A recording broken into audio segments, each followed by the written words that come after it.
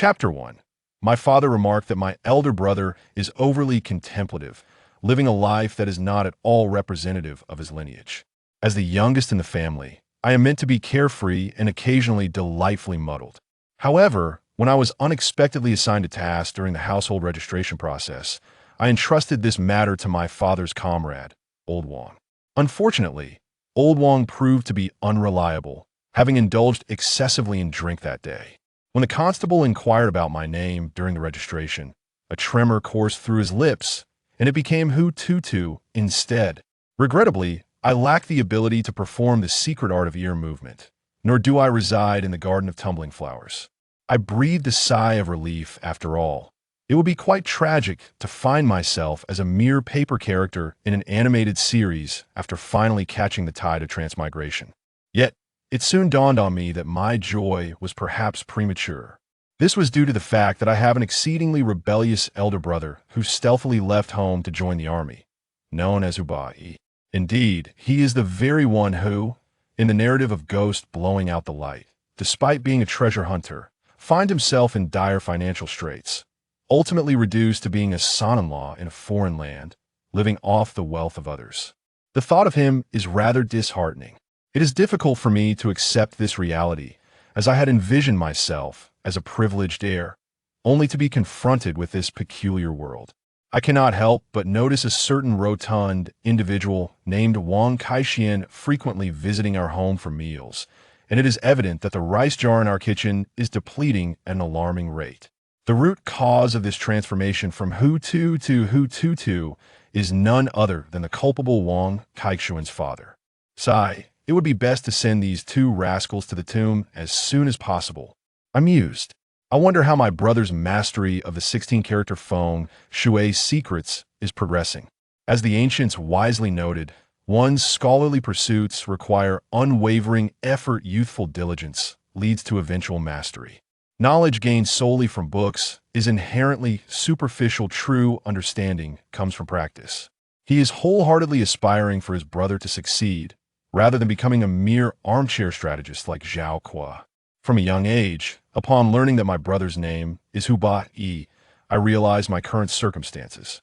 However, I had yet to decide whether I wished to pursue the path of a treasure hunter, as becoming a second-generation military officer seemed far more appealing. Given my father's status, the road ahead would be smooth, even without striving for advancement. This path was originally intended for my brother Hu Ba-yi.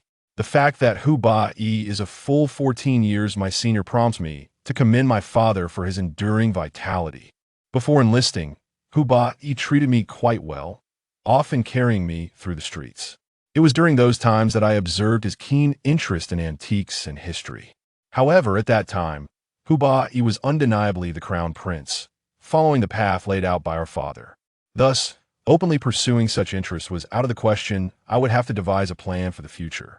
At that time, Hu Ba-yi was still young, and cultivating his interests would not be amiss. Eventually, he fulfilled our father's wishes by enlisting at the age of 18. However, perhaps due to his rebellious nature, Hu Ba-yi did not adhere to our father's plans and instead escaped to a remote region to serve, remaining there for 2 years before returning. Fortunately, during that time, Hu Ba-yi, under my influence, managed to memorize the fragments of the 16-character Enyang Feng Shui secrets and even achieved some small successes. This was a significant improvement compared to the original narrative, where he was oblivious to such knowledge. Now, Hu Tutu is already 15 years old. Lying in the courtyard of our grand estate, basking in the sun, I let out a sigh. Is it possible that I will never become a treasure hunter? Having finally arrived in this world, it seems impossible not to be intrigued by the bizarre underground realm. Unfortunately, despite my efforts, I even had Hu Ba-yi meticulously recite the 16-character Feng Shui secrets to me, a privilege few could boast of. Yet the outcome? Hu Ba-yi's understanding deepened with each lesson, while I remained as befuddled as ever, unable to grasp even a single character. Years have passed, and I can recite the remnants of the 16-character Enyang Feng Shui secrets flawlessly, yet the content eludes my comprehension. I have pondered whether I suffer from some intellectual deficiency.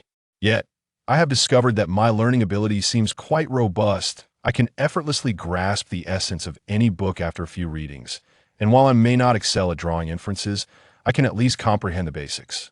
However, the elusive feng shui secrets remain an enigma. It is truly disheartening to contemplate the formidable aura of the protagonist. Of course, the most crucial element is the so-called golden finger. I initially believed I lacked such a boon. Yet, during Hu Ba-Yi's final year before leaving home at the age of 16, I inadvertently activated it. On that day, Hu Ba-Yi, fulfilling his brotherly duty, took me out for one last adventure before he left. Unexpectedly, while exploring Panjiayuan, he accidentally activated my dual realm system by touching two ancient jades. Naturally, I named this system myself, as it lacks any semblance of intelligence. Its functions are limited to just two. After a countdown, it transports me to another world, and it enhances my wisdom. In my perspective, this translates to insight, yet the system insists on calling it wisdom rather than insight. It feels as though the system is mocking my lack of intellect. But how can a system so lacking in intelligence dare to ridicule me? To enhance my insight, I must accumulate sufficient evil energy coins. The name alone suggests something nefarious, and indeed, it is. Evil energy coins can only be found on recently unearthed ancient artifacts, and as time passes, the quantity diminishes. In other words, evil energy coins are not a constant over time. Even if I were to possess an artifact, it would be of no use. This realization extinguished my impulses to rob museums. As for the feng shui secrets, they continue to appear as inscrutable as a celestial manuscript, remaining beyond my grasp. Years have flown by, and I have resigned myself to this fate. Despite sharing the surname Hu, it seems this art is reserved solely for the protagonist. Hu Ba-Yi otherwise, the feng shui secrets would be far less valuable. In simpler terms, this is an exclusive skill bound to Hu Ba-Yi. Over the years, I have had few opportunities to encounter freshly unearthed artifacts. Thus, for more than a decade, I have hoarded a mere handful of evil energy coins, and even after crossing into another world, I dare not use them lightly. Of course, this implies that my knowledge gained in that world is rather limited. Though I'm still young, the dangers are manifold, and each day is fraught with trepidation. After confirming that my mother had locked the door from the outside, I leapt over the walls of our estate, and in the next moment, my appearance transformed into that of a middle-aged man with a receding hairline. Transformation successful, I declared triumphantly. Alas, it is regrettable that I am of the Uchiha clan, yet my chakra is so sparse. With this thought, I couldn't help but sigh. Indeed, the world into which I have transmigrated is none other than that of Naruto. Moreover, I have become a 4-year-old child of the Uchiha clan, and, more importantly, I have an underachieving elder brother named Uchiha Shursui, renowned for his instantaneous movement technique. To be honest, I did not anticipate this. After all, in the original narrative, I had never heard of Shursui having a younger brother. Perhaps my arrival has altered the course of events. The only consolation is that if there is anyone in the Uchiha clan who would not covet my brother's eyes, it would likely be Shursui, so I should be able to keep my eyes safe. At the very least, as long as I can maintain a good relationship with Shursui, I should fare well in the coming years. Yet, the thought of Shursui being deprived of his eyes and subsequently taking his own life, while the good sun wipes out all the Uchiha clan members except for Sasuke, sends shivers down my spine, intensifying my desire for my brother to achieve greatness. Whether it is one brother or the other, my expectations are not too demanding. This has become my greatest aspiration for a considerable time to come. Fortunately, even in this era, surveillance equipment in places like the capital is not particularly advanced. Thus, after a few rounds of shifting and transforming, I successfully altered my appearance and entered a narrow alleyway deep within Panjiayuan without leaving a trace of suspicion. "Here I am," I announced. "Oh, you look truly unappealing in that guise." As the door swung open, a small head peeked out to regard me, and the person exclaimed, "Hurry inside. I brought you quite a few items this time. See if there's anything you can use." "Thank you, my dear aunt," I replied with a smile. "Rest assured, I will have Big Golden Tooth pay you top dollar for them, just as we always do." "Off you go, then I'm off to drink." Liu Xi waved me off nonchalantly. My acquaintance with Liu Xi was, too, a serendipitous encounter. This girl, upon her first venture years ago, was utterly oblivious as to where she should sell the gold bricks and antiques she carried. She had merely heard that the capital was rife with powerful officials and nobles. Thus, she eagerly made her way there, with outcomes that were all too predictable. She was thoroughly swindled, leaving her with virtually none of the treasures she had brought from within the borders. When Hu Tutu, just out of school, stumbled upon this scene, he initially feared he might never find his way home again. Yet, it seemed that Liu Xi was perhaps not particularly astute, as she babbled incessantly like a machine gun, revealing to him the chaotic scenario of a westward journey from the Jade Gate, which could serve as a side quest, lacking any significant purpose, thus not worthy of much attention. To Hu Tutu, the world beyond the borders resembled the fabled realms of paradise. However, it had been transformed into an immense prison, a veritable ancient tomb. Naturally, treasures within such a tomb would carry a sinister aura. Regrettably, while this assertion was indeed correct, it was also misleading. Numerous treasures had escaped from within, yet the sinister currency was woefully scarce. After all, these items were merely in an unearthed state within the borders, simply transported outside thereafter. Nevertheless, even the tiniest morsel is still sustenance. Before his elder brother retired, the primary source of his sinister currency was the charming Liu Xi. A glance at his accumulating sinister points provided him with a modicum of relief. Over 20 antiques had yielded an increase of merely 3.6 sinister coins. Combined with his previous accumulation, he finally amassed a total of 5 sinister coins once more. How about that? I've spent 2 years specifically searching for these for you. Liu Xi approached, inquiring, is it still insufficient? Liu Xi was, to date, the only individual aware that Hu Tutu could extract superpowers from these antiques. While it was peculiar, it seemed less strange compared to the items from within the borders. Their mutual understanding of each other's secrets fostered a strong trust between them. With a sigh, Hu Tutu replied, having some is better than none. Thank you. Once sister returns, we'll be sure to find more for you. Liu Xi declared confidently. After delivering this batch of supplies, I plan to establish an organization. What do you think? That sounds promising, but initially, it must be done discreetly. The families within the borders are not to be trifled with. Exercise caution. Hu Tutu felt compelled to warn Liu Xi, hoping to prevent a repeat of the tragic events from the original narrative. Yet, he could not articulate his concerns fully, deciding instead to remain silent. Once he had accumulated enough sinister currency, he would assist her then.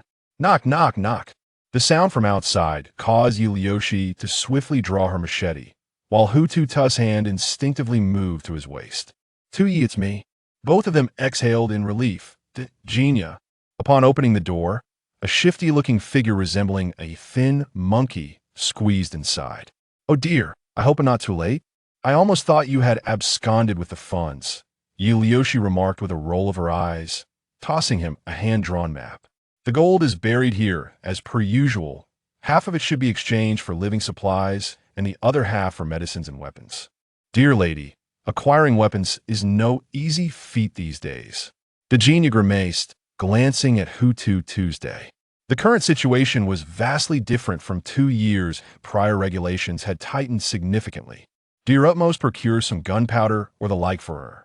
In a year or two, it may become utterly impossible to obtain anything at all. I was merely a middleman in the antique trade, and now I'm nearly being coerced into arms dealing by you 2 young masters, the genie sighed. Let's stick to our arrangement. It'll handle the transactions, but I won't concern myself with anything else. If problems arise, don't come looking for me. Rest assured. Hu Tutu and Liu Xi replied in unison.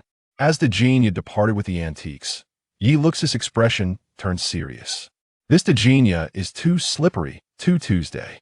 I understand, but controlling someone like him isn't easy. The methods from within the borders aren't feasible to implement here. I still need to bide my time. Hu Tutu shook his head. Let's wait and see. At least Degenia is currently fair and trustworthy. Liu Xi nodded, as long as you're aware. But in the next moment, Hu Tutu found himself momentarily stunned by the countdown appearing before him. All right, I'm off to the restroom. Ever since he activated his golden finger, He could traverse to the world of Naruto every 10 days, remaining there for a full 10 days before automatically returning. Upon arriving in that realm, time in this world would feel as though he were merely daydreaming. Nonetheless, to be safe, he sought a secluded place.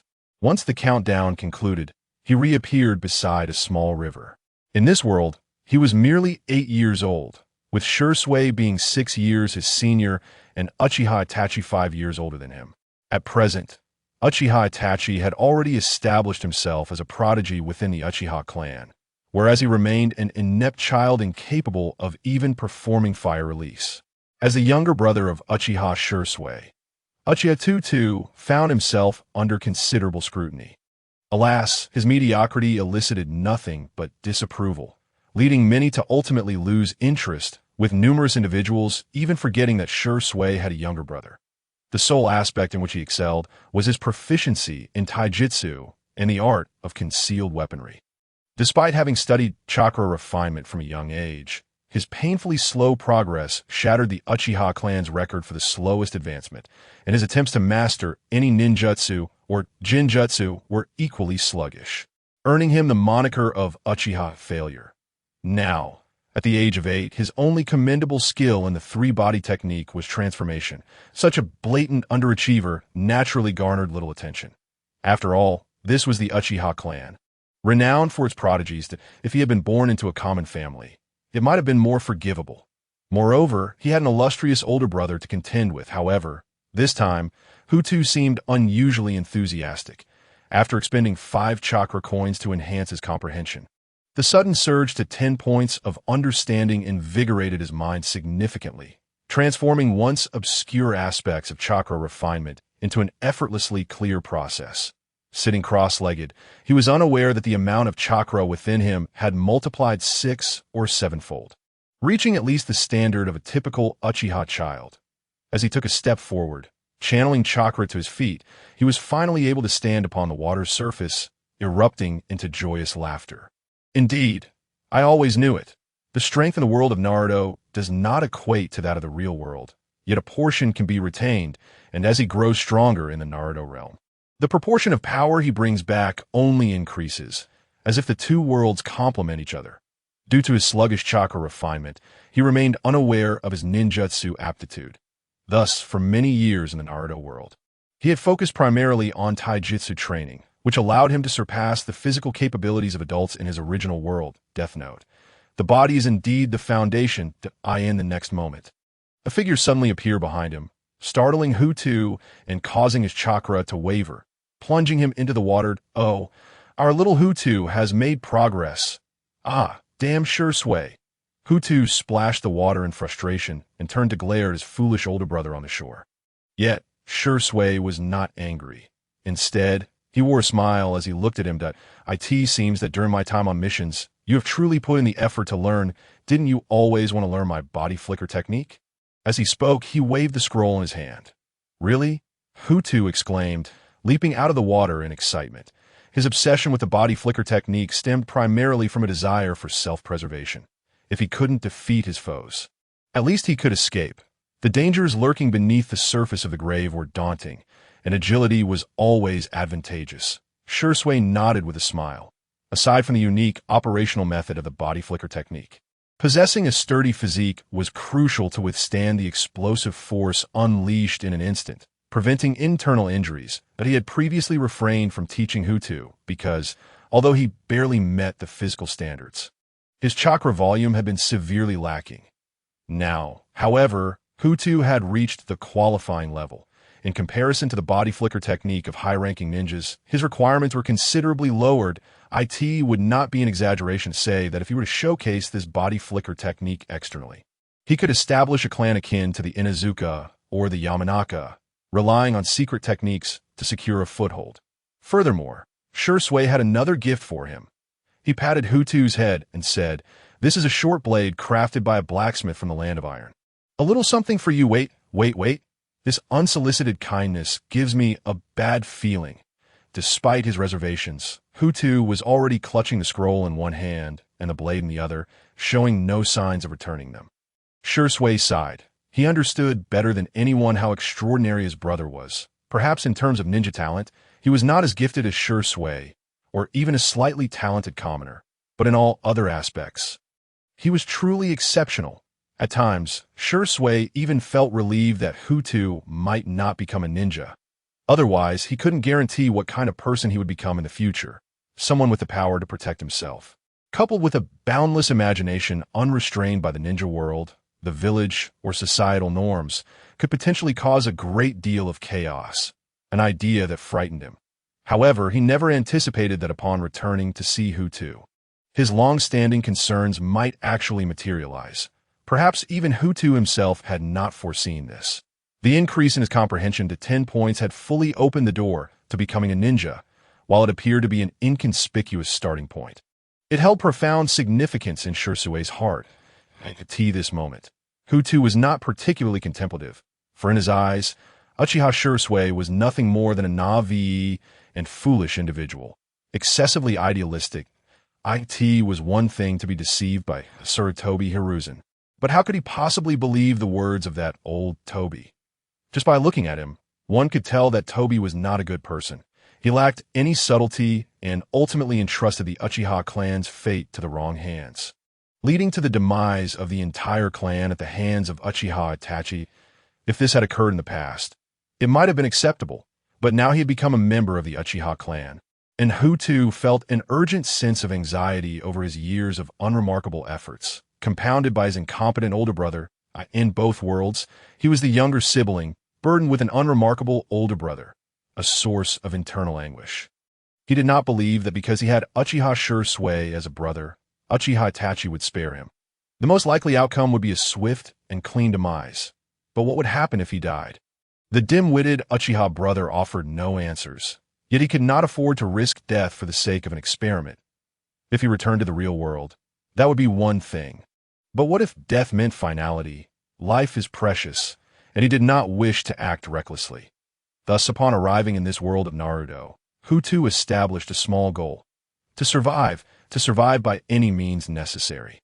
However, with his chakra being inadequate, he could only diligently train in taijutsu, achieving modest success over the years. As for seeking out that rare beast, he had almost given up, for children were not allowed to leave the Uchiha clan's territory freely. Not to mention that rare beasts, while somewhat naive, were not foolish, and Uchiha attempting to approach one without a valid excuse was simply deluded. Nevertheless, with the impending threat of clan annihilation looming closer, Hu Tutu realized that if he did not retire from service soon, he would have to devise a plan to form a wild team with the help of the notorious Jinya. As the name suggests, joining a wild team was fraught with peril. One misstep could lead to an untimely demise. After all, in this line of work, even the closest of family must harbor doubts about each other. Faced with the allure of genuine treasures, trust was a luxury no one could afford. Thus, once one became entangled in a wild team, survival became an uncertain prospect. Attending ninja school? Not a chance upon hearing Shisui's proposal. Hu Tutu immediately rejected it without hesitation.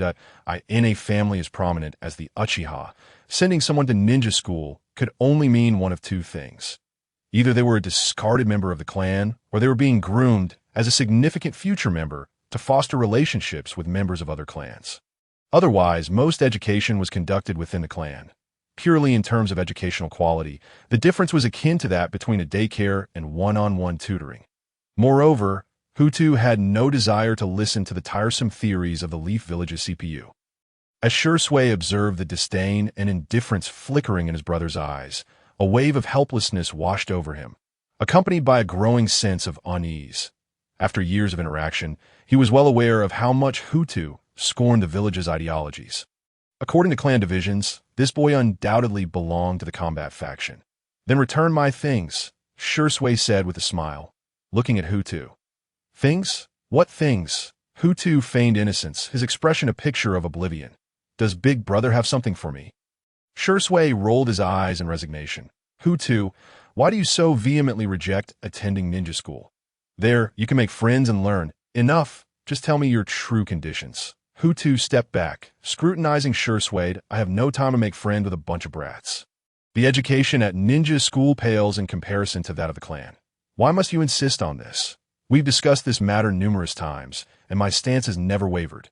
This time, Big Brother is making a significant investment. Surely you have the confidence to persuade me. So just state your true conditions. Sure sway side and exasperation point 3 days from now. You will face off against a clan member from ninja school. If you lose, I will enroll you in ninja school. Upon hearing this, Hu Tutu promptly responded, 3 days is too soon. Make it 7 days instead. Very well, Sure Sway nodded. I shall return home to prepare dinner. Make sure to come back early. After speaking, Shizumi vanished from the spot, leaving only a few scattered leaves behind. Hu Tutu had witnessed Shizumi employ the body flicker technique on numerous occasions and was well aware that this was a secret art combining the body flicker technique and the substitution technique. Shizumi's manual on the body flicker technique was exceedingly detailed and unreserved. However, after perusing it, Hu Tutu was engulfed by a sense of drowsiness. It was far too intricate with his current level of comprehension. Grasping Shizumi's secret technique within 7 days was utterly impossible in an instant. Hu Tutu understood Shizumi's scheme, and glancing at the short blade in his hand, he let out a cold snicker. He then proceeded to the riverbank and resumed his training according to his established routine. In the shadows, two figures exchanged glances after witnessing this. It seemed your plan has faltered. Should I commend you for being Shizumi's brother? Itachi, spare me your jests. Shizumi responded with a rueful shake of his head. I initially thought he would abandon his training upon acquiring the long-coveted body flicker technique and short blade. Little did I expect that with Hu Tutu's extraordinary prowess surpassing his peers, Sasuke would be no match for him. Itachi scoffed. Sasuke will not be weaker than anyone. Shizumi chuckled at Itachi's demeanor. Then let us wait and see. Do you truly believe that Hu Tutu could be a disgrace to the Uchiha clan? Itachi shifted his gaze towards Hu Tutu. It matters not. Have you sensed the recent unrest among our clansmen?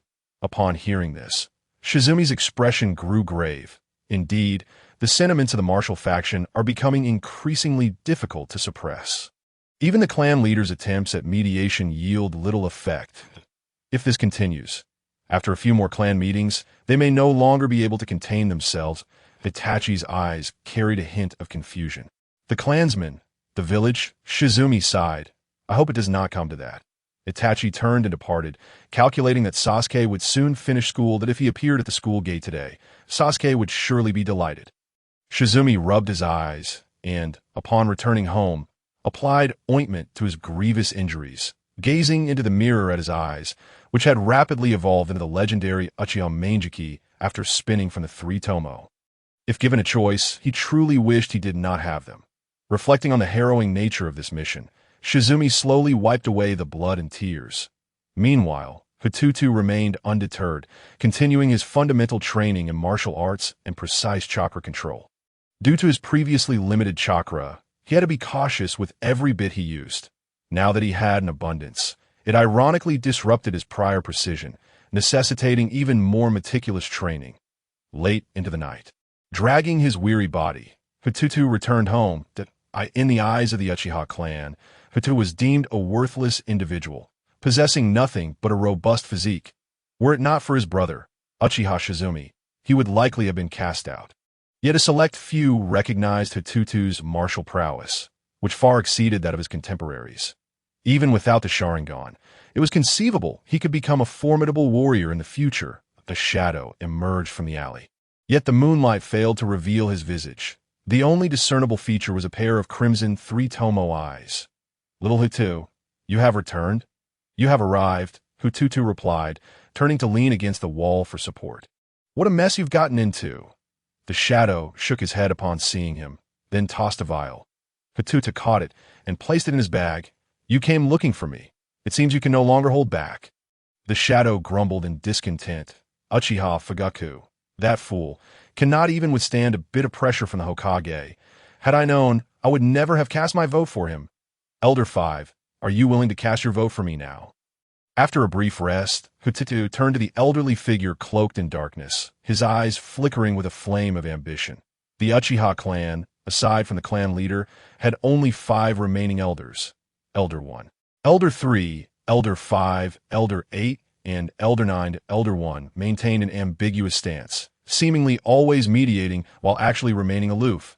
watching the conflict unfold.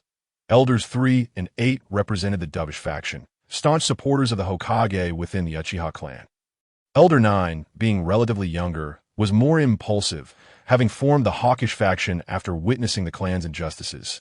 Initially, Elder 5 was akin to Elder 1, his many years as a ninja having left him with grievous internal injuries, lacking the will to incite any turmoil. However, 3 years ago, he suddenly transformed into a pivotal figure of the hawkish faction overnight. You? Only after you possess these eyes can we discuss this. As soon as the words fell, the figure dissipated into a cloud of black mist. Release. Hu Tutu quickly formed hand seals, and just as the mist was about to envelop him, the surrounding space shattered like a broken mirror, instantly fracturing away. Turning his gaze, he found no alley nor any shadowy figures. Old fool. Testing me again. Hu Tutu shook his head. How many times had this occurred? Some matters were simpler than he had presumed. Here, it was a tangible world, where each individual harbored distinct thoughts. A minor misstep could turn anyone into a butterfly that stirred the tempest, rendering his status as a transmigrator inconsequential. Nonetheless, he concurred with one point the other had made. As an Uchiha, lacking those eyes would indeed result in absolute non-recognition. The thought made him frown. Should he simply slay that foolish Oni-chan right now? Perhaps it would be wiser to wait a little longer. Previously, he had been unable to awaken the Sharingan because his chakra was insufficient to perform even the body flicker technique consecutively, let alone anything else. Now, he possessed confidence. The impending Uchiha massacre loomed over him like the sword of Damocles, leaving him unable to sleep soundly for a single night. It was imperative to eliminate this threat at all costs. Currently, he could conceive only two methods. First, he would strive to acquire enough dark energy coins to enhance his understanding and bolster his strength. Even if he could not confront the filial son directly, at the very least, he would ensure his own survival. Second, he would cling tightly to Shizumi's coattails, ensuring that his foolish Oni-chan did not perish as easily as in the original story. As long as Shizumi remained, Itachi would be restrained. Moreover, the entire relationship between the Uchiha and Konoha rested squarely on his shoulders. Ultimately, Hu Tutu resolved to pursue both paths concurrently, growing stronger while keeping a watchful eye on his foolish Oni-chan. To be frank with himself, Shizumi had indeed been diligent and had not caused significant issues in their relationship. However, he currently had no means to counter Shizumi's path to death, especially considering those eyes. Truth be told, he was terrified of them. After returning home and sharing a meal with Shizumi, the two brothers hurriedly retired for the night. Thus, the cycle continued. 7 days later, Hu Tutu gazed at the countdown timer, showing 3 hours remaining, and began to gather his focus and calm his mind. As for Shizumi, who had been persistently interrupting him, he simply chose to ignore him. Observing this, Shizumi shook his head. Can you not act like other children your age? Your level of composure is truly frightening. You make it seem as though I have no presence at all. Foolish Oni-chan. Hu Tutu glanced at the man. The opponent you found for me, it cannot possibly be him, right? Watching the approaching duo, one large and one small, Hu Tutu felt a wave of exasperation at Shizumi's unreliability. Had it been anyone else, he might not have believed it, but Uchiha Shizumi was indeed a possibility. This would be his first time witnessing a Uchiha filial son up close. Ha! Are you scared now? Noticing Hu Tutu's expression, Shizumi mischievously added, why not just concede? After all, Itachi won't show any mercy. Gazing at the mischievous grin on Shizumi's face, Hu Tutu rolled his eyes and shifted his focus to Sasuke. Over the past few years, he had encountered Sasuke a few times, and while they were not familiar, they at least knew each other's names. The disgrace of the Uchiha. Sasuke cast a disdainful glance at Hu Tutu, asserting, you are unworthy to face my Oni-chan. Sasuke, do not be rude. At Itachi's brow furrowed upon hearing Sasuke's words. His little brother was far too arrogant. Perhaps this defeat was precisely what he needed. He then glanced at Shui with a hint of apology in his eyes. Shui, unfazed, waved his hand dismissively. It seems you already understand your opponent. Hu Tutu, I am not foolish, Hu Tutu retorted, rolling his eyes before adding, let us begin. I am rather pressed for time. Pressed for time? What do you intend to do? Shui blinked in surprise. Daydreaming, Hu Tutu replied, turning away without sparing him a glance. "I must teach this fellow a lesson." Sasuke clenched his fists in frustration. Itachi was about to speak when Shui interrupted him. "Indeed, Sasuke, I have high hopes for you." Upon witnessing Shui's demeanor, Itachi, the perennial ice prince, managed a wry smile. Yet he knew that within the Uchiha clan, and even in Konoha, Shui's true emotions were only revealed in Hu Tutu's presence. Of course, Itachi was not any different. He softened his gaze toward Sasuke and gently encouraged. "Do your best. Do not worry, Oni-chan. I shall make him regret ever crossing me." Sasuke replied with a fierce glint in his eyes. One must admit that Sasuke looked rather impressive at that moment. Although he had anticipated facing Hu Tutu one day, he had not imagined it would come so swiftly. "Now, are you ready?" Shui produced a shuriken and tossed it into the air. As the shuriken descended, the figures of Hu Tutu and Sasuke vanished from their positions. Bang! In an instant, the two collided at astonishing speed, engaging in a test of their taijutsu.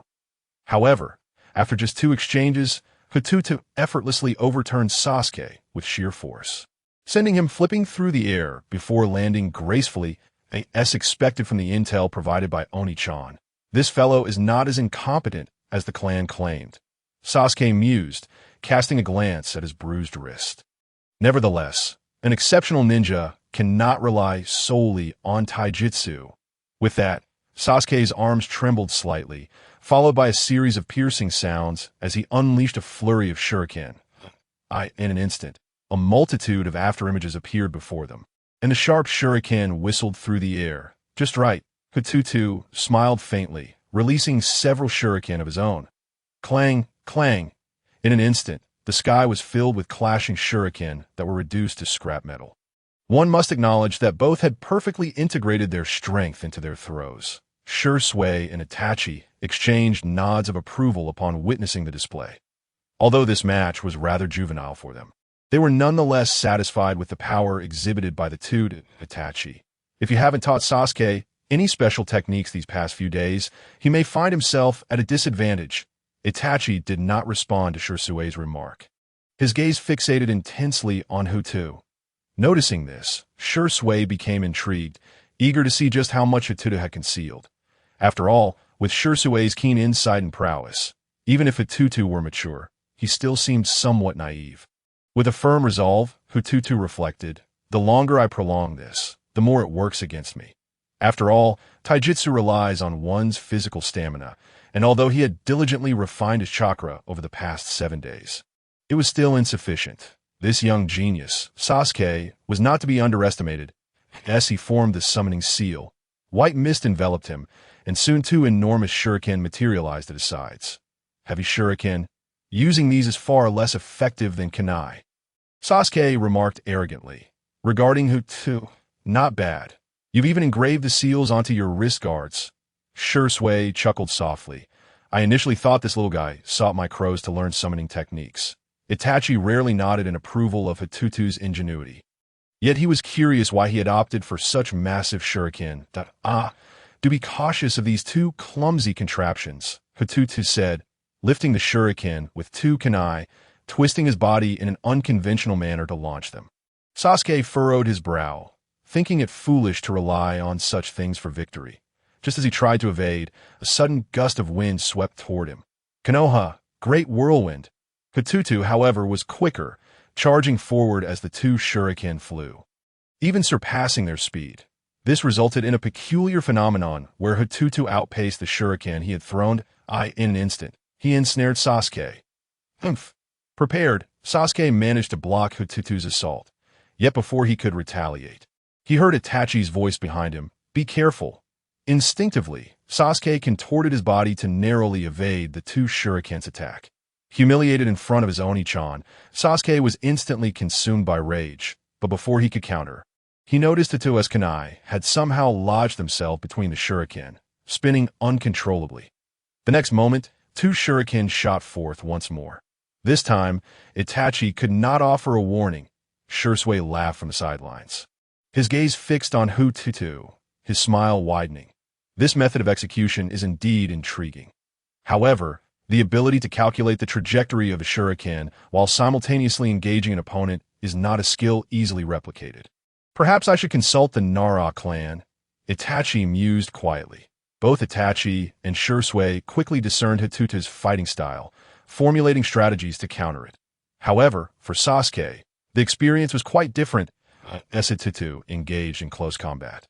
His taijutsu entangled Sasuke while simultaneously manipulating the two shuriken around him, constantly pressuring Sasuke's limits. That it was evident how much trouble Hu Tutu was causing him. Unbeknownst to them, Sasuke's body bore increasing signs of injury, causing Itachi to feel deep concern. Sasuke, do you now realize that you possess no grounds for arrogance? Just then, in a moment of luck, Sasuke narrowly evaded a shuriken and was sent flying by a punch from Hu Tutu. It is over, Hu Tutu stated, twirling the kunai as leverage, gazing at Sasuke with indifference. No, it cannot be. Sasuke trembled as he rose. I will not lose. I refuse to be defeated by you. With that, he formed hand seals. Recognizing the gesture, Hu Tutu understood what the boy intended.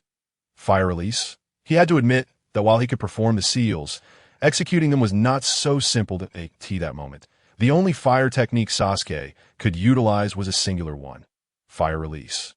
Great fireball technique. Chakra surged and gathered in his throat before erupting into a massive fireball. The overwhelming heat washed over Hu Tutu, who had never before experienced a jutsu of such magnitude, his eyes widening in awe. Fear, excitement, perhaps both. Yet in the blink of an eye, flames enveloped Hu Tutu, propelling him into the air, ultimately erupting into a rain of fire. Witnessing this, Sasuke stood frozen in shock. I have killed someone? I have killed someone. In the next instant, tears streamed down his face. One must concede that at that moment, Sasuke truly appeared naive and innocent. Though he typically exuded an air of arrogance, it was merely a facade. Pathetic. Kill me. Is that what you think? A glint of cold steel rested against Sasuke's throat, the sharp kunai having already nicked his skin. Death. Sasuke felt a sudden tightening in his pupils. The two individuals beside him, who had initially intended to join the fray, halted in their tracks upon witnessing this scene. They exchanged a glance, their expressions tinged with excitement. Alas, as Sasuke's emotions began to stabilize, a hint of disappointment crept in. Hu Tutu, standing at such a close distance, could distinctly sense the immense power within Sasuke that was on the verge of awakening. Was it the Sharingan or the activation spurred by Indra? If that were the case, how unfortunate it would be. Hu Tutu shook his head, stepped back a couple of paces, and retracted his kunai. Hey, I won, he declared. TSK. You managed to learn it in just 7 days? Shursui stepped forward. Incredulous, Sasuke had intended to intervene once Hu Tutu unleashed his fire technique, but upon seeing the confidence in Hu Tutu's eyes, he decided against it. Ultimately, at the moment the fireball was about to strike, Hu Tutu swiftly threw 2 shurikens to weaken the colossal fireball, followed by a quick application of the body flicker technique to evade the battle. Hu Tutu rolled his eyes. Your body flicker technique? Though rudimentary, do you have any idea how challenging it is? That is a technique reserved for Jonin. Over the past few days, aside from training in taijutsu and chakra control, he had primarily focused on practicing the substitution technique, discovering a few tricks along the way. If it were your combined fireball technique, I undoubtedly would not have been able to dodge. Hu Tutu glanced at Sasuke, who was being supported by Itachi, shaking his head without elaborating further. Smack. You brat.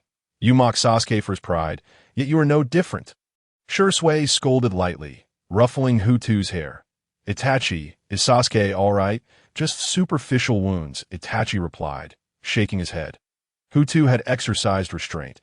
He had recognized that from the very beginning.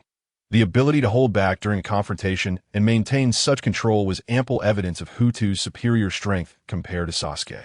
I will take it back to heel, he stated before vanishing with the body flicker technique. TSK. Shursui emitted a strange sound. How come you aren't the one injured? Since you turned 4, I have not felt the sensation of having a younger brother. Regarding Uchiha Shursui, Hu Tutu found himself utterly at a loss. Why foolish older brother? Who is stronger, you or Uchiha Itachi? What do you ask that? Shursui inquired with curiosity, but eventually responded, since Itachi-kun became a ninja. We have fought numerous times. Upon hearing this, a serious glint flickered in Hu Tutu's eyes. But until now, I have never lost to him, and now it is even less likely. As he spoke, Shui instinctively touched his eyes. Upon hearing Shui's final statement, Hu Tutu's heart jolted. The man GQ Sharingan. His foolish older brother had awakened the man GQ Sharingan. If it had previously been mere speculation, the moment he met Shui's gaze, he became certain. He observed the rapid spinning of the tomo in Shui's eyes. From a single tomo to two, and then to three, it accelerated even further, until the three tomo swiftly fused into a singular symbol resembling a miniature shuriken. Hu Tutu, do you recognize it? Shui looked at his brother. He instinctively believed that Hu Tutu should not know, as very few within the Uchiha clan were aware of this secret. Those without three tomo and lacking certain talents would not be informed of the mysteries of these eyes. Yet, observing Hu Tutu's expression, his intuition told him otherwise. Bending down to match Hu Tutu's height, Shui gazed at him. Goodness, it seems you little one have accumulated quite a few secrets of your own. Hu Tutu remained silent, his gaze slightly lowered at a 45-degree angle, perfectly avoiding Shui's line of sight. Smack! Shui playfully tapped Hu Tutu's head. Silly boy, I am your brother. Now go home. I will make you something delicious today. Observing Shui's retreating figure, one must admit that in terms of brotherhood, Shui was indeed commendable. Shaking his head, Hu Tutu cast aside the myriad chaotic thoughts in his mind. Regardless, the calamity of clan annihilation still loomed overhead. This was a problem that must be resolved. Everything else could wait. Checking the time, he realized there was only 1 hour left. Hu Tutu silently adjusted his state, feeling a sense of anticipation for how much strength he could bring back this time. Strength in the world of Naruto did not equate to the real world. However, he had now become a bona fide ninja, and he believed that given another 10 days, achieving the graduation standard of the Ninja Academy would not be an issue. 5 for 3 in the final second. Hu Tutu felt an otherworldly sensation wash over him. The scene before him transformed into the familiar courtyard. Stepping outside, he came upon Liu Xi, idly doing nothing. Before he could inquire, how long will you be here this time? At most 20 days, Liu Xi calculated. So short. Hu Tutu shook his head. The journey there and back would consume over 10 days. He had initially hoped to recruit Liu Xi, a little expert for some outdoor adventures, feeling the immense chakra within him. Hu Tutu grew restless. He did not want to wait any longer. His unreliable older brother had no idea when he would return. Yet, the threat of clan extinction loomed ever closer in the Naruto world, and he needed to acquire sufficient Shaki coins as quickly as possible. Especially after experiencing the terrifying effects brought on by this increase in insight, Hu Tutu found himself even more ravenous for Shaki coins. I can't stay out too long. I must head back. All right, if anything comes up, leave a mark at our usual spot, and I will find you once I return. Liu Xi replied, a hint of reluctance in his voice. You should be the one to be cautious. Don't get tricked again. Hu Tutu teased, causing Liu Xi to stomp his feet in frustration. However, upon returning home, just as he was about to climb over the wall, he noticed the wide-open door and suddenly smacked his forehead. Not good. Mother wouldn't have gone home, would she? To prevent him from causing trouble outside, he was typically confined when not attending school. There was no other choice. In order to hone his battle experience, he had not refrained from engaging in sparring matches with those around him. In the end, even some hidden guards in the vicinity had not escaped his challenges. This behavior, which severely disrupted their missions, was soon reported to his father. Thus, the earlier scene of Hu Tutu being confined within the confines of his family estate came to fruition. Huh, scared you, didn't I, little fool? A loud voice suddenly rang out.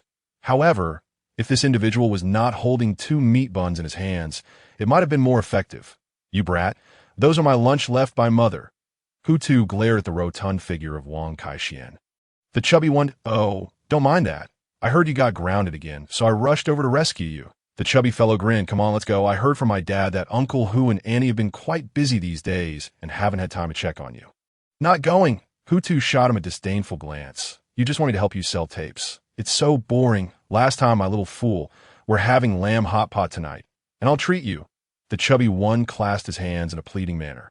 There was no helping it. Ever since that one time when Hu Tutu had temporarily watched his stall, attracting a throng of young ladies to buy, it had opened up a new world for him. Unfortunately, that had been a mere stroke of luck, and no matter how persistently he asked Hu Tutu afterward, he had not been successful. "I haven't eaten yet." Hu Tutu kicked the chubby one. "Go buy me 6 meat pies." "Deal." The chubby one laughed and nodded enthusiastically. Hu Tutu then hopped onto the chubby one's tricycle, leisurely making his way to the bus station to begin selling. With his exceptional looks, he attracted countless passers-by, and coupled with his silver tongue, selling items proved quite simple. Moreover, Hu Tutu subtly employed a bit of psychological suggestion to guide their purchases. As a member of the Uchiha clan, it was impossible for him not to be intrigued by Jinjutsu. However, due to chakra constraints, he had not practiced it. Upon returning to the main world, he had earnestly contemplated the matter of Jinjutsu. If ninjutsu could not be cultivated, could Jinjutsu not be either? At last, prompted by Liu Xi, he realized that perhaps he could delve into the realm of psychology from the perspective of the real world, conducting a thorough study that might yield unexpected results. As it turned out, he was indeed correct. Particularly this time, having truly embraced the essence of being a ninja, his understanding underwent a qualitative leap, leading to a profound comprehension of both psychology and illusion. To his astonishment, his first attempt today proved to be quite successful. Previously, he had solely relied on his charm, but today, that was no longer necessary. Just then, a pair of rough hands landed on the vehicle. Hu Tutu turned to see a scruffy-haired man furrowing his brow as he regarded him intently. Was this his first time in the capital, and was the uncle lost? If so, he had indeed asked the right person. Having grown up here, Hu Tutu could easily guide him wherever he wished to go. However, the man, upon hearing Hu Tutu's words, did not respond but continued to scrutinize him for a while before finally speaking. "Something is off about you. I don't know what method you use to deceive them into buying your tapes, but that approach is quite inappropriate. You don't seem old. Are you still in school? How could you engage in such behavior?" Upon hearing the man's words, Hu Tutu's eyes widened in disbelief, a look of incredulity washing over his face. Goodness, was he being lectured? Surely he wasn't encountering a self-righteous individual. With a quizzical expression, Hu Tutu waved his hand in front of the man's face. "Hey uncle, are you out of your mind? Do I know you?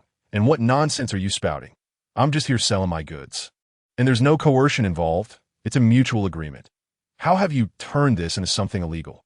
As he spoke, Hu Tutu's voice grew louder, causing the already crowded scene to halt abruptly. Yet upon seeing Hu Tutu's youthful and aggrieved visage, brimming with defiance, it evoked the sympathy of everyone present. In stark contrast, the scruffy middle-aged man became the target of public disdain.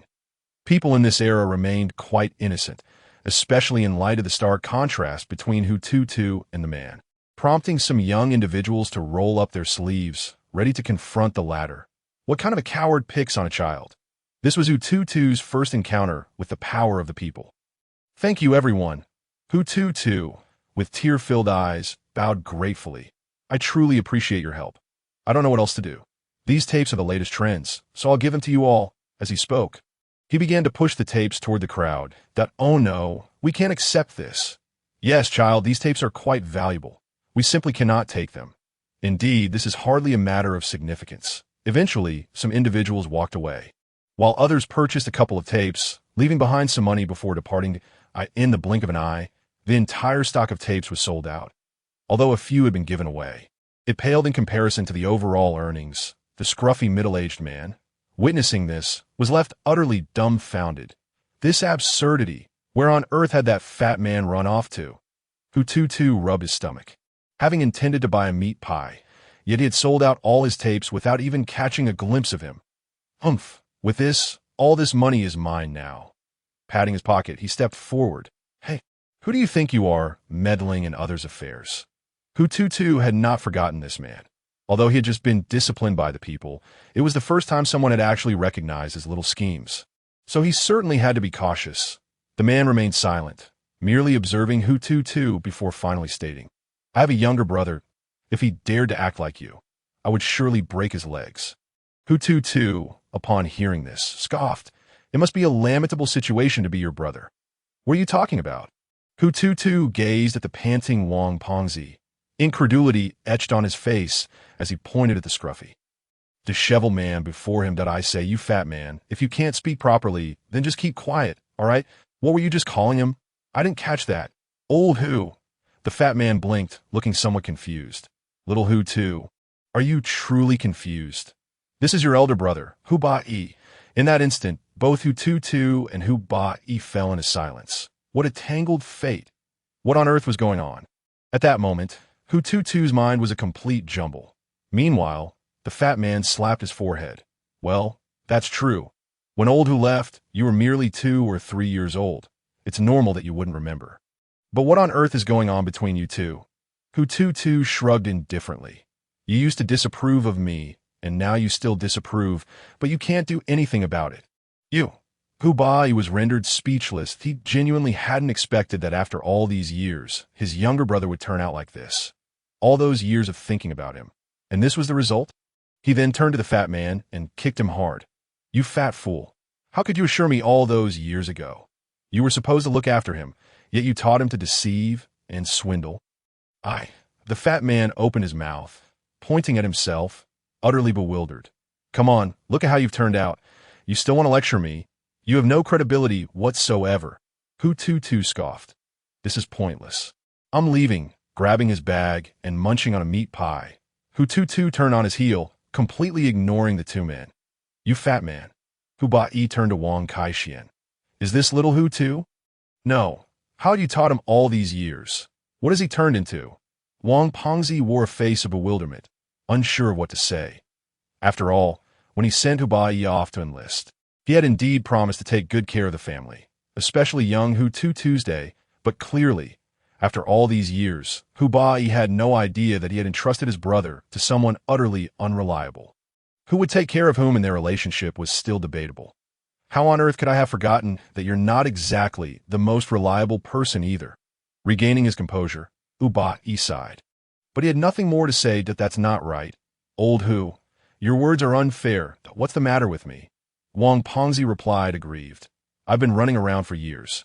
Whenever little Hu too got into trouble. Who was it that smoothed things over? Hu Ba-yi paused, taking a moment to size up the fat man, his gaze making Wang Pengzi feel inexplicably uneasy. Ha. The mockery in Hu Ba-yi's laughter only deepened Wang Pengzi's sense of embarrassment.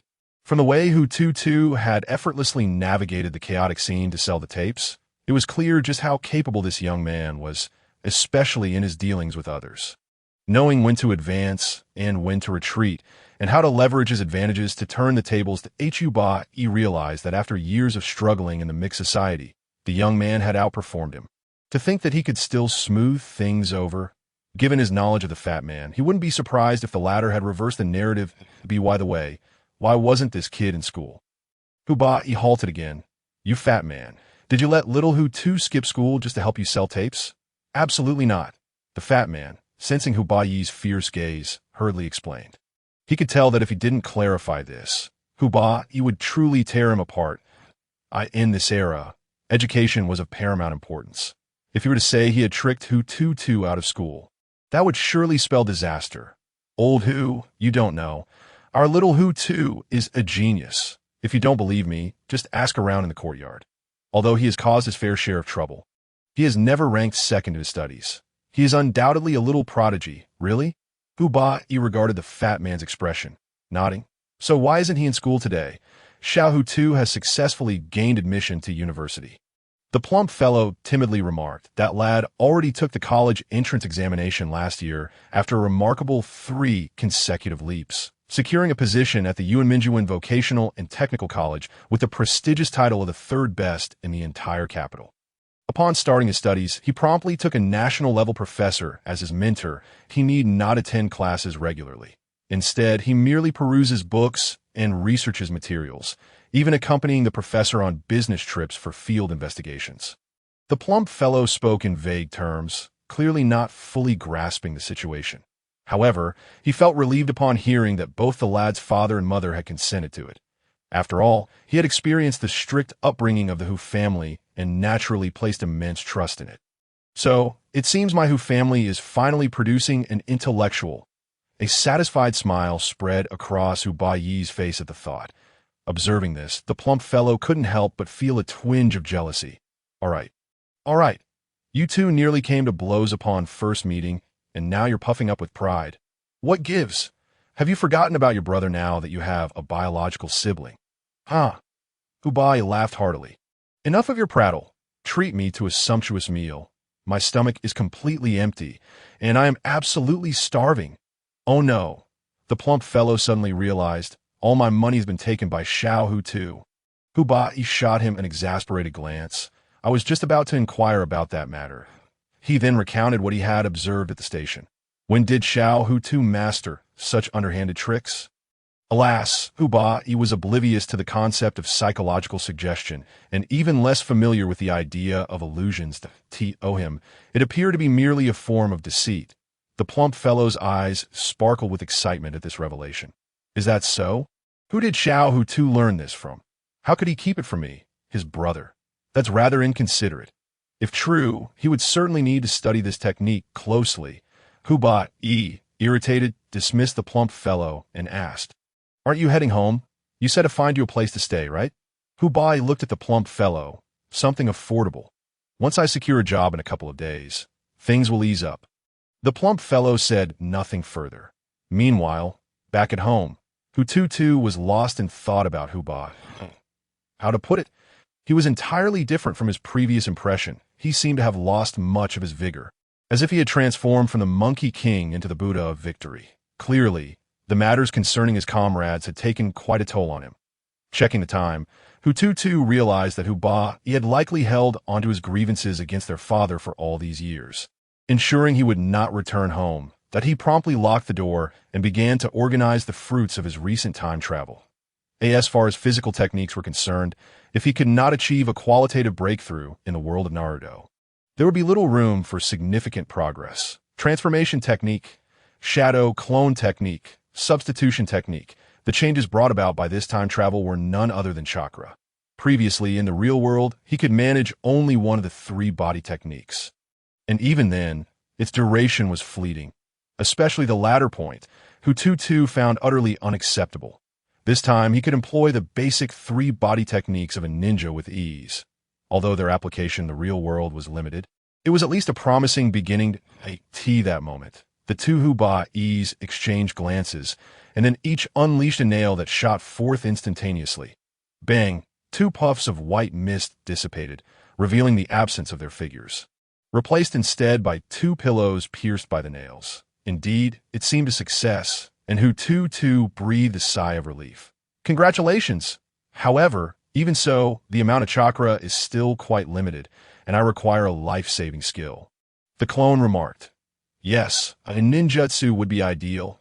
Hu Tutu nodded in agreement, but at this point my comprehension level may not suffice. The clone opened its mouth to speak, but before it could utter a word, Hu Tutu had seemingly anticipated its intention and promptly dispelled the clone. A wave of weakness washed over him, causing Hu Tutu to collapse onto the ground, exclaiming, I'm not foolish. It feels as though this so-called golden finger is restricting my intelligence. It must be. This was merely the ordinary clone technique, yet the chakra consumed was very real. The longer the clone persisted, the greater the consumption that he envied Naruto, who could effortlessly employ the multi-shadow clone technique without breaking a sweat. However, now that his older brother was back, it was time for them to embark on a tomb-raiding adventure. Tapping his fingers rhythmically on the table, Hu Tutu finally nodded. Now that my brother has retired, the first order of business should be to visit the families of those fallen comrades, right? It would be essential to stir him up. Otherwise, if my older brother remains a slacker, when will I accumulate enough of this killing energy? Nevertheless, the first practice battle seemed to be at Neo Xn Mountain, where the treasures appeared scarce. But what truly intrigued him were those 2 souls. Even accepting the bizarre notion of time travel, he still felt a sense of curiosity about those poor children. Did they truly exist? If so, in what form would they manifest? As dusk approached, Hu Tutu used the pocket money his mother had left him to buy some food before returning home to sleep. The next morning, he transformed once more and arrived near the plump fellow's residence. Sure enough, it wasn't long before he spotted Hu exiting with a dejected expression. Following behind, Hu Tutu aimed to assess his brother's progress over the years. essentially testing the waters. However, to his surprise, despite having changed his appearance twice, even altering his gender, Hu Bai still keenly sensed something amiss. Thus, after visiting the fourth comrade's home, he began to lead Hu Tutu in circles. Hu Tutu come out. Hu Tutu's first thought was that he had been discovered. Yet the next moment, he observed Hu Bai looking around with a puzzled expression, confirming his suspicion. This guy was playing tricks. However, Hu Tutu remained baffled. If it was an act, how could he call out his name? Kid, although I don't know what method you've employed, I know you are undoubtedly nearby by the way. I owe you a debt of gratitude.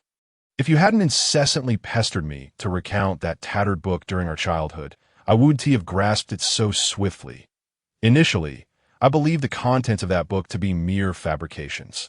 However, I realized that after experiencing a few battles, my intuition has sharpened remarkably, especially concerning peculiar matters. Therefore, I am certain you are present.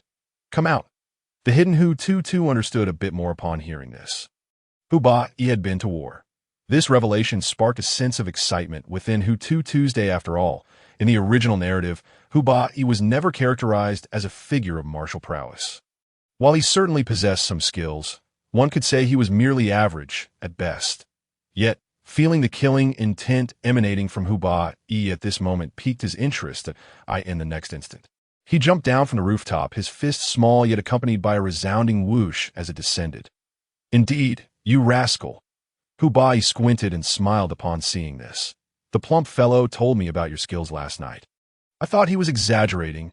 Oh, and what do you think now? Hu Tutu inquired, gazing at Hu Bai. Just passable. Old Hu let out a hearty laugh, and with that he charged forward. His techniques were comparatively simpler, entirely derived from the martial arts taught in the military, combined with the experience he gained from the battlefield. While perhaps not the most formidable, they were undoubtedly the most suitable for him. Yet, that was not the most significant aspect. What captivated Hu Tutu the most was the aura of lethal intent that emanated from Hu Bai during their exchanges, which seamlessly integrated into his strikes. This added an almost ethereal quality to his attacks, as if they possessed a layer of enhanced attributes. It was precisely this ominous presence that allowed Old Hu to subtly diminish the chaotic energies lurking within the tomb after his descent. In that moment, everything seemed to fall into place. However, for Hu Bai to think he could control the situation with merely this was indeed a grave underestimation of his opponent. The clash of their physical prowess elicited a shout of exhilaration from Hu Bai. Initially, he considered holding back, but he soon confronted the stark reality that he was no match for his adversary, even when Hu Tutu was showing him mercy. The sheer force alone was overwhelming.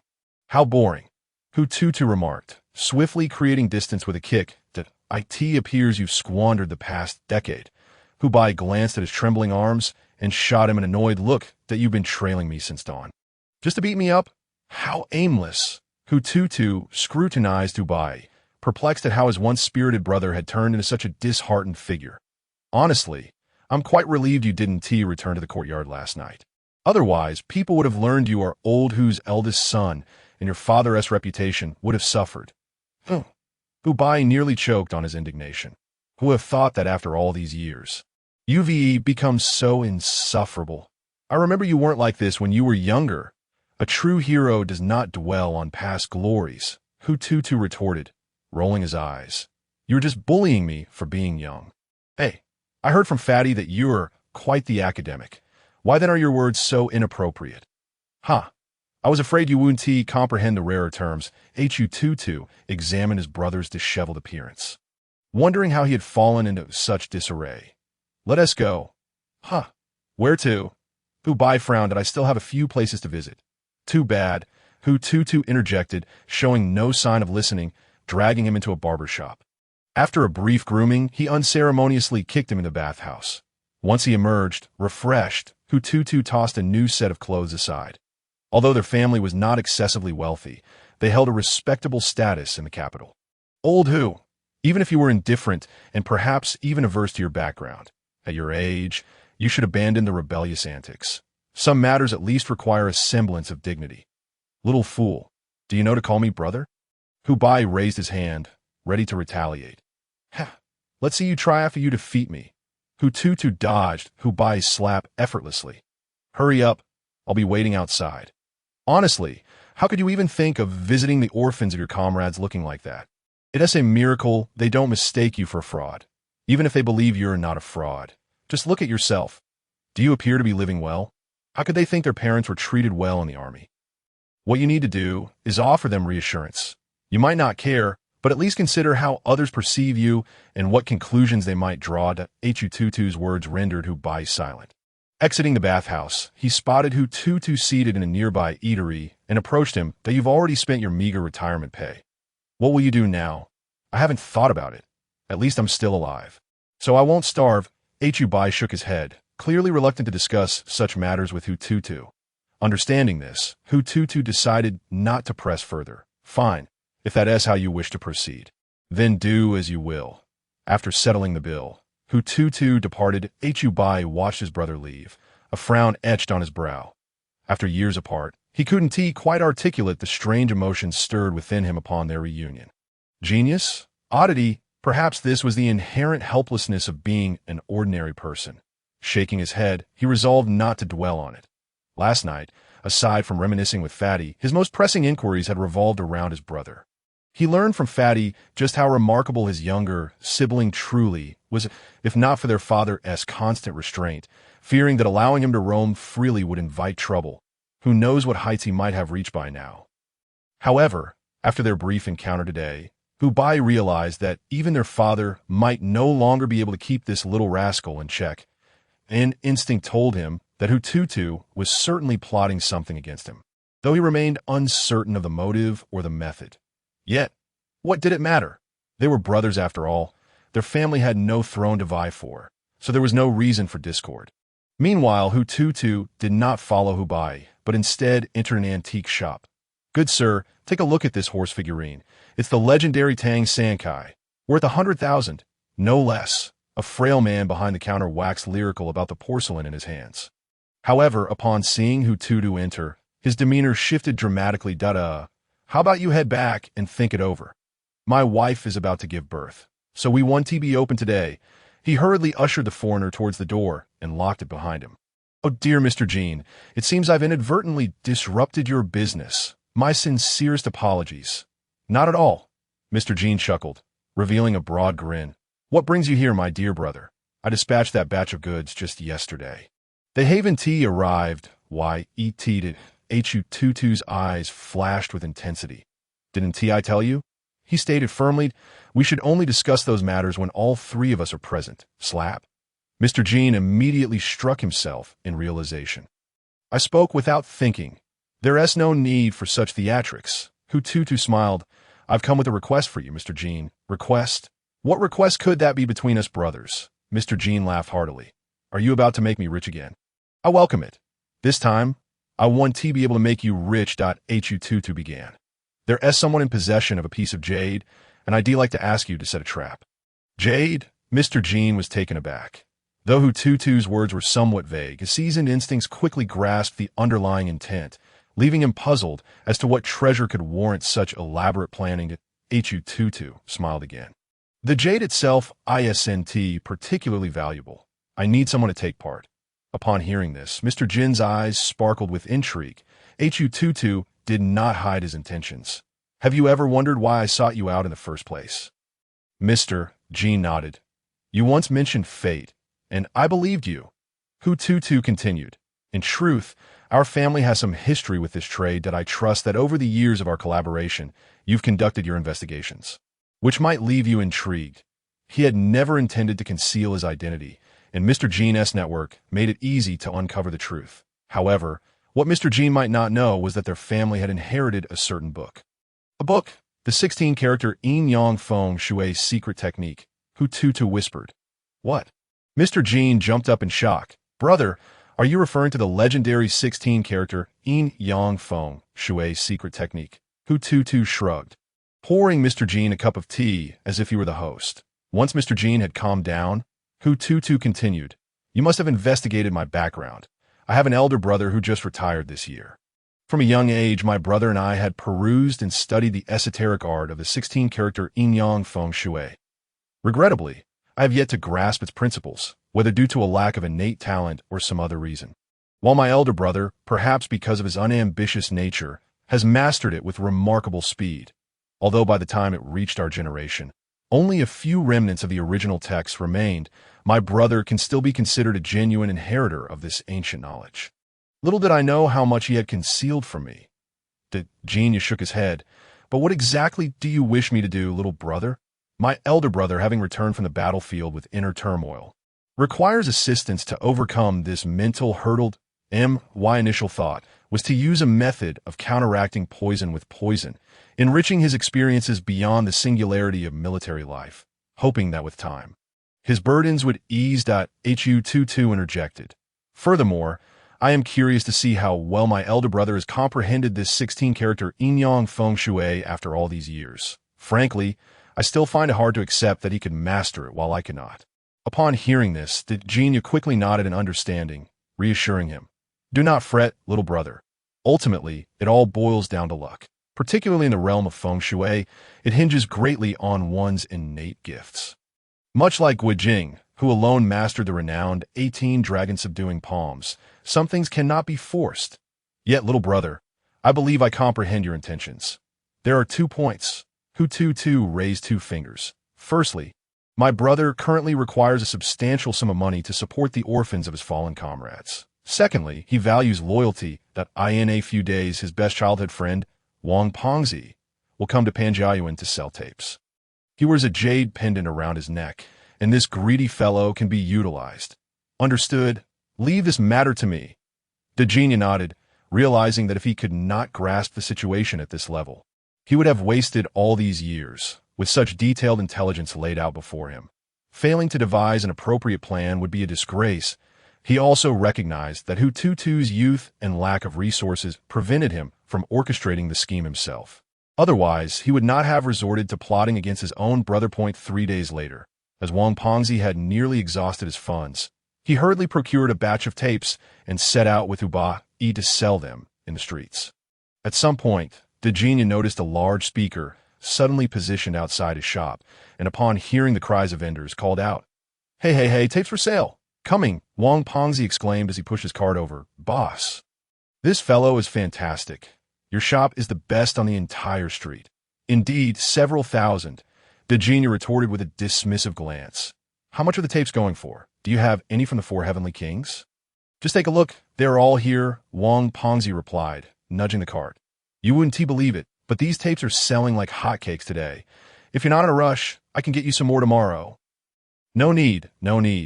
I'll just browse, the genius said indifferently, though his gaze remained fixated on Wang Pengzi, specifically on the area around his chest. That on this sweltering day, Wang Pengzi had unbuttoned 3 buttons of his floral shirt to cool off, revealing the jade pendant hanging around his neck. What do they call your brother? He Wang Kaixian. On the road, they call me Fat Master. Wang Pengzi boasted, swaying his head as if he were something extraordinary. The genius yet internally scoffed at this individual. Had it not been for Hu Tutu, he would not even spare him a glance. What are you doing? Even someone as dense as Wang Pengzi sensed something amiss under the genius's unwavering gaze. In broad daylight, he declared, Listen here, Fat Master, I'm strictly straight. There is no way I'd fall for you. Huh, the chubby man exclaimed. What are you talking about? I have no interest in you. Wang Pengzi stared in astonishment at the genius. So, you really are a rabbit. This exclamation abruptly silenced the bustling antique street for 3 seconds, as numerous eyes turned towards the genius. What a sight it was, one lanky figure resembling a monkey and another round and corpulent. The two appeared rather compatible, and it seemed everyone had caught wind of an outrageous scandal. Seeing this, the genius, as if unlocking a hidden genetic potential, forcibly dragged the 200-plus-pound Wang Pengzi into his shop. A feat remarkable for someone who usually struggled to carry a kettle of water without gasping for breath. This scene, however, caused the faces of nearby merchants, particularly those familiar with the genius, to pale in shock. Good heavens! What on earth are you doing? Wang Pengzi protested. Listen here, Fat Master, I will never yield to you. Give up on that notion. Bang! Shut it! The genius, incensed, smashed a Qing dynasty porcelain bowl. I am not a rabbit. Wang Pengzi trembled, but nodded cautiously, realizing the fury radiating from Degenia, and wisely chose not to provoke him further. Regardless of the circumstances, his safety was paramount that Degenia, unwilling to waste more time, pointed at Wang Pengzi's chest. "Fatty, are you willing to part with that piece of jade you're wearing?" "Jade?" Wang Pengzi blinked in surprise. "You mean this stone?" His eyes began to dart suspiciously. Could it be worth something?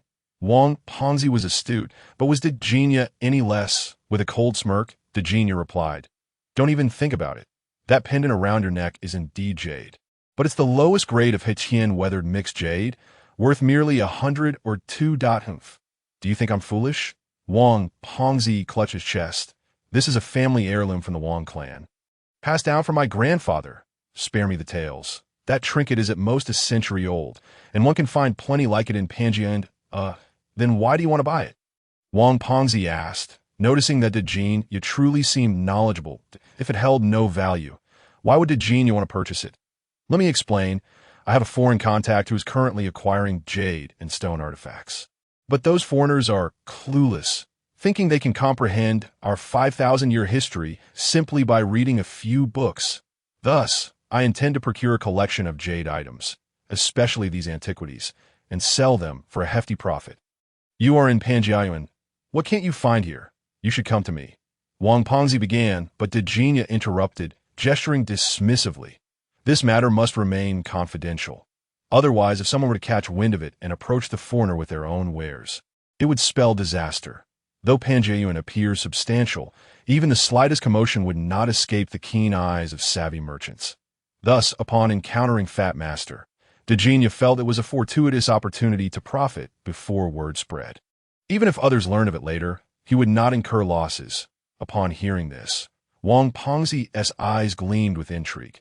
First, he pondered whether Degenia's words bore any truth, and secondly, he contemplated an appropriate asking price. Completely unfamiliar with this line of work, he found himself in a quandary that he then recalled old Hu. Having grown up together, he knew old Hu had a keen interest in antiques, and perhaps he could provide some insight. Wang Pengzi had heard his father recount the origins of the jade pendant countless times. It was indeed not a treasure, aligning with Degenia's assessment. However, not wanting to be deceived while simultaneously seeking a high price, Wang Pengzi finally suggested, "How about this, Boss Jean? I have a friend across the street. I'd like to consult him for advice." "What do you think?"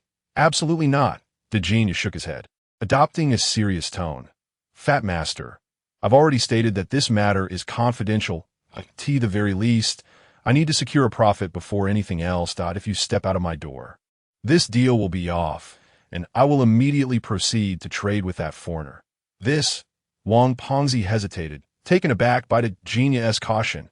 However, this somewhat led him to believe that the words of the man with the golden teeth were indeed true. Yet, if one were to consider a mere 100 or so yuan, what could that possibly accomplish? After feigning contemplation for quite some time, he noticed that the man with the golden teeth did not seem particularly anxious and appeared to have little genuine interest in his piece of jade. With a nod, he finally conceded, "All right, but concerning the price, how much do you desire?" The man with the golden teeth furrowed his brow. "If Master Fatty intends to extort me, then let us dispense with the discussion altogether. Ultimately, aside from the desire to make a profit, I also wish to outsmart those foreign gentlemen, that if the price is excessively high, then I shall withdraw." Observing this, Wang Fatty directly extended 5 fingers, resembling small radishes. 5,000? I exclaimed, "Do you take us for fools?" Upon hearing this, the man with the golden teeth leapt up in shock. Cough, cough, cough. Wang Fatty nearly choked on his saliva. "How much?" 5,000. He was referring to 500. However, the man with the golden teeth display of agitation oddly filled him with a glimmer of hope. "Boss Jean, while one may demand exorbitant prices, I, as an outsider, do not comprehend. Yet naturally, I hope for a high sale." With a chuckle, he gestured, "Please excuse my humble establishment. Boss Jean, at the very least, you should make a counteroffer. It feels as though you possess no sincerity at all." Wang Fatty interjected with a grin. "This jade has been passed down through my family. My father personally informed me. Our family once belonged to the eunuchs, and our ancestors even produced a top scholar." Upon hearing Wang Fatty's nonsensical ramblings, The man with the golden teeth shot him a disdainful glance. Enough with the nonsense. Let us settle on a number. Settle on a number? Wang Fatty felt a surge of joy at the prospect of 500. 500 for my family heirloom. You are truly taking advantage of me. This item is authentic. If you doubt it, we can consult an expert. I have a brother who studies history. His teacher is the curator of our National Museum. Even if you sought the President of the United Nations, it would be of no use. This trinket is not worth that price. Were it not for that foreign gentleman's backing, I wouldn't even want it for free. The man with the golden teeth scoffed, 500 can buy a basketful. Master Fatty, do not be so ungrateful. This is merely a sum I can part with for that foreign gentleman. It is well known that antiques rely on a certain chemistry. If that foreigner does not fancy it, it may very well end up in my hands. Raise the price, let it rise. Wang Fatty insisted confidently. This piece of jade is exquisite, smooth, and lustrous. How could Boss Jean possibly let it slip away? Ultimately, the jade was acquired by the man with the golden teeth for the sum of 3,000. Wang Fatty, overjoyed, ran off with the money without a backward glance, though he did not forget to present the man with the golden teeth with a dozen cassette tapes as a bonus. As he reached the door and was about to close it, he felt the peculiar gazes of the old neighbors upon him, causing the man with the golden teeth's face to flush, nearly losing his grip on a bowl. After securely locking the door, he ascended to the second floor. Hu Tutu, I have not disgraced my mission. With a wry smile, the man with the golden teeth realized that his reputation would be tarnished for a considerable time to come. Hu Tutu kicked aside the piles of at least 700 or 800 cassettes and chuckled. Well, the money for that bowl could be deducted from my share later. I appreciate it. Hu Tutu. The man with the golden teeth laughed bitterly, fully aware that this was his own doing. He could not blame anyone else. He also harbored resentment towards that foolish fat man for his absurd blathering. Did he truly think that someone with such interests would ever take a liking to him? Did he have no sense of his own worth? Hu Tutu interjected. What if I told you that the price that fat man just quoted was 500? Upon hearing this, the man with the golden teeth felt as though he had been struck by lightning, utterly dumbfounded. 500. Hu Tutu burst into laughter. When do you think my brother will arrive? The man with the golden teeth pondered. It shouldn't be too soon. And besides, the price I offered was not low. This piece of jade, as you have seen, is worth at most 2,000. Hu Tutu nodded. The value of this jade lies not in its material or history, but rather in its provenance. After examining it briefly, he tossed it back to the man with the golden teeth. Take it. Let your people handle it. All right. The man with the golden teeth nodded, realizing that the matter had reached this point. Further discussion would be futile. Meanwhile, the departing Wang Fatty was in high spirits as he sought out Hu Bai. Did you strike it rich? Indeed, it feels quite close. Wang Fatty grinned broadly, pulling Hu Bai aside to recount the events that had just transpired. Upon hearing this, Old Hu did not share in the joy. Instead, his brow furrowed in concern. You say the tapes sold quickly today, but that is the antique street. Who would purchase so many tapes? Furthermore, although your jade has some age, it holds little value to you remember what I told you. Wang Fatty frowned at this, recalling Old Hu's earlier words. Old Hu had a keen interest in antiques, and naturally, he had not overlooked this piece of jade. For Wang Fatty, it mattered not even if it were given to him. He simply noted that Old Hu had chosen not to keep it, merely studying it instead. Furthermore, he was the first outsider to learn that Old Hu possessed knowledge of certain feng shui secrets. At that time, Old Hu had warned him that while the jade may not be worth much, he sensed it was extraordinary that if possible, it would be best to keep it, as it might prove useful in the future. Old Hu's intuition had never failed him, and the peculiarities surrounding him could not be divorced from those so-called feng shui secrets, leading Wang Fatty to firmly believe in their validity. Oh no. Old Hu, could it be that I was deceived? Let us find him. Hu Bai nodded in agreement. However, they had barely taken 2 steps into Panjiayuan when they overheard 2 individuals whispering nearby. Did you hear? Just now, the owner of Jinyuzi, the man with the golden teeth, acquired an ancient jade. Goodness, it is worth a fortune. Is that so? That man with the golden teeth is known to be the slyest in this street. I wonder which fool he has conned this time. What is this? Another chimed in. I also heard that the person not only lost a family heirloom, but was also insulted by that man with the golden teeth. Who would have thought he had the qualities of a trickster? One cannot help but say that the buyer is truly unfortunate, losing both the lady and the soldiers. Hiss, is that true? The man with the golden teeth is a trickster? In that moment, many gasped in disbelief, and even Hu Bai froze in place, looking incredulously at Wang Fatty. Could it be that Wang Fatty was also involved? Hiss, the mere thought that they had shared meals and lodgings over the past few days sent a chill down his spine. Old Hu, you must believe me. Wang Fatty, sensing Hu Bai's gaze, became anxious. Enough. The most pressing matter is to retrieve the jade.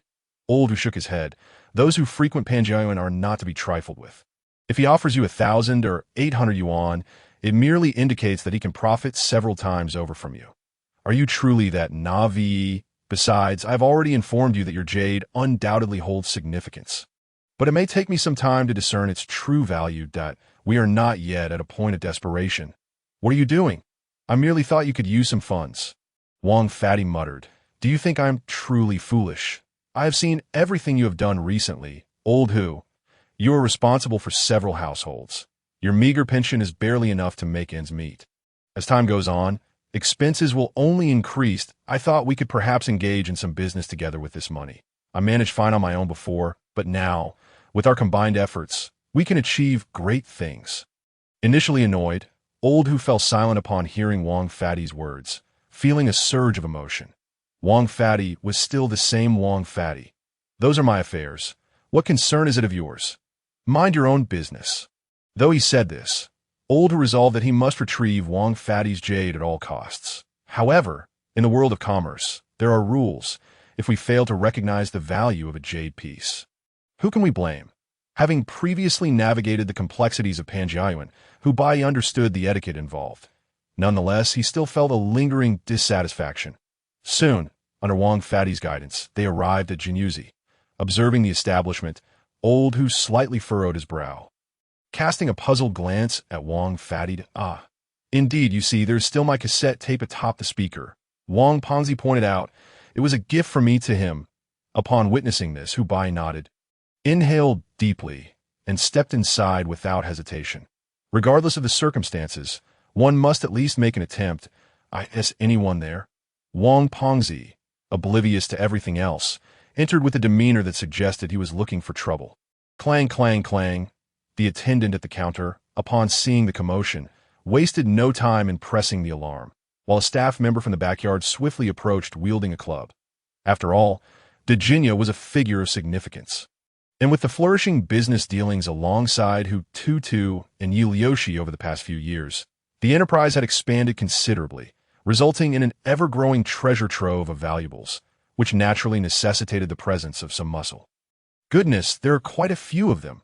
The imposing figures were clearly not to be trifled with, causing the newly arrived Pongzi to feel a significant drop in morale. Meanwhile, Lao Hu furrowed his brows. These thugs are not ordinary. Pongzi, be cautious. Wang Pongzi nodded, leaning in solidarity with Hu Bai. There a misunderstanding regarding your visit to our Jinyuji? An attendant inquired as he approached it. We demand your boss, Jinya, to come forth. Wang Pongzi opened his mouth to speak, yet the words failed to materialize to deceive him. It hardly seemed fitting. More so, it was a matter of regret, an unwillingness to concede. After all, he had received genuine silver and gold in return, establishing a legitimate business transaction. Even Wang Pongzi, known for his brazen demeanor, found himself feeling somewhat embarrassed at the prospect of such a shameless act. Are you intending to tear down the sign of my Jinyuji? The moment Dejinya descended from the upper floor, Wang Pongzi became visibly agitated, as if he were about to devour a person. Pongzi, Hu Bai shot him a glance, clasping his hands together. Greetings, Boss Jin. Dejinya smiled, and whether it was intentional or not, he held Wang Pongzi's jade buckle in one hand, while the other busily polished it with deer skin. This sight only served to further infuriate Wang Pongzi. Initially, today promised to be a fortuitous day, but it now appeared to be turning sour. Dejinya glanced at Hu Bai, then shifted his gaze to Wang Pongzi. It's you, Master Pang. What treasures have you brought me this time? Ew.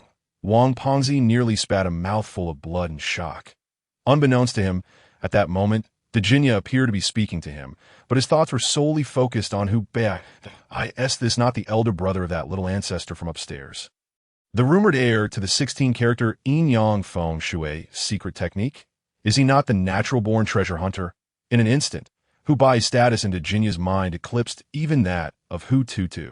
However, just as swiftly, that thought dissipated.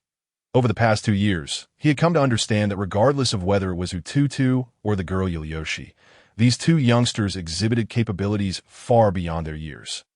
The unsettling feeling he had was one he did not doubt the authenticity of.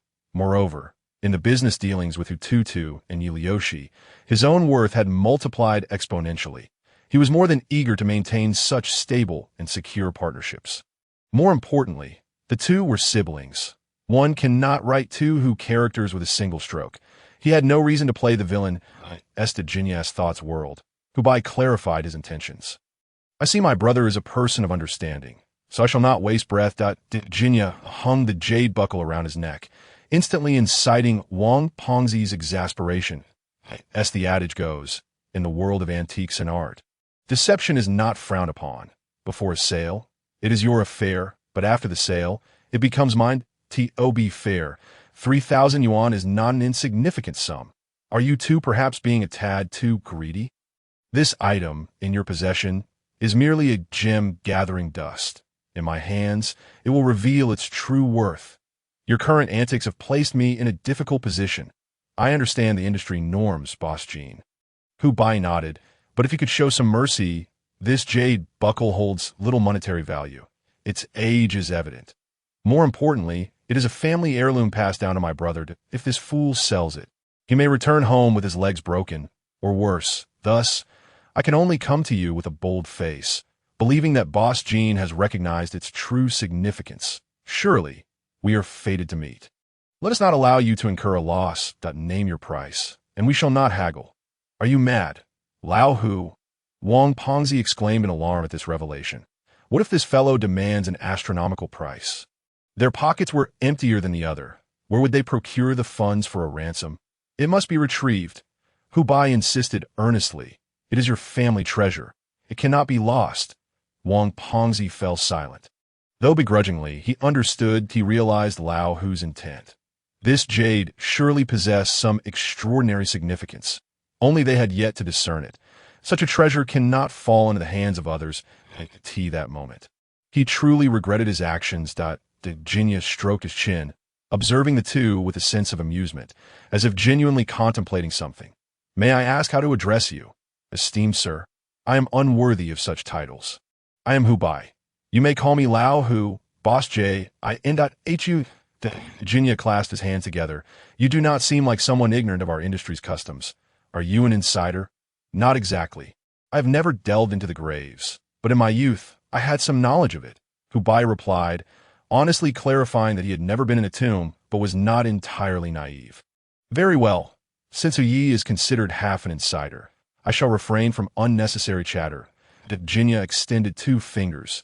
20,000 yuan, the money up front, and the goods shall be released. How much? Wang Pengzi erupted in fury. 20,000 yuan. He had never seen such a sum in his life. That is reasonable. Hu Bai inhaled deeply, feeling somewhat helpless yet aware that there was no other course of action. Had it been only Virginia, perhaps he might have opted for a more diplomatic approach. However, it was evident that Virginia was no ordinary person, and his subordinates were not to be underestimated. While it might be possible to emerge victorious in a scuffle, it would certainly result in mutual destruction, an unwise outcome. Yet, the situation of the two brothers was clear to Boss Jean. They would need some time to gather the funds. Virginia regarded the frantic Wang Pengzi, then fixed his gaze on Hu Bai. Very well. As your friend, I shall grant you half a month. I will hold on to the jade buckle for that duration. Thank you. With that, Hu Bai and Wang Pengzi departed directly. Upon stepping outside and gazing at the Jin Yuzhai sign, Hu Bai's expression turned contemplative. Rest assured, Lao Hu, I shall return to assess the situation. If all else fails, we shall set it ablaze tonight. Wang Pengzi declared with fervor, do not act foolishly. This is the capital. Do not embarrass yourself. Hu Bai kicked Wang Pengzi harshly, genuinely angered. Wang Pengzi, realizing his misstep, complied, though he lamented, "But where shall we acquire 20,000 yuan?" Hu furrowed his brow. "Let us return first." "All right." Pongzi nodded, but upon observing Hu Bai heading in the opposite direction, he suddenly halted.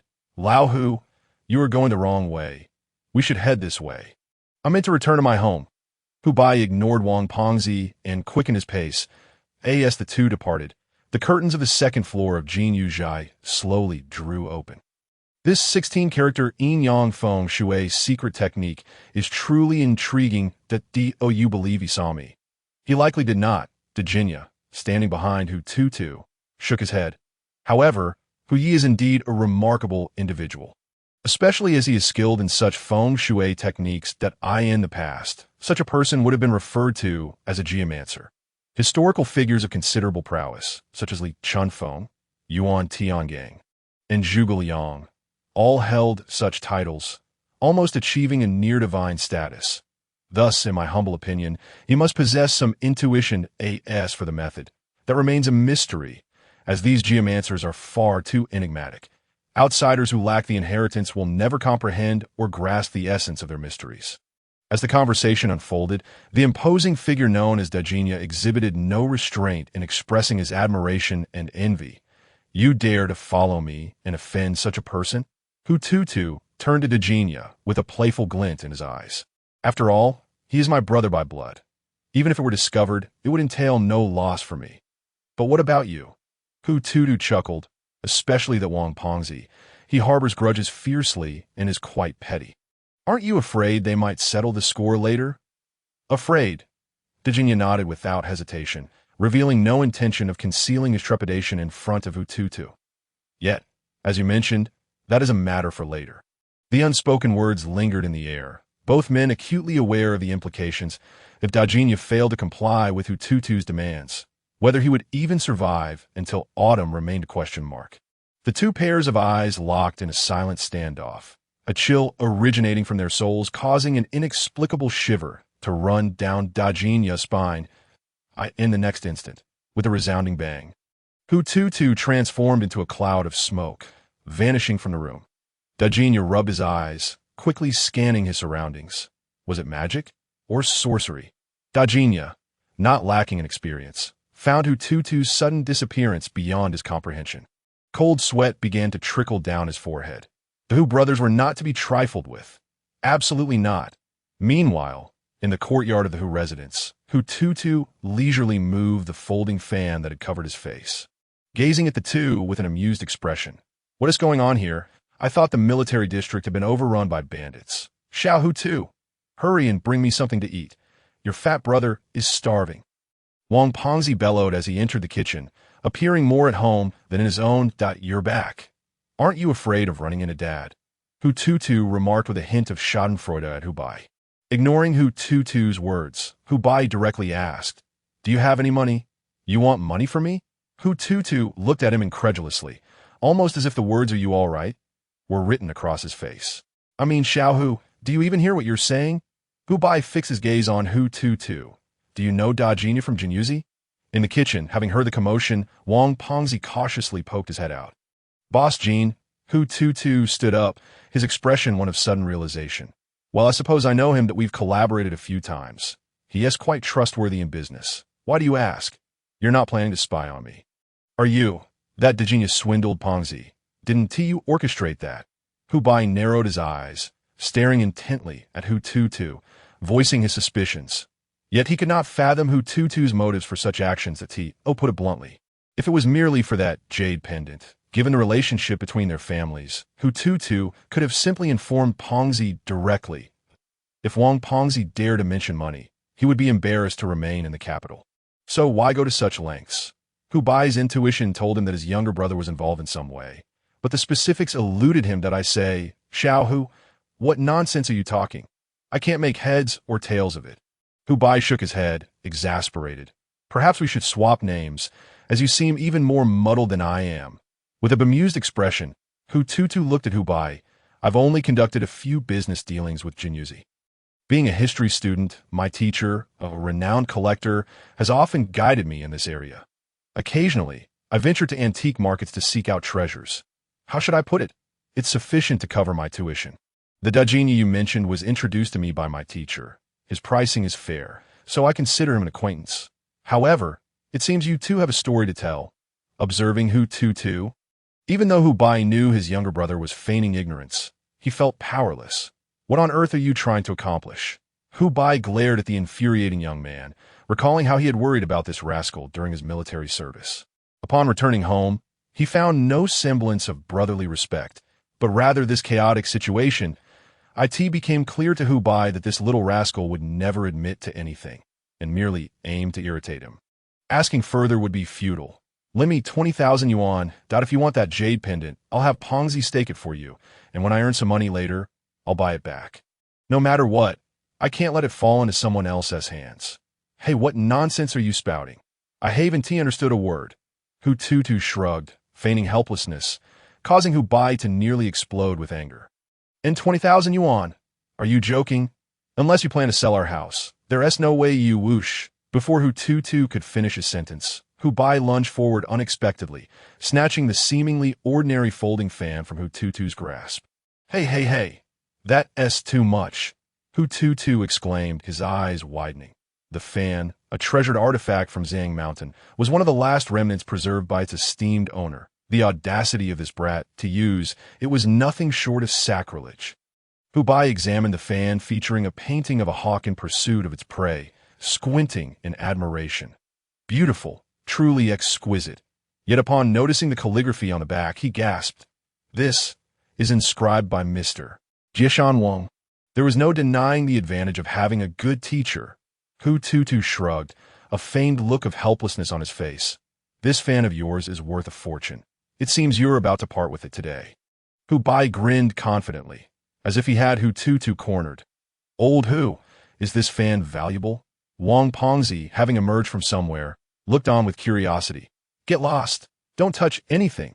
Hu Bai quickly swatted Wang Pongzi's greasy hand away, fearing it would ruin the fan. Valuable? This is beyond mere money.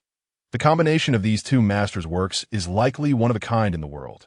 Then, Wang Pongzi blinked, unable to suppress his curiosity about its worth. After all, in his view, no matter how precious an item, it still had a price. This fan, if sold, could fetch you a house anywhere in the capital and ensure your comfortable living for the rest of your life.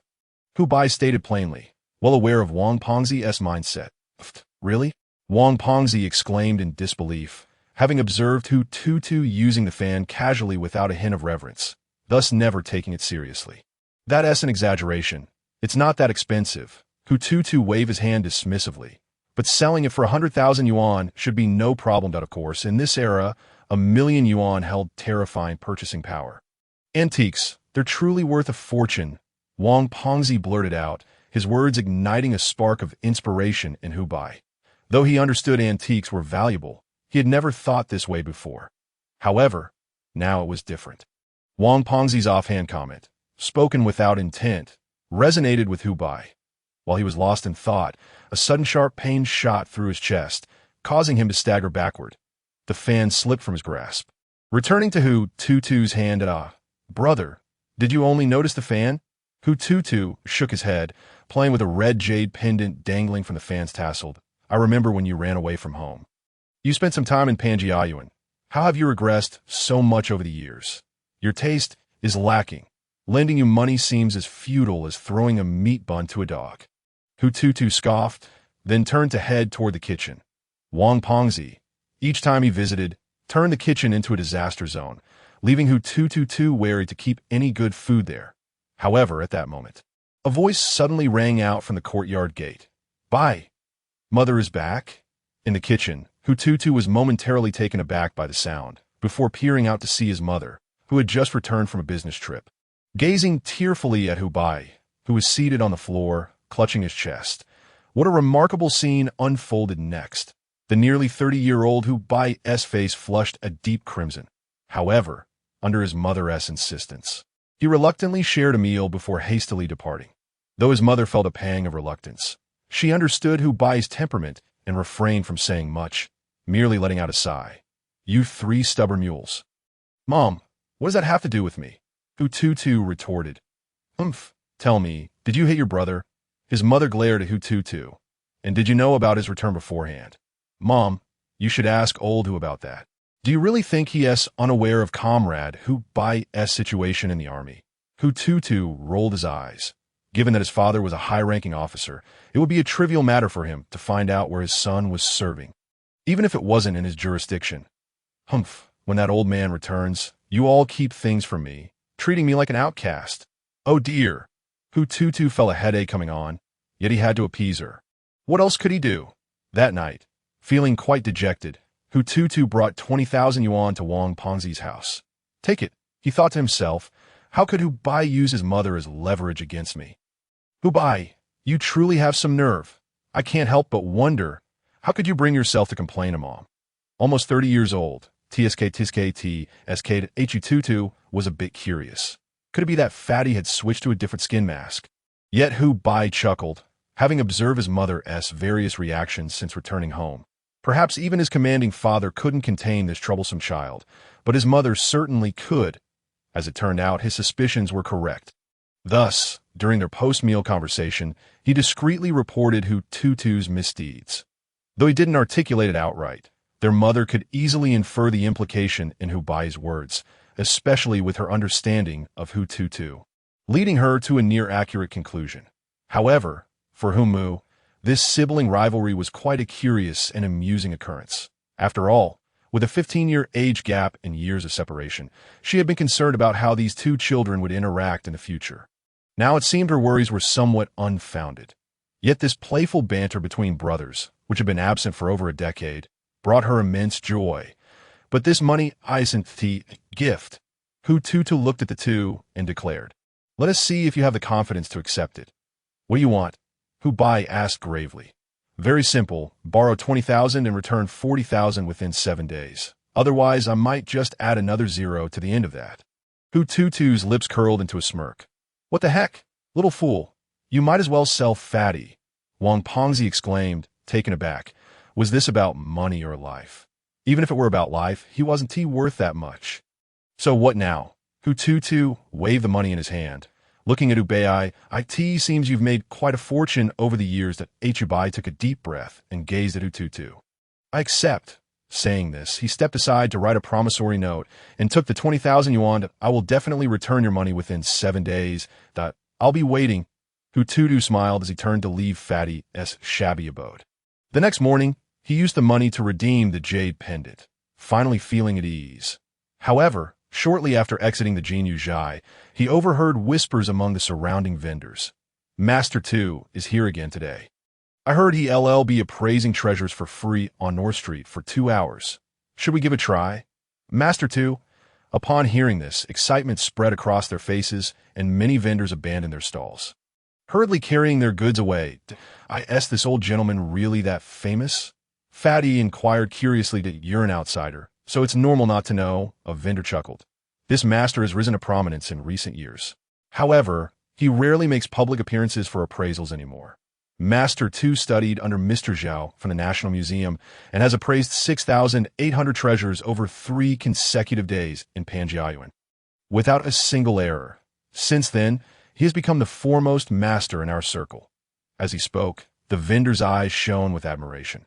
But what impressed the old man the most was when Master 2 repaired a Ru kiln from the Song Huizong era in just 7 days, becoming the second person in the country capable of restoring such a significant treasure. Can antiques really be repaired? Fatty blinked, bewildered. Is it still worth anything? The vendor, snapping back to reality, glanced at Fatty and shook his head, dismissing him as a hopeless case and unwilling to elaborate further. Meanwhile, Hu Bai suddenly turned and hurried towards North Street. "Hey, old Hu, wait for me." Wang Pengzi called out, chasing after him, but soon found himself lost in the crowd. Fortunately, upon catching sight of a figure at the North Street entrance, he appeared dumbfounded. Little Tutu?" At that moment, Hu Tutu was seated before an 8 immortals table, a cup of tea beside him, and the surrounding area cleared by several eager vendors. Many new faces had arrived. Hu Tutu smiled at those around him and declared, "As per tradition, 2 hours, maximum of 3 items each, believe it or not. It's up to you." The crowd erupted in laughter at Hu Tutu's words. "Master, Please don't joke around. Yeah, who would believe you? 3 items is too few, master. Master, I see it's getting late. How about I treat you to lunch? Goodness, Aunt Lou's breakfast stall isn't even closed yet.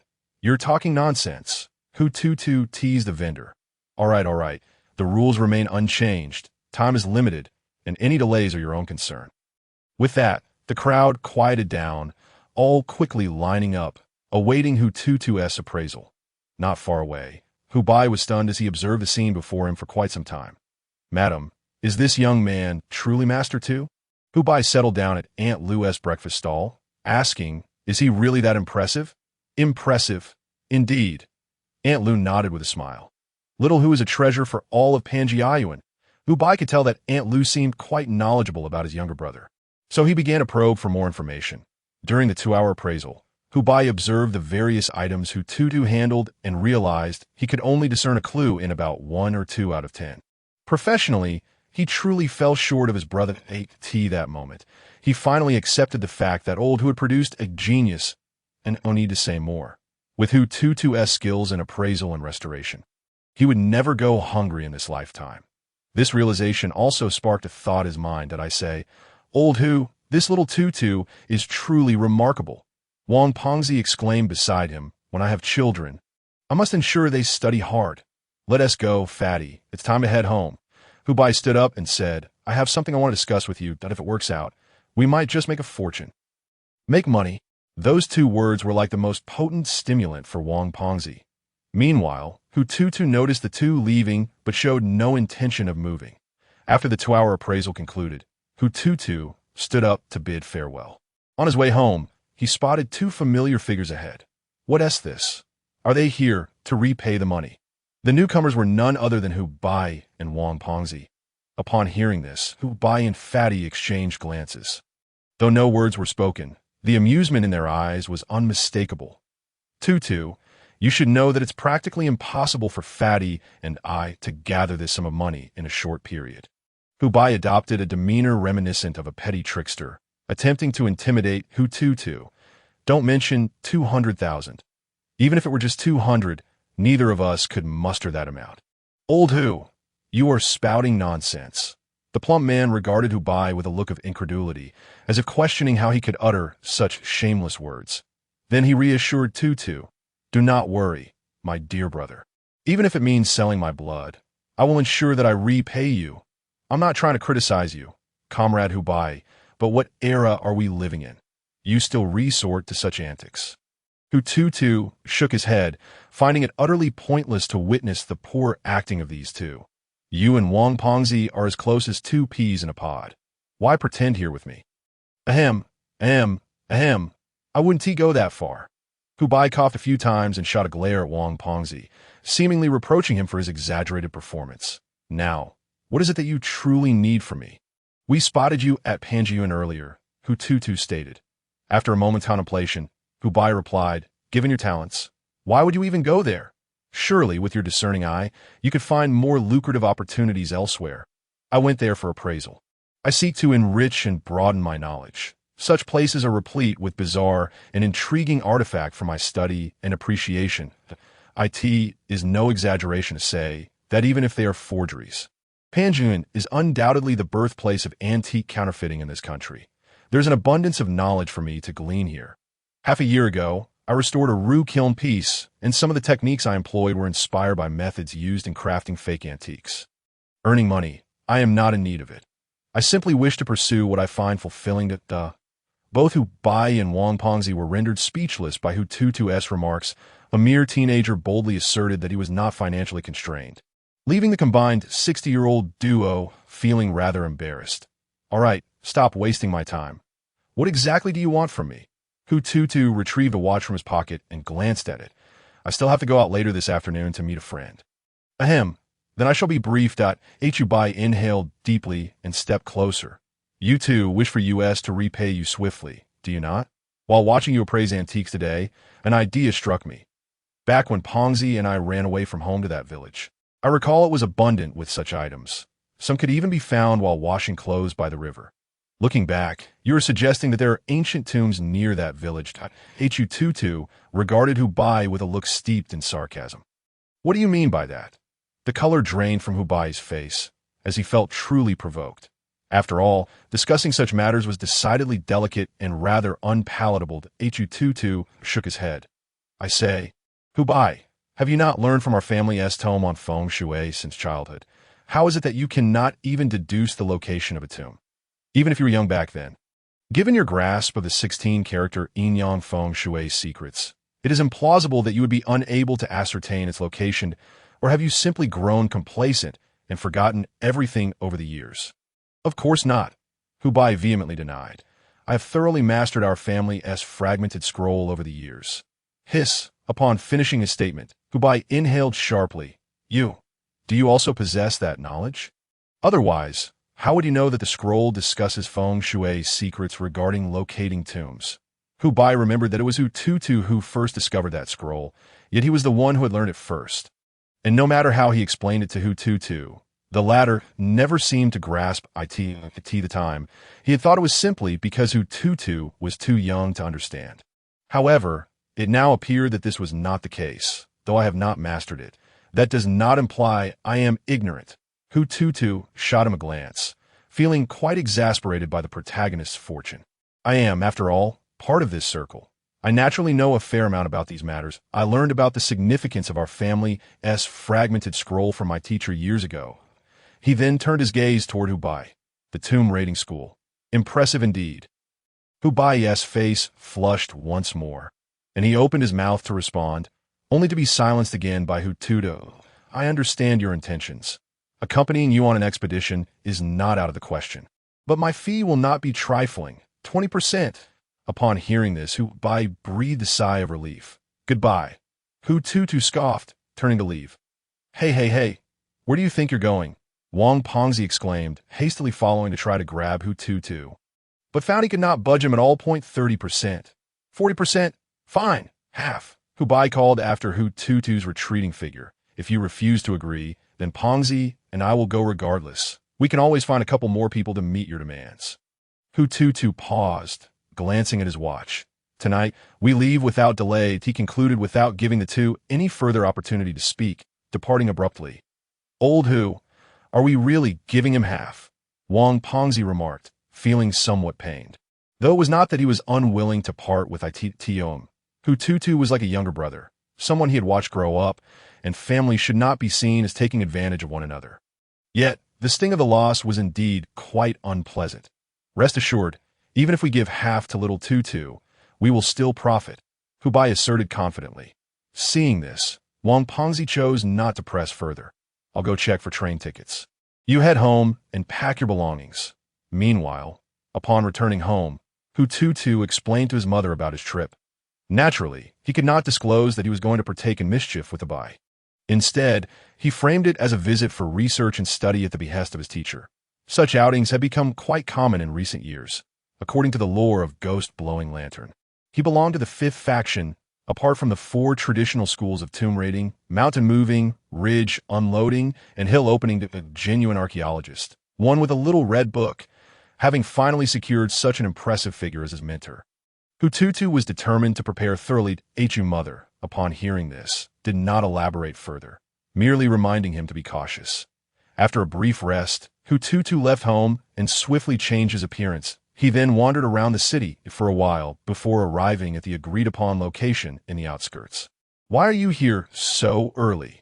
Liu Xi questioned, surprised, as he typically lingered outside to enjoy himself before reluctantly returning to the interior. Don't mention it. It's all due to that guy. Dejin Why, Liu Xi replied, fuming. He brought in a bunch of tough characters this time, but they've also attracted attention and stirred up quite a commotion. Ensure this batch gets back safely. I must take them with me now. We can sort out the details later. Hu Tutu, upon lifting the waterproof cover, was astonished to find not only firearms and ammunition, but also 2 cannons and several boxes of explosives and grenades. It seems you are preparing for something significant, Hu Tutu exclaimed, but to think that Genia managed to acquire so much. No wonder he is being watched at you think that Genia might give us away? Liu Xi's eyes sparkled with determination. Should Hu Tutu nod in agreement, she would immediately turn back to ensure that Genia was dealt with. Those emerging from the interior were never to be trifled with. Do not worry. I will keep an eye on things. That Hu Tutu did not respond immediately, but pondered for a moment. By the way, you need weapons, don't you? Suddenly, he recalled Neo Xen Mountain, and his eyes lit up. I am about to venture out with my rather unambitious older brother. I'll take note of the location. There are plenty of weapons there. Although they may be somewhat outdated, they are still functional, and there is quite a quantity, including many military supplies that if you intend to establish a faction. These are undoubtedly the resources you require. Liu Xi grew excited. Really? Are you certain?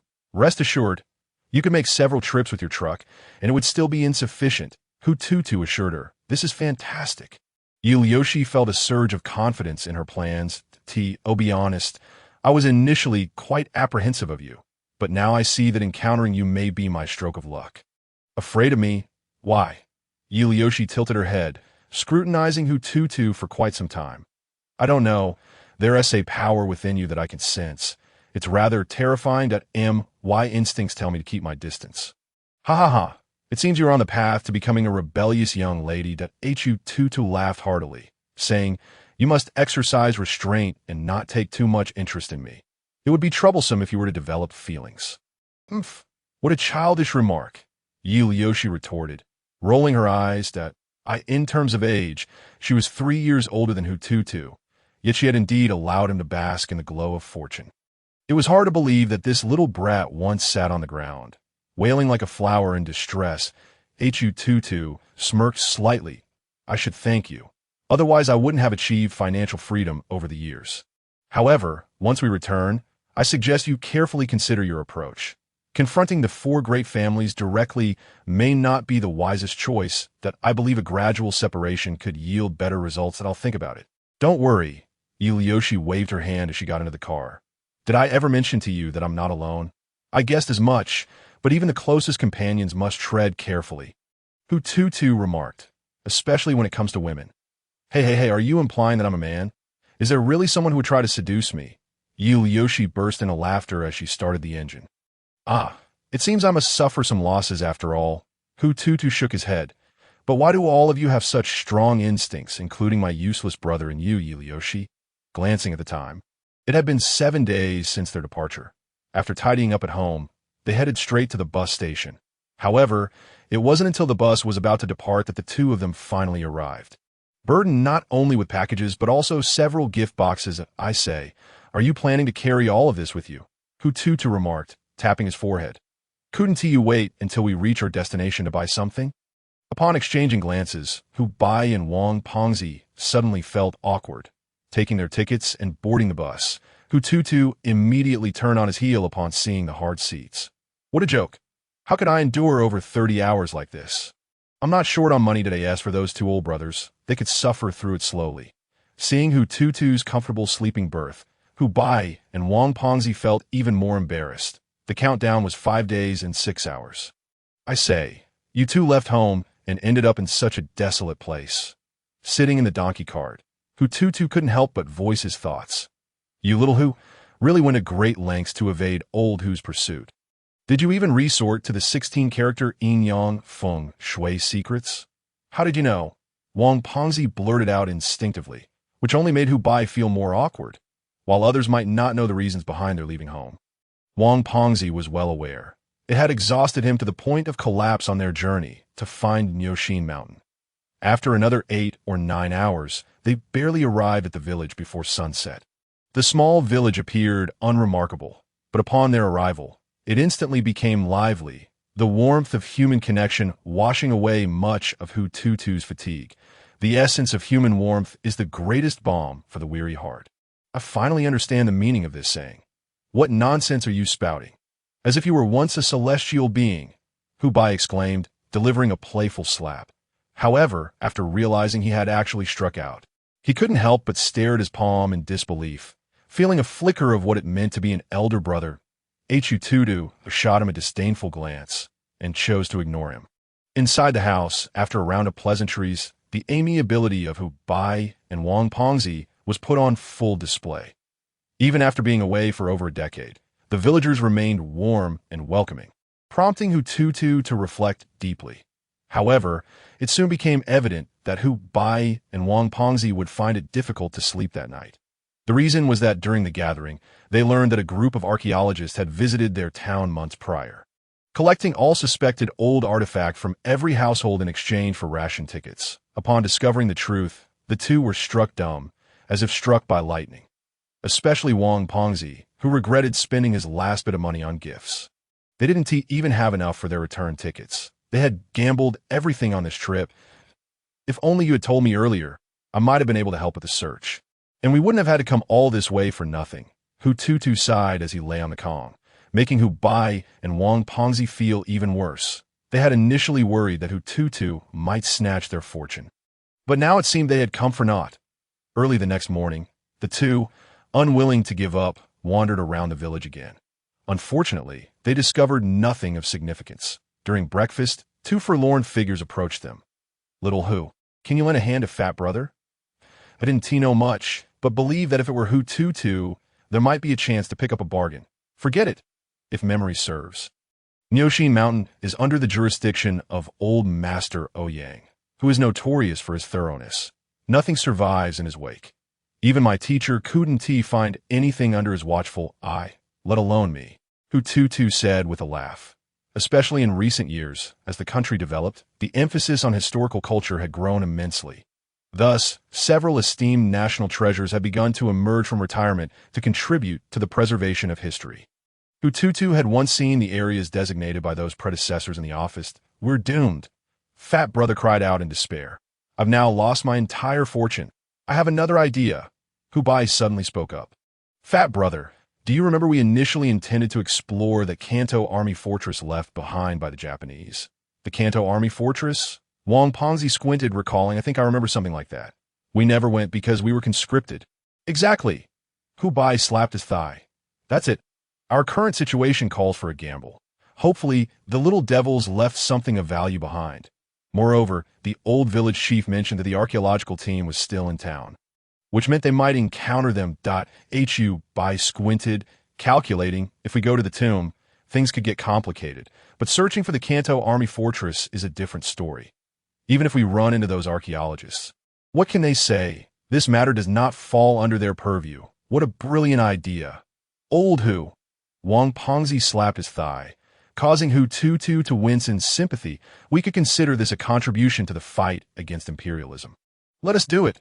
"What are we hoping to find? A machine gun or a grenade?" Hu Tutu interjected, unimpressed by their conversation, that "I'm a law-abiding citizen with a bright future. Getting caught with this could cost me my head, which is riskier than exploring a tomb." The two fell silent, rendered speechless. Nevertheless, they still decided to proceed, that "I'm not interested in that Kanto Army fortress. There's nothing ancient about it. Why drag me into this?" Hu Tutu protested, riding a horse with a discontented expression. "This is sheer madness. And Ingzi, why are you tagging along with these two clowns? Just to make noise?" "To protect you," Ingzi, her short hair, giving her an air of confidence, looked at Hu Tutu with shining eyes. "Hu brother and fat brother have both served in the military and have been here before, but you are different, me." "What about me?" Hu Tutu retorted, unwilling to accept this. "You, young man, with your delicate skin, are clearly a young master from the capital. This Wild Man's Gorge is the most dangerous place in our area. Even the village's seasoned hunters avoid it. If something were to happen to you, I could help Hu brother and the others save you." After saying that, Ingzi cast a glance at Hu Bai, as if seeking his agreement.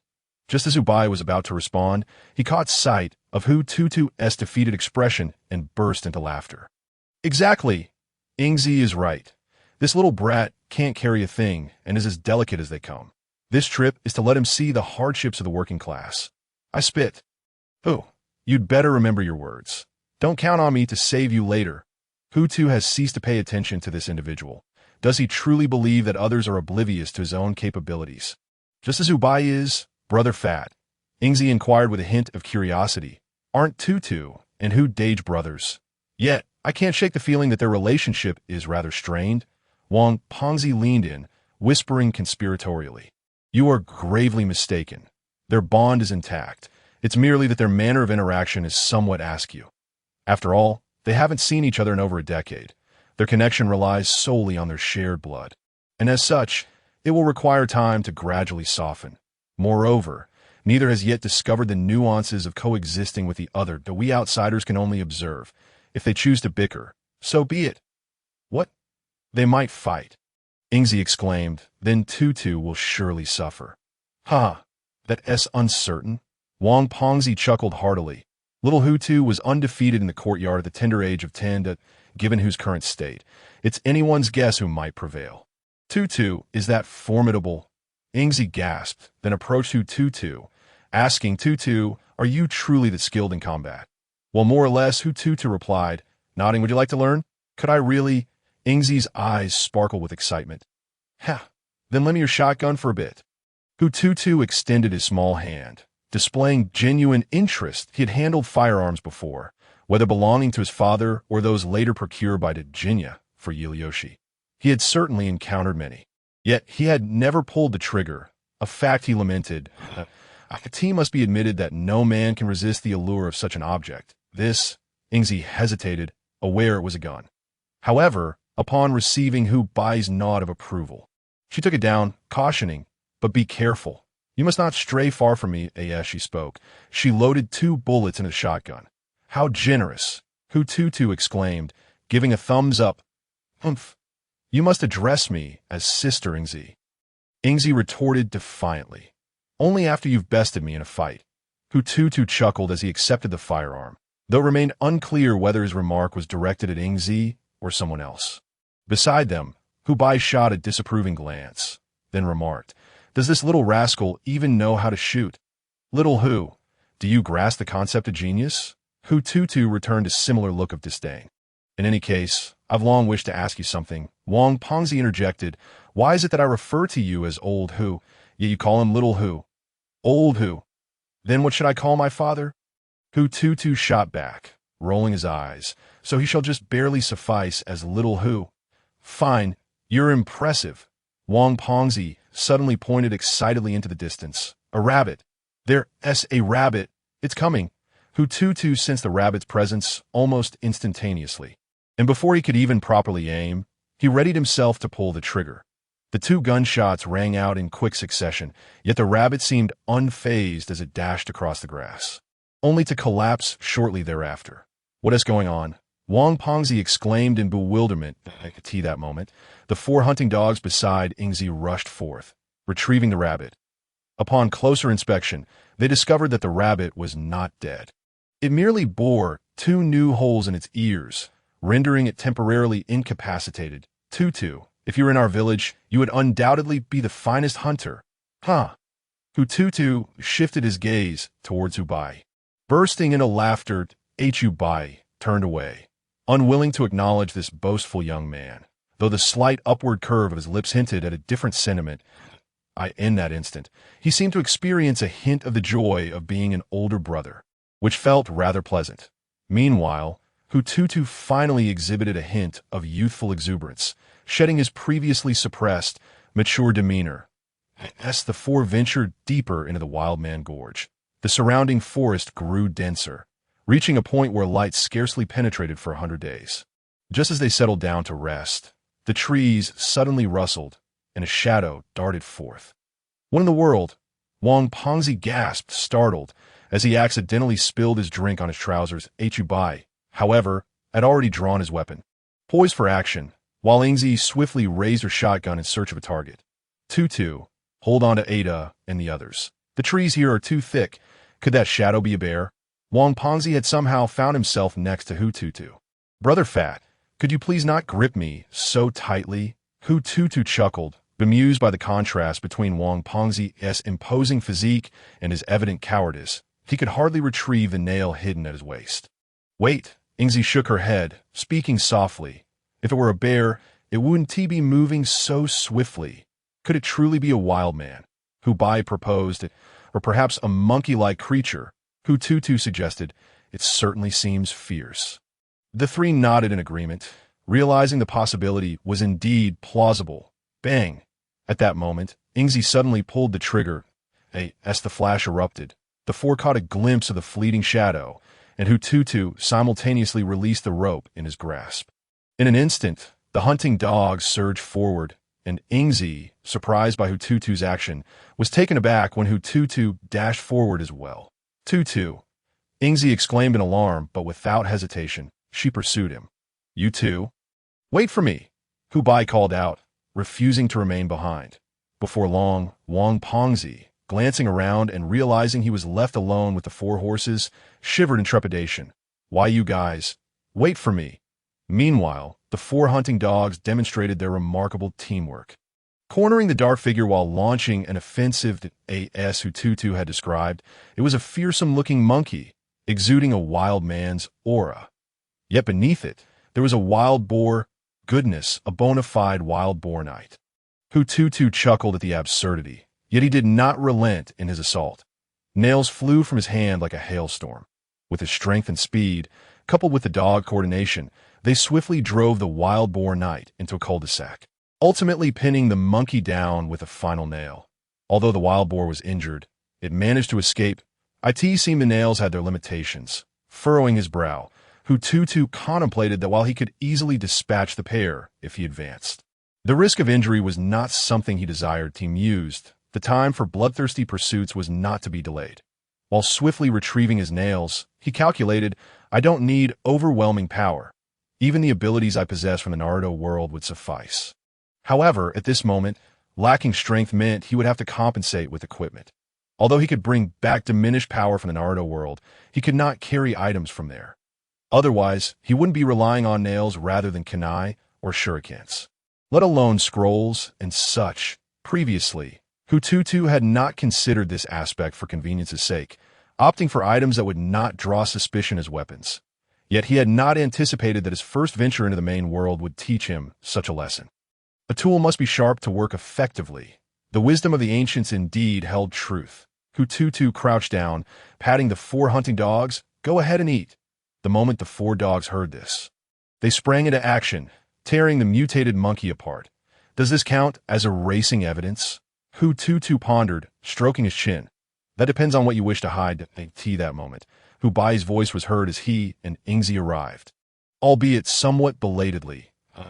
Or perhaps it would be more accurate to say they had exerted themselves to the utmost, yet Hu Tutu had already taken care of the situation before their arrival. What about that wild boar? Ingzi scanned the surroundings with vigilance, searching for prey.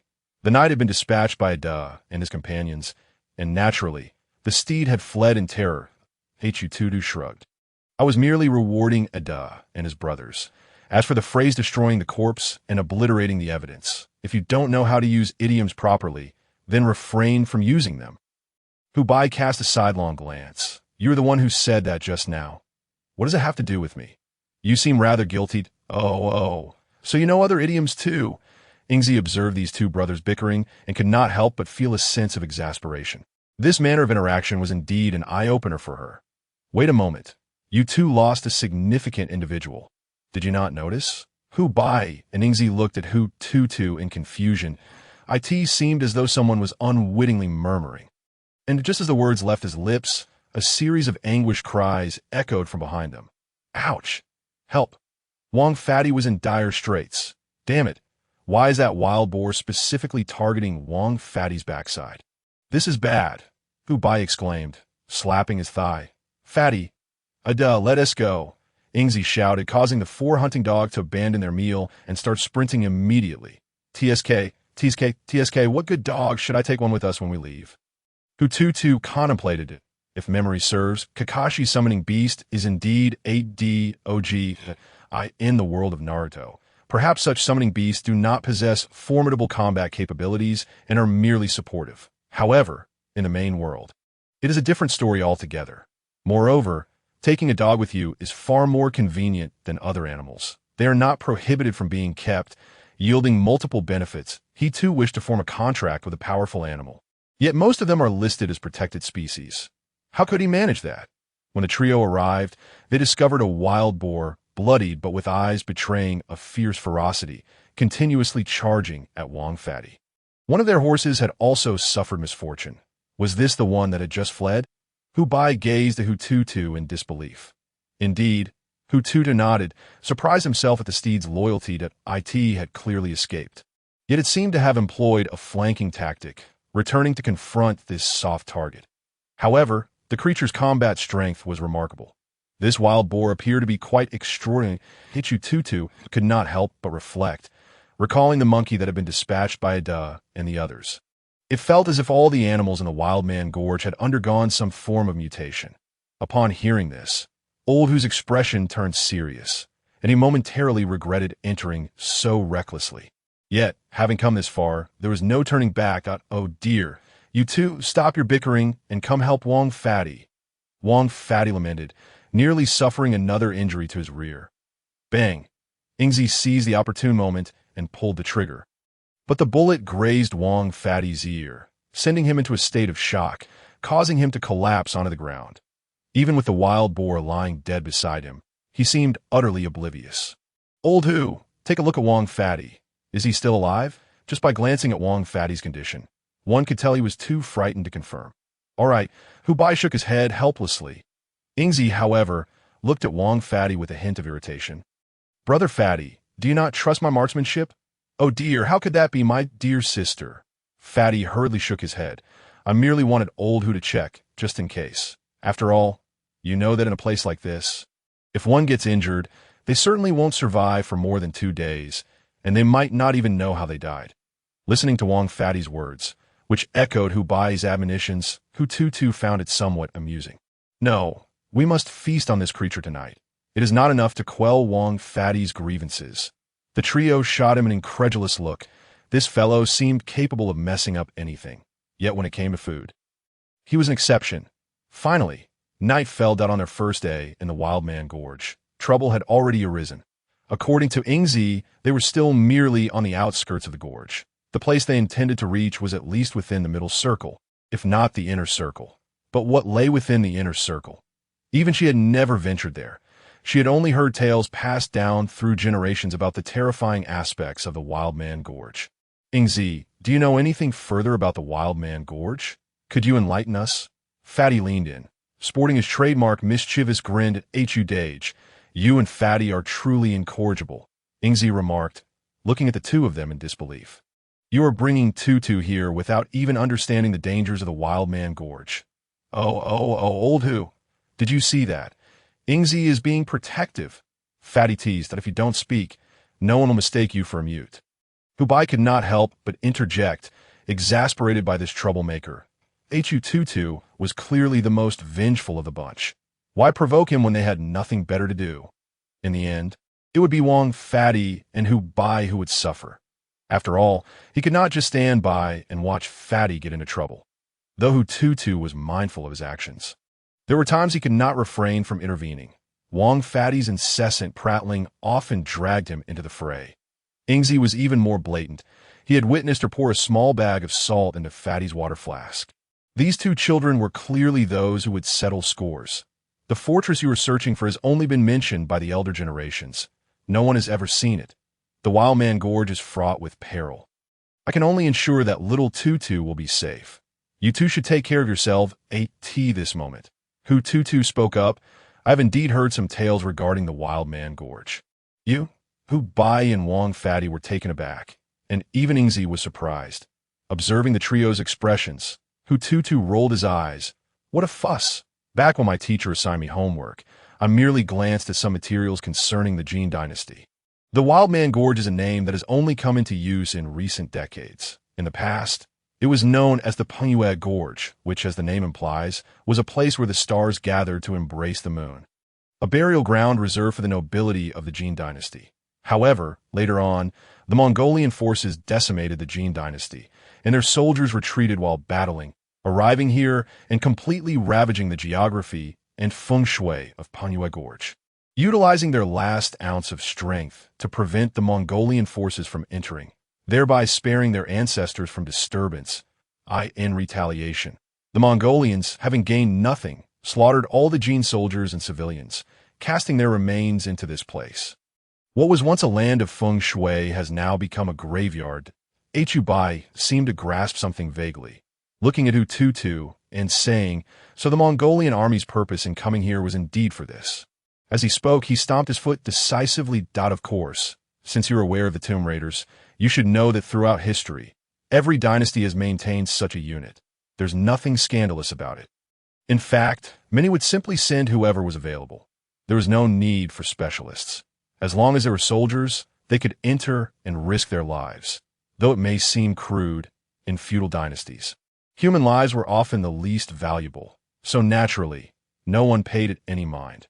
Listening to Hu Tutu's account, Hu Bai's eyes sparkled with a peculiar light, as if he were plotting something in the dead of night. When everyone had fallen asleep, Hu Bai suddenly sat up, glancing around before quietly taking a small leather pouch and sneaking away to, I knew you couldn't sit still, you old rascal. Hu Tutu opened his eyes. Now that you are here, especially having learned the secret arts of the 16-character yin-yang feng shui, how could you possibly resist the urge to try? But unfortunately, I can't seem to master it. Just then, Yingzi also opened her eyes. Little Tutu, what are you talking about? You aren't asleep either. Hu Tutu cast a glance at the rotund figure. However, as he listened to the deafening snoring, he realized he was overthinking. If you want to go, just go that I'll watch, Yingzi interjected. All right, I'm curious to see how capable my elder brother truly is. Hu Tutu chuckled before pursuing Hu Bai. Soon he spotted a creature resembling a caterpillar. Guyong, climbing up a treetop. The trees in the Wildman's Gorge were not only dense, but also robust, making Hu Bai's ascent a formidable challenge. If he intended to employ the 16-character yin-yang feng shui secret technique, he needed to reach a sufficient height to peer through the foliage at the complete canopy of stars and moonlight, utilizing celestial feng shui to assess the area. After all, he had already provided ample hints. The moon-holding gorge, as its name suggests, indicated that to uncover the secrets of this area, one must do so beneath the night sky filled with stars and moonlight. After panting heavily for over half an hour, Hu Bai settled on a branch, gasping for breath. Once he had calmed down, he slowly retrieved a compass, constantly adjusting its orientation while observing the starlit sky, murmuring incantations.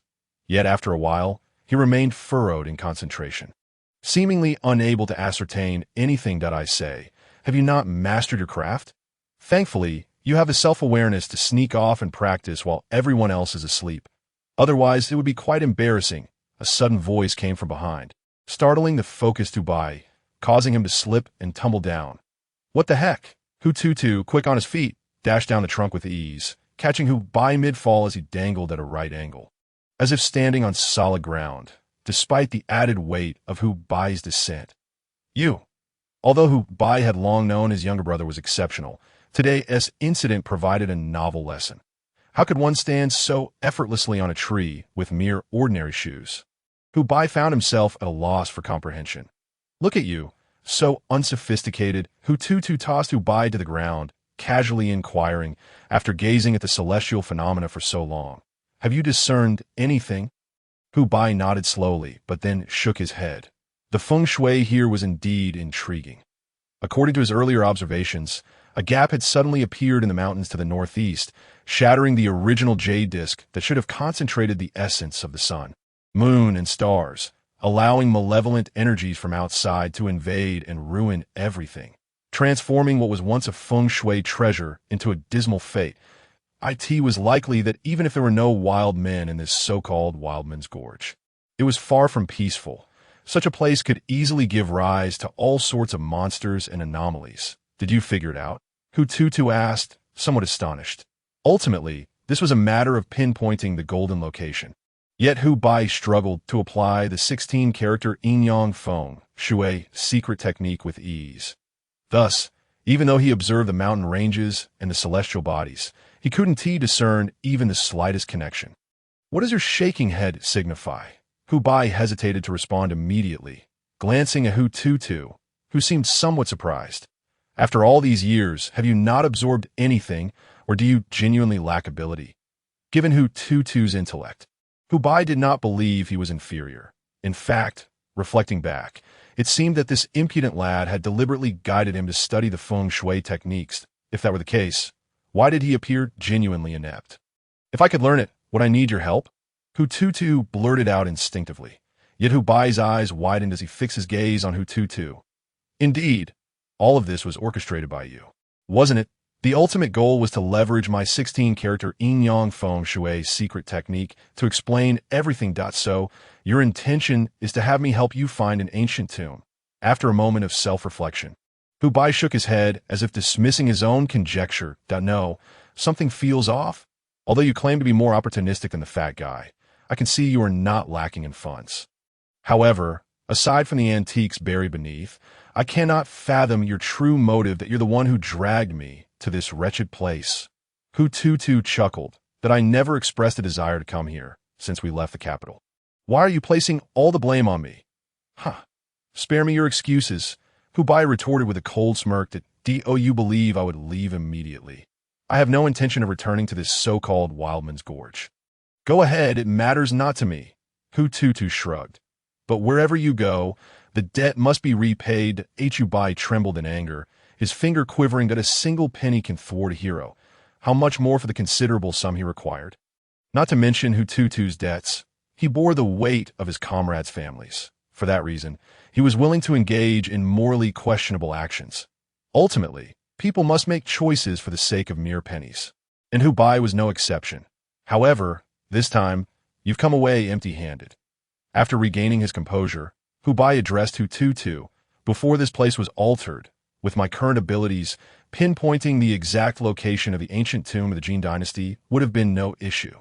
But now, it is impossible. The alterations made here are far too severe, making it impossible to accurately determine the location. That I believe this was also the reason the Mongolian forces abandoned this site. Moreover, with malevolent energies slicing through the Wildman's Gorge, they later disposed of countless corpses here to completely obliterate the feng shui. Thus, what was once a prime feng shui treasure has become a site of calamity. Even if we were to fortuitously locate the position, we would likely face an overwhelming number of monstrous threats or bizarre entities.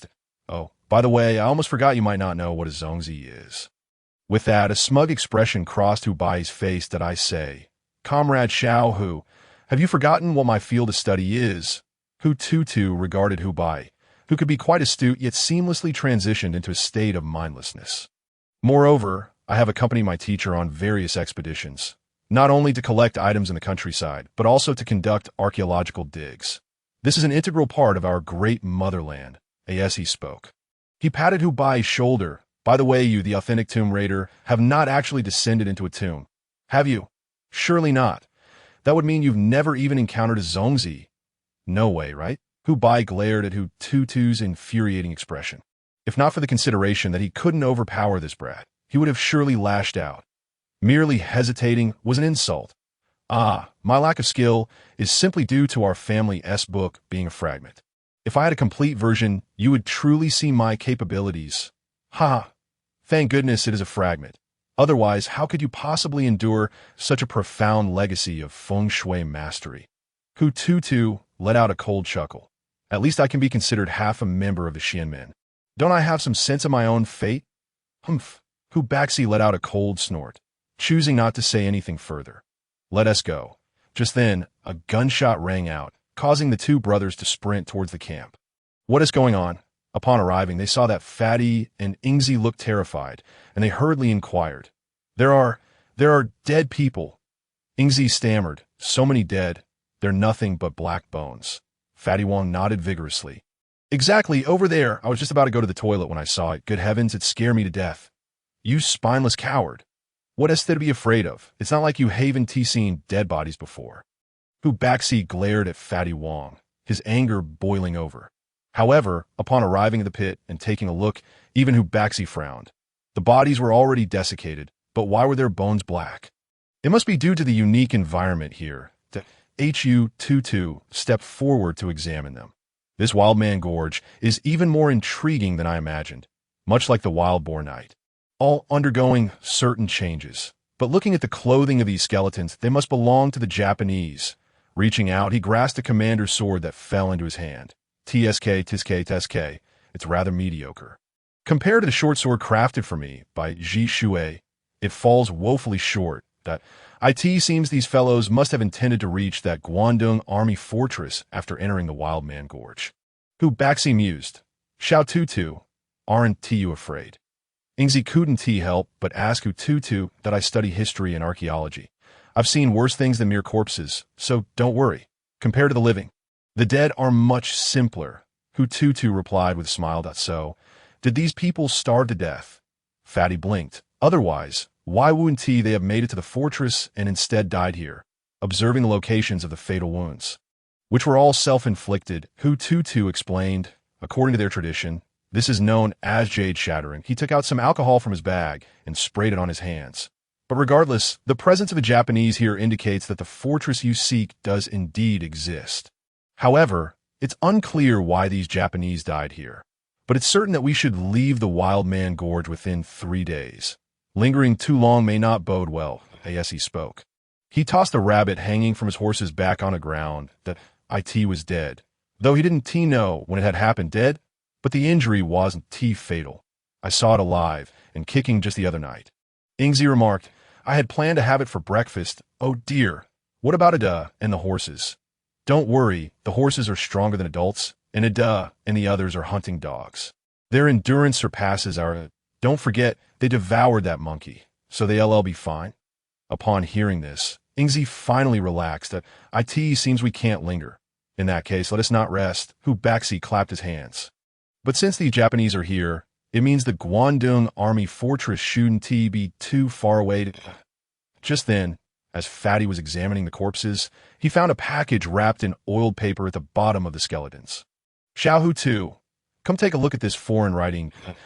It's all Japanese characters. Hu Baxi glanced over, but could only comprehend a fraction. However, the next moment, Hu Tutu began to read aloud. His pronunciation so precise that Hu Baxi found himself questioning the purity of his own lineage. Don't be afraid. Fatty Wong climbed up and patted Hu Baxi's shoulder. Xiao Hu Tu used to work as a temporary translator in the Ministry of Foreign Affairs. It said he can seamlessly connect 6 languages. Impressive? Hu Baxi widened his eyes in disbelief. With such exceptional lineage, Hu Dage, Ingzi interjected, is it possible that you're the only exception in the Hu family?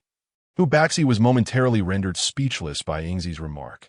Honestly, Hu writes diaries. After reading, Hu Tutu couldn't help but comment, this is the private diary of a Japanese officer. It is mostly useless, but the last few pages are quite interesting.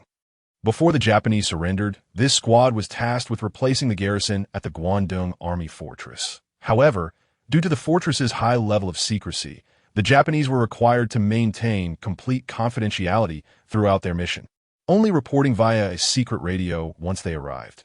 Unexpectedly, the complexity of the Wild Man Gorge caused the newcomers to lose their way for several months.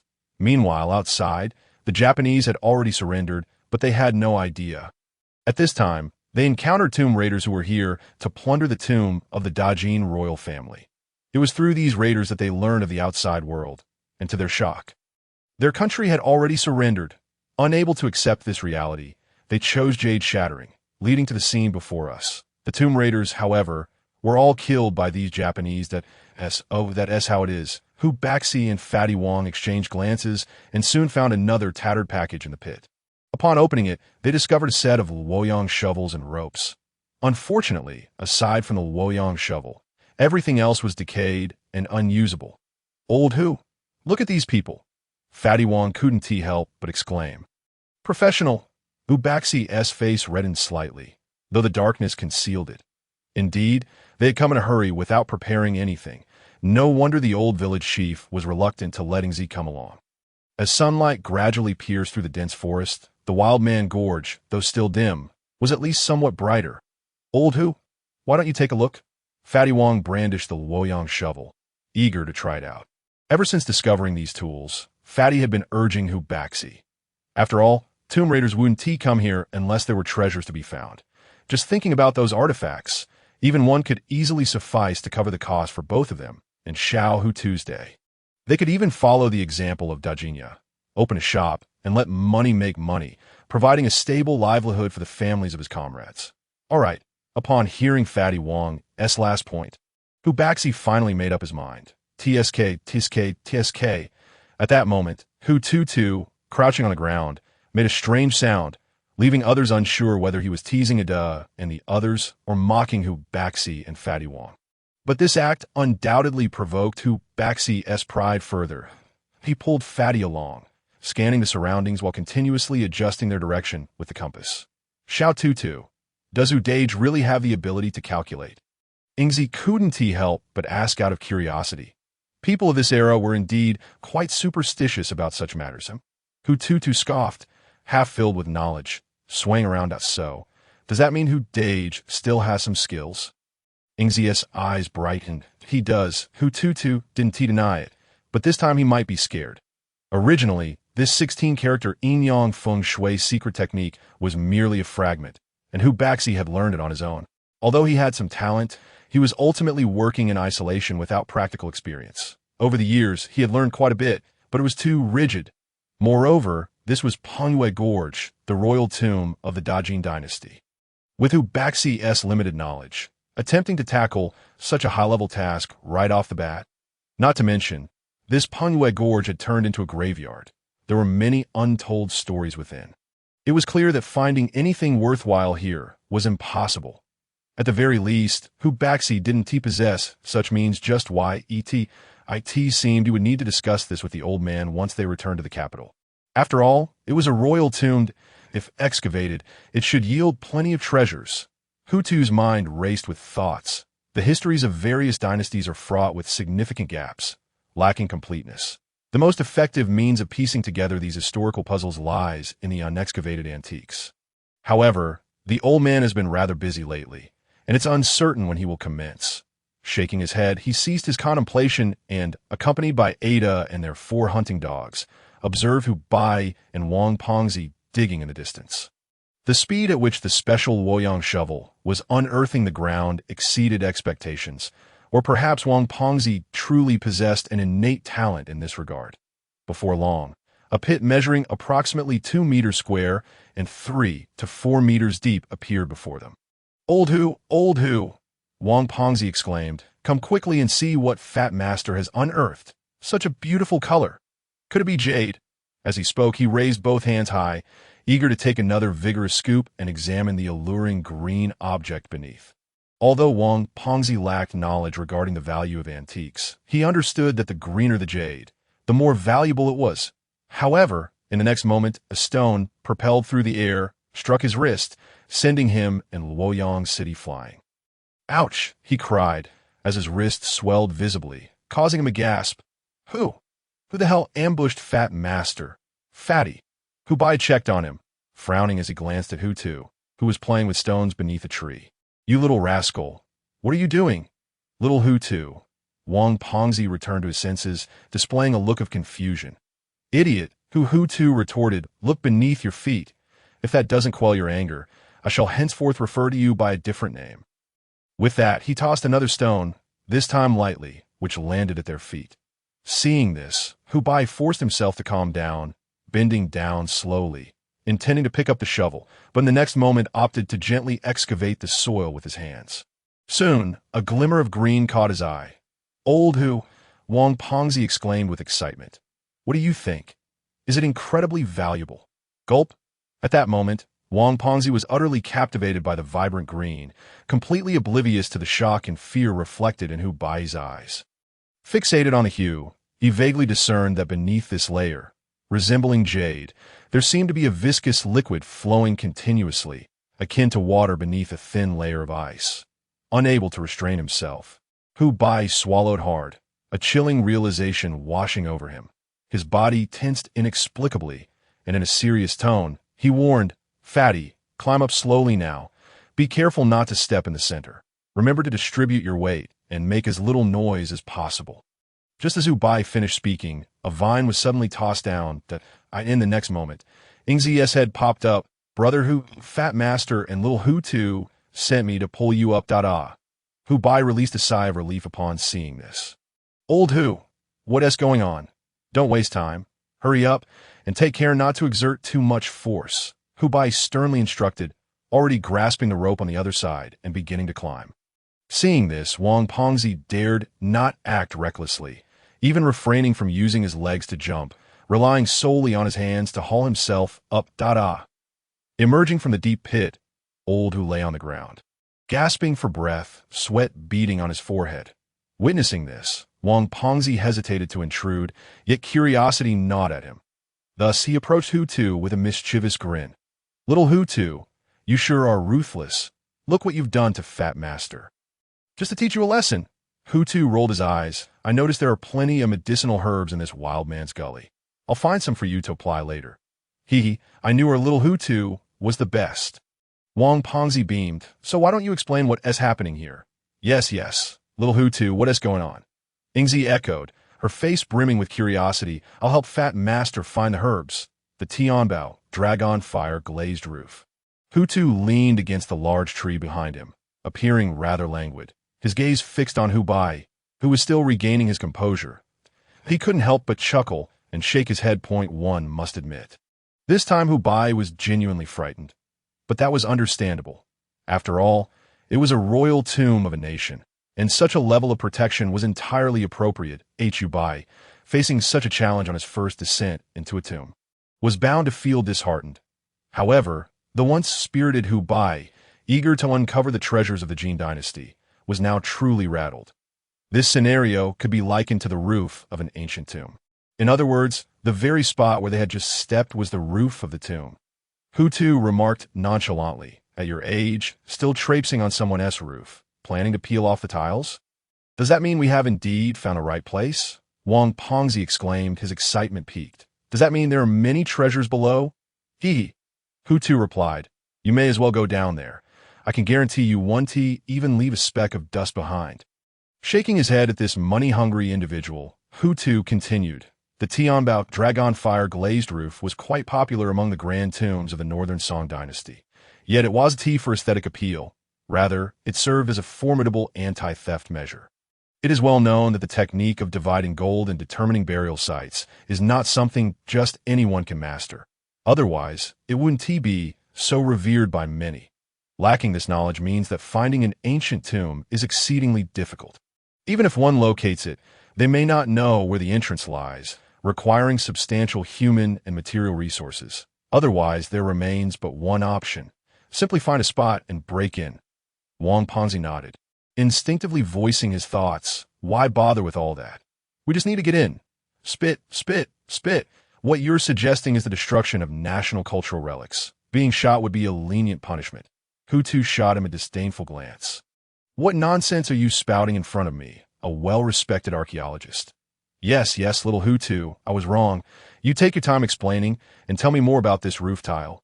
Wang Pengzi had this commendable trait. He readily admitted his mistakes, but promptly forgot and repeated them. Hu Tutu, uninterested in such trivialities, continued, "The Tianbao dragon fire glazed roof is essentially like placing a glass bowl upside down on a table. Inside is the burial chamber, yet it is covered by this fragile, thin bowl. The reason for its jade-like green color is that within this hollow layer lies an extremely rare and fearsome substance known as Western Region Dragon Fire Oil. Its method of production has been lost to time, and no one knows how to recreate it.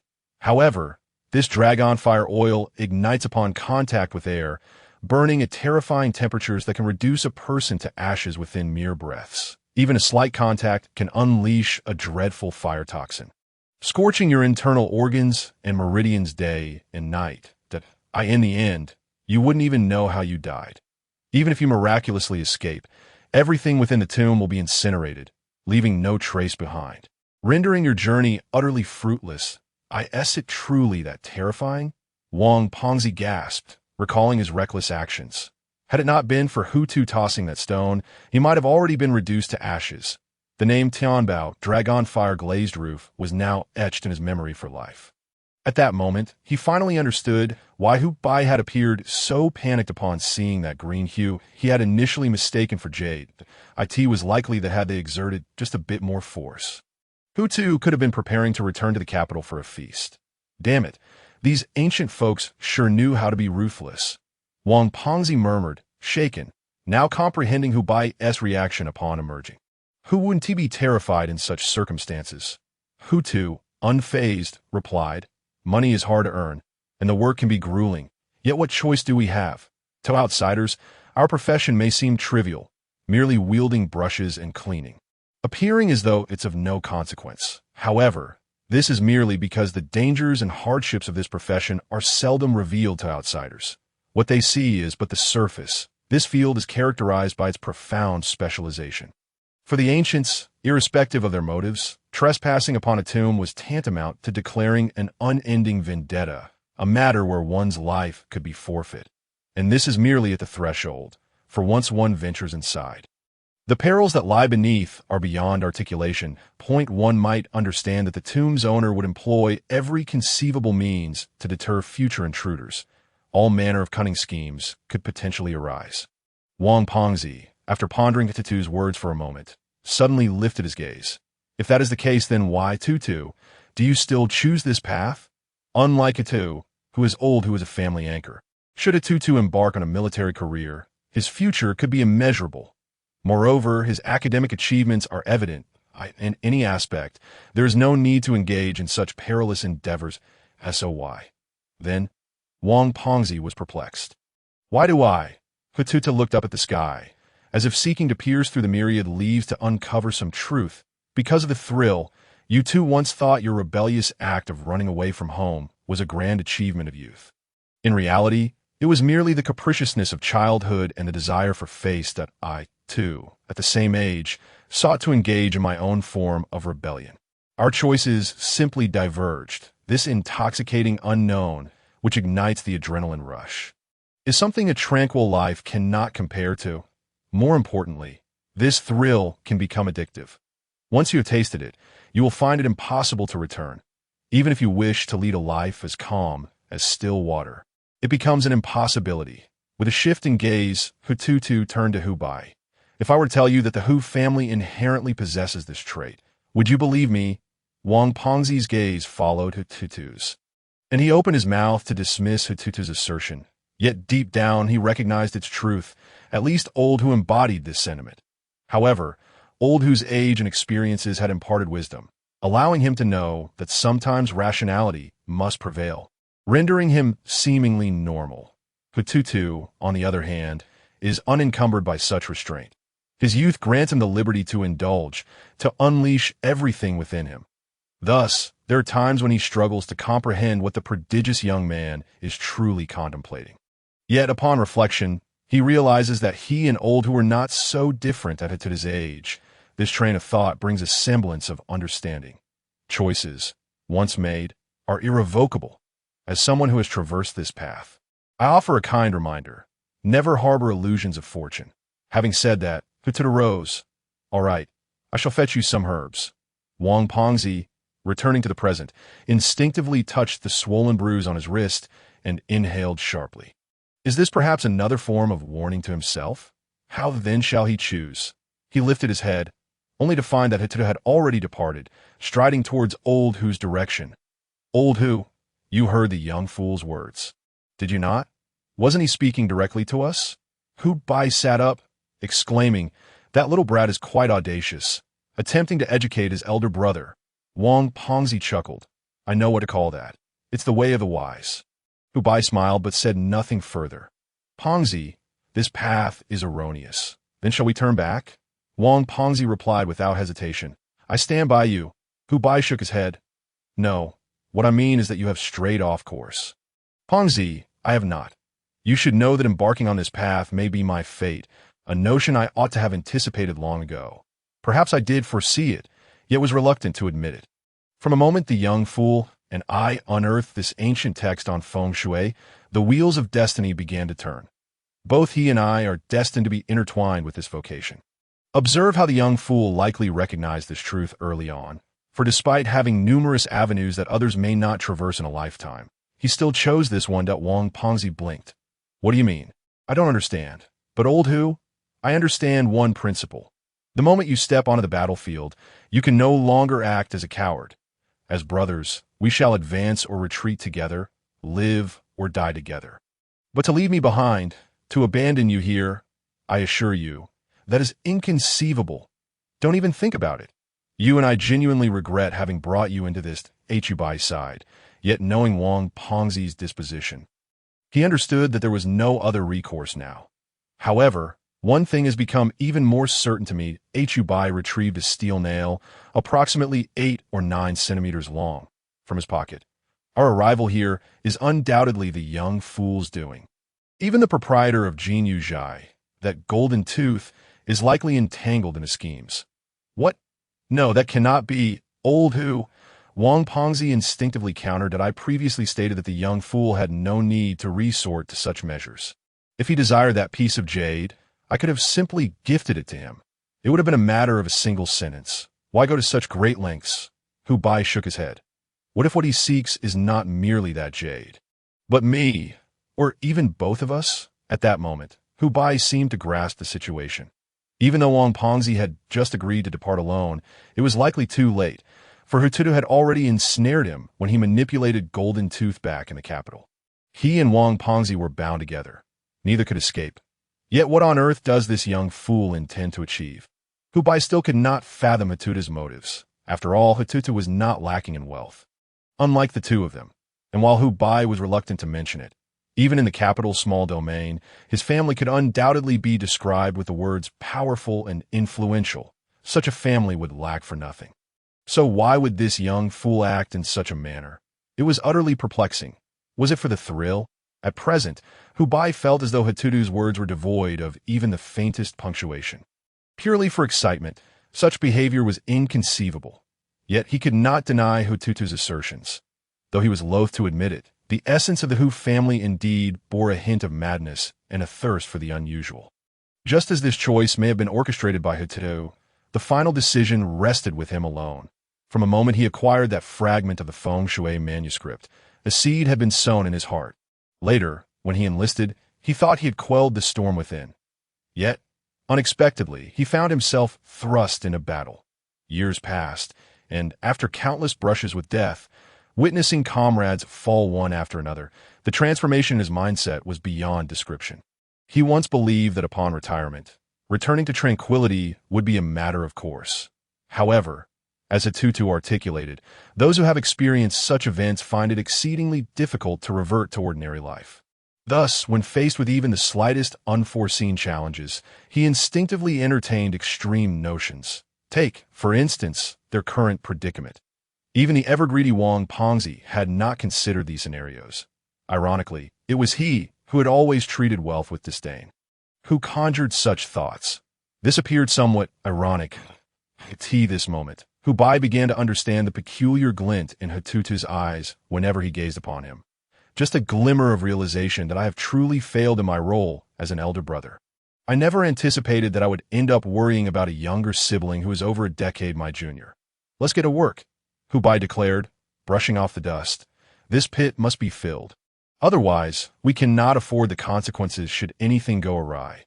Wang Pengzi nodded, refraining from further inquiries, for he knew his mind was ill-suited for such convoluted thoughts.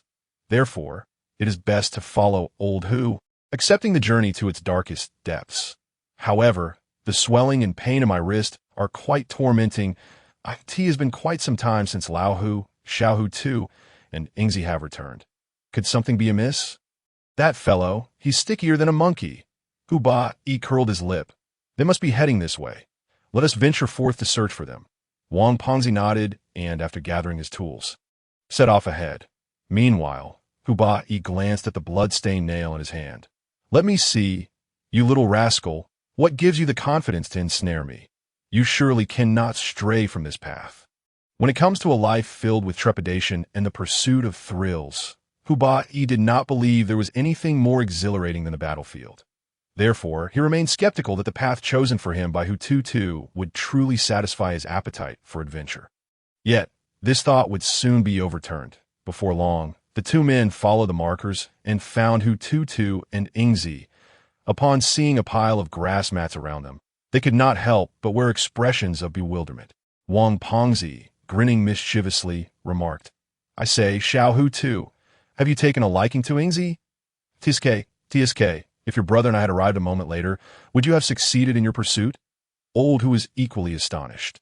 While Ingzi blushed and fumbled for words, unable to explain, Hu Tutu promptly seized a handful of herbs and shoved them into Wang Pengzi's mouth. He had realized that this rotund fellow, was merely retaliating for the earlier injury. The intense bitterness contorted Wang Pengzi's face. Yet he understood that these herbs were meant for healing, and ultimately forced himself to chew and swallow. Hu Tutu and Ingzi exchanged peculiar looks upon witnessing this. Ingzi, what is the matter? Hu Ba inquired, puzzled. Is there an issue with the herbs? The herbs are not the problem. Ingzi shook her head. However, fat brother, those herbs are meant for external application, promoting blood circulation and alleviating pain. After chewing, they should be applied to the wrist for relief. However, Wang Pengzi had already swallowed them whole and was about to speak when Hu Tutu poured water down his throat. Wang Pengzi's eyes widened in disbelief as he gulped audibly. Observing this, Hu Ba felt quite helpless and covered his head, aware that Hu Tutu's actions posed little danger. Nevertheless, he asked for Wang Pengzi's sake, at least to prepare him mentally. If you swallow it, there should be no serious issue. Ingzi contemplated before speaking.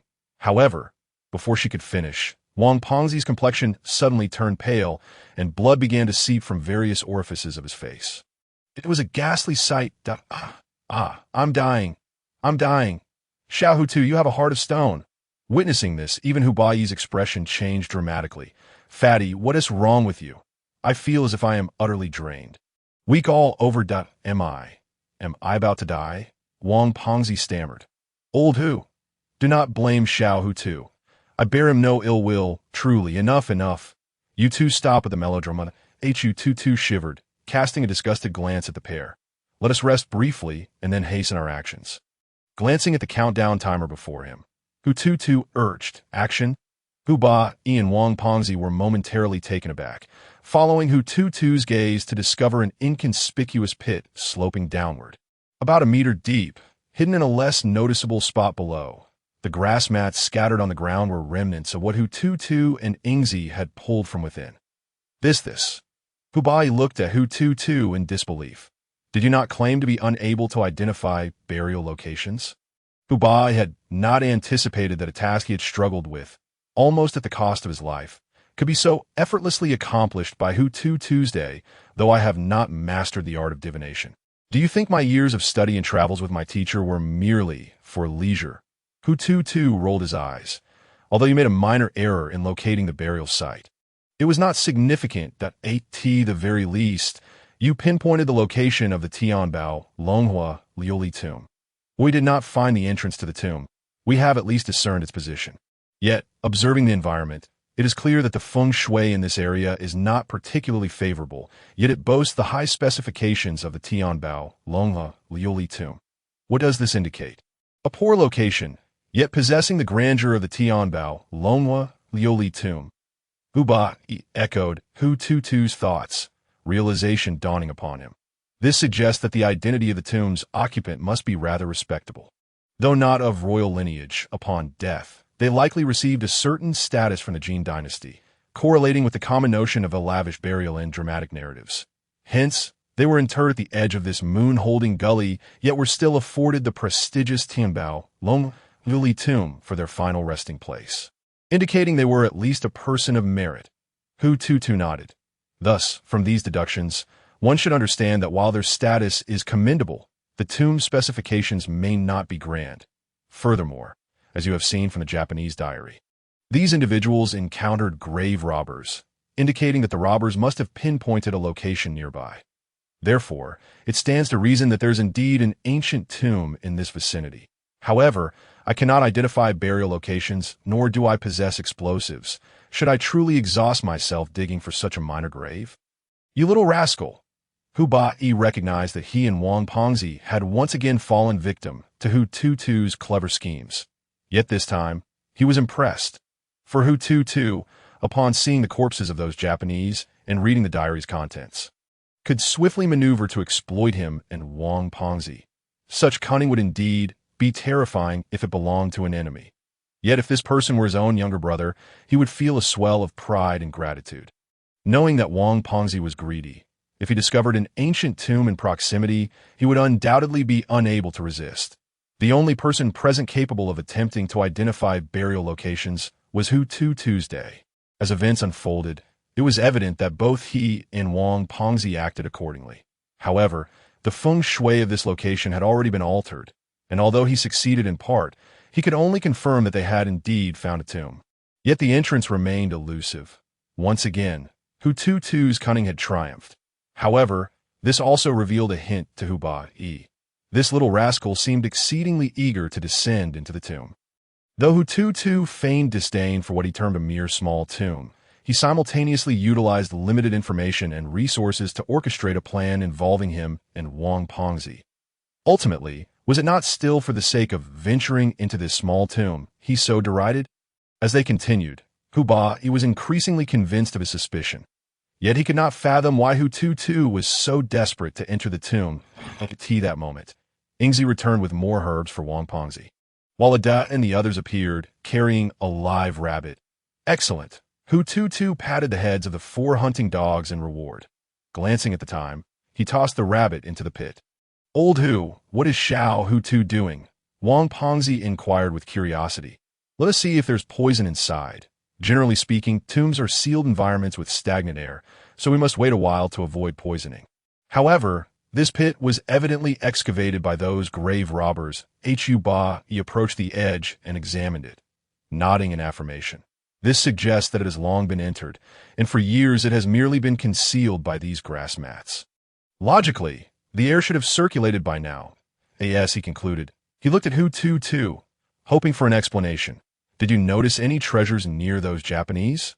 Hu Tutu glanced at Hu Bai and replied. Would they not have taken the treasures after capturing those grave robbers? However, the pit contains nothing, indicating that the group of grave robbers did not venture in completely. This is but one aspect. Hu Bai nodded thoughtfully, gesturing for Hu Tutu to continue. Furthermore, you have recognized the Tianbao Dragon Fire Glaze Dome and are aware that it is crafted from the oil of Western Region Fire Dragons. Yet, you are only partially informed.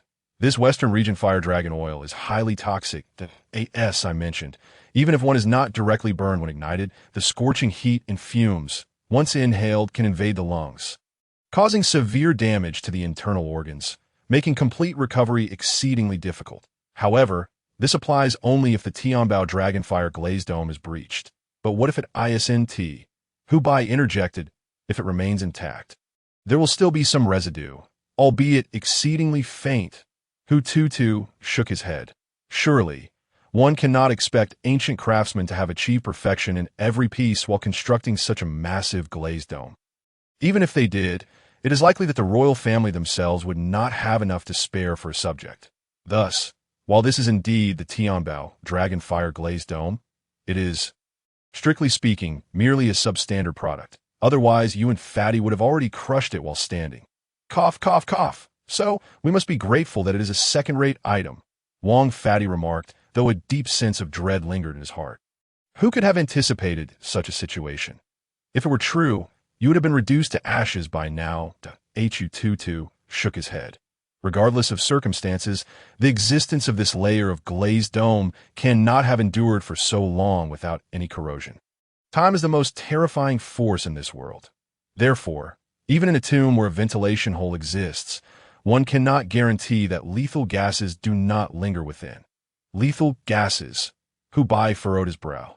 Thus, even if a rabbit remains unharmed, and the oxygen within the tomb is ample, we cannot ensure it is truly cleaned out, of course. Your reasoning is quite sound.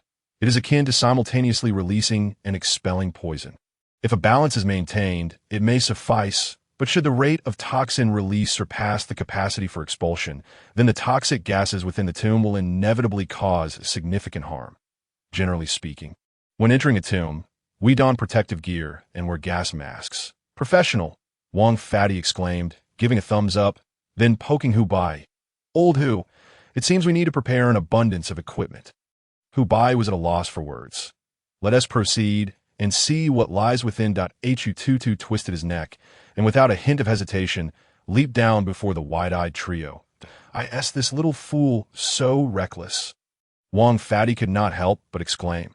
Let us go, Hu Bai asserted. If we are to be precise, he is the most knowledgeable among us. Hu Bai trusted Hu Tutu would not gamble with their lives. His dissent indicated the absence of danger. Brother Hu, I want to go down too. Ingzi removed her hunting rifle. I can protect you. All right, but what about the horses and Ada? Hu Bai felt a pang of worry. Do not fret. Ada and the others can be set free. Once we are out, I will whistle, and they will return. Ingzi smiled, then unfastened the chain around Ada's neck. As they descended through the opening. Darkness enveloped their vision. A pungent odor of decayed wood, accompanied by a damp sensation, assaulted their nostrils. In that moment, all three were compelled to cough. Whoosh! A beam of light illuminated the surroundings, prompting Hu Tutu to look at the trio incredulously. Playing hide and seek? Why not use the flashlight? Imitating Hu Tutu, the others found cloth to cover their mouths, or used their clothing to shield their noses, cautiously shining their flashlights around that a corridor of bluestone bricks led into the endless darkness.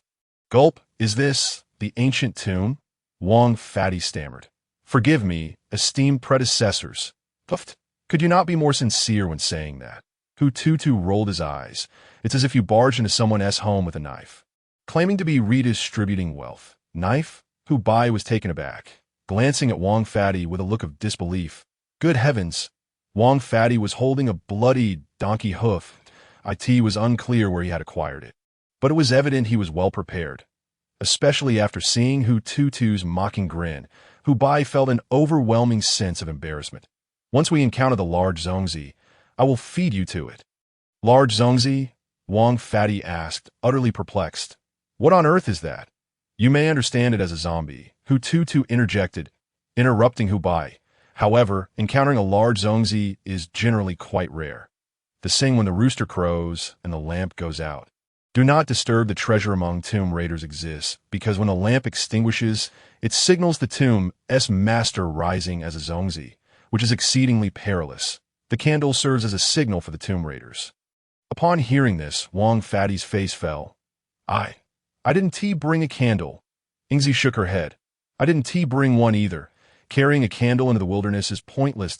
Hu Bai touched the leather bag at his waist. Remaining silent, for reasons unknown, perhaps it was fate, he had brought one. Was it destiny or merely his own will? As Hu Tutu led the way, they delved deeper, soon coming upon a heavy stone door that had been opened. With the lid of the stone well also pushed aside, examining the traces left on the ground, Hu Tutu chuckled. It seems the grave robbers discovered by the Japanese had some skill. They managed to push aside the stone lid without damaging the blue stone bricks beneath, then opened the stone door. Quite intriguing to Hu Bai nodded thoughtfully. The weight of this stone lid is extraordinary, and it possesses grooves that allow it to be opened without damaging the surrounding tomb door, which is indeed remarkable. Wang Fatty was about to inquire further, but upon seeing Hu Bai's gaze, he quickly silenced himself. They passed through the tomb door into the burial chamber. This was Hu Bai's first time witnessing and experiencing it firsthand, although it was barren and devoid of any items. For Hu Bai, everything brimmed with wonder and novelty. This feeling was wonderful. Hu Tutu seemed to anticipate Hu Bai's sentiments. This is the allure of the underground world. The underground world? Hu Bai pondered Hu Tutu's words. Just then, Wang Fatty suddenly shouted in shock. Looking over, Hu Bai found himself speechless. Those are merely murals and stone carvings. What a fright. No, these things are quite terrifying. Wang Fatty shivered. However, here, he did not speak. The glimmer in his small eyes made it clear what he was contemplating. Let us not forget, others have already come before you. Hu Bai could not help but remark, it seems there are paintings on the wall. Ingzi observed, gazing curiously at Hu Tutu. Yes, generally. If murals appear in a burial chamber, they often depict the great deeds or life story of the tomb's master. Hu Tutu stepped forward to examine. From the content of these murals, it is evident that most portray scenes of battle, with figures clad in armor and wielding weapons, indicating that the tomb's master was a warrior. Thus, the majority of these murals depict martial exploits. Clatter! Bang! At that moment, an odd sound echoed, and they turned to see Wang Fatty had, unbeknownst to them, entered a side chamber of the tomb. The source of the noise had come from there. Damn it, that fat man! Hu Bai's expression shifted.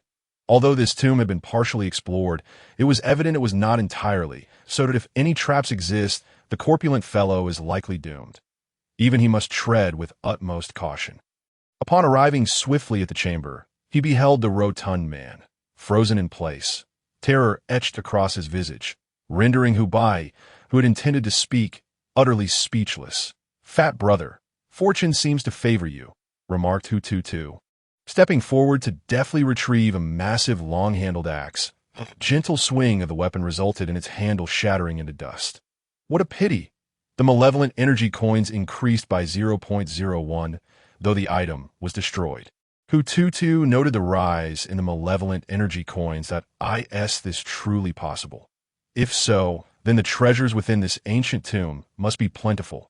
Initially, he believed that only items with a significant history, stories, or value could augment the malevolent energy coins. However, it now appeared he had overcomplicated matters. How foolish of me! Had I known this sooner, I could have saved myself years of wasted effort. Naive Ji Shui and that incessantly vengeful filial son. I must take it upon myself to educate you both properly this time. At that moment, Wang Pengzi snapped back to reality, lamenting, "You nearly scared me to death. You didn't see it, but that great axe was standing upright. And as I approached, it came crashing down. Had I been just a moment slower, my skull would have been shattered. Rest assured," Hu Bai reassured him, "given the degree of corrosion it has suffered, it would only have left you with a bruise at most." There would be no other issues. That he then delivered a sharp kick to the rotund man, exclaiming, "Can't you behave yourself? Do you think this is your backyard? Seeing such items, you act recklessly as if you wish to court death." "No, old Hu, it's just that I'm so thrilled. Look at all these weapons. How can we not take them with us?" The rotund man appeared utterly consumed by greed, oblivious to the fact that he had just escaped death. Observing his foolishness, Hu Bai shook his head. This fellow's issues ran deeper than he had anticipated. If I am indeed to traverse this path in the future, I must seriously contemplate how to handle the rotund man. "Listen, fat brother," Hu Tutu cautioned, "the very essence of tomb raiding lies in the word raid. Do you understand? In other words, if I were to break into your home to steal a box of tapes, would it be less conspicuous to take just the tapes or to abscond with the entire vehicle selling them?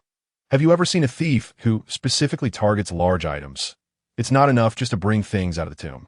You must actually carry them away. If there's no market for them, you'll need to return to the capital with them. If you carry these items, do you believe you could escape the village without being caught?" The rotund man's expression turned awkward. "Then, are these items valuable? In that case, you might as well guard this ancient tomb for a lifetime," Hu Tutu replied, shaking his head, dismissing the rotund man. "What does it matter whether something is valuable if it cannot be taken? Why cling to such trivialities? It's truly absurd to be entangled in a debate over worth." Seeing that Hu Tutu had ceased engaging with him, Wang Pengzi shifted his gaze to Hu Bai, only to find that Hu Bai wouldn't even spare him a glance. This left Wang Pengzi feeling helpless as he turned to Yingzi, who returned a look of sympathy. Meanwhile, Hu Bai began to appraise the numerous artifacts within the tomb. Deep in thought at the murals he had observed upon entry or the hundreds of weapons and armor in the chamber, they all confirmed Hu Tutu's earlier assertions. While the identity of the tomb's owner remained unclear, he was undoubtedly a martial general, likely entrusted with significant responsibilities by the imperial court. It was quite probable that he had perished on the battlefield, sacrificing himself for his country. Only such a fate could warrant such honor. Although the weapons and armor had largely succumbed to corrosion, it was evident that those chosen as burial goods were far from ordinary. Yet, as Hu Tutu had stated, even if these items were in pristine condition, they could not be taken away. Just look at how the tomb raiders of your had no intention of claiming these items. They are far too conspicuous that to sell them discreetly would be utterly impossible, and one could hardly fathom how to explain it afterward. With these thoughts in mind, Hu Bai began scanning the surroundings. Where is that insufferable brat? Upon entering the tomb, he seems to have transformed entirely. At that moment, Hu Tutu appeared to embody a different Wang Pengzi altogether. He examined every item with great curiosity, yet unlike Wang Pengzi's insatiable greed, Hu Tutu's fascination seemed to stem from an almost obsessive appreciation for the antiques, rather than their intrinsic value. Unbeknownst to him, Hu Bai ceased to scrutinize the artifacts within the tomb, instead focusing intently on Hu Tutu. He hardly recognized his younger brother, having been away from home for over a decade. He could scarcely recall what Hu Tutu looked like. Otherwise, their initial encounter at the train station would not have been so chaotic and could see this moment. Hu Tutu was a far cry from the person he once knew. It was an indescribable sensation that Hu Tutu seemed to have entered his own world, indifferent to the chaos surrounding him. His hands caressed one antique after another, despite the dust and evident deterioration. Yet his eyes sparkled with enthusiasm. With each item he admired, his malevolent energy coins surged. Plus 0.05, plus 0.17, plus 0.11, while the values were modest, indicating a lack of particularly valuable items. The sheer quantity was remarkable, with hundreds of weapons and armor, along with numerous jars and containers. It was a veritable bonanza. Hu Tutu could hardly contain his excitement, yearning to bypass the cooldown period and plunge directly into the world of Naruto. How many years had passed since he had felt this way? What had he been so cautious about? Now, at last, he had amassed sufficient malevolent energy coins, which meant he could finally make his mark in the Naruto world. The Uchiha disgrace. The Uchiha failure. Although the reality was quite different. Being labeled as such over the years had left him feeling quite discontented. After waiting all this time, he was finally poised for a comeback. Unbeknownst to him, not only did Hu Bai notice something amiss, but Yingzi and Wang Pengzi also paused to join Hu Bai's side. Old Hu, what's wrong with little Hu? Yes, brother Hu, do you think Tutu has been affected? Yingzi expressed her concern that Hu Bai glanced over and shook his head. I don't know. But little Hu doesn't seem like someone who would want to sell these items for money, Wang Pengzi remarked. Although Hu Tutu appeared to admire each artifact with great appreciation, he merely picked them up, examined them briefly, and set them down. This cycle continued until, after more than an hour, he finally came to a stop. Yet he had meticulously examined every antique in the chamber. Even the fragments had been carefully categorized and organized. Witnessing this scene left the three of them utterly perplexed, but it was clear that Hu Tutu was overjoyed. Indescribably so. 17 malevolent energy coins. How could he not be thrilled? After all, with the help of Liu Xi, he had spent years accumulating only 10 malevolent energy coins. Now, in a mere inconspicuous general's tomb, he had acquired 17. What a bountiful harvest. Why are you all staring at me? Little Hu, are you all right? Wang Pengzi asked, perplexed. Could it be that this tomb harbors some malevolent spirit, causing something sinister to possess him? As he spoke, the stout man rummaged through his backpack, seemingly in search of something. If you dare to take out your black dog blood and splash it on me, I shall ensure you accompany the owner of this tomb. How did you know? Wang Fatty asked, somewhat astonished at so it is you, fat brother, Yingzi exclaimed, her voice laced with exasperation. Just yesterday, Aunt Lu mentioned that their big black dog had gone missing. Turns out, you were the one who killed it. No, that's not true. I merely took a bit of blood and bandaged it up, but it was too weak, so it's hiding in the rocky forest behind the village, Wang Fatty hurriedly clarified. However, he soon turned to Hu Tutu, realizing, how did you know that I still had black dog blood stashed away? The stench of black dog blood is quite potent. It's not difficult to discern, Hu Tutu replied, rolling his eyes. Even if you buried it at the very bottom of your bag, it would still be evident that fine, Wang Fatty said, scratching his head awkwardly under Hu Bai's sharp gaze. But speaking of Hu Lai, this general is quite impoverished. What kind of haphazard items are buried with him? Where are the gold and jewels? I assent, he a great general. This is rather pathetic. Hu Tutu chose to ignore Wang Fatty's remarks, instead casting a glance at Hu Bai it seemed. Whether influenced by Wang Fatty or not, Hu Bai should at least possess some discerning ability regarding ancient artifacts. Yet, he appeared to overlook everything, as if nothing caught his eye. The weapons and armor could not be taken out, but surely, the various bottles and jars scattered around were still viable options.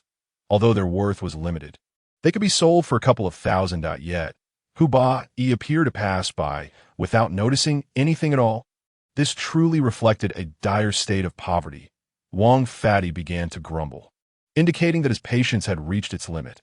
How strange. Since this is an ancient tomb, why is there no coffin in sight? Yingzi inquired curiously. Surely, they haven't taken the coffins out, have they?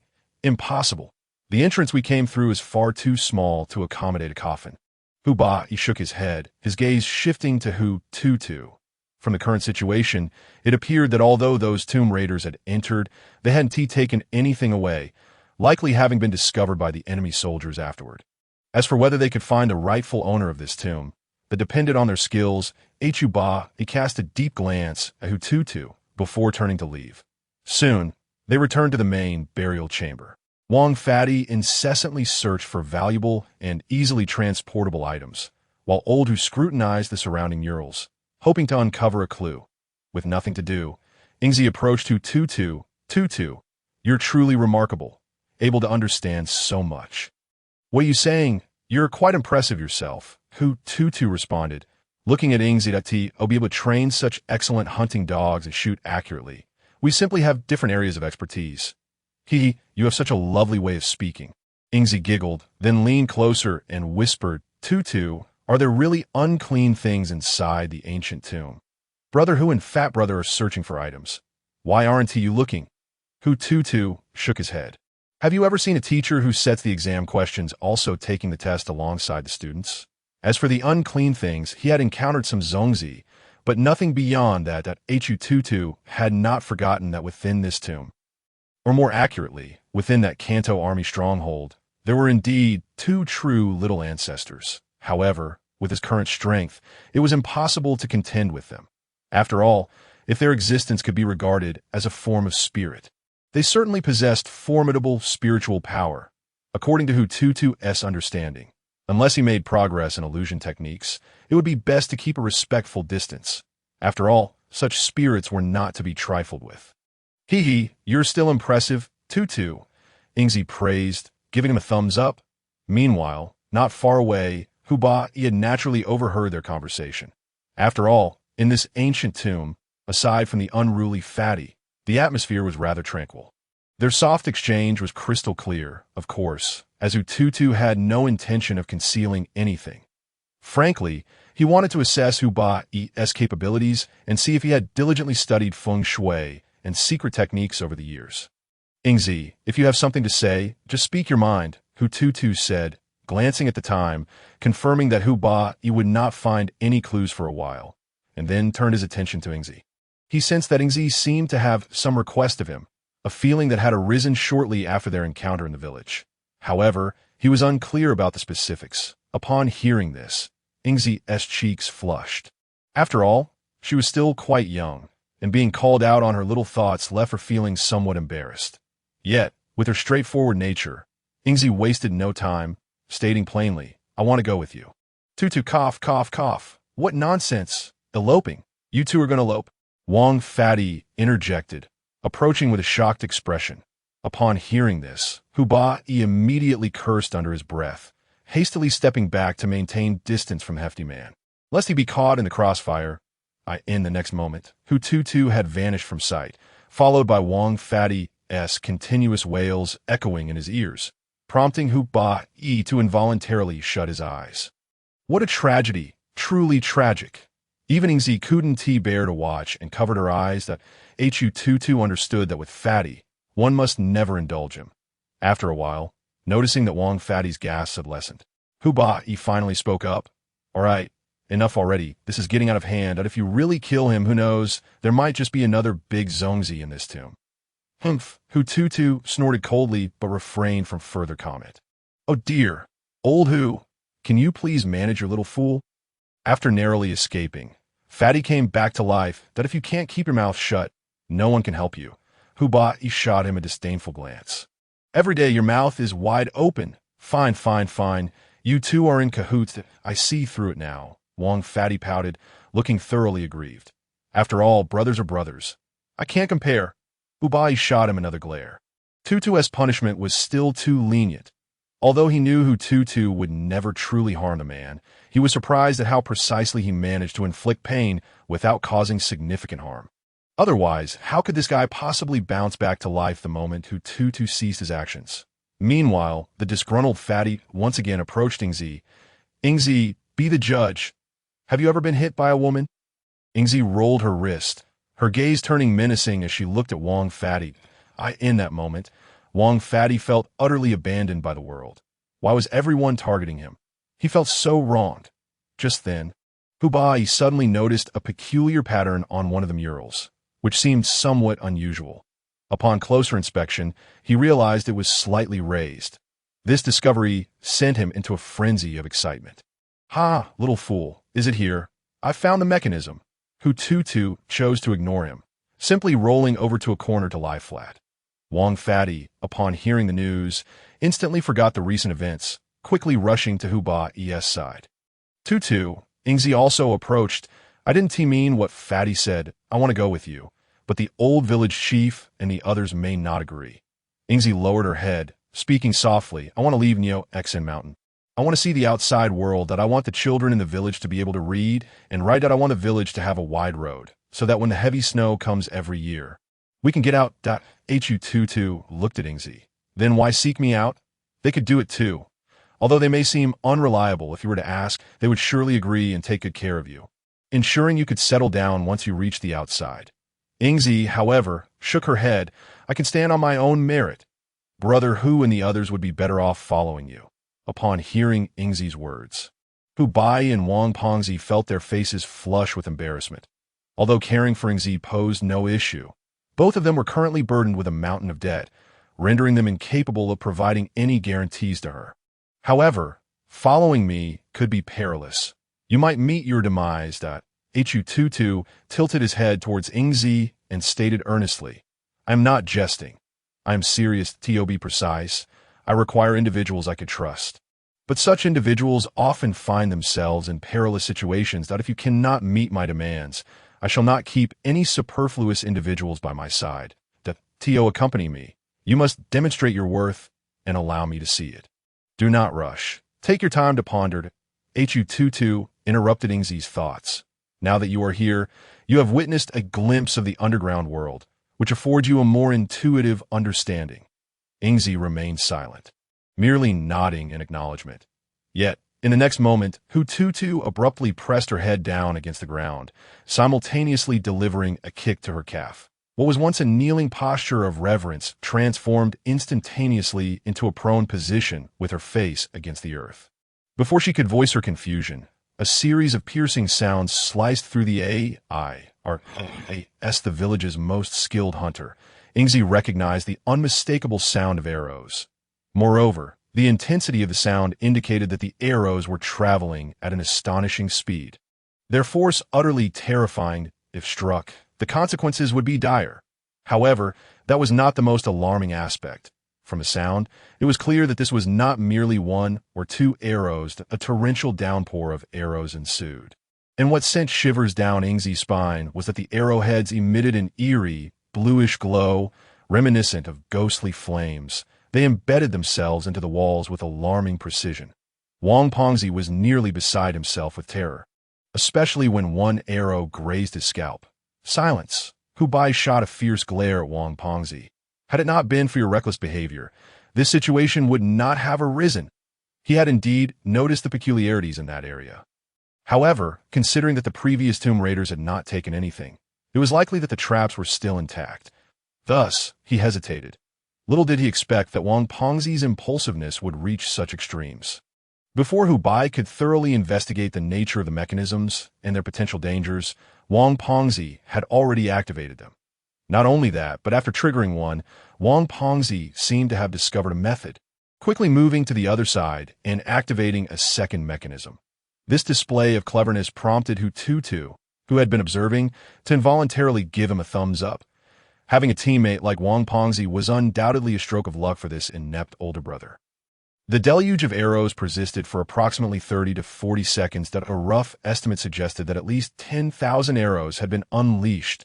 Goodness, even Zhuge Liang would not have had as many as you. Wang Pongzi, Hu Tutu pulled Ingzi up and glanced at Hu Bai and Wang Pongzi. Thankfully, the design of the traps allowed for parallel shooting rather than diagonal shots from above. Otherwise, you would have been dead by now. Thanks to this design, all they needed to do was stay low to the ground to evade the arrows. Otherwise, the outcome could have been dire. And oh wonder you were lying on the ground. "I thought you were simply tired," Hu Bai remarked to Hu Tutu. Upon hearing the sound of the mechanisms tightening, he instinctively sought Hu Tutu for a solution, despite his reluctance to admit it. He realized that he was indeed inferior to this insufferable young man in many respects. He did not believe that Hu Tutu would abandon him to his fate. However, he was taken aback to find that Hu Tutu had already pulled Yingzi down to the ground. In that instant, Hu Bai had a flash of inspiration and mimicked Hu Tutu's actions, pulling Wang Pengzi down beside him and lying flat on the ground, as he witnessed the flurry of arrows flying past. Teetering on the brink of life and death, Hu Bai began to grasp a fragment of Hu Tutu's perspective. The underground world, it seemed to hold a certain allure. Meanwhile, Hu Tutu stood up, dusting off his pants. How exhilarating was that? Whoa, little fool. Quickly let your older brother see. Did I lose my hair? Wang Pengzi exclaimed, brimming with excitement. Do not worry, it will grow back, Hu Tutu reassured him, patting him on the shoulder.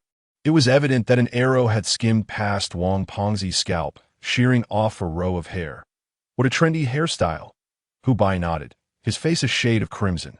Suddenly, the entire tomb chamber began to shake violently, as if the stones were on the verge of collapsing. Run! Hu Bai instinctively grabbed Wang Pengzi and dashed towards the entrance. Tutu! Yingzi, startled, grasped Hu Tutu's arm in an attempt to flee, but found herself unable to move him. It felt as if she were trying to pull a boulder. Tutu? Yingzi seemed to recall something extraordinary, her body trembling as she turned to look at Hu Tutu, exhaling in relief upon seeing him. Hu Tutu tilted his head, observing Hu Bai, who had reached the doorway. Goodness, he completely forgot about his younger brother. Truly, you are a remarkable elder brother. In this light, that Uchiha Shursui fellow seems to pale in comparison. Having reached the doorway, Hu Bai suddenly had an epiphany and turned back to run. Just in time, he encountered Hu Tutu, who was tilting his head at him. For a moment, Hu Bai felt as though there was no point in running. He might as well succumb to the impending doom. Just as he was about to speak, Hu Tutu turned and walked to the center of the tomb chamber. He surveyed his surroundings and finally settled beside a palm-sized stone lion. Giving it a gentle twist, crack, crack, he repeated the process with the other one. After completing this, the ground beneath them began to tremble. However, this tremor intensified, far more terrifying than the previous one, just as it seemed the chamber would completely collapse. The blue stone floor suddenly cracked open, and a massive coffin slowly rose to the surface. Witnessing this spectacle, Hu Bai, Wang Pengzi, and Yingzi were left utterly speechless.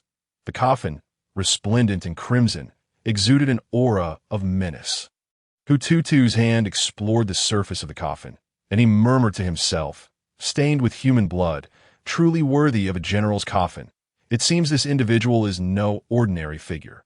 Even in repose, one can sense this formidable malevolence. Retracting his fingers and examining his slightly swollen fingertips, Hu Tutu shook his head.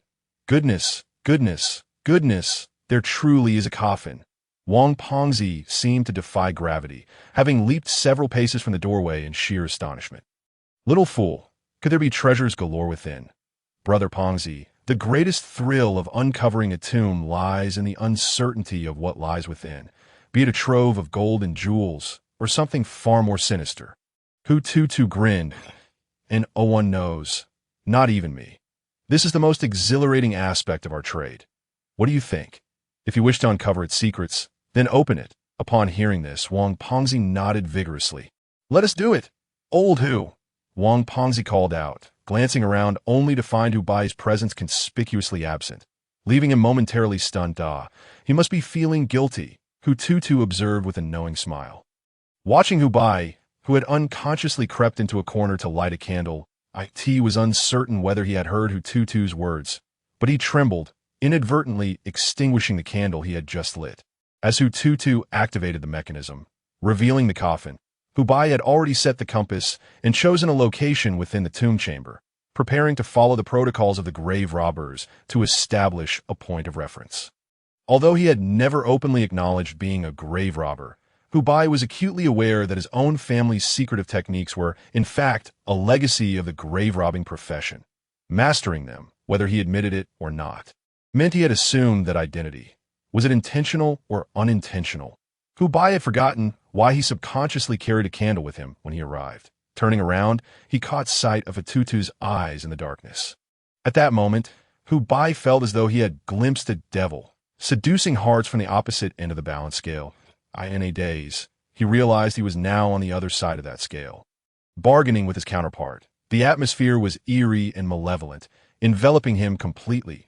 As the scale tilted, he noticed the devil's eyes gradually turning a sinister shade of crimson, evoking an even more wicked and vicious aura. At that instant, Hu Bai was truly afraid. Old Hu, what's wrong with you? Wang Pongzi had approached, waving his hand, and upon seeing no response, was about to try waking Fan Jin in another manner. However, Hu Bai roused himself. Get lost, he grumbled, then stepped in front of it. What is it? Hu Tutu replied with a smile that you're not going to ask if there are treasures in this coffin. Are you? For a moment, Hu Bai was at a loss for words on how to communicate with Hu Tutu. Perhaps every encounter they had since their reunion had been like this, after more than a decade apart. Even if they were blood brothers, what did it matter? Tutu, what is the purpose of this candle? Ingzi curiously inquired. If you want to illuminate the darkness, I can hold it for you. Placing it so far away is ineffective. As she spoke, she reached out to retrieve it and Onid. Hu Tutu waved his hand, signaling Ingzi to refrain from moving. As the saying goes, a person lights the candle, and a ghost blows the lamp. That it was an unwritten rule among the treasure seekers that each time they entered a tomb, they would light a candle in the southeast corner of the chamber. Once the candle extinguished, any treasures taken from the tomb must be set down, and the intruders must retrace their steps.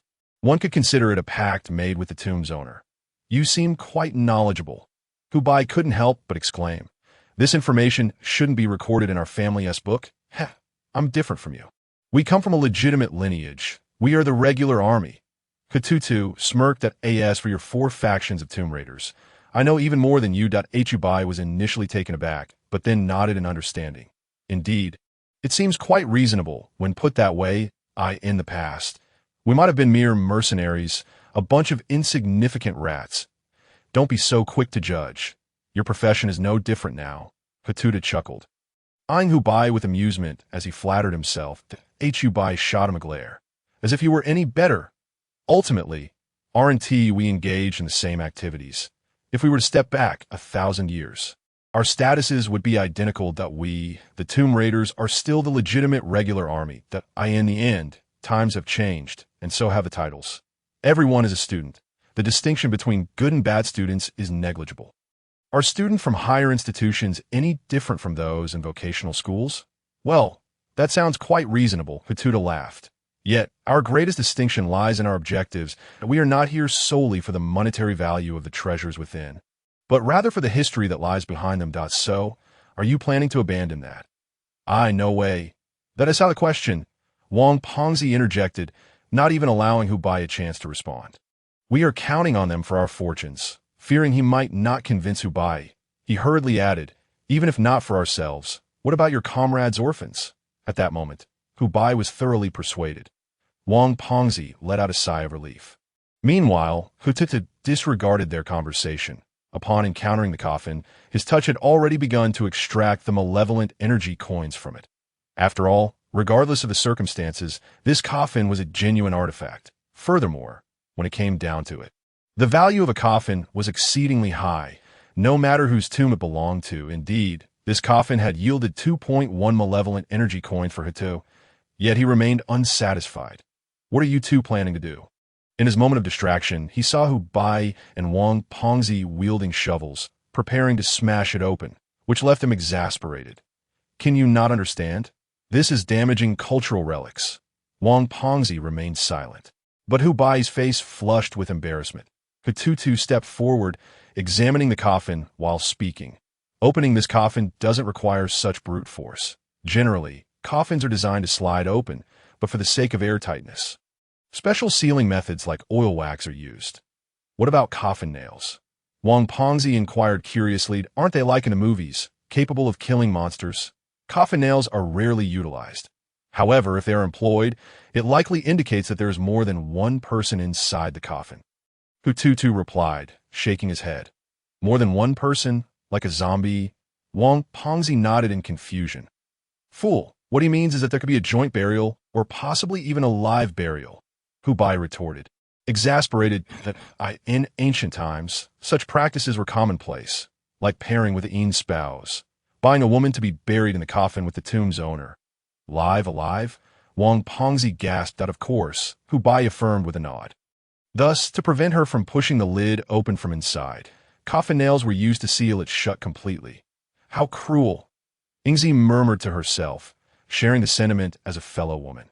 Since this tomb was likely built for royalty, it wouldn't contain such horrors. The coffin should simply slide open. As they spoke, Hu Tutu approached the coffin, exerting force with his palm. The heavy lid emitted a piercing sound before slowly yielding.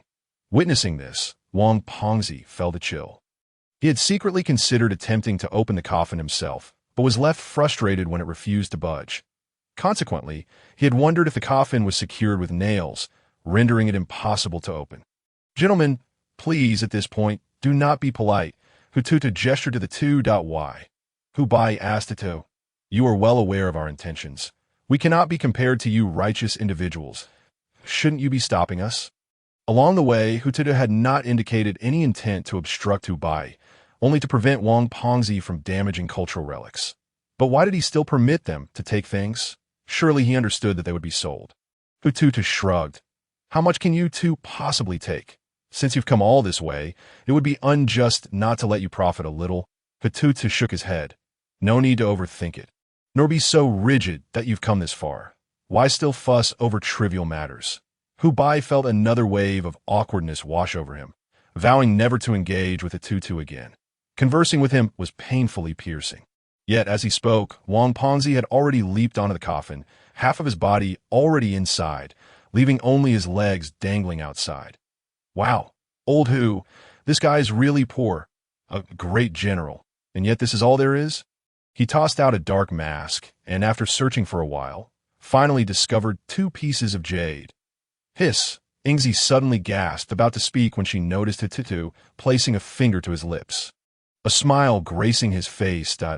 In an instant, she fell silent, stepping closer to Hu Tutu to avoid any unexpected incidents. Hu Tutu smiled, glancing at the flickering flame that was as though a captivating dancer was gracefully twirling. Yet regrettably, no one was there to appreciate her artistry. "Look at this, you!" Wang Pengzi exclaimed with excitement. "What do you think of this?" Liu Hu took the 2 jade pieces and scrutinized them under the flashlight. Their lustrous texture and fluorescence thrilled him. Indeed, remarkable treasures. As he spoke, he glanced at Hu Tutu, hoping for some insight. Undoubtedly, these were exquisite artifacts. The craftsmanship of the jade clearly suggested a royal origin, likely bestowed as imperial gifts. The fact that the tomb owner chose them as burial companions underscores their immense significance. Their value was indisputable. Generally speaking, for a tomb owner to select personal burial items, they must possess either the utmost rarity or hold special meaning for him.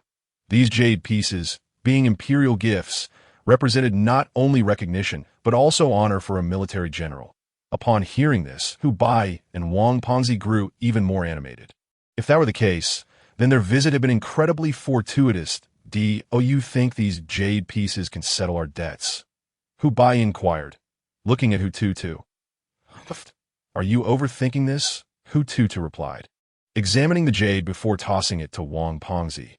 "The value of these 2 pieces is at most 5,000 to 8,000. It cannot be higher." Although both men felt a twinge of disappointment upon hearing this, they remained exhilarated. 8,000 for such small items? In that moment, they exchanged glances, seemingly solidifying a mutual resolve. However, they failed to notice the sudden fear and panic etched on Ingzi's face. The candle had extinguished. Sensing something amiss, Hu Bai's expression shifted. "This is not good." Finally realizing the issue, Hu Bai stared rigidly at the snuff candle, caught in hesitation. The ancestral rules must not be broken. "Liu Hu, what kind of worthless candle did you buy? We are here to strike it rich, and yet you bring this 2-cent candle that is utterly unusable. It extinguishes at the slightest loss of oxygen." Well, fat brother knows about the role of oxygen." Hu Tutu teased lightly. Of course. The fatty shook his head. "It's common knowledge." With a thumbs up and a smile, Hu Tutu's expression struck Hu Bai as somewhat insincere. Realizing this, he took a deep breath. "Fatty, rules are rules. We cannot violate the traditions passed down through millennia." As he spoke, he moved to the southeast corner. "I will relight it. If it goes out again, We must leave immediately. All right, Wang Pongzi nodded affirmatively. Before long, the candle was relit, but whether it was mere illusion or reality, the entire tomb seemed to grow even chillier. No amount of thick clothing could stave off the piercing cold. There was no wind. Yet the candle's flame flickered with increasing peculiarity, dwindling in size, as though it were on the verge of extinguishing once more. This is not good, Hu Bai exclaimed urgently. We must return it. The tomb owner does not permit us to take it.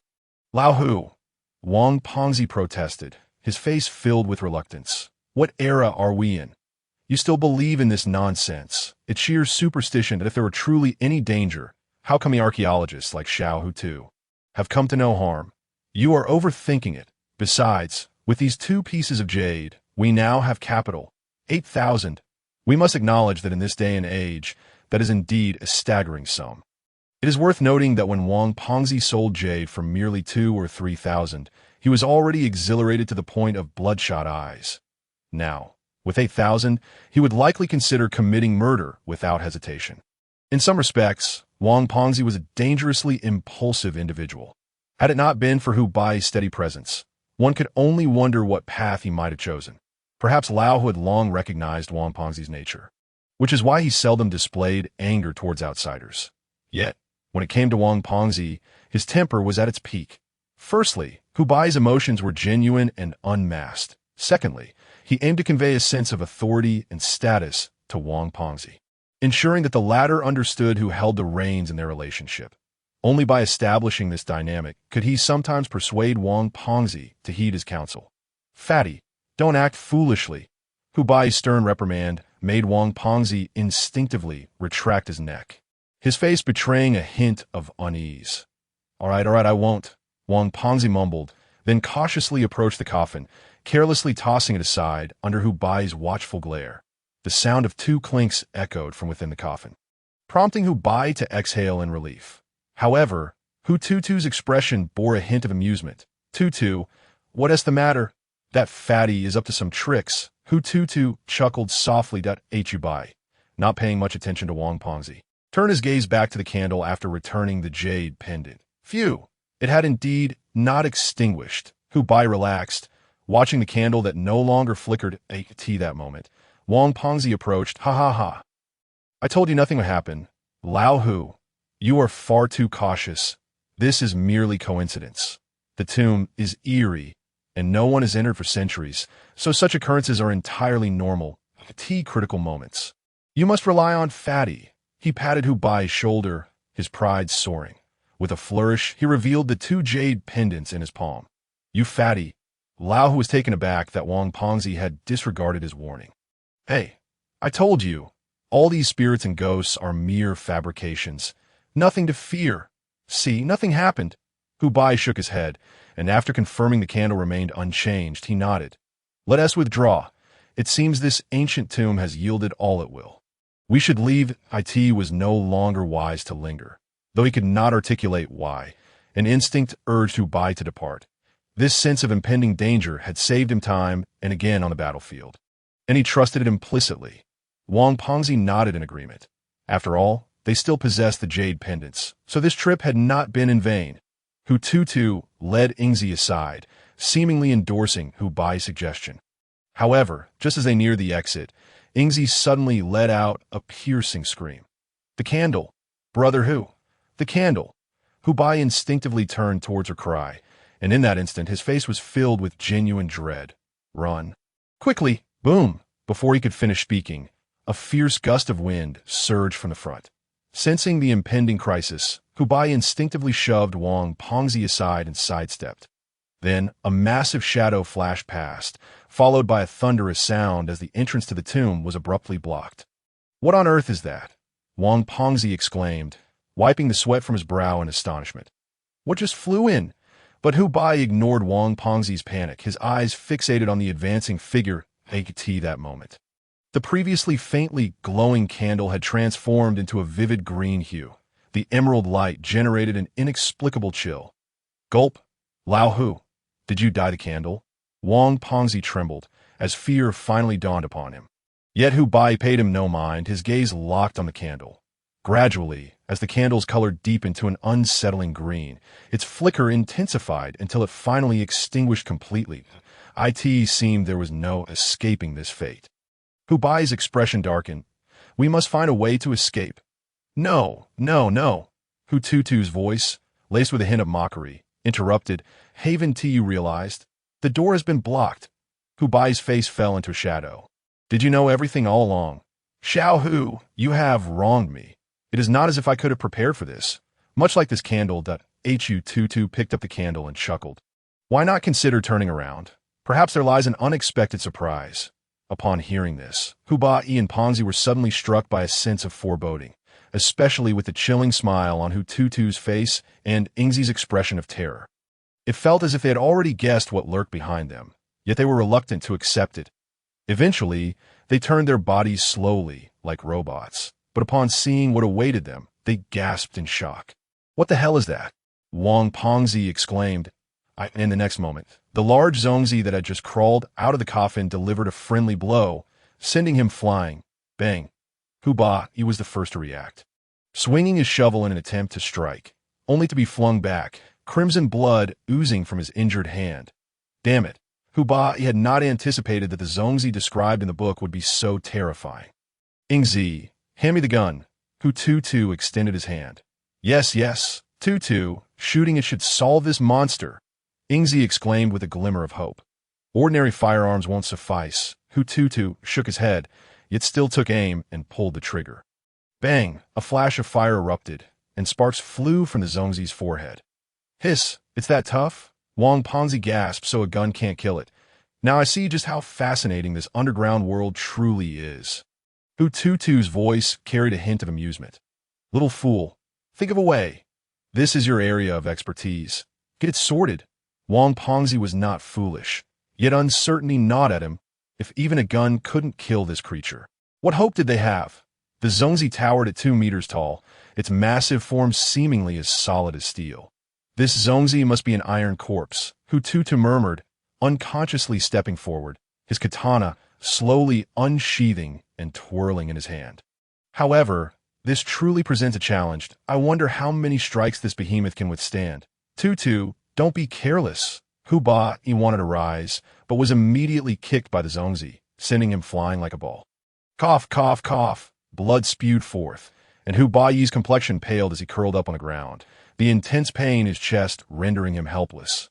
Yet, even in his agony, his gaze remained fixed on Hu Tutu and the Zongzi. Sensing the danger, the Zongzi abandoned its assault on Hu Bai and Wang Pongzi, slowly turning to fix its hollow, icy gaze on the source of the threat. In that moment, man and Zongzi stood face to face. Big guy, get ready. I'm coming. A fearless smile adorned Hu Tutu's face. Ingzi, take cover. Shooting won't work. Roar. The Zongzi bellowed, and the aura of malevolence surrounding it thickened. Observing this, Hu Tutu's blade glimmered as he lunged fiercely at his opponent. Thud.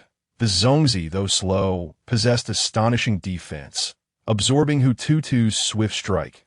In the next moment, its hand struck the blade, causing it to tremble violently, nearly slipping from Hu Tutu's grasp. TSK. This power is beyond human capability. A serious expression finally adorned Hu Tutu's face. Almost simultaneously, a faint blue glow flickered at his feet and the edge of his blade. Whoosh! In that instant, Hu Tutu's speed multiplied exponentially, and in the dim light, he seemed to appear and vanish like a wraith. The only evidence of his presence was the series of deep gashes carved into the Zongzi's body, exposing bone, yet it seemed utterly unaffected. The Zongzi, facing Hu Tutu at that moment, resembled a headless fly, flailing its arms in futility, unable to devise any other means of attack. What the hell? Lao Hu, am I dreaming? Wang Pongzi gulped nervously, crawling to Hu Bai's side to assess his injuries in shock. Is this really little Hu Tutu? Goodness, we haven't fallen under a curse again, have we? Though he knew Hu Tutu was formidable, stronger even than the guards back at the courtyard, he never imagined he would be this terrifying. Hu Bai remained fixated on the scene, ignoring Wang Pongzi's words. The Zongzi, unable to land a hit on Hu Tutu, began to exude a chilling mist from its 7 orifices as it waved its arms vigorously. creating a light frost in the air. Even without direct contact, the terrifying wind from its strikes undeniably affected Hu Tutu's offensive. Whoosh! A breath escaped, releasing a cloud of white frost, feeling the invading cold seep into his body. Hu Tutu shivered. Noticing Hu Tutu's presence, the Zongzi swung its arm again. Launching an unexpected assault, Hu Tutu raised his blade defensively, but was nonetheless pushed back several steps. "Big guy, you've made me angry." Hu Tutu's eyes glinted with murderous intent as he retaliated. His long knife, imbued with chakra, surged with speed, relying on the explosive force of chakra beneath his feet. Such exertion would typically be taxing for Hu Tutu, yet he was caught off guard when the Zongzi unleashed a magical attack, forcing him to expend more chakra in defense. Otherwise, he might have suffered a fatal defeat, being frozen in place. At that moment, he was grateful for the insight he gained during his last journey. Otherwise, he would be a loss. He had to admit he had underestimated the strength of this novice village boss. However, as his chakra dwindled, Hu Tutu resolved to end the battle swiftly, intensifying his assault. In that instant, the Zongzi was caught off guard, compelled to raise its hands to endure the relentless strikes of Hu Tutu. The resounding clashes echoed throughout the tomb. Hu Tutu's strikes were rapid, each one akin to a flash of lightning, aggressive and relentless. The Zongzi rotated, raising its hands to unleash a fierce whirlwind of cold air that battered the surroundings. Even Hu Tutu dared not let it touch him, lest he suffer a fate not much better than Hu Yi's. In that moment, Hu Tutu utilized his agile movements to evade while launching a frenzied attack. Yet the speed at which his chakra was depleting was alarming. This signal made Hu Tutu aware that he must find a solution. However, he was still not adept in ninjutsu, and the shadow clone technique lacked offensive power. Thus, the only weapons he had at his disposal were his long knife and chakra. A fierce glint flashed in Hu Tutu's eyes, and this scene did not escape Hu Yi's notice. "Tutu, what are you planning?" Unfortunately, Hu Tutu paid no heed to his concerns and charged once more at the Zongzi. After several exchanges, Wang Pongzi suddenly voiced his confusion. "Why does Tutu seem slower?" Hu Yi's expression turned grave. "It appears Tutu is running out of strength. If this were true, it would undoubtedly spell trouble." "No, I must assist Tutu." Hu Yi trembled as he attempted to rise, but the severe pain in his chest forced him to collapse once again. "Lao Hu, don't move recklessly." Wang Pongzi shouted, "You've broken 2 or 3 ribs. Pray that they haven't pierced your organs. Otherwise, if you move and cause internal bleeding, you'll be stuck here for good." Yet Hu Yi ignored him, repeatedly attempting to stand, but all his efforts ended in failure. Just then, it seemed Hu Tutu too was nearing exhaustion. In stark contrast, the Zongzi appeared tireless, resembling a relentless automaton, ceaselessly launching its assaults. Finally, in a climactic moment, the Zongzi's sharp hand lunged forward like a spear, aiming for Hu Tutu's chest. Thud! A peculiar sound echoed within the tomb chamber. I could see that moment. The 3 individuals present inexplicably shuddered, a chill seeping from the depths of their hearts. They gazed in disbelief at the scene unfolding before them. As the colossal hand of the giant Zongzi pierced through Hu Tutu's body, tearing him asunder, "No!" Hu Yi exclaimed as he spat another mouthful of blood, unable to fathom the horrific sight before him. In that instant, an overwhelming sense of regret began to unfurl within him that if only he had not come here, would all of this not have transpired. He had brought about the demise of his own younger brother. At that moment, Hu Yi felt as though a fiery explosion had erupted within his heart, threatening to consume him entirely. If given the chance, he would gladly exchange places with Hu Tutu. Unwilling to remain a mere bystander, a profound sense of helplessness and guilt rendered Hu Yi utterly devastated, his tears flowing freely. Old Huang Pongzi was equally beset by guilt. If only he had returned the jade pendant. Perhaps the scene could have been avoided, but in this world, where's the remedy for regret? No, that's not right. Tutu is fine. Suddenly, Ingzi's exclamation broke through, causing Hu Yi and Wang Pongzi to instinctively turn their gaze. In an instant, they witnessed Hu Tutu abruptly disappear with a resounding bang. In his place, a figure leaped high behind the giant Zongzi, a blade shimmering with cold light descending from above, silent and stealthy. It made not a sound. It was only when the giant Zongzi was cleaved in two and collapsed to the ground, stirring up dust, that the three were roused from their stupor. It was over. Hu Tutu's indifferent gaze surveyed the opponent he had felled for the very first time in this world, his victorious eyes surveying the entire scene. Huff, I'm so tired. He exhaled deeply, a faint frost escaping his lips. At that moment, as his chakra was depleted, both his hair and eyebrows were instantly coated with a layer of frost. Hiss! Ingzi, light the fire! Hu Tutu uttered with the last of his strength before collapsing. With every trace of chakra expended, his body could no longer withstand the encroaching cold. Even though his physique was no weakling, it was insufficient against such an onslaught. In the final moments before losing consciousness, Hu Tutu felt an immense regret. If only he possessed the strength he currently held in the world of Naruto, he would not have been forced into such a predicament by this newbie village boss. Pongzi, quickly help me over there, Hu Bai exclaimed excitedly upon witnessing the scene. All right. Wang Pongzi nodded, and the two hastily approached Hu Tutu. However, as they drew near, the temperature plummeted at least 10 to 20 degrees. The biting cold pierced through them. Witnessing this, both men could not help but shiver. Will little Hu Tutu be all right?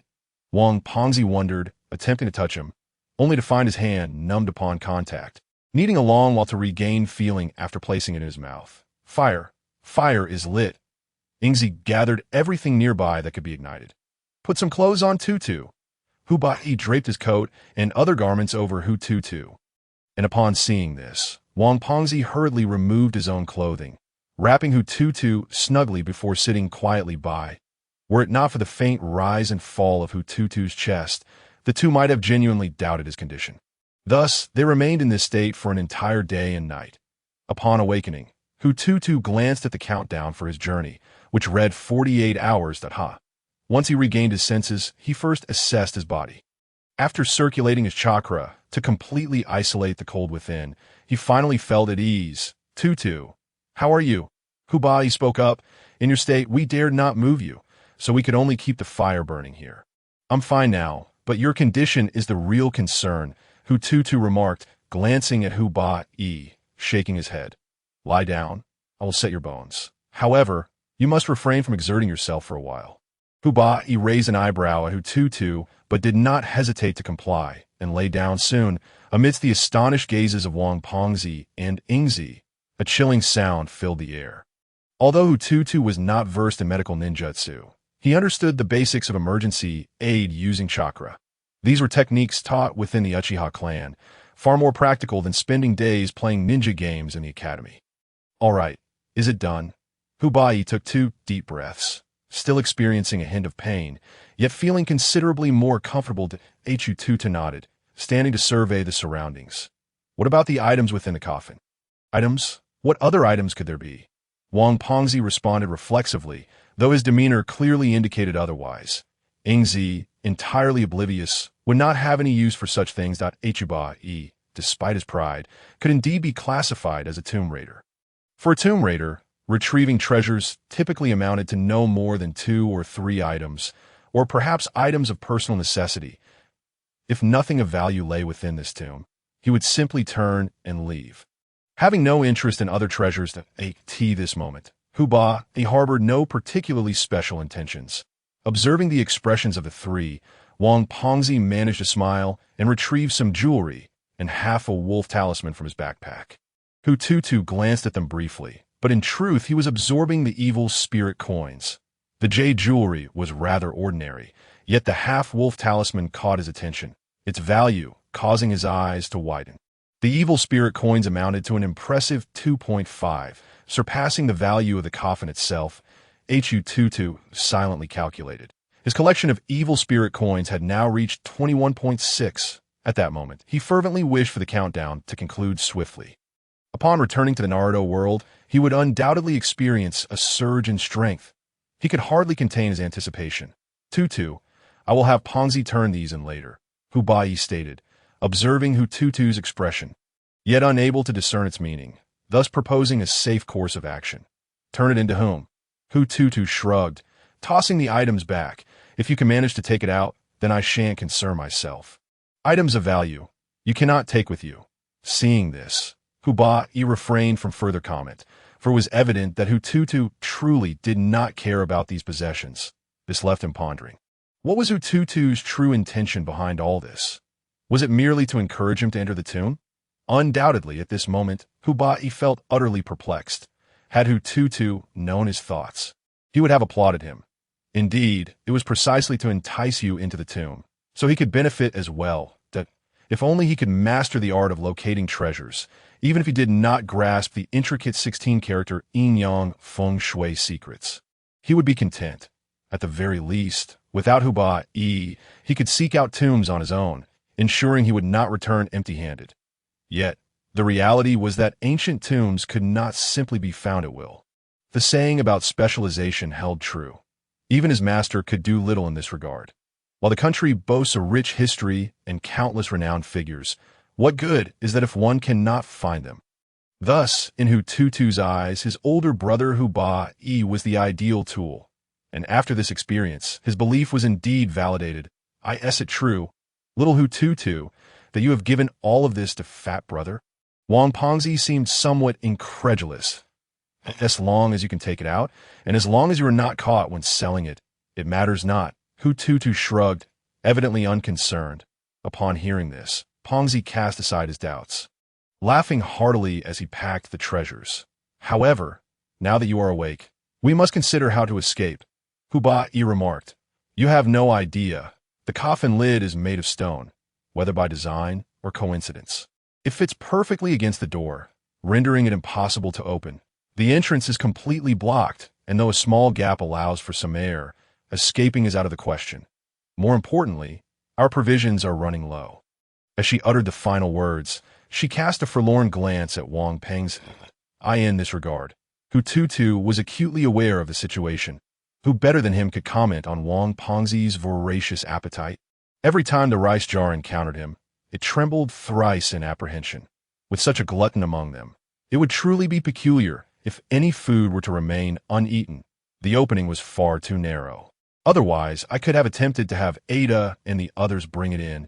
Ingzi furrowed her brows and remarked, even if we send Ada and the others back to the village to relay a message swiftly, we cannot possibly hold out for that long.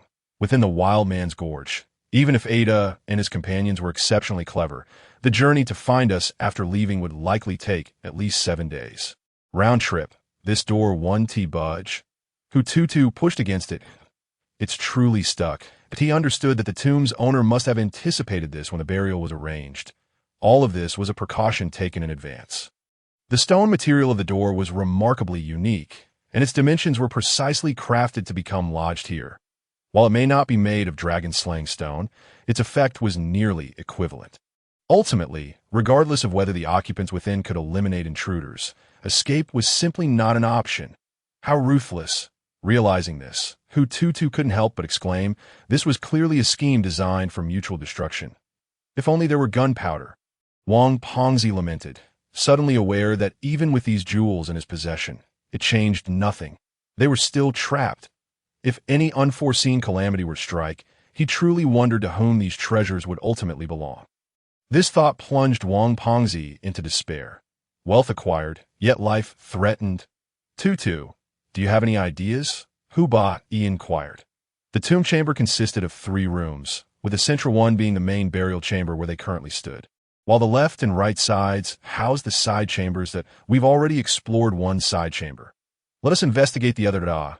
There's no need for Hu Tutu to go there. Nothing of interest remains. Just a pile of decayed grains. Old Hu remarked. This was once the mess hall for the great Zongzi and was considered a significant burial item in ancient times.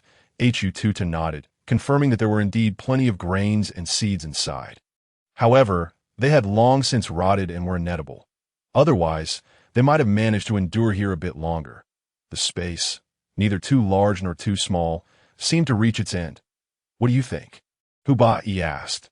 Let us give it a try, Hu Tutu replied, shaking his head as the blade in his hand slowly grazed the wall, producing a series of sharp, resonant sounds that he listened intently. Yet, in reality, The blade's tip was emanating chakra that steadily spread into the wall. If he recalled correctly, this tomb chamber was actually quite close to the position of the Guangdong army's fortress, perhaps even a wall's breadth apart. However, he was uncertain of the exact location, and if found, escaping would not pose a problem. At last, the feedback from the chakra illuminated Hu Tutu's mind, and I've found it. He exclaimed, swiftly swinging his blade skyward, driving it straight into the wall as though slicing through tofu. Pongzi, Hu Baiyi's eyes lit up at the sight. Quick, start digging. Wang Pongzi, who had been on the verge of despair, suddenly felt exhilarated upon hearing this. Ha ha! I adore you, Xiao Hu Tu.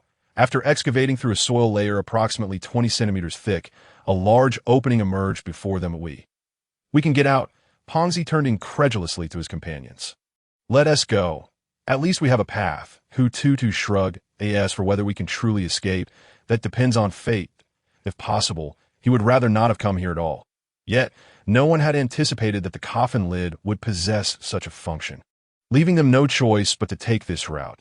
Strictly speaking, there was no inherent danger here, but those two spirits posed a genuine challenge. Casting a glance at the countdown, he quickly stepped inside.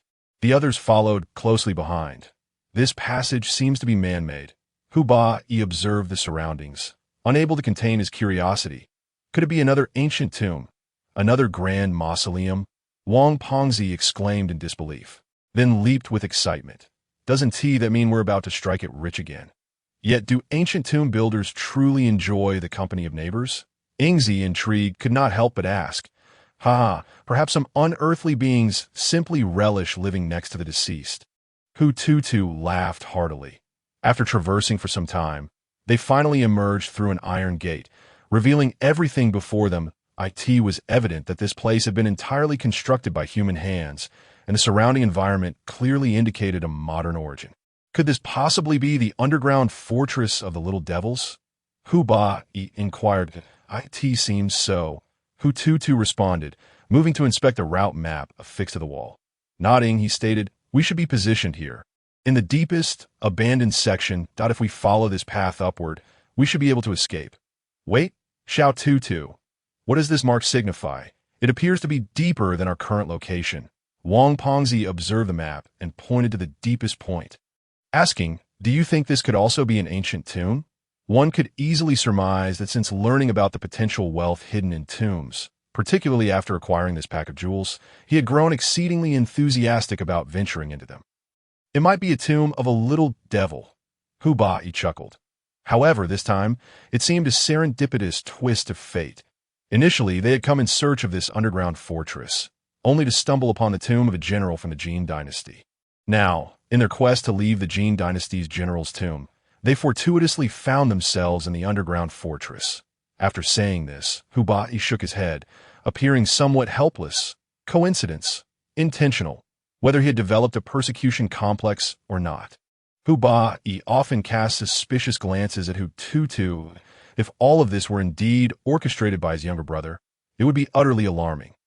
Where are we headed? Reflecting on the map's markings, Hu Baiyi questioned in confusion. Exit. Shouldn't we go left? Once we leave here, we must also exit the Wild Man's Gorge. Hu Tutu continued walking, stating, with you two burdens to carry, is it possible to get out? Burden? Wang Pongzi pointed at Ingzi and Hu Baiyi, nodding in apparent agreement with Hu Tutu's assessment.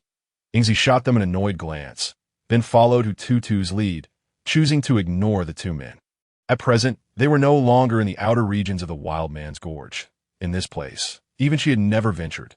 Thus, to successfully escape, they indeed required sufficient provisions. Let us go, you nuisances. Take burdens. Hu Baiyi and Wang Pongzi exchanged knowing glances and chuckled. As the power switch in the distribution room was flipped up, the entire underground fortress was illuminated. Good heavens, is this electricity? Ingzi marveled, instinctively reaching out to touch the light, reflecting on how her village had yet to receive power. The last time she had seen such things, it had been from a distance, and she was immensely curious about them. Light has descended upon the world. Wang Pongzi sighed in relief, as people often harbor an instinctive fear of darkness. Suddenly, Ingzi shuddered, her entire body freezing in place. Do you think here? No way. Hu Tutu gently grasped Ingzi's hand, whispering, "There's nothing here. You must be seeing things." Hearing his words, Ingzi's pupils constricted. The warmth transmitted from Hu Tutu's grip inexplicably eased her tension. Yet, recalling her earlier hallucination, she could not help but shiver. "Stay calm." Hu Tutu reassured her softly. "If we have no guilty conscience, there's nothing to fear. Just stay close to me." "Understood." Ingzi nodded hesitantly, though fear still gripped her. She was not foolish. She could discern from Hu Tutu's words whether this was merely an illusion spawned by her own imagination. Yet, if it were true, the implications were terrifying. Soon, a vast expanse materialized before them. One must admit, these little devils were quite formidable, having laid down rudimentary tracks here, indicating that they must have hidden a considerable cache of heavy weaponry in this very place, necessitating the use of tracks for their transport. Hu Bai sighed. "This truly deepens my admiration for our forebears." Wang Pongzi spat vehemently. "These little devils. Ugh. They are nothing but exploiters of our impoverished populace." With that, he swung his shovel and cleaved open a stack of crates nearby. "Wow. Old Hu, take a look. I'm not seeing things, am I?" Upon hearing this, the trio turned their gaze, and in the next moment, Hu Bai was equally astonished. "Good heavens, are these the Southern-style submachine guns and the Type 100 submachine guns used by the devils?" Clink, clink. The stout man opened a package emitting a gleam, revealing bullets that were in pristine condition. Thank goodness these devils did not venture here. Had these weapons made it to the battlefield, who knows what calamities might have ensued? Hu Bai nodded in agreement. After conducting a thorough inspection, they discovered an even larger space nearby, filled to the brim with thousands of mortars, grenades, explosives, and various other armaments. Could this possibly be the Devil's Munitions factory? Wang Pongzi exclaimed in wonder, momentarily forgetting his hunger. Though he dared not fire any weapons, he indulged in a brief thrill. However, Hu Tutu bypassed these arms and rummaged through another warehouse, unearthing a considerable quantity of canned goods. "Tutu, can we eat these?" Ingzi inquired anxiously. "After all these years, the food hasn't spoiled, has it?" "Not at all. These are military supplies. As long as the containers are intact, they typically have a shelf life of several years. Even if they have surpassed their expiration date, they are generally still safe to consume. So, no need to worry." "Tutu!" Suddenly, Ingzi shouted instinctively, gripping Hu Tutu's arm tightly. As if understanding her distress, Hu Tutu patted her hand reassuringly. "Don't worry, everything is fine." "All right." Ingzi took a deep breath, attempting to calm herself, though the effort proved insufficient. Hu Tutu furrowed his brow. The two children were clearly anxious. Their objective was straightforward, to escape this lightless environment and gain the possibility of a proper burial and rebirth. Sadly, after all these years, no one had come to assist them, leading to their growing urgency. Having finally encountered them today, their patience wore thin. However, Hu Bai and Wang Pongzi had never focused on this aspect. Only Ingzi did. But soon, Hu Tutu dismissed this assumption, for he had not seen these two little souls either. In fact, every time Ingzi made a discovery, he was the first to look, yet he found nothing. This puzzled him greatly. If Hu Bai and Wang Pongzi were unable to see them, that was one thing, but why could he not? Surely, it could not be that the two spirits favored one over the other. As he opened a can for Ingzi, eating while observing her, he noted that she appeared no different from before. If that were the case, why was it only Ingzi who could see them while the rest could not? This conundrum set Hu Tutu to pondering deeply. According to the original narrative, it seemed that Ingzi was the first to make the discovery and was ultimately taken away, separating from Hu Bai and Wang Pongzi. It was only at this moment that Hu Bai and Wang Pongzi began to react, realizing through Ingzi's earlier descriptions what had transpired. Yet, why had they initially failed to see anything, only to eventually perceive it later? Hu Tutu's initial hypothesis was that the two little spirits chose whom to reveal themselves to. However, it now appeared that this was not the case at all. If it was not their volition, then the initiative should rest in their own hands. In an instant, Hu Tutu seemed to grasp something profound. Ingzi appeared to have activated the initiative switch, allowing her to glimpse the shadows of those two little beings. Neither he, Hu Bai, nor Wang Pongzi had flipped the switch, hence their inability to see. But what could this switch be? Hu Tutu murmured to himself when Wang Pengzi's booming voice interrupted. Hey, you little fool. You found food and didn't inform your fat brother. How inconsiderate. Goodness, it's even canned meat. Old Hu, come and eat. Ha ha, this time we won T-Starve. Hu Bai chuckled as he examined the label. Damn it, these little devils truly know how to enjoy life. Even their rations are foreign goods. Had we possessed such supplies back then, these little devils would have been sent packing long ago. Are you pleased? Hu Tutu observed the jubilant atmosphere upon the arrival of the two men. Sensing that even Yingzi had been significantly influenced and transformed, that he surmised that they had indeed found the switch. What? Wang Pengzi was momentarily puzzled, failing to grasp Hu Tutu's meaning. Hu Bai nodded. How could we not be happy? Now we have food and drink, and we've also acquired weapons. Once we rest and depart, our chances of escaping the wild man's gorge have greatly improved, rendering this expedition a resounding success. Naturally, we are elated. Wang Pengzi nodded vigorously in agreement. Hu Tutu then shifted his gaze back to Yingzi, as expected. Although she exhibited joy, a substantial portion of her demeanor was still tinged with anxiety and lingering fear. Observing the stark contrast between the two, Hu Tutu began to glean some understanding. All right, let us take a moment to recuperate. With that, he discarded the can, disregarding Hu Bai's bewilderment, and moved aside to meditate in silence. Old Hu, what's wrong with this little fool? Wang Pengzi could not help but comment. I have a bad feeling about this, that I feel it too. Hu Bai nodded, then turned to Yingzi. Yingzi, you've been following this troublesome child. What exactly is going on? Yingzi lowered her head, speaking timidly. I don't know. Her demeanor was unmistakably that of someone lying, a fact even Wang Pengzi could not overlook, let alone the cunning Hu Bai. The two exchanged glances, and without needing any elaborate means, a simple interrogation led Yingzi to confess the truth. Children? Could there really be children in this place? They exchanged confused glances before their gaze finally settled on Hu Tutu. They could not comprehend why Hu Tutu would believe such an outrageous claim. Yet, if he did not believe it, then what was he scheming?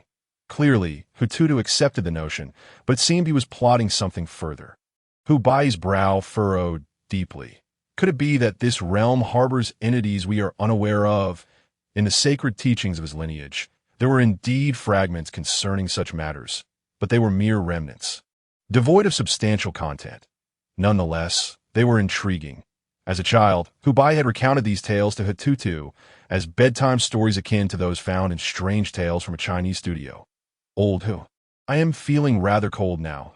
If it were just Yingzi, Wang Pengzi would not have reacted so strongly. However, with Hu Tutu included, the situation changed. He might dismiss Yingzi's words, but he would certainly place his faith in Hu Tutu's. Impossible! Don't let your imagination run wild. Hu Bai shook his head, but as soon as he finished speaking, he noticed Hu Tutu suddenly open his eyes. In that instant, the two brothers locked gazes. From the expression in Hu Tutu's eyes, Hu Bai discerned a multitude of emotions: fear, trepidation, and anxiety. The sheer horror reflected in his brother's face was something he had never witnessed before. Hu Tutu had always exuded a maturity beyond his years. So much so that at times, if one disregarded his appearance, he seemed more like an elder brother. This often led others to overlook his age, treating him as an equal. Yet now, Hu Tutu's demeanor made Hu Bai realize, in a sudden flash, that his brother was merely a teenager. However, this thought was swiftly cast aside. No. Something was amiss. Given this little rascal's temperament, he could never display such an expression, yet it did not seem contrived. If that was the case, what could it mean? Hu Tutu's abrupt transformation not only astonished Hu Bai, but also threw Wang Pengzi and Yingzi into a state of panic, although it felt somewhat humiliating to admit. The reality was undeniable. 80% of their endeavors relied on Hu Tutu, even if he remained silent, merely observing. His presence alone instilled a sense of security. But now, with Hu Tutu in such a state, what would become of them? The mere thought was too daunting to entertain. Old Hu, perhaps we should leave. Wang Pengzi hesitated, fear overtaking him. Not even the submachine gun and grenades in his hands could provide the slightest assurance. At this moment, only their weapons could offer him a semblance of safety. Old Hu's expression grew more solemn. his gaze unwaveringly fixed on Hu Tutu as he asked, "Do you think there's still a chance?" "What do you mean?" Wang Pengzi queried, bewildered. This little brat's condition could either be feigned or genuine. Hu Bai's voice grew softer. If it is the former, why would he pretend to be like this? Just to frighten us? No, that's implausible, for his nature would never allow him to act in such a manner.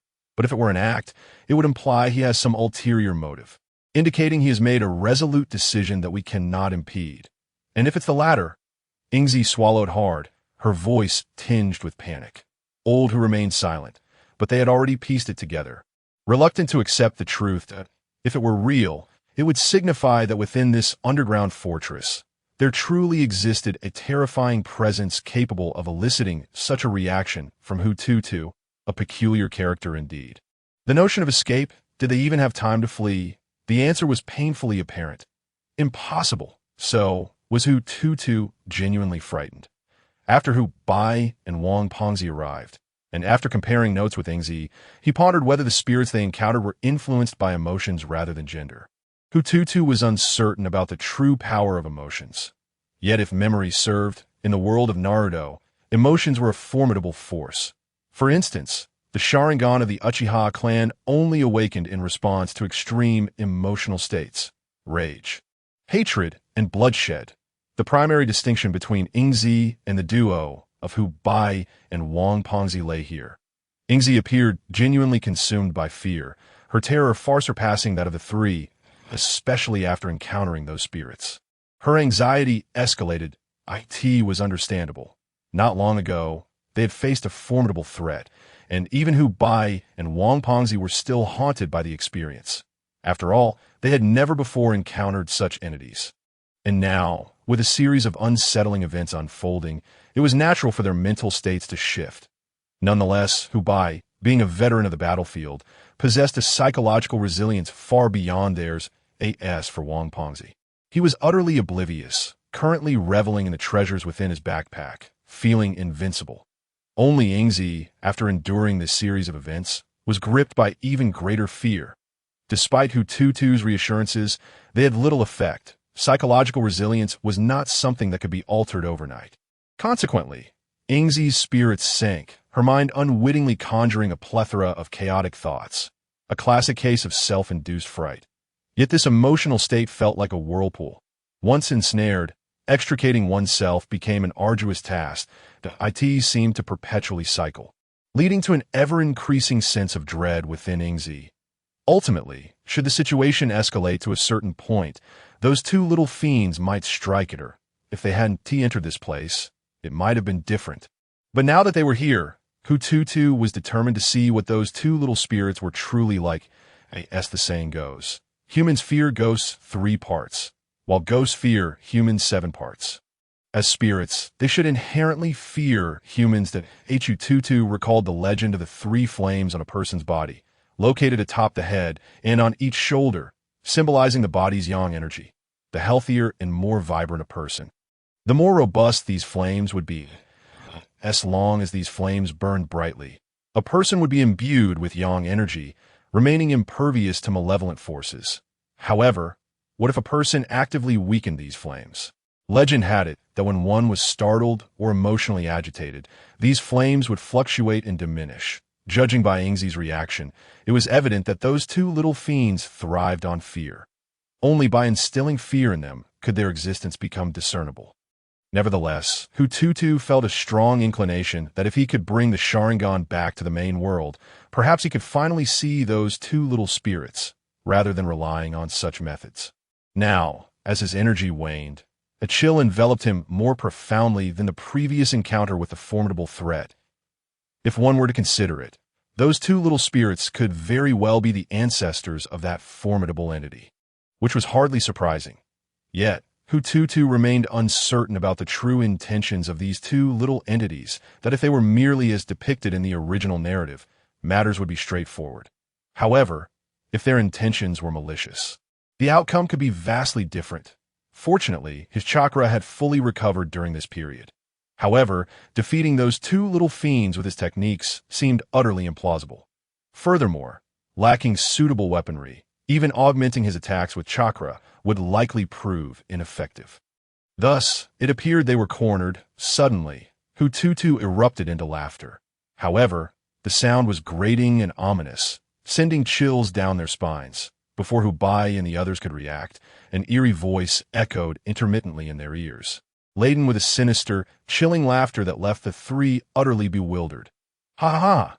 It felt as if it were greeting Hu Tutu, resonating eerily with him. Yet just as they were engulfed in panic, two shadowy figures darted past them. Seemingly engaged in playful frolic, in that moment, the three were left utterly stunned. Old Hu, Brother Hu, Wang Pongzi, and Ingzi were now completely at the mercy of Hu Bai. As for why they ignored Hu Tutu, it was due to the peculiar smile adorning his face, which only heightened their fear. Tutu, are you all right? Hu Bai mustered his courage and took a step forward.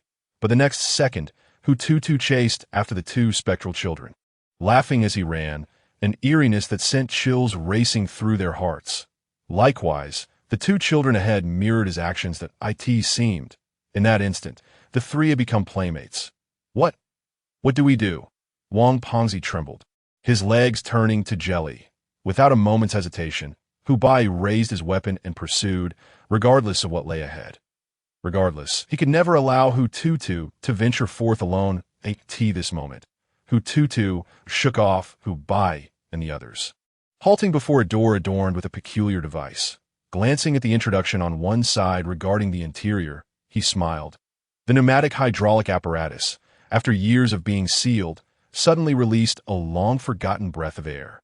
Click! Upon entering, he immediately spotted two diminutive figures standing atop a coffin not far away.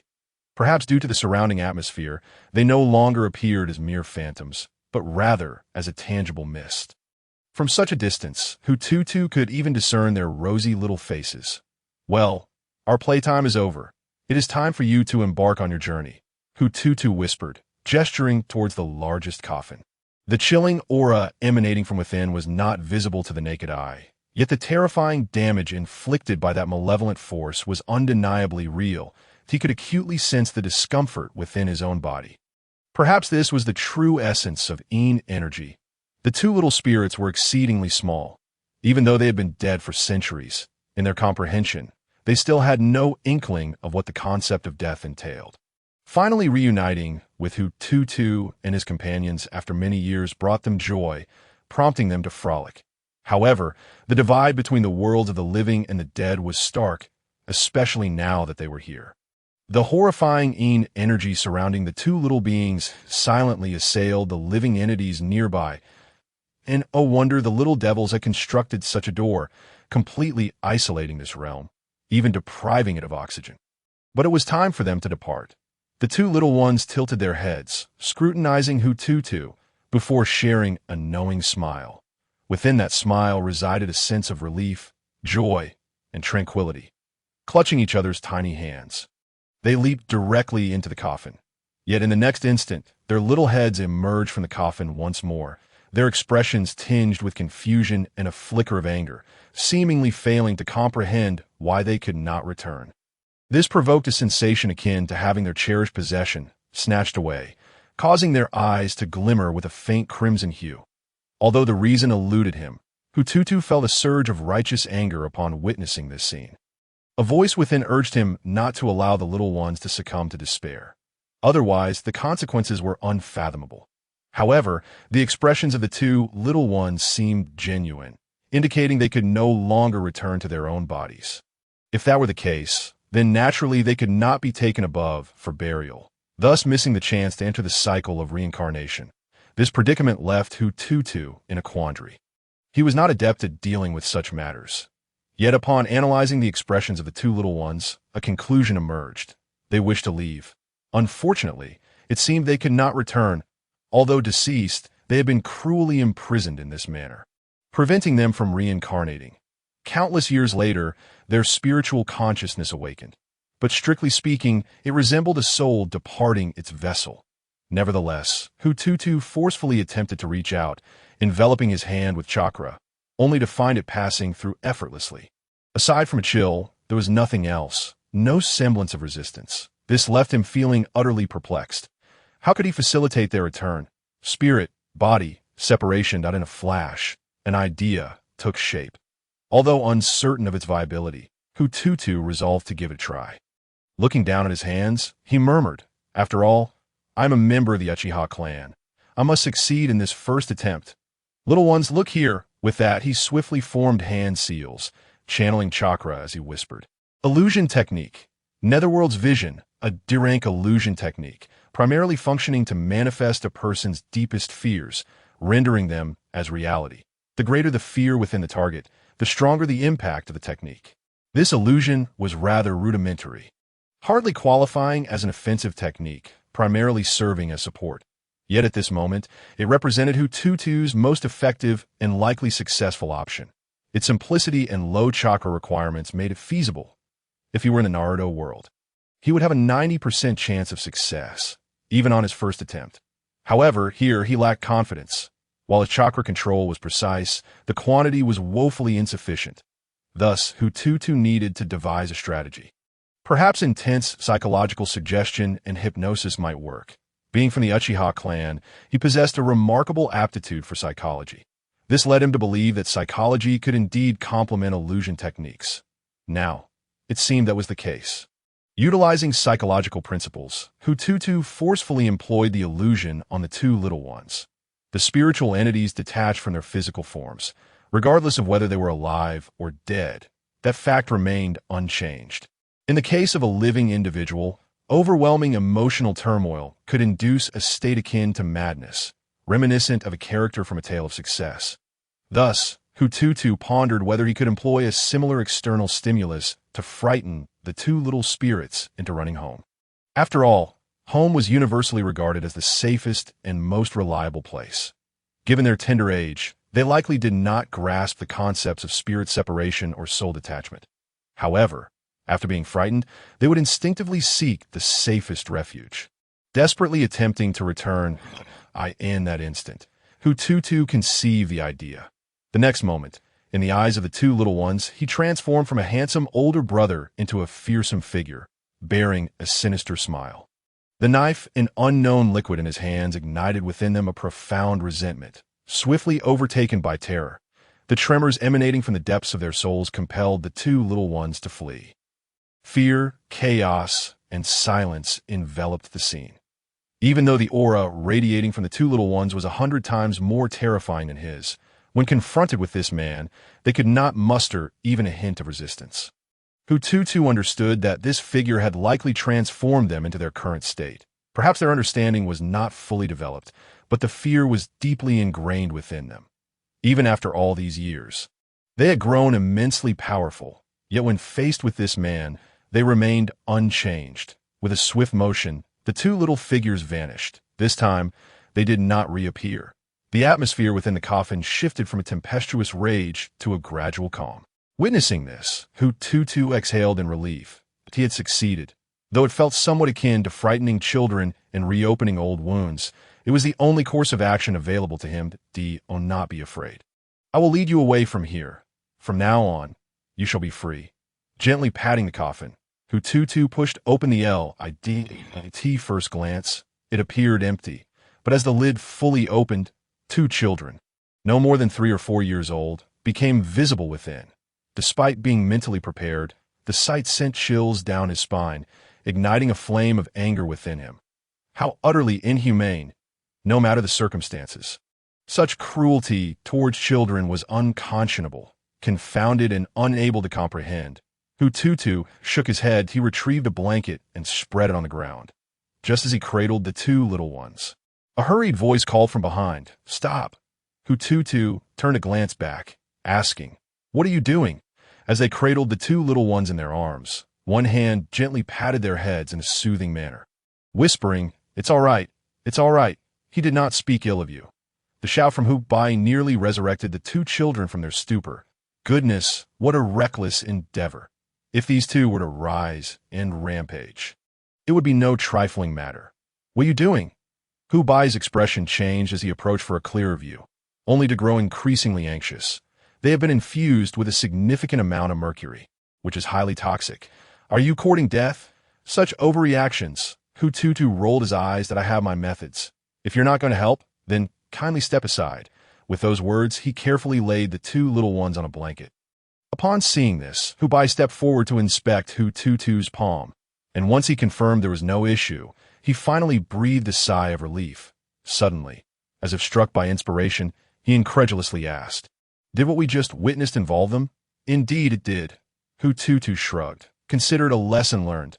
Hu Bai took a deep breath, his heart swelling with compassion for the two little souls. They are but unfortunate children.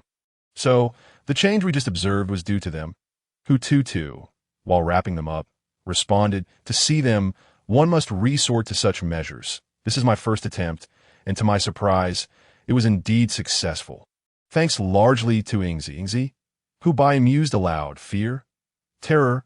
Precisely. Hu Tutu nodded, taken aback by how quickly Hu Bai pieced it together once he regained his composure.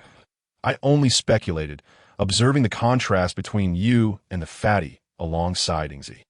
As the saying goes, people fear ghosts by 3 parts, while ghosts fear people by 7. The relationship between the two is a matter of who fears whom. It is only when I fear you, or harbor some dread, that I am influenced by the ethereal and able to perceive them. Conversely, individuals like you and the fatty would require a bit more time to be drawn in. How did you manage to accomplish that?"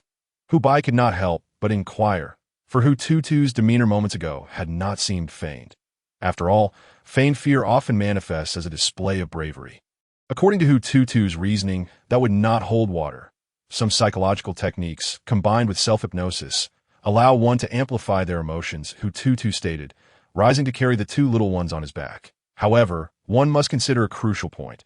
It is essential to establish a switch to turn off that fear at the appropriate moment. Only by maintaining control over all possibilities can one resolve every issue. So, when you assisted the fatty in selling tapes at the train station, you employed this very technique.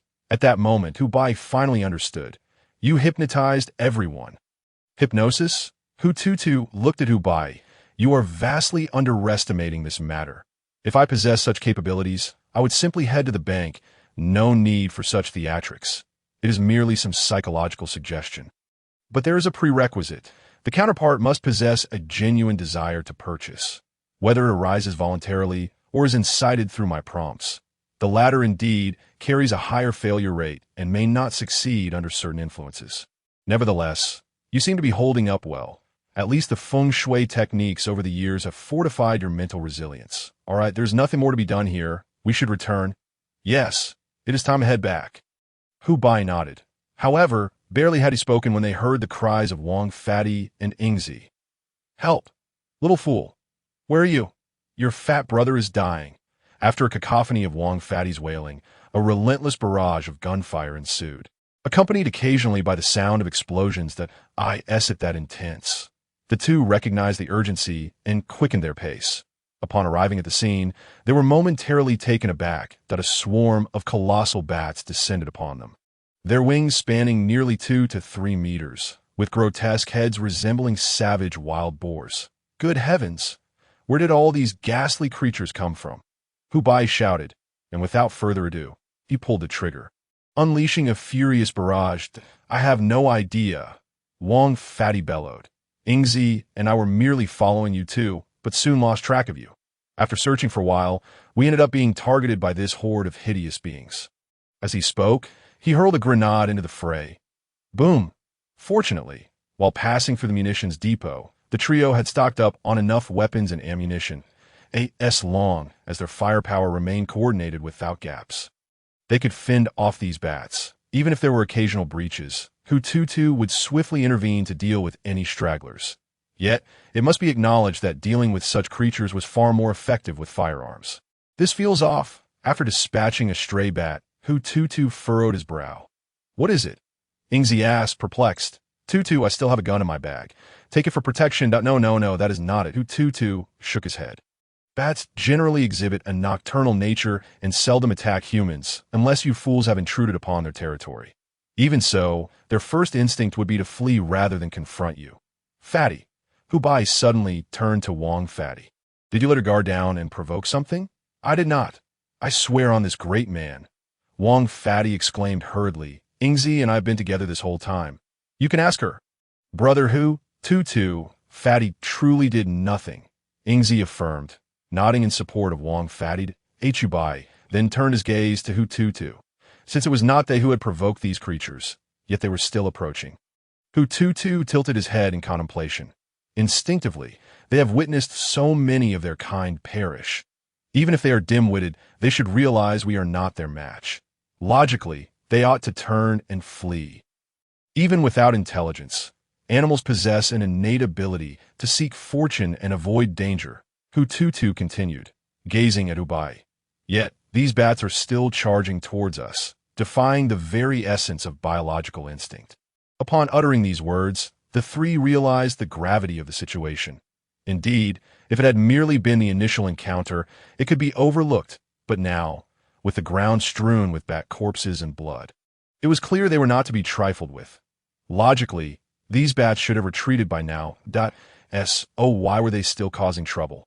Moreover, observing the increasingly massive size of the bats, it was evident they were beings that had lived for over a century. Such creatures, even if foolish, should not act so recklessly. Why were they charging headlong into danger? Ingzi's brow furrowed, as if she had stumbled upon a thought. If we consider animal behavior, the only conceivable reason for them to charge towards us, even at the cost of their lives, is that they are being driven. Behind them lurks a far more terrifying presence, compelling them to follow. As the village's finest hunter, Ingzi's understanding of animal behavior surpassed that of the trio. After observing the bizarre behavior of these bats, along with Hu Tutu's analysis, she swiftly arrived at this possibility. Exactly. Hu Tutu nodded. We must find a place to hide and ignore these bats. Fatty, stop wasting grenades. He halted Wang Fatty, who was ready to throw another. The real danger lies behind. We still do not know whether this entity is targeting the bats or us. Upon hearing this, the three's expressions turned grave. If it was the former, then they could breathe a sigh of relief. But if it was the latter, it would imply that the opponent had already prepared and possessed considerable intelligence. Finding an abandoned room, they hurried inside and barricaded the door. Indeed, those grotesque bat-like creatures ceased their onslaught and appeared to flee in disarray, continually soaring away from this place. Witnessing this scene, the four individuals comprehended that their suspicions had been validated. With the obstruction eliminated, the bats swiftly departed, and the outside world seemed to descend into a hush at that very moment. Observing the situation, Hu Tutu cautiously opened a small gap to peer outside. Was everything tranquil? Aside from the ground littered with bat carcasses and the stench of congealed blood, it appeared that nothing else was amiss. Yet, in the next heartbeat, Hu Tutu's expression shifted dramatically as a wave of terror washed over him. Bang! In an instant, Hu Tutu vanished from sight, leaving only a few leaves in his wake. Upon witnessing this spectacle, Hu Ba Yi and his companions were momentarily struck dumb. If they had been caught off guard when delivering the final blow to the enormous rice dumpling in the general's tomb, they were now fully aware of the bizarre occurrence. Just like that, he disappeared, a cloud of white mist, as if a sprinkling of lime dust had been cast. And then, the figure was gone, replaced by leaves that should not have been there. What sorcery was this? However, this was not the most astonishing revelation. Following Hu Tutu's disappearance, a shadow suddenly descended from above. The once massive iron door was abruptly yanked upward. In that instant, the three were left even more dumbfounded. What in the world was that? Yet, Hu Ba Yi seemed to grasp something. Just as when confronting the giant rice dumpling in the general's tomb, it appeared that each time Hu Tutu faced peril, he would bang and vanish. Although the method remained a mystery, it seemed to provide a means to counter most sudden assaults. What a remarkable technique! Tat tat tat. But at that moment, no one anticipated that Ingzi would be the first to launch a counterattack. The gunfire snapped Hu Ba Yi and Wang Pengzi back to reality, who swiftly followed suit with their own attacks. Although they were uncertain about the nature of the threat, it was evident that it could not be taken lightly. After employing his substitution technique, Hu Tutu quickly concealed himself to observe the entity that had ambushed him. As he cautiously peeked out, he suddenly sensed danger. Yet alongside this peril came an exceedingly foul odor. Although the putrid blood of the bats had nearly masked all other scents, he still detected a faint trace of something excessive. Fortunately, his chosen response had proven to be correct. Yet, this formidable creature indeed left him somewhat astonished. What in the world was this? Over 3 meters in length, standing more than 2 meters tall, it resembled a moving thicket, its form enveloped in green. But within that guise lay sharp claws capable of shredding through iron doors. Its blood-red eyes glimmered with a predatory hunger. Hu and his companions unleashed a barrage of gunfire. The flashes of light struck the creature, producing a clattering sound akin to striking stone. While it might inflict some damage, it was far from lethal, barely even breaching its defenses. It seemed that Hu and his companions recognized this fact. If they continued this method of assault, they risked provoking the beast's wrath. Thus, they promptly hurled 2 grenades. Boom! Boom! The deafening roars accompanied by bursts of flame finally dislodged the creature from its perch, revealing its true form. It bore a striking resemblance to a human, albeit with features reminiscent of a baboon, possessing a long neck and a body akin to that of a bear. Massive yet surprisingly agile, its hind limbs were short and stout, while its forelimbs were extraordinarily long, allowing it to cling to crevices in the walls and navigate with ease. What manner of monster was this? Wang Pengzi swallowed hard, astonished. Good heavens, merely entering a tomb led to encounters with such formidable beings. Was it truly so difficult to earn a living in this manner? Whoosh! At that moment, Hu Tutu descended from above, wielding a long knife. Chakra enveloped the blade's tip, enhancing its sharpness, coupled with the force of his descent. He initially felt a modicum of confidence. However, upon landing on the creature, Hu Tutu's expression shifted. Damn! What in the world was this? Though he had mentally prepared himself, this creature proved far more challenging to contend with than the giant rice dumpling. Its back was as unyielding as rock, yet its abdomen was surprisingly soft and elastic. Even as he plunged the knife down, it merely grazed the surface, quickly rebounding, performing a series of aerial flips. Hu Tutu swiftly landed. Clearly, he needed to find a more suitable weapon. Otherwise, he would be at a disadvantage. Little Hu Tutu, are you all right? Yes, Hu Tutu nodded. This creature must be the prairie sloth, right? Hu nodded slightly. It bears an 8-part resemblance, so it is likely correct, though it appears to have undergone some mutation. It seems the disruption of the feng shui in the wild man's gorge has had significant repercussions. After all these years, one could only wonder how many monsters have been birthed within. The thought of exiting the wild man's gorge sent a chill down Hu Bai's spine. That would be truly terrifying. You are overthinking it. The sky collapsing has no bearing on you, Hu Tutu remarked to Hu Bai. However, how to eliminate this formidable creature was now the foremost concern, based on the previous situation. It seemed to have deliberately manipulated the bats to drive them toward their location. It appeared that the bats had grown weary and were seeking a change in their diet. You should switch weapons, Hu Bai suggested, eyeing the command knife in Hu Tutu's hand. Just then, the prairie sloth turned over, its gaze fierce as it regarded the Ford curiously. It showed no inclination to approach, though its eyes gleamed with a ravenous glint. Indicative of a predator's hunger, why had it not charged forth? Both the firearms and Hu Tutu seemed incapable of inflicting any substantial harm to this creature. If that were the case, its presence commanded absolute control over the situation. So why had it not attacked? The delectable prey was within reach. What was it apprehensive about? Zi, the most skilled hunter among them, seemed to grasp the situation, retrieving a grenade from her bag and tossing it. Upon seeing this, the prairie sloth instinctively dodged. More accurately, it turned away and shielded its head with its forepaws. Reminiscent of a child covering their ears, It seemed indifferent to sustaining damage to the majority of its body. Yet Zi hastily exclaimed, "Run!" This creature was beyond their capabilities, but appeared to harbor a particular fear of fire. Upon hearing this, the 3 quickly realized bullets could not penetrate, knives could not pierce. Not even its most vulnerable abdomen. Under these circumstances, it effectively held the upper hand in the confrontation. So why had it not charged? The enticing prey was so close. What was it concerned about? Zi, true to her title as the finest hunter, displayed an undeniable talent in this regard. However, their supply of grenades was limited. Seeing this, Hu Tutu grabbed 2 more and stated, I'll move quickly and retrieve more grenades. You all should gradually converge towards me. Be careful. Hu nodded in agreement with the plan. As Hu Tutu hurled out 2 grenades, he swiftly darted toward a side tunnel, recalling the layout of the underground fortress. He navigated toward the ammunition depot. The prairie sloth, seeing this, attempted to pursue, but Hu obstructed its path by tossing grenades.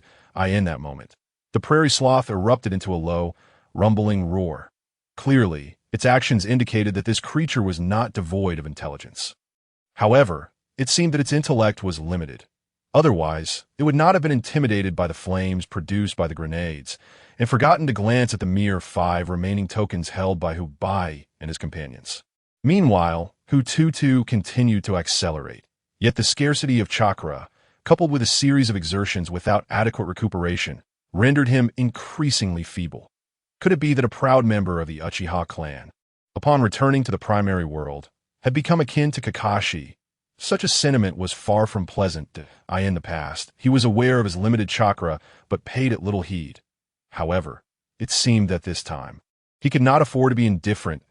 It appeared that he must exercise caution in future encounters and battles. Upon arriving at the armory, he hoisted 2 crates of grenades and made his way back, discarding several at intervals to lighten his load, repeating this process until by the time he reunited with Hu and the others, little remained. Yet, it was sufficient. However, such exertion had thoroughly exhausted his body. Is Hu Tutu all right? Wang Pengzi inquired anxiously, glancing at Hu Tutu, who was slumped over Hu Bai's back. Half an hour prior, they had finally emerged from the underground fortress, only for Hu Tutu to fall into a state of unconsciousness. Yes, just exhausted. Nothing serious, Hu Bai reassured with a smile. Now, I can only hope that the lazy beast of the grasslands doesn't emerge from the depths. Should I notify the village elder? Ingzi asked, her worry palpable. Their village was the closest to the Wildman Gorge, and if anything were to go awry here, it would be their village that would suffer first. Let us wait until Tutu wakes up and ask him. Hu Bai pondered. It was that he was accustomed to Hu Tutu taking charge, but rather that he believed Hu Tutu would possess some insight into such matters. After all, he was a professional and had faced similar situations before, as evidenced by their encounter with the giant rice dumpling.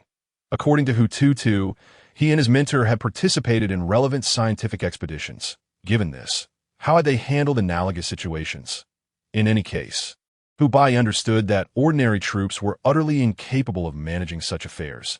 Specialized matters required specialized individuals. Perhaps due to the awareness that he had already been extracted from danger, Hu Tutu slept deeply, unaware of the passage of time.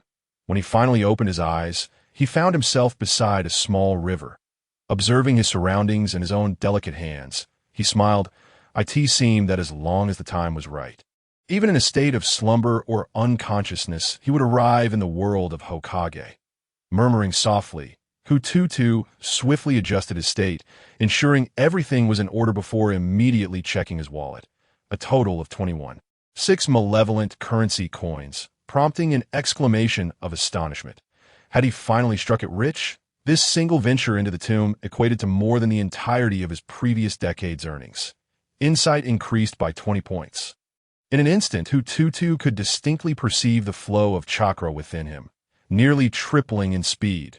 With such a velocity of chakra circulation, his chakra volume could finally rival that of his contemporaries. Excluding Naruto, of course. However, at present, even Sasuke could not compare to his chakra quantity. Was this the sensation of having an abundance of chakra? Approaching the riverbank, he surveyed the area and reflected on his knowledge of ninjutsu.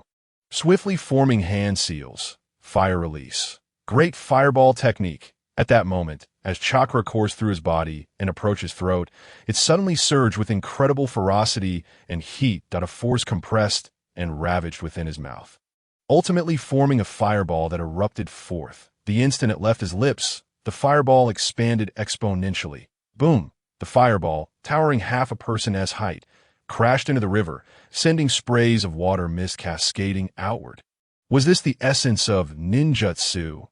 Hu Tutu murmured, his excitement palpable, even forgetting the burn marks on his lips. After checking his chakra levels once more, he could no longer contain his laughter, for he realized that his chakra amount had not diminished in the slightest. This indicated that the consumption of the Great Fireball technique was negligible for him, or perhaps, while the technique did consume a significant amount of chakra, his replenishment was rapid. Thus, his chakra levels remained full, all within mere seconds. Indeed, chakra was the foundation of a ninja. Yet he was not oblivious to the peculiarities at hand. He quickly retrieved a booklet from his pocket. This was the Uchiha clan's internal textbook, though it bore no comparison to the materials from the Konoha Ninja Academy. Within this booklet, what were rare foundational ninjutsu for civilian ninjas appeared in abundance. 6 or 7 varieties corresponding to each chakra attribute. Water release, water flow technique. As the words left his mouth, perhaps due to his proximity to the river, he found an uncanny ease in executing the water technique, and more importantly, its potency had significantly increased. Although this water flow technique merely produced a small wave about a meter high, according to the booklet, typically such a wave would barely reach 30 centimeters. Earth release, shield armor, in the next moment. Hu Tutu employed 5 foundational ninjutsu, including earth, lightning, and wind release. While their practical application might be limited, they were crucial for Hu Tutu. Comparing the consumption of the Great Fireball technique with others, aside from his still developing mastery, he discerned another issue: his chakra attributes. Fire was the Uchiha's innate affinity, yet not every Uchiha possessed it. After utilizing 5 different elemental techniques, he concluded that, barring any unforeseen circumstances, his chakra attributes were likely water and lightning. Would this imply that he could no longer perform the Rasengan in the future? Hu Tutu raised an eyebrow, considering the absence of wind affinity to be a considerable flaw. However, upon reflection, he dismissed the concern. After all, he could still train in time. Worst, he could simply enhance his insight. In any case, Lao Hu, the tool man, was already in action, and his malevolent currency would undoubtedly multiply by then, even if he had to train later. He was confident he could activate all attributes. How delightful. The burdens that had troubled him for years were finally resolved, and he felt an instant clarity of thought. Thus, he returned home much earlier than expected. Unbeknownst to Hu Tutu, as he departed, in an office located at the very heart of Konoha village, Sarutobi Hiruzen gradually withdrew his gaze from the crystal ball. This child must be Shursue's younger brother. Swish, a shadow suddenly knelt before him. Indeed, Hokage-sama. Uchiha Shursue's brother, Uchiha Tutu, had always been relying on one another. However, the records indicated that Uchiha Tutu possessed a notably inferior ninja talent compared to his brother, with a likelihood of awakening the Sharingan not exceeding 6%, rendering him a so-called Uchiha failure. Were it not for Shursue's presence, dissuading others in the clan from taking rash actions, Uchiha Tutu's situation would undoubtedly be dire. Speaking, he retrieved a file from behind him. Clatter, a puff of smoke concealed Sarutobi Hiruzen's face entirely to a failure. You say? Merely having observed Uchiha Sasuke's usage allowed him to employ an even more powerful equivalent ninjutsu. And he had even learned 4 other elemental foundational techniques on the spot, showcasing superior physical talent compared to his peers, with a commendable chakra volume. Since when had the Uchiha clan's disgrace set such lofty expectations? The kneeling Umbu lowered his head even further, not daring to stir. You may leave. Keep a close watch on Uchiha Tutu. Yes, 3rd Hokage. After finishing a bag of tobacco, Sarutobi Hiruzen rose and approached the window, gazing in the direction of the Uchiha clan's territory, murmuring to himself, "Shursue, is this truly your intention?" Sarutobi Hizashi originally held a profound trust in Uchiha Shursue. This was a fine blade, sharp, obedient, and loyal. However, his unwavering loyalty was not directed towards Sarutobi Hizashi himself, but rather towards the Hokage and the village of Konohagakure. Initially, Sarutobi Hizashi perceived no concern. He was synonymous with the Hidden Leaf village. The question of loyalty seemed trivial. Yet, as the years progressed and Uchiha Shursue's strength burgeoned, Hizashi's skepticism began to burgeon as well. Of course, the machinations of the Hokage played a significant role in amplifying Hizashi's unease, especially those eyes. Recalling Shursue's report from the morning, a wave of dread washed over Sarutobi Hizashi. Those eyes, which were said to exist only in the legends of the Uchiha clan, were indeed real. Mangeki Sharingan. Upon returning home, his foolish younger brother, Hu Tutu, was blissfully unaware that he had entered Hizashi's line of sight. Nevertheless, even if he had known, it was unlikely he would have cared, or perhaps there was nothing to be done about it. Hu Tutu, have you ever contemplated the future? Shui suddenly inquired, casting a glance at Hu Tutu after their meal. The future? No, Hu Tutu replied, shaking his head. I only value the present. If I cannot evade the calamity of our clan's extinction, what future remains? Over the years, the burden of filial piety weighed heavily upon him. Observing his younger brother, Uchiha Shui sighed, his mind drifting back to the dialogue he had earlier with the Hokage. Since the Nine Tails incident, the relationship between the village and the Uchiha clan had grown increasingly strained, with palpable tension demanding an individual to bridge the gap between both sides. Was not the Hokage the most suitable candidate for this role? Shui Navelli asserted. The Hokage is beloved by the villagers. I believe he can achieve this. I am growing old.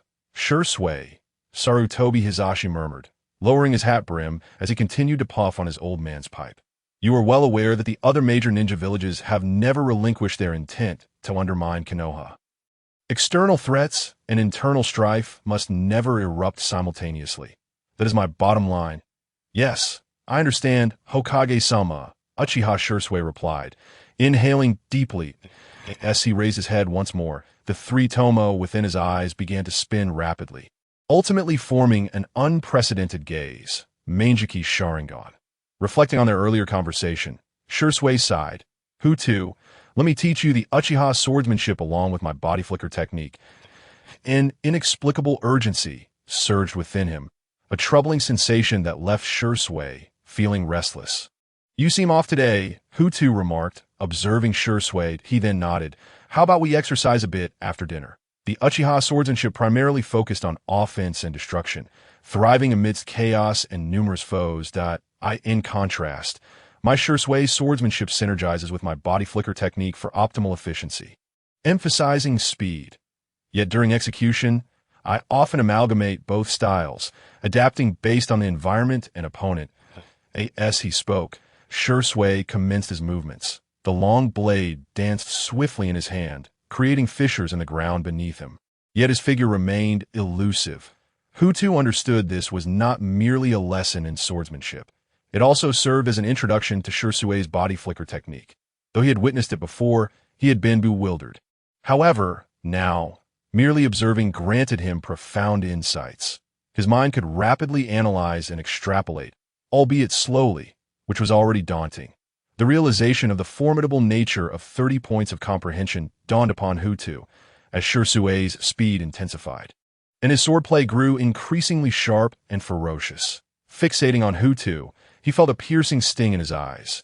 Yet, reason urged him to persist. Such opportunities were rare, though Shui was his elder brother and had always treated him kindly. The weight of Shui's responsibilities was immense, leaving little time for genuine instruction. Today marked a first in that regard. However, Hu Tutu was nearing his limits. He bit his lip, forcing himself to continue. Whoosh! At that moment, a wave of sword energy surged forth. Instinctively, Hu Tutu drew the short blade from his waist. Leaping into the air, two leaves fluttering down as he vanished from sight. Clang! Sparks flew as the two brothers briefly collided in midair before swiftly disappearing again. In an instant, the courtyard was engulfed in the sound of clashing metal and scattering sparks, with nothing else to be heard. This was Hu Tutu's inaugural duel with Shui, the elder brother, typically embodying a peaceful and amiable demeanor, revealed an unexpectedly ferocious side in that moment, a reality only his opponent could truly grasp. An unending torrent of killing intent, a nauseating scent of blood that pressed upon him, forced Hu Tutu to retreat repeatedly. Hu Tutu could scarcely believe that the figure before him was indeed his naive elder brother. He seemed like a different person altogether. What the hell? Are you serious? Hu Tutu gazed into Shui's eyes, which had inexplicably turned crimson. The three tomo spinning relentlessly as he gasped in disbelief, then erupted in expletives. Kid, today I shall show you the true power of Janin. No sooner had the words left his mouth than he felt a sharp sting across his chest. followed by a forceful kick to his rear.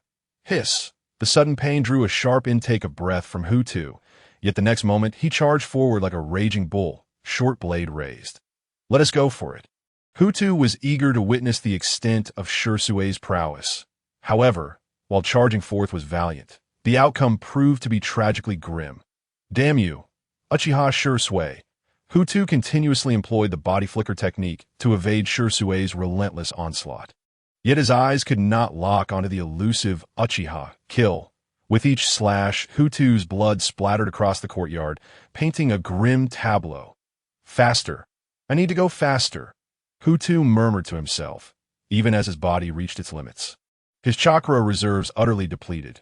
Yet he refused to relinquish his grip on the short blade. Driven by a singular thought, he had to land a blow on Shirsui. Time seemed to stretch indefinitely, and suddenly everything appeared to slow down before Hu Tutu's eyes. A glint of cold light flashed. Clang! He saw it. In an instant, a thought flickered in his mind, and before his brain could issue a command, his arm instinctively rose to block the sword that lunged from his flank. Following that, a kunai was hurled forward. Whoosh! As danger loomed, Shirsui instinctively tilted his head, the kunai grazing his temple and severing a lock of his hair. Thud! In that moment, Hu Tutu collapsed to the ground, utterly exhausted and unconscious. You want to hold it against me? Will you, Hu Tutu? Shirsui whispered softly, cradling Hu Tutu in his arms. Upon returning home, he had sensed a change in Hu Tutu. He had not anticipated that a mere playful spar with Uchiha Sasuke would awaken something profound within his younger brother, akin to unlocking a hidden potential. Thus, Shirsui took action, eager to truly understand the depth of his brother's abilities. Could his talent truly be so insignificant? Although he remains indifferent to these matters, Hu Tutu possesses absolute confidence in his ability to protect Jishui. However, what he cannot accept is that everyone feels entitled to criticize his brother. Now he can breathe a sigh of relief. From any perspective, his brother is far from being an ordinary person. In fact, he is a genius. The only aspect that puzzles Jishui is how his brother's strength has increased so dramatically in such a short period. Especially concerning the quantity of chakra, which should be limited by age and requires gradual accumulation over time. Unless Jishui suddenly thought of something and shook his head in amusement. Impossible! If anyone truly dared to use Hu Tutu as a Jinchuriki, it would be tantamount to delivering a pet right to his doorstep. Nevertheless, despite this thought, Jishui activated his Sharingan to conduct a full body scan of Hu Tutu. Although the Byakugan surpasses the Sharingan in this regard, the Sharingan proves superior when it comes to assessing Hu Tutu's condition and determining if any foul play has occurred. Fortunately, everything appears to be fine, indicating that Hu Tutu remains unchanged. Jishui couldn't help but exhale in relief. After carrying Hu Tutu back to his room, he enveloped his hands in chakra and commenced medical ninjutsu to treat him. Upon awakening, Hu Tutu realized he had slept for 2 days and nights, glancing at the countdown of 8 days. He sighed, really, how could this? Sitting up to look at his reflection in the mirror, Hu Tutu was momentarily stunned. Sharingan. In disbelief, he scrambled to the mirror to examine his eyes. His left eye bore a single tomo, while his right eye showcased 2 tomo. Does this mean I effectively possess a 3-tomo Sharingan? After a lengthy pause, Hu Tutu couldn't help but break into laughter. Finally, he had acquired these eyes, yet this was merely the beginning.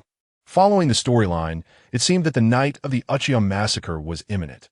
His foolish Idu had now awakened the Manjiki Sharingan. If memory serves, after awakening the Manjiki Sharingan, this individual informed the higher-ups of Konoha about the abilities of the Kodoe Mitsukami, after which Danzo began to take action. Additionally, there was another crucial temporal marker, Sasuke's enrollment in the academy, that, if memory serves correctly, not long after Sasuke started school, the night of the massacre occurred. By the time Sasuke graduated from the Ninja Academy at 12, 5 years would have passed since the Uchiha massacre. How urgent! Hu Tutu squinted, murmuring, the most crucial point now is that my foolish Udu must not die. As long as Jishui survives, Itachi can keep things in check, at the very least preventing the annihilation of our clan, that if memory serves, Itachi's Manjiki Sharingan awakened after witnessing Jishui's death. Therefore, Jishui's survival would delay Itachi's awakening of the Manjiki Sharingan. As for completely preventing it, that was impossible. That Itachi's talent was no joke. After a rapid mental calculation, Hu Tutu realized he had unknowingly spent the entire morning. In the afternoon, as he descended the stairs, he was taken aback upon seeing someone seated in the living room. Elder 5? Jishui, noticing this, smiled and nodded. Hu Tutu, since you've come down, make sure to keep Elder 5 company. I'm off to buy groceries. Elder 5, I hope you'll honor us with your presence. Ha! Jishui, I eagerly anticipate your culinary skills. Elder 5 laughed heartily. Watching Jishui leave, Hu Tutu approached and sat across from Elder 5. You called for me? Hu Tutu asked, somewhat surprised that aren't you afraid the people of Konoha might find out? Not me. Elder 5 shook his head. What on earth did you do to attract the attention of the Umbu? Me? Hu Tutu was taken aback. I hardly ever leave the clan grounds. How could I possibly cause trouble? Upon hearing this, Elder 5 fell silent. For a moment, the two of them in the living room were enveloped in silence. After a long pause, they both shook their heads. Never mind, it's not important. Hu Tutu nodded. Indeed, I never intended to conceal anything from Sarutobi Hiruzen or the higher-ups of Konoha. But it seems Elder 5 is well prepared. As he spoke, Hu Tutu lifted his gaze to meet Elder 5's point 1. I bore a single toma while the other showcased 2, spinning rapidly. Excellent! Elder 5 exclaimed, visibly excited. You have finally awakened. In recent times, only Jishui and Itachi among the Uchiha clan have awakened before the age of 10. And now, we have another. Ha! I knew you could do it. With this, you are now qualified to attend clan gatherings. However, you should be aware that while I can support you, the removal of the clan leader requires the votes of all elders. More importantly, how will you convince the clansmen? You should understand, Hu Tutu, that possessing the Sharingan merely grants you the right to participate in clan meetings. Beyond that, you cannot achieve much. Put it bluntly, the Dove faction will never allow you to dismiss Fugaku from his position as clan leader.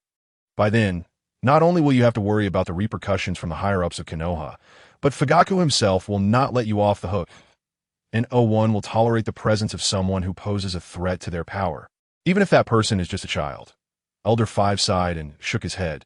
This is far too dangerous. I have never understood why you are so desperate about this matter. If you can endure, my lineage would fully support you in becoming the next clan leader, or when you truly mature in a decade or so, you can naturally gain the clansman's loyalty. In the past, Hu Tutu had put forth considerable effort to persuade Elder 5 to secure protection from a high-ranking clan member, especially after he outlined the recent history of Konoha and the reasons behind the Uchiha's current plight. After much deliberation, Elder 5 finally agreed to give him a chance as long as he awakened the Sharingan. Elder 5 would offer his support. Convincing Elder Wu was also why Hu Tutu had been able to enjoy a relatively carefree existence within the clan after Jishui's departure in recent years. Of course, another factor was that his grandfather, Uchiha Kagami, had saved Elder 5's life on more than one occasion during battles. Even his and Jishui's parents had perished while trying to rescue Elder 5. After understanding all this, along with Elder 5's character, Hu Tutu had finally approached him. Elder 5 gazed at Hu Tutu, saying, I still cannot forget how, at just 4 years old, you spoke so confidently to me. Hu Tutu shook his head and chuckled ruefully. Would you believe me if I said I approached you with a determination to face death? I would believe it, Elder 5 replied, because I truly had such thoughts back then, and even after all these years. Those thoughts frequently resurface. Elder 5's expression turned serious as he regarded Hu Tutu with the Uchiha. Your existence is a variable, is it destruction or vitality? Haven't I already made my choice? Hu Tutu smiled faintly. The Uchiha have never been a solitary clan. Their dignity should not be trampled upon, reducing them to mere stepping stones. When an individual or a clan's dignity is deeply buried in the mire, it signifies their impending demise. The spine of the Uchiha has been bent too far by Fugaku. He seems to have forgotten how to stand tall, claiming to act for the Uchiha and for Konoha. Yet all of this is merely an excuse for his cowardice. While Fugaku may possess commendable abilities, had he been in a different era, he could have been a decent clan leader. However, given the current state of the Uchiha and the village, it is evident that he is unfit for this position. He occupies a seat that he should not hold in an inappropriate time and environment. Is he guilty? Yes, and yet no. How this judgment is rendered can only be determined by each and every member of the Uchiha clan. Fugaku may manage a small household well, but his capabilities cannot encompass the entire clan. The fifth elder gazed at the young lad before him, who spoke with unrestrained eloquence, and for a fleeting moment. It felt as though he had returned to that fateful night. After a prolonged silence, the fifth elder nodded. Do you now comprehend what you lack the most? I do, muttered Hu Tutu, lowering his head. Power. Although he had awakened his Sharingan, he had to admit it was far too late to be present. Hu Tutu possessed abundant chakra, and his Sharingan was fully awakened, yet it had come too slowly, not to mention the current extent of Itachi's prowess. If Hu Tutu could merely attain the rank of Jonin, or even special Jonin, it would suffice to the very least. He would not find himself speaking without any weight. In the Uchiha clan, the greatest credibility lay in strength. Yet, that was precisely what he lacked, as the fifth elder had articulated. If only he were granted a few more years, perhaps it would all be within reach. But now, that was not the case. Of course, there existed another means, yet Hu Tutu felt utterly uncertain about it. Uchiha Shursui, he never denied the profound affection that Uchiha Shursui held for his younger brother. However, to suggest that he would betray his clan for Hu Tutu, or even stand against Kanankor, was utterly inconceivable. If Uchiha Shursui could truly support him unreservedly, then Hu Tutu would dare to rally the Uchiha clan and fire the first shot. Alas, that was not to be. Tomorrow morning, Jing Shui and Qiliang will come to fetch you, the fifth elder stated. Regarding Hu Tutu, this is the only assistance I can offer you at present. The Konoha police force? I understand, Hu Tutu replied, taking a deep breath and nodding. I shall not disappoint you. Uchiha Jing Shui and Uchiha Qiliang, the fifth elder's children, currently commanded a faction within the Konoha police force. The entire force was divided into 10 similar units, each comprising 20 to 50 members, all entirely staffed by the Uchiha clan. Each unit required a minimum of 3 Jonin and 5 special Jonin. To meet its operational criteria. Point 1 must acknowledge that despite the relentless oppression from Konoha's higher-ups and the brutalities of battle, the Uchiha clan's foundation remained formidable, and it was only natural for figures like Sarutobi Hiruzen and Shimura Danzo to harbor fear, to be frank, in terms of families capable of mobilizing such immediate combat power. Even the Hyuga clan, often regarded as equals to the Uchiha, could not compare. Only the Senju clan could stand against the pinnacle of the Uchiha. Yet today, the Senju had become a mere tale. While the Uchiha situation was grim, it still vividly illustrated what it meant for a withered camel to be larger than a horse. Such was the might of the Uchiha clan. Shursui's skills were indeed not to be taken lightly. After a meal and seeing the fifth elder off, Shursui returned to find Hu Tutu. So, you had already been connected with the fifth elder since you were 4, had you? Uchiha Shursui recalled that stormy night when he had to depart on a mission, but was concerned about leaving Hu Tutu alone at home. Initially, he had planned to ask a neighbor for assistance, but unexpectedly, Hu Tutu had expressed a desire to visit Uchiha Keitetsu, the fifth elder's grandson, who was of the same age that time. Shursui had given it little thought and had agreed. Upon his return 2 days later, he brought Hu Tutu back. In the subsequent years, aside from certain necessary events and missions, Shursui had little interaction with the clan's elders. Nor did Hu Tutu seek out the fifth elder again. Shursui thought little of it, attributing it to the whims of childhood. However, he never imagined that the reason Hu Tutu had not reconnected with the fifth elder over the years was because that fateful night, amidst the thunder and lightning, all of Hu Tutu's purposes had already been fulfilled. Reflecting on this, Uchiha Shursui regarded his younger brother with a gaze tinged with complexity. Although he had placed Hu Tutu in a position of considerable equivalence and peril, he had underestimated him. His younger brother was far more than merely dangerous.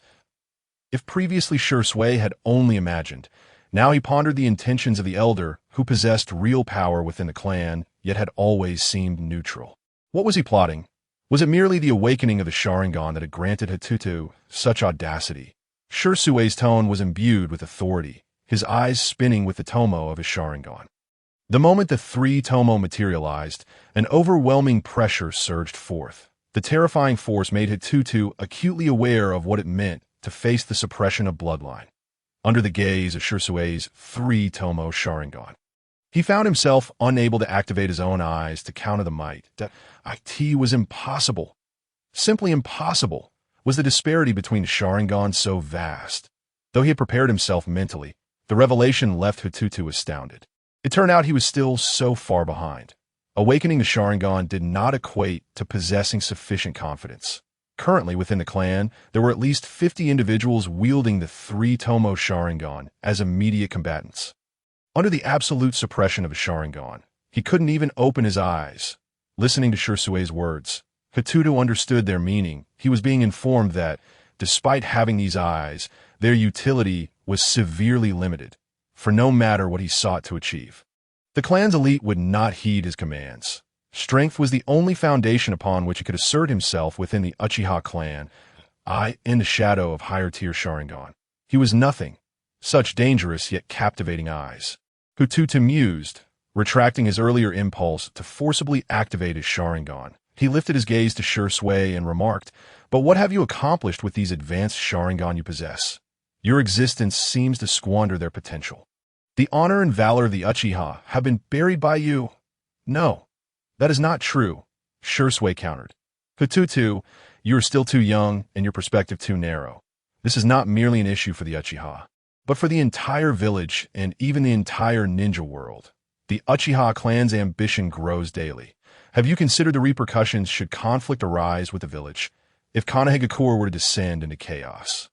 The other 4 great ninja villages would undoubtedly intervene. Though peace treaties have been signed in recent years, and the great ninja wars have faded into memory, the covert confrontations between villages continue to escalate. Currently, the ninja world may seem tranquil, but in reality, it is but a spark away from explosion.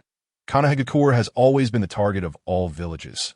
We occupy the richest resources, the most strategic geographic position, and the finest natural conditions. Should a rift deepen between the village and the clan, it would not only jeopardize the clan, but also the innocent inhabitants of Konohagakure and the entire ninja world. Thus, we must do everything in our power to prevent any further deterioration in the relationship between the clan and the village. The village's stability is synonymous with the stability of the entire ninja world. Hu Tutu, you have never experienced the great wars of the ninja world. You can never grasp the brutality of the battlefield. These eyes, which may seem immensely powerful and capable of realizing many of your ambitions, I would rather do without. Recalling the countless teammates and friends who had perished beside him, Shirsui's experiences spoke volumes. It was precisely because he had witnessed such tragedies that he understood the value of the present peace. So hard-won. Gazing upon the smiles within the village, he felt as though he had finally discovered the meaning of his life. Clap, clap, clap. Hu Tutu applauded, yet his gaze towards Shui was laced with irony. Your noble ideals. You harbor love in your heart, but does that mean the Uchiha clan must endure disdain and oppression? On the battlefield, were we not the first to charge into the fray? The sacrifices of the fallen, the villagers, and the Konohagakure shinobi. Does the Uchiha clan not bear its share of losses? When it comes to love for this village, is there any clan that cherishes it more than the Uchiha? In the village of Konoha, the tree, symbolizing the Senju clan, and the fire, representing the Uchiha clan, signify the essence of the Thousand Hands and the Love clan. For the sake of this village, the Uchiha have sacrificed everything. Yet what have they received in return? The disdain of ignorant villagers and the oppression from the higher echelons of Konoha. Have the Uchiha truly wronged them in any way? No, absolutely not.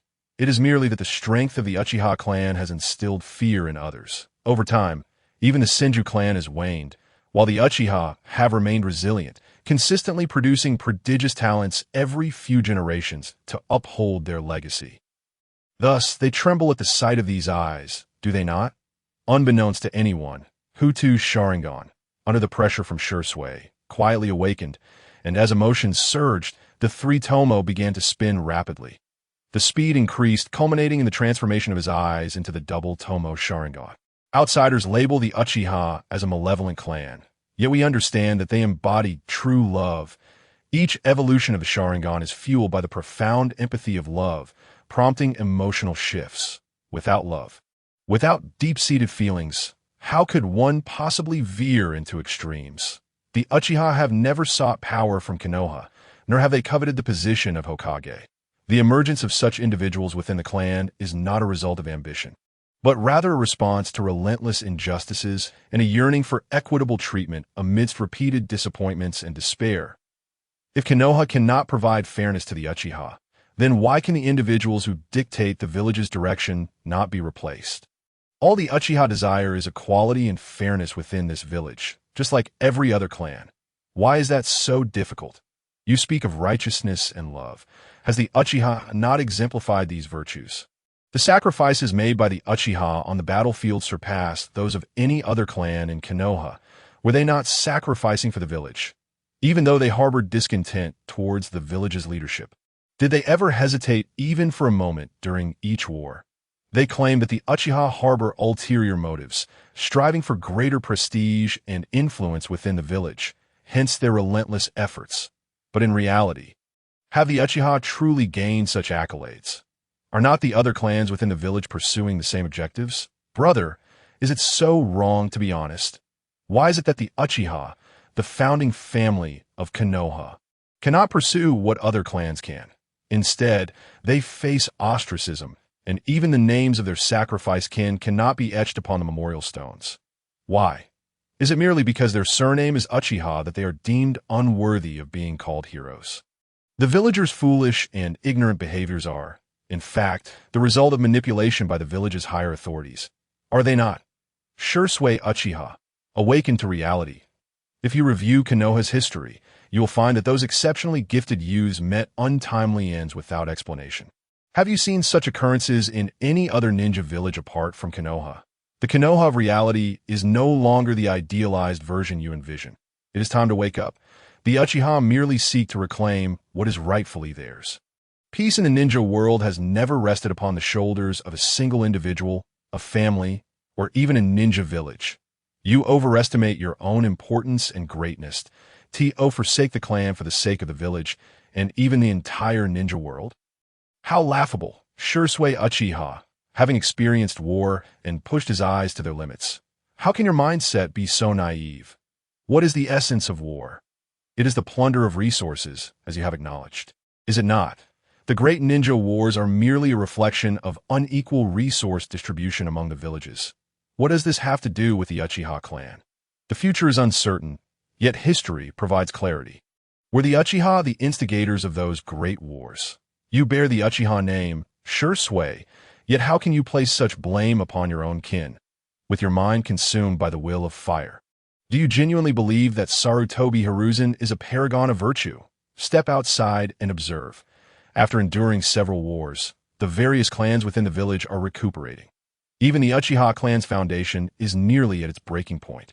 Yet why do the Sarutobi and Shimura clans continue to thrive, with their numbers surpassing those of the Uchiha and Hyuga combined?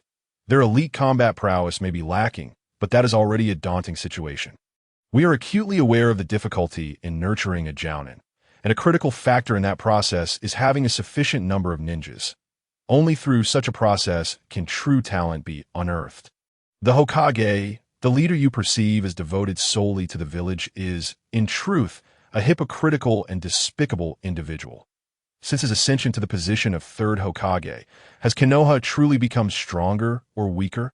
Shursui Uchiha opened his mouth, at a loss for words. Calming himself to contemplate Hu Tutu's words, he found himself speechless. The village has become hollowed in the past. Konoha could withstand the assaults of the three great ninja villages single-handedly. But what of now? Ultimately, it comes down to the fact that Sarutobi Hiruzen and his ilk have squandered the legacy passed down since the first Hokage. These parasites are no longer satisfied with what they have. The Uchiha clan has become their new target. Indeed, the temperament of the Uchiha is not particularly endearing, yet it does not warrant universal disdain.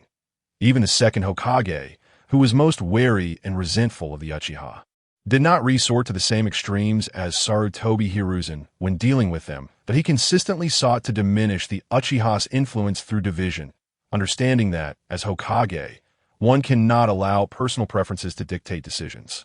From a broader perspective, Regardless of the Uchiha's nature, they are ultimately members of Konoha and foundational to its legacy. Thus, even the second Hokage, who harbored the greatest animosity towards the Uchiha, merely held them to a standard of strict accountability without ever contemplating actions that would undermine his own foundation. Yet, after Sarutobi Hiruzen ascended, does Konoha truly appear as harmonious as it seems? And now, regarding you, Shui, Hu Tutu calmly remarked, you relentlessly pursue this so-called righteousness and love, yet you cannot even care for your own family. How can you discuss the village or the ninja world? What significance do your actions hold? Glancing at the deeply perplexed Shui Uchiha, Hu Tutu chose not to engage further and ascended to his room to rest. Meanwhile, Shui remained below, enveloped in a fog of confusion, as though the very world were collapsing around him. What had all his efforts amounted to? For the sake of the peace espoused by Sarutobi Hiruzen, he had even resolved to forsake the Uchiha clan if necessary. But was it truly worth it? What was he even? That night, sleep was elusive. Yet for Hu Tutu, slumber was sweet and undisturbed. Unbeknownst to him, shortly after he fell asleep, two figures emerged beside his bed. Though shrouded in darkness, the two pairs of spinning three-tomo Sharingan revealed their identities. Brother, what do you think? As our father said, this child is indeed formidable. What Hu Tutu did not realize was that during each of his clandestine meetings with the fifth elder, two pairs of watchful eyes were secretly observing him. These belonged to the fifth elder's children, Uchiha Jingyu and Uchiha Chilling. Initially, they were perplexed as to why their father engaged in such covert dealings. However, after overhearing Hu Tutu's conversation with Uchiha Shui that evening, a revelation ignited within them, replaced by a fervent passion that felt ready to boil over. The name Uchiha had been steeped in languor for far too long. Indeed, it could be said that within the entire shinobi world, the name Uchiha resonated more powerfully than it did in Konoha. It was unclear when it had become customary for even members of the Uchiha clan to accept this state of affairs. A segment of their kin had grown increasingly obsessed and ruthless, resorting to unscrupulous means. They were Uchiha, yet they had strayed far from the essence of what it meant to be one. The Uchiha were known for their fierce pride and tenacity, but they should never have succumbed to mindlessness, nor forgotten the pride that belonged to the Uchiha lineage. Yet in that moment, the siblings felt as though they were witnessing a unique radiance that was distinctly Uchiha. Hu Tutu, Uchiha Hu Tutu.it was a revelation that filled them with immense astonishment. Previously, they had harbored grievances regarding their father's decisions, but after hearing Hu Tutu's impassioned words that night, they found themselves wholeheartedly submitting to him. He was a true Uchiha. Uchiha Chilling softly remarked, her fingertips instinctively tracing Hu Tutu's cheek. I hope this child can shoulder such responsibility. Well, it appears we have much to attend to, Uchiha Jingyu interjected. As the second daughters of the fifth elder, it was customary for Hu Tutu and Uchiha Shui to refer to them as uncle and aunt. Their knowledge of Hu Tutu was limited. They were aware that their father held this young boy in high regard and had established early connections with him, though the specifics eluded them. In truth, even Hu Tutu himself was unaware of the extent of the fifth elder's interest in him. Uchiha Shui had never spoken a word about Hu Tutu's awakening to anyone. Not even Itachi was privy to this information. Yet the fifth elder knew, and the moment Hu Tutu awakened, he visited the family home. It was evident that upon learning of Hu Tutu's activation of a Sharingan, he immediately summoned his children and issued a command to ensure Hu Tutu's safety at all costs, willing to go to any lengths to guarantee it. This was an unfathomable turn of events for Uchiha Jingyu and Uchiha Chilling. They were aware that their father had maintained a facade of indifference to worldly affairs for years. Thus, although they held esteemed positions within the Uchiha clan, even Fugaku would treat them with deference. Everyone understood that they lacked ambition. Much like Elder Wu, their primary concern was preserving the strength of their own branch to avoid being bullied, with no thought of taking sides. Yet now, their father instructed them to protect a mere child. Furthermore, it seemed there was more to it than that. Was he also planning to introduce Hu Tutu into the Konoha Guard? To them, this seemed utterly ludicrous. Nevertheless, the reality was as such. Therefore, after escorting their father to this location, the siblings remained hidden in the shadows. Even after the fifth elder departed, they chose not to leave, eager to observe what made this child so cherished and protected by their father. Thus, they overheard the conversation between Hu Tutu and Shui. Upon hearing it, their blood surged with excitement, almost compelling them to rally and restore the glory of the Uchiha clan that very day. No one could have anticipated that such profound sentiments would emanate from the lips of a child, and the siblings came to understand their father's concerns. This child was the future of the Uchiha. Yet, all of this required time. From the dialogue between the two brothers that evening, it was evident that while Uchiha Shui was the clan's foremost talent, his heart was evidently not aligned with the family. In other words, he was a traitor. Although Hu Tutu was his biological brother, no one could guarantee that he would not stage a grand act of betrayal. Thus, with Hu Tutu's awakening of the Sharingan, his protection had to be executed with even greater vigilance. Above all, Hu Tutu must not come to harm. This was the singular thought occupying the minds of Uchiha Jinyu and Uchiha Chilling, and they would spare no effort to ensure his safety. Unbeknownst to Hu Tutu, he had inexplicably gained two unwavering and devoted supporters. The following morning, Yinling arrived at the entrance to relieve Uchiha Jinyu, who had stood guard throughout the night, but Uchiha Jinyu declined. Today is the first day for adults to report. Let us go together and rest afterward. Uchiha Yinling nodded in agreement. All right. The siblings had decided the previous night that in most circumstances within the clan, they would swap duties. However, if they ventured outside the Uchiha territory, both would need to be present for protection that in the current Konoha, even though they had not paid much attention to it before. They sensed an impending storm brewing that Hu Tutu must not encounter any mishap. At that moment, Uchiha Shui, who had not slept a wink and appeared despondent as though he had lost all vitality, slowly lifted his gaze toward the entrance that in the span of a night. Uchiha Shui seemed to have transformed from a spirited youth into a weary elder. Upon seeing the two at the door, he froze momentarily but instinctively rose. Is that you, Jinyu and Yinling Senpai? Have you come to see me? Uchiha Jinyu and Uchiha Chilling exchanged a glance. They had held a favorable opinion of Uchiha Shui up until the previous evening. However, after comparing Shusui's stance with Hu Tutu's ideology, they found it impossible to maintain any fondness for the once promising junior. Chilling glanced at her brother, understanding his thoughts, and thus spoke. Shui, we are here to fetch Tutu. Tutu, upon hearing his younger brother's name, Shui finally regained some composure, his gaze sharpening with suspicion. What does your senpai want with Tutu? It is none of your concern. We are here to take little Tutu away. Please step aside. Uchiha Jinyu replied frostily. Uchiha Shui, it would be wise for you to keep your distance from Tutu. If anything were to happen to him, I will not let you off lightly. With that, Uchiha Jinyu ascended the stairs. Uchiha Chilling nodded and followed suit, leaving Shui standing there, filled with confusion and uncertainty. What was the meaning of this? It was evident that these two had no intention of confronting Hu Tutu, which was why Shui did not impede them, that he was also curious about where they intended to take Hu Tutu and for what purpose.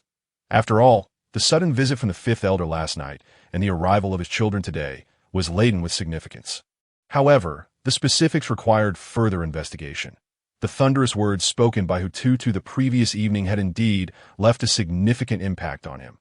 Yet persuading Shui in a single night and altering his perspective was an unrealistic endeavor. Had anyone else from the Uchiha clan delivered those words instead of Hu Tutu, he would have already found himself in the Konoha interrogation room. Brother, I'm stepping out for a bit. You can have breakfast without me. Hu Tutu announced as he descended the stairs, fully dressed. Sure, go ahead, Shui replied with a nod, but upon seeing Hu Tutu, he was momentarily taken aback. That moment, Hu Tutu was clad in the official combat attire of the Uchiha, seemingly unremarkable. However, the badge on his arm made Shusui's pupils contract in alarm. The Uchiha Guard. This badge could only be worn by an official member of the Uchiha Guard, but Tutu, in an instant. Shui grasped many things. Swish, Shui swiftly moved to block the doorway, intercepting the trio. Tutu, you, he said, his voice trembling slightly, gazing complexly at his younger brother before him. Hu Tutu patted the badge on his arm. Ah. From this day forth, I shall be a member of the Uchiha Guard." He then reached out, tapping Shirsue's arm, before bypassing him and departing. This left Shirsue standing in place, rendered speechless for a long while. Joining the Uchiha Guard indicated that Hu Tutu was prepared, and it also meant he would be thrust into the public eye.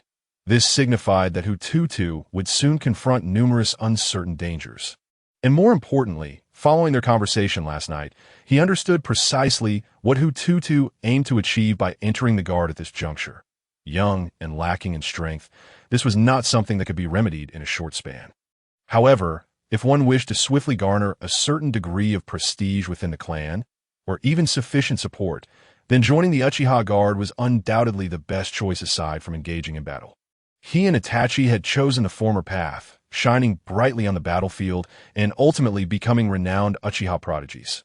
Yet, this also brought them into the limelight, appearing seemingly dangerous, yet remarkably safe, for they had become the Uchiha's emblem. Any who dared to act against them would inevitably be exposed. Shirsue was acutely aware that within the Uchiha Guard, there were also numerous talented members of the Uchiha clan. They had merely opted to join the Guard to protect the Uchiha. If Itachi and Shirsue represented the Uchiha's facade, then these individuals were the foundation of the clan. They would inevitably take the lead in the darkest, most sordid affairs. This was also the reason Shirsue had always hoped Hu Tutu would enroll in the Konoha Ninja Academy. Yet he never anticipated that Hu Tutu would ultimately tread this path. More importantly, Hu Tutu's intentions were perilously dangerous. Were he to become one of them, Shirsue could hardly fathom what might transpire thereafter. But how could he refute it? Hu Tutu's stance last night had already signified a declaration. "Tutu, you truly put me in a difficult position," Shirsue sighed, feeling rather helpless. "Nevertheless, regardless of the outcome, I will undoubtedly protect you." "Absolutely." Seemingly reinvigorated, Shirsue composed himself and silently made his way to the Uchiha Guard's office. However, upon reaching the doorstep, he witnessed Hu Tutu standing atop a stool, surrounded by the Uchiha siblings, Jingyu and Yenling, along with two teams of Uchiha members, totaling about 20 individuals. Yet before them stood a crowd of 50 or 60. Each face was etched with anger, voices overlapping in a cacophony that was increasingly chaotic, giving rise to a headache. Unquestionably, these individuals were hurling insults at their fellow Uchiha clan members. Observing this from the shadows, Shirsue furrowed his brow. He was aware of the significant discord between the clan and the villagers. Yet he had not anticipated it to reach such an extreme. Nearly every villager's discontent with the Guard had reached its zenith. Conversely, the Uchiha members within the Guard were seething with rage. Yet their reason held them back from immediate confrontation at that moment. Shirsue recalled Hu Tutu's words. The Uchiha were a clan born of love, albeit a small one. Yet anyone recognized by it would never inflict harm upon it. "My husband has been captured by your Uchiha for over 10 days. Why has he not been released?" cried an elderly woman. "I merely sell vegetables. Why did your Uchiha topple my stall? My Hualuo has been missing for 3 days. What is your Guard doing? Why can't you find him? Useless, truly useless." In an instant, the villagers' uproar escalated, appearing ready to erupt into chaos. Meanwhile, the expressions of the Uchiha members in the Guard were unmistakably filled with fury. Yet they continually restrained themselves, retreating further. Just as they were about to backtrack into the building, Hu Tutu shouted, "Everyone halt! Uchiha, activate your eyes!" With a swift motion, over 20 Uchiha members simultaneously opened their Sharingan. The crimson tomo swirling rapidly within their gaze in that instant, terror washed over the faces of all the villagers, and the noise of the air ceased abruptly. Jingyu and Yenling exchanged glances, hesitating whether to intervene and stop Hu Tutu. While such an action might be gratifying, it would undoubtedly exacerbate the rift between the Uchiha and the village, something no faction within the clan desired to witness.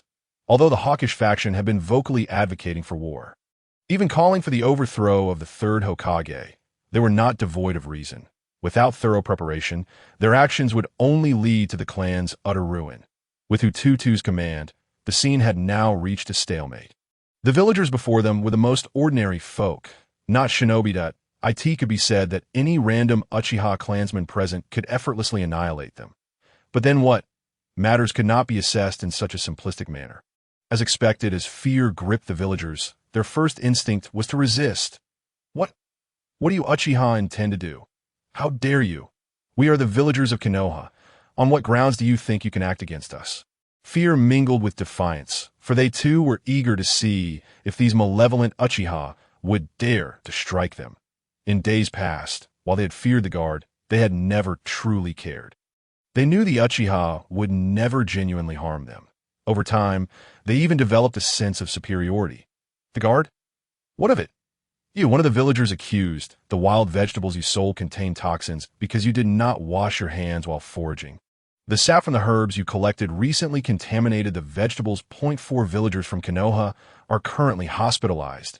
And you, another voice chimed in, was your husband taken by us? The guard is only responsible for perimeter maintenance. It was the village's shinobi who apprehended your husband. He is a spy from the Cloud Village, having secretly stolen information from Konoha for years. Your family's entire livelihood has been built on betraying us. In an instant, all attention turned to the woman. While the elderly woman's actions might have been somewhat understandable, this woman's situation was different. You have repeatedly troubled the guard. Each time you cause a scene. We secretly give you a sum to leave. Initially, I thought you might possess some shame, yet you have only grown more brazen. You truly believe the guard is your personal domain? Now, seize this woman and take her to the interrogation department. I have serious suspicions that she has knowingly concealed her husband's identity as a spy for monetary gain. Yes, 2 members of the Uchiha Guard shouted in unison, swiftly moving through the crowd to apprehend the woman.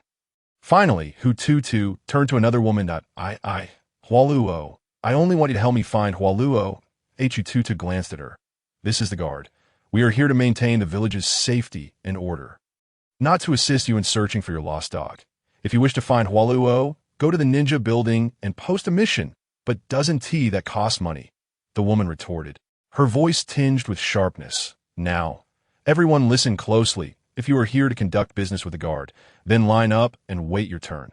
However, consider this carefully. If you are merely here to stir trouble, do not blame the guard for being unyielding. With that, Hu Tutu turned to the surrounding Uchiha clansmen. Remember the duties of the guard. Anyone who dares to violate the rules will be infringing upon the laws of Konoha. Regardless of the individual's identity or strength, we shall act according to the law without leniency.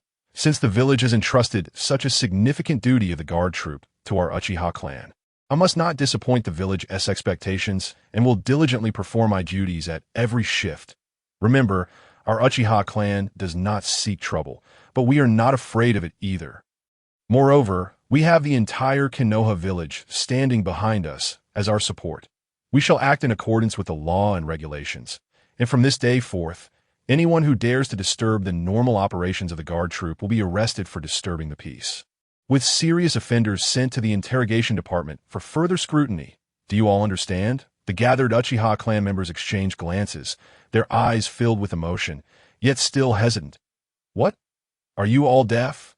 Uchiha, Jinyu bellowed, glaring at these individuals. Did you not hear me? Yes, the Uchiha clan members, seeing this, completely cast aside their last shred of hesitation and responded loudly. That single word seemed to sweep away the long-standing gloom in their hearts, bidding farewell to the long-lost oppression and various grievances. This sensation was truly exhilarating. Observing the fervor ignited by that single roar, which seemingly stirred the very spirit of the Uchiha, both Uchiha Jinyu and his sister were immensely thrilled. However, they soon noticed 2 suspicious figures among the villagers stealthily retreating, seemingly attempting to leave. Upon seeing this, Uchiha Yenling swiftly vanished from her spot. Uchiha Jinyu hurried to Hu Tutu's side. Hu Tutu, let them handle things here. We should head inside. Hu Tutu nodded, understanding that these villagers were merely exploiting the mentality of the law does not penalize the masses to cause trouble for the guard troop. In their minds, it seemed the only way to prove something was by trampling on the face of Konoha, or even the entire ninja world as foremost clan, and yet emerging unscathed. But they could do so, and even take pleasure in it was unclear when this mindset had taken root among the villagers of Konoha, becoming a common topic of discussion among the ordinary folk. as if anyone who engaged in such antics would face contempt from their peers. One cannot help but admit these commoners are quite audacious. If they were to change their identities, even to that of a mere genin, who would dare? You may disdain the name Uchiha, but this name has carved its reputation in the ninja world. Forged through the blood of countless sacrifices, and these villagers of Konoha exemplified what it means to be ignorant and fearless. Uncle Jingyu, where have Aunt Yinling and the others gone? Hu Tutu could not help but inquire upon entering the office. Uchiha Jingyu briefly recounted the events that had just transpired, then turned to Hu Tutu. It was precisely because strange individuals had infiltrated the crowd that they were uncertain of the potential dangers, prompting them to send Hu Tutu back first. Hu Tutu naturally understood this rationale. He had just awakened his eyes and was still woefully weak that a wise man does not stand beneath a dangerous wall. Right now, preserving his life was of utmost importance for Uchiha Jingyu and Uchiha Yenling. Hu Tutu had faith in them. The fact that Elder Five had them come to fetch him clearly indicated the choice of Elder Five's faction. This brother and sister duo were not only top-tier experts within the Uchiha clan, but also wielded considerable influence within the guard troop. Undoubtedly, this provided Hu Tutu with a promising start. Hu Tutu, how did you come to know about the villagers outside? Uchiha Jingyu asked curiously. He and Yinling had brought Hu Tutu to the guard troop for a preliminary orientation and were preparing to gather their respective teams for introductions. After all, Hu Tutu's purpose in coming here was precisely that, and the siblings naturally aimed to pave the way. However, they hadn't anticipated that the villagers would suddenly burst in to create chaos. In truth, such incidents occurred almost every few days, with a new batch of villagers causing disturbances. Initially, it was somewhat unsettling, but over time, it seemed the entire guard troop had no choice but to helplessly accept this reality without any effective response. As previously mentioned, if these individuals were ninjas, it would be one thing, but the reality was they were merely a group of ordinary villagers. What could be done against a throng of common folk?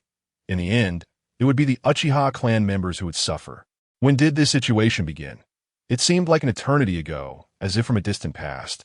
It was unclear when the Uchiha had, step by step, begun to retreat without any other options. Nothing. While you and Aunt Yinling were gathering the team, I had some free time to peruse the recent files of incidents handled by the guard troop on the table. Uchiha Jingyu was somewhat astonished. So many. Fortunately, I read quickly and can retain the information. Hu Tutu smiled. However, it's not sustainable in this manner. The guard troop should not be so disorderly, constantly besieged by a group of villagers, that we don't desire this either. Jingyu sighed helplessly. We have discussed this matter countless times, but there seems to be no viable solution. These villagers initially feared the Uchiha, but over time, it became unclear when they had transformed into this state. Regardless of right or wrong, it appears that opposing the Uchiha is deemed correct, earning them the support and encouragement of those around them. Hu Tutu scoffed upon hearing this. It's not merely the encouragement of the opportunist that has established this adversarial image, treating our Uchiha clan as the enemy. However, such matters cannot be rushed, as they cannot be altered overnight. Many issues are far too deeply entrenched. Hu Tutu understood that the root of this issue lay within the guard troop itself. The entire guard troop was entirely controlled by the Uchiha clan. While it may seem like an immense power, it can be said that it represents one of Konoha's three major law enforcement departments: the Ninja Corps, the Umbu, and the guard troop. Yet, only the guard troop is fully dominated by the Uchiha clan, with others, even the Hokage, unable to intervene.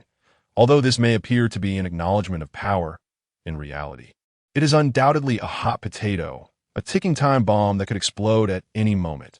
The guard troop is a thankless job, one that offends the entire Konoha village, be it commoners or ninja clans. Who does not harbor resentment towards the guard troop? This much must be acknowledged. The ruse devised by the second Hokage back in the day was truly despicable. He granted the Uchiha a lofty position, yet simultaneously alienated them from everyone, effectively severing any possibility for the Uchiha clan to ascend to the role of Hokage, and no matter how strong one may be, even if an Uchiha Madara were to emerge, what difference would it make? If the commoners do not support you, and the various clans of Konoha do not support you, what good is it to become Hokage? For now, What we must do is improve the Uchiha's reputation. We have considered various methods, but Uchiha Jingyu smiled bitterly. It's not that there are no methods. Some have indeed proven effective. However, they cannot last more than a couple of days before reverting. As if the heavens themselves are conspiring against our Uchiha clan. Hu Tutu shook his head upon hearing this. He understood that this was not a matter of divine intervention, but rather the machinations of Sarutobi Hiruzen and Shimura Danzo. Especially that old fox, Danzo, who was perpetually watching the Uchiha clan. Any slightest movement never escaped his gaze. He did not doubt that the moment he was brought into the guard troop by Uchiha Jingyu and his sister and successfully assumed his position, his relevant information would have already made its way to that old man's desk, or perhaps it had long been there. After all, he had an older brother named Uchiha. To think one could remain unnoticed is simply impossible. However, previously, he may have been regarded as a mere small fry, a child devoid of ninja talent, with chakra levels even inferior to those of young Might Guy, hardly resembling an Uchiha, let alone being compared to the illustrious Shursui. But now, Hu Tutu believed that even Elder 5 was aware of his awakening. So how could the Konoha Elder Council, which was always monitoring the Uchiha, not be informed? Hu Tutu was somewhat unclear, yet he had a tendency to envision the worst possible scenarios, believing that this approach would better equip him for the most unfavorable outcomes. Uncle Jingyu, how many members do you and Aunt Ling have in your respective teams? He inquired. I command 30 individuals, while Yenling oversees 50, and even the weakest among them are seasoned chunin. Upon hearing this, Hu Tutu's eyes lit up. What a remarkable feat! It is no wonder that the Uchiha clan boasts such elite members. The number of shinobi you possess is not something an ordinary clan can rival, and even some mid-sized villages would struggle to muster such a force. And yet, within the security detail, merely 2 subordinates have achieved such a count. If he were to shift his perspective, he suddenly found himself understanding Sarutobi Hiruzen. With a contingent like this, and ingrained with a hint of madness and extremism, should they ever go berserk, it would surely lead to dire consequences. For Konoha, this truly represented a ticking time bomb. The reason the first and second Hokage were not burdened by such concerns stemmed fundamentally from their immense power. The first Hokage was legendary, capable of suppressing the entire shinobi world with a mere clap of his hands. The second Hokage was equally formidable, especially during an era when no Uchiha could rival his strength. Thus, he could easily keep the Uchiha in check. This is why Konoha enjoyed a period of tranquility without any disturbances. However, Sarutobi Hiruzen, despite his illustrious title and being hailed as the strongest Hokage in Konoha's history by countless villagers, must have had some awareness of his own limitations.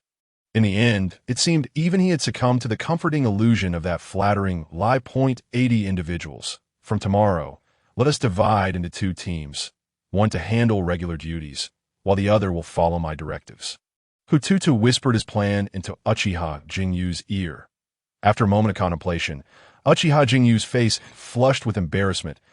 Isn't this somewhat beneath the dignity of the Uchiha clan? If we were to engage in such actions, wouldn't it lead to disgrace? Hu Tutu seemed to grasp his concerns and understood that, given the nature of his kin, compelling them to undertake such tasks would be akin to punishing them. Nevertheless, if they wished to swiftly ameliorate the current awkward situation of the security detail, this was one of the best options available. The alternative? That would entail Fugaku proactively approaching Sarutobi Hiruzen to resign from the security detail on behalf of the Uchiha clan. But was such a thing feasible? Absolutely not. It was not even worth entertaining. Regardless of whether Uchiha Fugaku would agree, the elders above would surely object that on this matter, the moderates and the hardliners alike would be in total agreement. The security detail was a hot potato, yet the Uchiha clan had become accustomed to its heat over the years. More importantly, it symbolized power. The Uchiha clan possessed legitimate law enforcement authority within the confines of Konoha. This was the only group, aside from the Umbu, that held such privileges.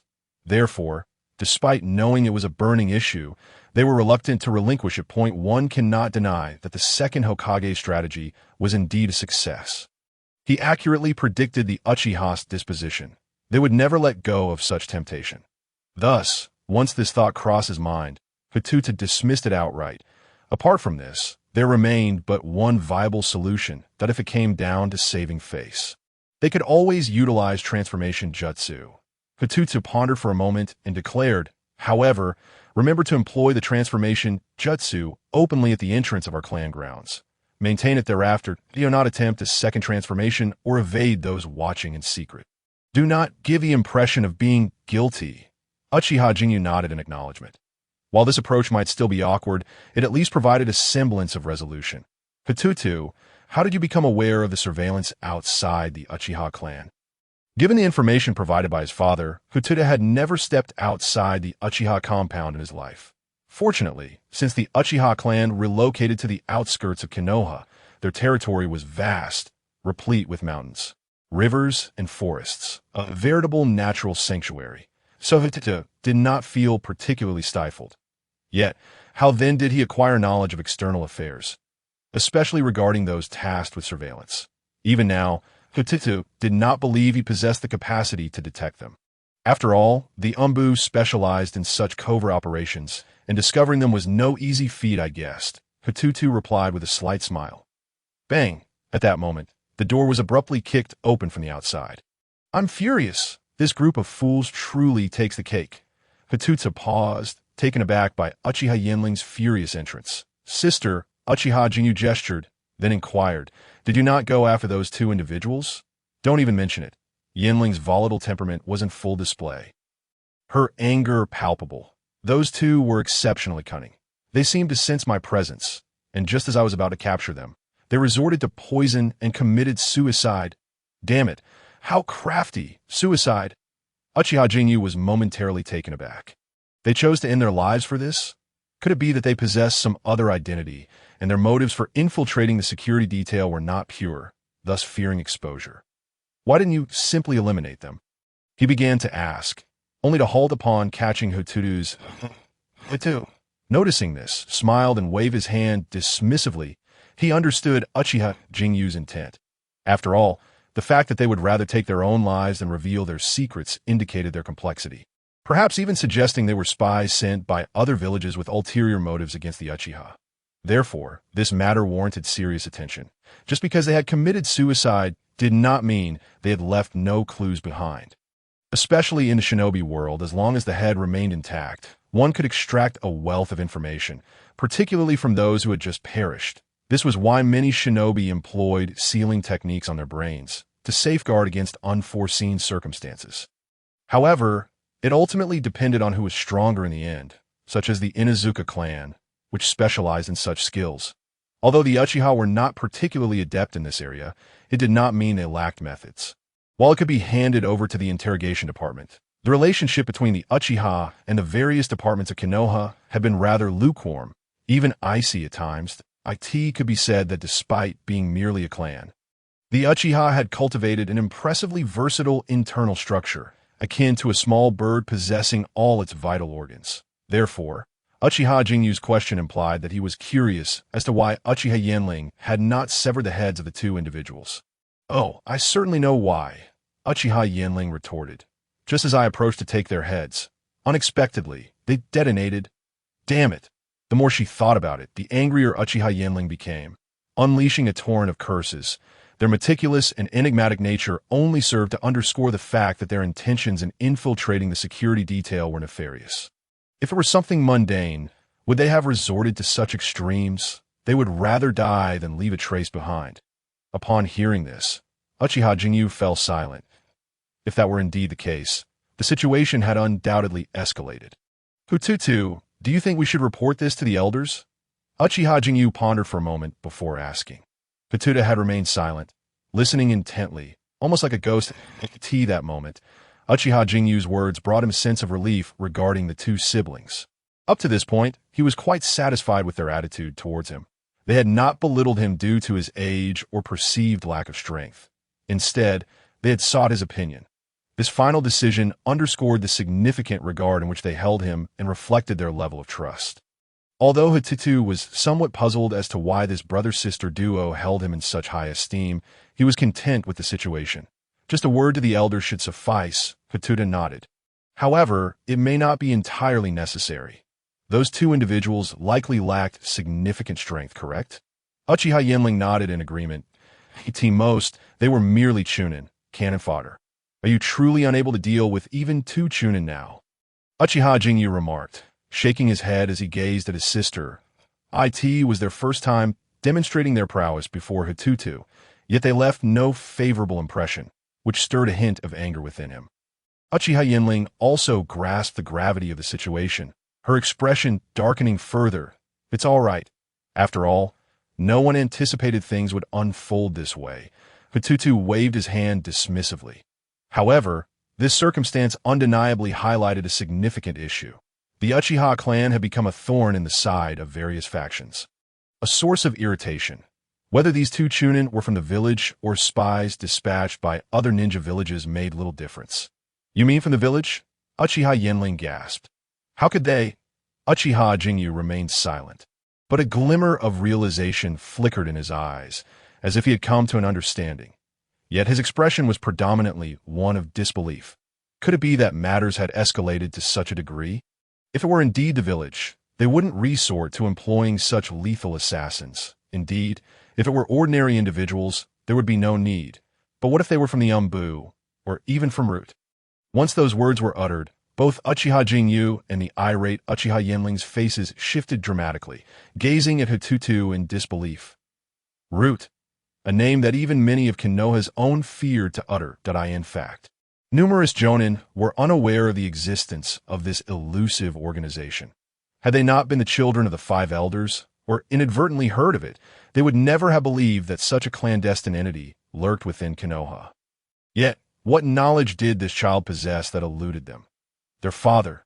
The siblings exchanged glances, but ultimately shook their heads that it was impossible. For years, their father had sought to distance himself from Hu Tutu for his protection, rarely meeting him. Their few clandestine encounters were conducted under their watchful eyes, and each meeting lasted no more than 2 minutes. Hu Tutu smiled at the two of them. There is no need for astonishment. Some matters will become clear to you in due time. All along, Sarutobi Hiruzen had maintained a vigilant stance towards the Uchiha, fearing their power. Yet he was also reluctant to relinquish the strength they provided, resulting in a conflicted relationship with the clan. In stark contrast, another individual had acted differently. Over the years, roughly 70% of the schemes targeting the Uchiha clan had originated from this person's machinations, all conducted with Sarutobi Hiruzen's tacit approval. After all, he was the Hokage. Without his nod of consent, no one could orchestrate such events within the village. Shimura Danzo, the siblings exclaimed in unison. Yet, even considering Root, Uchiha Jingyu hesitated. Hu Tutu understood his implication. Even Root would not resort to such extremes that if they were apprehended by their security forces, revealing their identities would suffice. Although the Uchiha would be displeased, it would not lead to dire consequences. Ultimately, they would be returned. After all, they were all citizens of Konoha. It should not reach such a critical point. However, it was Uchiha Yenling whose demeanor turned grave. Brother, this precisely highlights the issue. Danzo has sent individuals to harass our Uchiha clan, even covertly inciting villagers to pressure our security forces. From various signs, it appears this is not an isolated incident. They may have orchestrated numerous prior schemes, all intended to suppress our clan and undermine the authority of the security forces.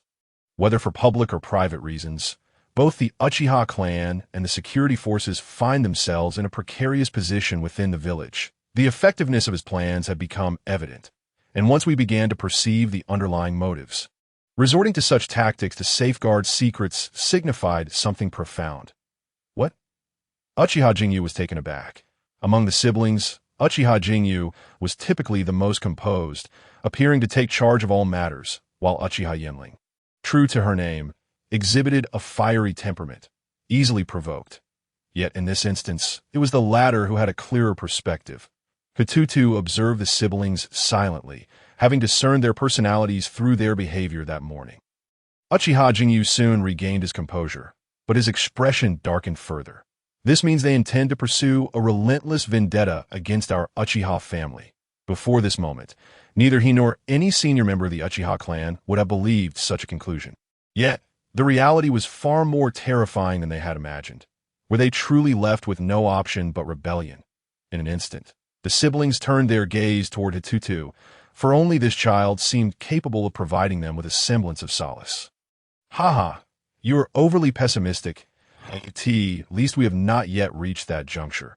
However, the Uchiha stand precariously on the edge of a cliff, and every subsequent step must be taken with utmost caution. Hu Tutu shook his head with a sigh.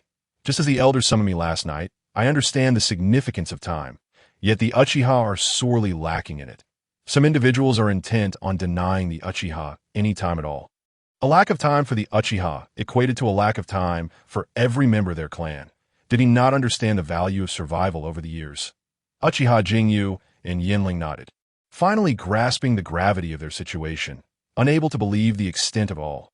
Throughout the morning, Hu Tutu had been in the office, primarily familiarizing himself with the responsibilities of the security forces. Even attempting to resolve 2 accumulated cases in the afternoon, Hu Tutu and Uchiha Jingyu arrived at a waterfall nestled within the woods. Uncle Jingyu, I possess a water chakra affinity, and I hope to receive your guidance henceforth. Water affinity? Uchiha Jingyu expressed surprise, for the Uchiha clan's innate affinity was fired up. It could be said that water chakra users were exceedingly rare within their clan. To their astonishment, they shared the same chakra affinity. Uchiha Jingyu nodded, but the next moment, he shook his head. However, there's one thing you have misunderstood. Misunderstood? Hu Tutu looked at him quizzically. You currently possess the Sharingan, and not just any Sharingan, but a double Tomo Sharingan. Why then should you be preoccupied with learning numerous jutsu? Once you reach the Jonin level, you will unlock the ability to manipulate other chakra affinities. Why then, you will be able to utilize the fundamental 5 elemental jutsu, relying on the replicative nature of the Sharingan. Even taijutsu will become second nature to you, thus making it unnecessary for you to obsess over amassing a plethora of jutsu at this stage. Furthermore, you must understand that the power of a jutsu, or its lethality, is determined by the quantity of your own chakra. For instance, if we both utilize jutsu of the same rank, my techniques will far surpass yours in strength and quality. Of course, this is not to say that jutsu are without value. Rather, for you at present, the jutsu you require should be meticulously selected. They must not only suit you, but also integrate seamlessly into your combat style. Otherwise, no matter how many jutsu you acquire, they will prove futile. For those of us with the Sharingan, our pursuit of jutsu is not particularly fervent. Ultimately, the few that prove truly practical are countable on one hand. Uchiha Jingyu's words struck a chord with Hu Tutu, causing him to awaken to a new understanding. Well then, what else could he possibly say? Indeed, the Uchiha clan possesses an undeniable prowess, seemingly indifferent to the intricacies of ninjutsu. Upon further reflection, this notion holds considerable truth. While Uchiha ninjas may not rival Naruto in sheer ability, those who attain the rank of Jonin generally do not lack in chakra. It is evident that the innate talent of the Uchiha clan is amongst the finest in the ninja world. However, it appears that they have not placed excessive emphasis on the pursuit of ninjutsu. Recalling the original narrative, Kakashi serves as an exemplary case that a man who has mastered thousands of ninjutsu, yet, aside from the question of his chakra reserves, the practicality of such an extensive repertoire often goes unutilized in actual combat scenarios. Lost in contemplation, Hu Tutu pondered the essence of combat strategy. Ninjutsu indeed possesses a certain intimidating quality, according to Uchiha Jingyu. With his double Tomo Sharingan, he is already capable of replicating some basic ninjutsu. The need for more advanced techniques seems unnecessary that a simple fireball jutsu, given sufficient chakra, can indeed be amplified into a grand conflagration. Moreover, the inherent abilities of the Sharingan grant one the unique capacity for on-the-spot learning. Thus, there is little reason to become overly fixated on the application of ninjutsu. As Hu Tutu contemplated further, he suddenly perceived something, casting a glance at the short blade gifted to him by Shurzi. In that fleeting moment, clarity washed over him. The optimal approach to utilizing the short blade in combat is to combine it with a robust physique and genjutsu. As Hu Tutu lifted his gaze, activating his double Tomo Sharingan, a smile graced Uchiha Jingyu's face. That it appears you have grasped the concept, and I shall refrain from elaborating further, beyond the realm of specialized ninjutsu. The Uchiha clan does not fall short. During combat, one can indeed learn and adapt in real time. However, it ultimately depends on how you apply these techniques. Should you aspire to become a proficient ninjutsu user, you may gradually delve into this area of study. Nevertheless, what truly instills fear in others regarding the Uchiha is not the ninjutsu capabilities derived from the Sharingan, but rather the art of Genjutsu. Even elite shinobi prefer to avoid one-on-one confrontations with an Uchiha possessing a three-tomo Sharingan. Thus, Genjutsu represents the Uchiha clan's most formidable strength. In any engagement, whether one-on-one or in larger skirmishes, Uchiha clan members consistently employ Genjutsu to assist their endeavors. It may appear inconspicuous, yet possesses the power to distract and disorient opponents. Seizing this opportunity can often turn the tide of battle or facilitate a timely escape. Therefore, my counsel is that regardless of which path you choose to pursue, you must never neglect the study of Genjutsu. With our Sharingan, we possess numerous advantages in casting Genjutsu compared to other ninjas. While many covet the Sharingan for its ninjutsu capabilities, it is, in fact, Genjutsu that is of paramount importance. I understand. Hu Tutu nodded in acknowledgement. Uchiha Jingyu affirmed, of course. This is merely my humble suggestion. For the time being, it would indeed be beneficial for you to learn some water-style ninjutsu. But you must remember to discern priorities. Hu Tutu comprehended the wisdom in Uchiha Jingyu's words. Upon reflection, while ninjutsu may appear powerful, the number of shinobi who have perished due to ninjutsu in the world of Naruto is exceedingly few. Aside from the most insignificant of foes, Uchiha Jingyu's perspective on ninjutsu is clear.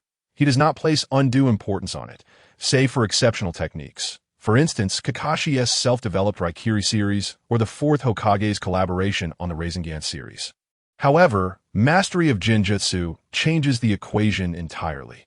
Genjutsu may be considered a supportive technique, yet it seamlessly integrates into any combat system, enhancing its efficacy. This is especially true for members of the Uchiha clan, who can ensnare opponents in Genjutsu without a sound.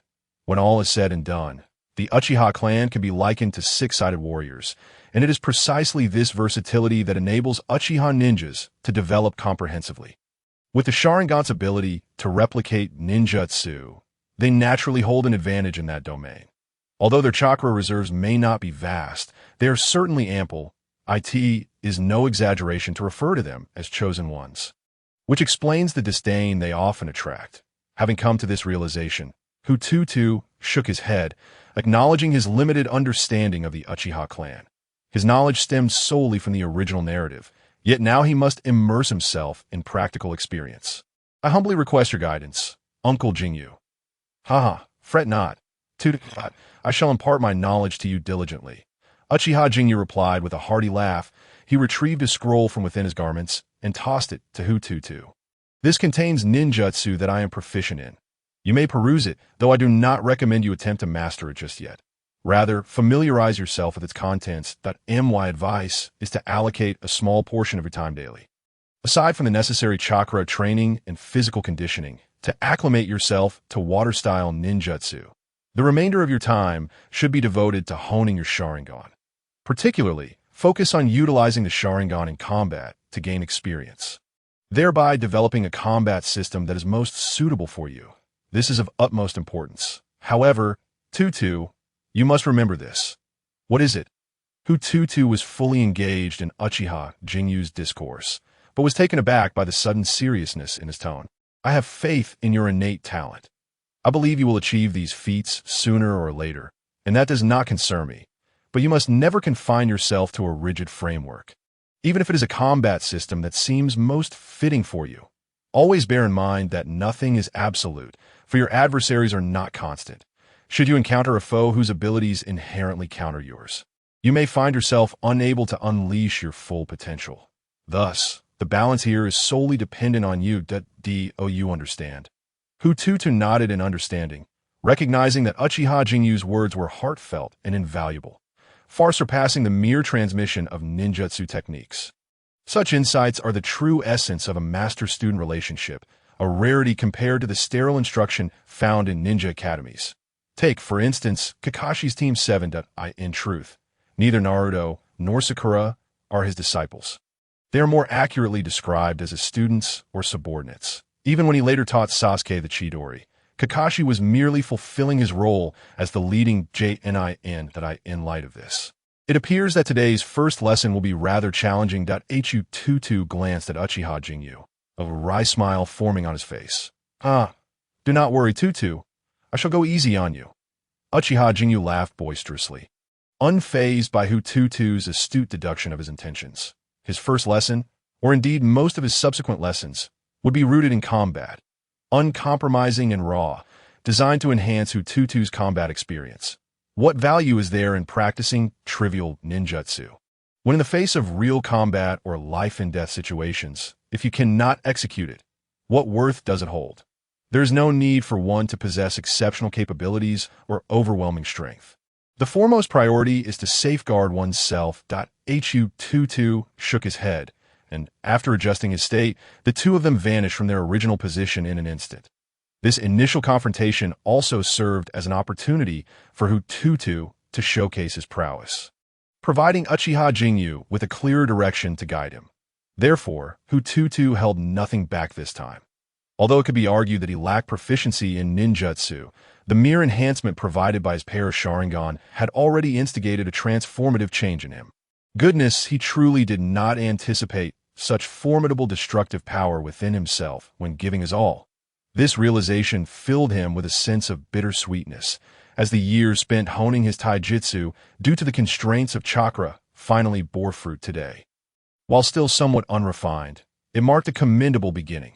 This battle illuminated for Hu Tutu what it meant to be a Jnin, revealing the immense strength of one who possesses rich experience and can emerge unscathed from the battlefield. Even after exhausting all his efforts, he found himself unable to break even a single shadow clone against Uchiha Jinyu. Collapsing to the ground, Hu Tutu gazed at Uchiha Jinyu, at a loss for words. He believed that Uchiha Jinyu had restrained his power, certainly not exceeding the level of a Nin. Uncle Jinyu, you are truly formidable. This thought sparked a sudden urgency within Hu Tutu. If Uchiha Jinyu was so powerful, then how terrifying must that foolish older brother of his, who had already awakened the Manjiki, be? In no more than half a year, he could potentially annihilate the Uchiha clan. Just how strong could he become? Tutu, your mind is in turmoil. Uchiha Jinyu, his three tomoed eyes fixed on Hu Tutu, presumed that the pressure he exerted was too overwhelming, and thus he offered words of comfort. You are already quite strong. At your current age, there is no one among the younger generation of the Uchiha clan who can rival you. Even if we were to compare you with your brother Shursui and Itachi from that era, only those two might stand a chance against you at this age. Remember, the path of the strong requires one to maintain a calm mind. This is a fundamental requisite. I understand now, Uncle Jinyu. Hu Tutu nodded. I will rest here for a while. You should return to your duties. Uchiha Jinyu nodded in response, acknowledging that they were all from the Uchiha clan. If anything were to happen here, it would be deserved if the Uchiha clan were to face annihilation. Moreover, Uchiha Jinyu glanced toward a figure in the distance and nodded. Then take your time to rest. Once your chakra is replenished, you will experience unexpected surprises. With that, Uchiha Jinyu departed. Hu Tutu, seeing this, forced himself to rise, disregarding his injuries, and immediately began to refine his chakra. In the next moment, he felt the speed of chakra circulation within him accelerate significantly. And his eyes brightened. A smile crept onto his lips as he eagerly continued the refining process. Regardless of the circumstances, chakra is the fundamental determinant of a ninja's endurance. Meanwhile, Uchiha Yenling cast a glance at Hu Tutu, a smile gracing her features. However, the next moment, when a shadow passed by her, she was taken aback. Who? By the time she reacted and sought to launch an attack or defend herself, she realized that the figure had no intention of confronting her and had already vanished. She could only vaguely discern the Jnin vest the individual wore, adorned with the Uchiha clan's emblem on the sleeve. I essayed him. Uchiha Yenling was somewhat astonished, more so in disbelief, for aside from that individual, no other member of the Uchiha clan would dress in such a manner. Such attire would only be donned in times of war, when the Uchiha clan engaged in battle, signifying the different ranks of Konoha ninjas. Although she was already aware that this individual was the current foremost prodigy of the Uchiha clan, she had not anticipated that this younger individual, significantly younger than her and her brother, had already attained such a level of strength. Taking a deep breath, her gaze fell upon Hu Tutu, who was refining his chakra. She felt a surge of anticipation, pondering what it would be like when these brothers fully matured. Would they have the chance to recreate the glory reminiscent of the Uchiha Madara brothers of yore? Such thoughts ignited a flicker of excitement within Uchiha Yenling, but it was quickly extinguished. For that individual was a complete traitor. That moment, after departing, Uchiha Jinyu had not walked far before he halted. "Come forth." Swish! Uchiha Shursui instantly appeared before him, a hint of surprise in his demeanor. "You shouldn't be able to detect my presence." Uchiha Jinyu nodded. "Indeed, Uchiha Shursui, you truly deserve the title of the clan's top prodigy.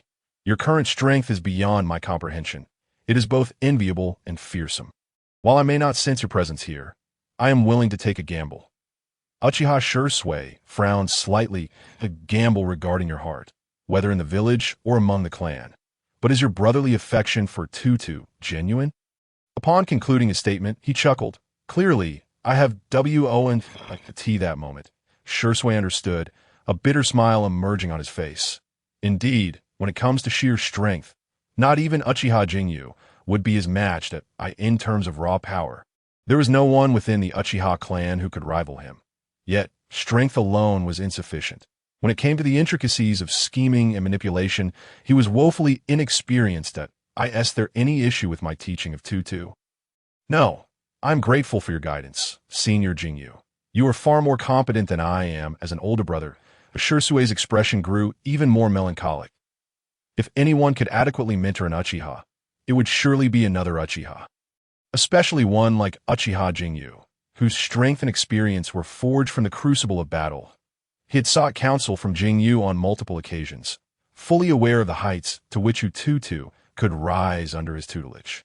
Strictly speaking, he was indeed the best candidate. However, some matters were best left untouched by him, compounded by the demands of village missions, leaving him with little time to accompany Hu Tutu, let alone teach him. "So, what do you wish to inquire about?" Uchiha Jinyu regarded Uchiha Shursui with curiosity. "Rather than asking me these questions, you should consult my father." Upon hearing this, Shursui was momentarily at a loss for words. While he was aware of his shortcomings in interpersonal matters, he did not anticipate being dissuaded from even initiating a conversation. "Speak? What would that achieve? Should I consult Elder 5? I can barely contend with Uchiha Jinyu, let alone extract anything from the cunning Elder 5. What an absurd jest." Shursui never imagined that matters would escalate to this extent. However, it did provide him with a degree of reassurance regarding Hu Tutu's connection to Elder 5. Regardless of the circumstances, it appeared that Elder 5 genuinely supported Hu Tutu, which eased his concerns but simultaneously added to his burdens. The already intricate dynamics within the Uchiha clan now appeared even more tumultuous. Observing Uchiha Shursui's demeanor, Uchiha Jinyu felt a twinge of anger. This should have been a source of pride for the Uchiha clan, but when had their pride deteriorated to this point?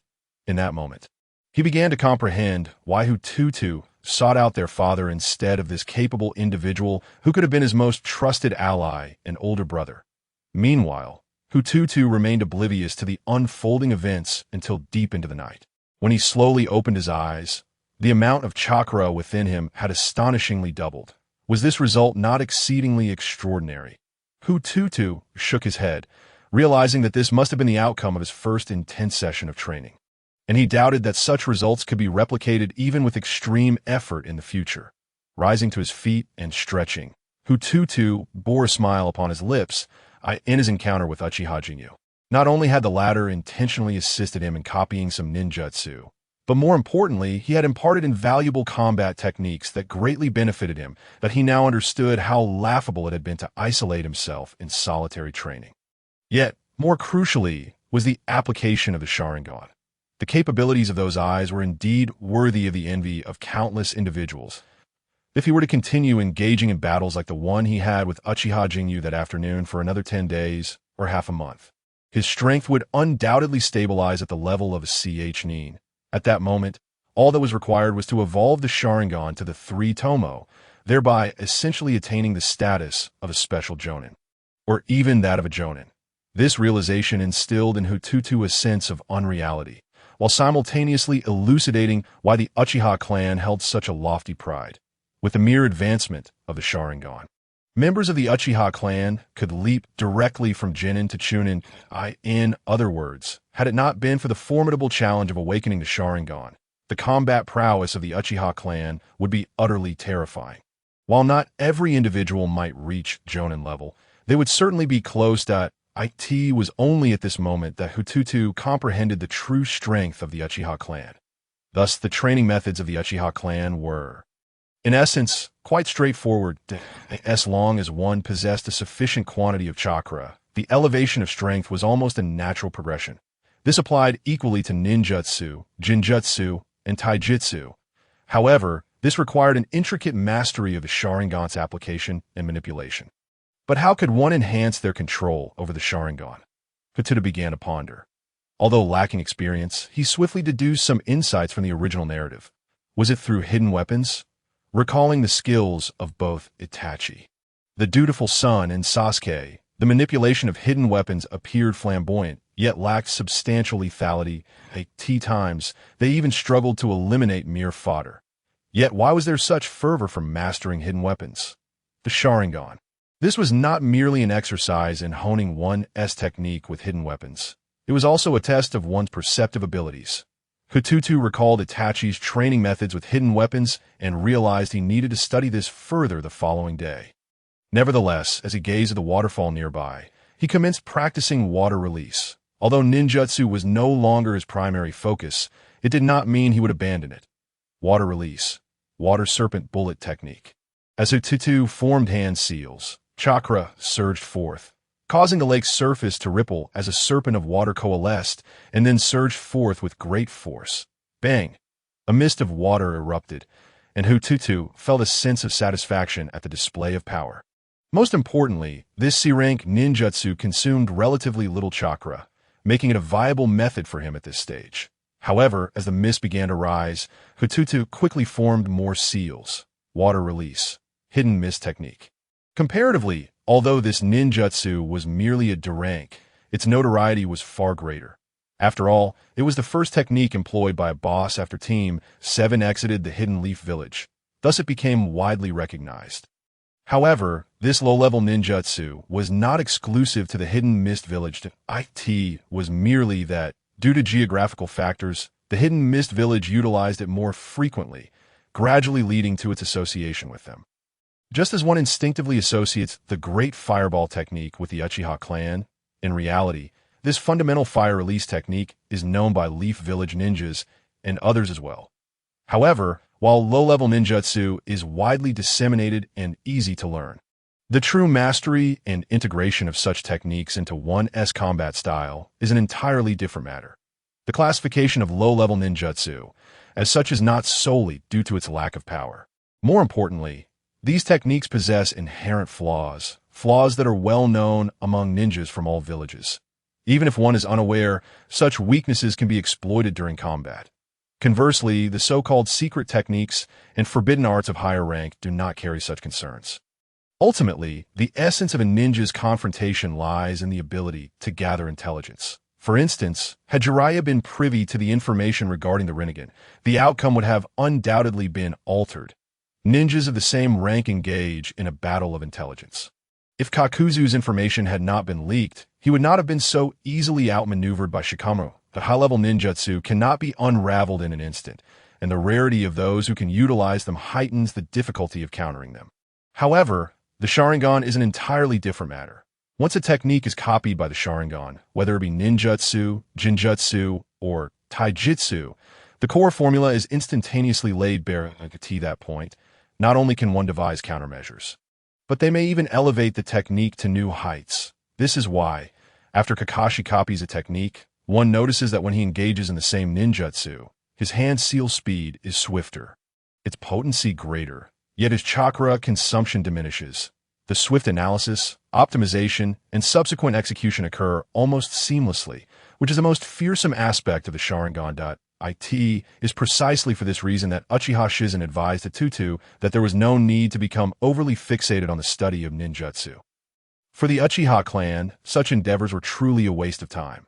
Especially when the Sharingan reaches the 3 Tomo, the necessity diminishes even further. What the ninjas of the Uchiha clan must focus on is refining their combat systems and styles, as Shizen advised, while ensuring they do not become overly rigid. Otherwise, they become prone to being targeted. However, this necessitates a high degree of talent. While every Uchiha is continuously striving for improvement, achieving this becomes increasingly challenging as time progresses. Currently, the only members of the Uchiha clan who have accomplished such a feat are Uchiha Shursui and the future Uchiha Itachi, who embody the attributes of a near-perfect hexagonal warrior. As he rapidly recalled the experiences imparted by Uchiha Shizen, Hu Tutu adjusted his state of mind, leveraging the geographical advantages provided by ninjutsu and the observational acuity of the Sharingan to initiate an assassination. Ninjas, after all, share the same essence as assassins, differing only in their methods. If one were to identify the master of this technique, it would undoubtedly be Zabuza. Following Shizen's demonstration of this technique, the image of the bandaged man immediately surfaced in Hu Tutu's mind. However, after attempting it himself, Hu Tutu realized that while Zabuza could rely on this singular technique to dominate, it did not mean others could replicate his perfection. At the very least, he found it challenging to achieve Zabuza's level of finesse, leading him to understand that those capable of making a name for themselves in the ninja world are anything but ordinary. Conceal, integrate, vanish. It sounds simple, yet is incredibly difficult in practice. Yet, until the thick mist dissipated, Hu Tutu could only manage a tenuous concealment. Any movement would reveal him. Ultimately, in the final moments before the mist vanished, he formed hand seals once more, channeling water affinity chakra to unleash a serpentine column of water. Water release, raging torrent whip. With a sweeping motion, the torrent whip surged forth, shattering a massive boulder into countless fragments. Breathing heavily, Hu Tutu assessed that he had expended approximately 1/3 of his chakra, given the intensity of the exertion. Retaining such a chakra reserve, especially while utilizing the Sharingan, led him to believe he was in a commendable state. However, he was curious how he compared to Kakashi. After all, in the world of Naruto, there are few units of measurement, and aside from Asuma's monetary units, Kakashi's chakra measurement is among the most accurate. Nevertheless, his opponent was an elite Jonin, so he likely possessed considerable chakra. Just then, he sensed something amiss, and Hu Tutu's Sharingan began to whirl vigorously. Whoosh! Kunai were thrown from the shadows, each attached to an explosive tag. The attack was precise. Before Hu Tutu could fully concentrate on the kunai, the explosive tag detonated. Goodness, it seemed they calculated that they could not kill him outright, but aimed to severely wound him instead. In an instant, a possible scenario flashed through Hu Tutu's mind. Whoosh!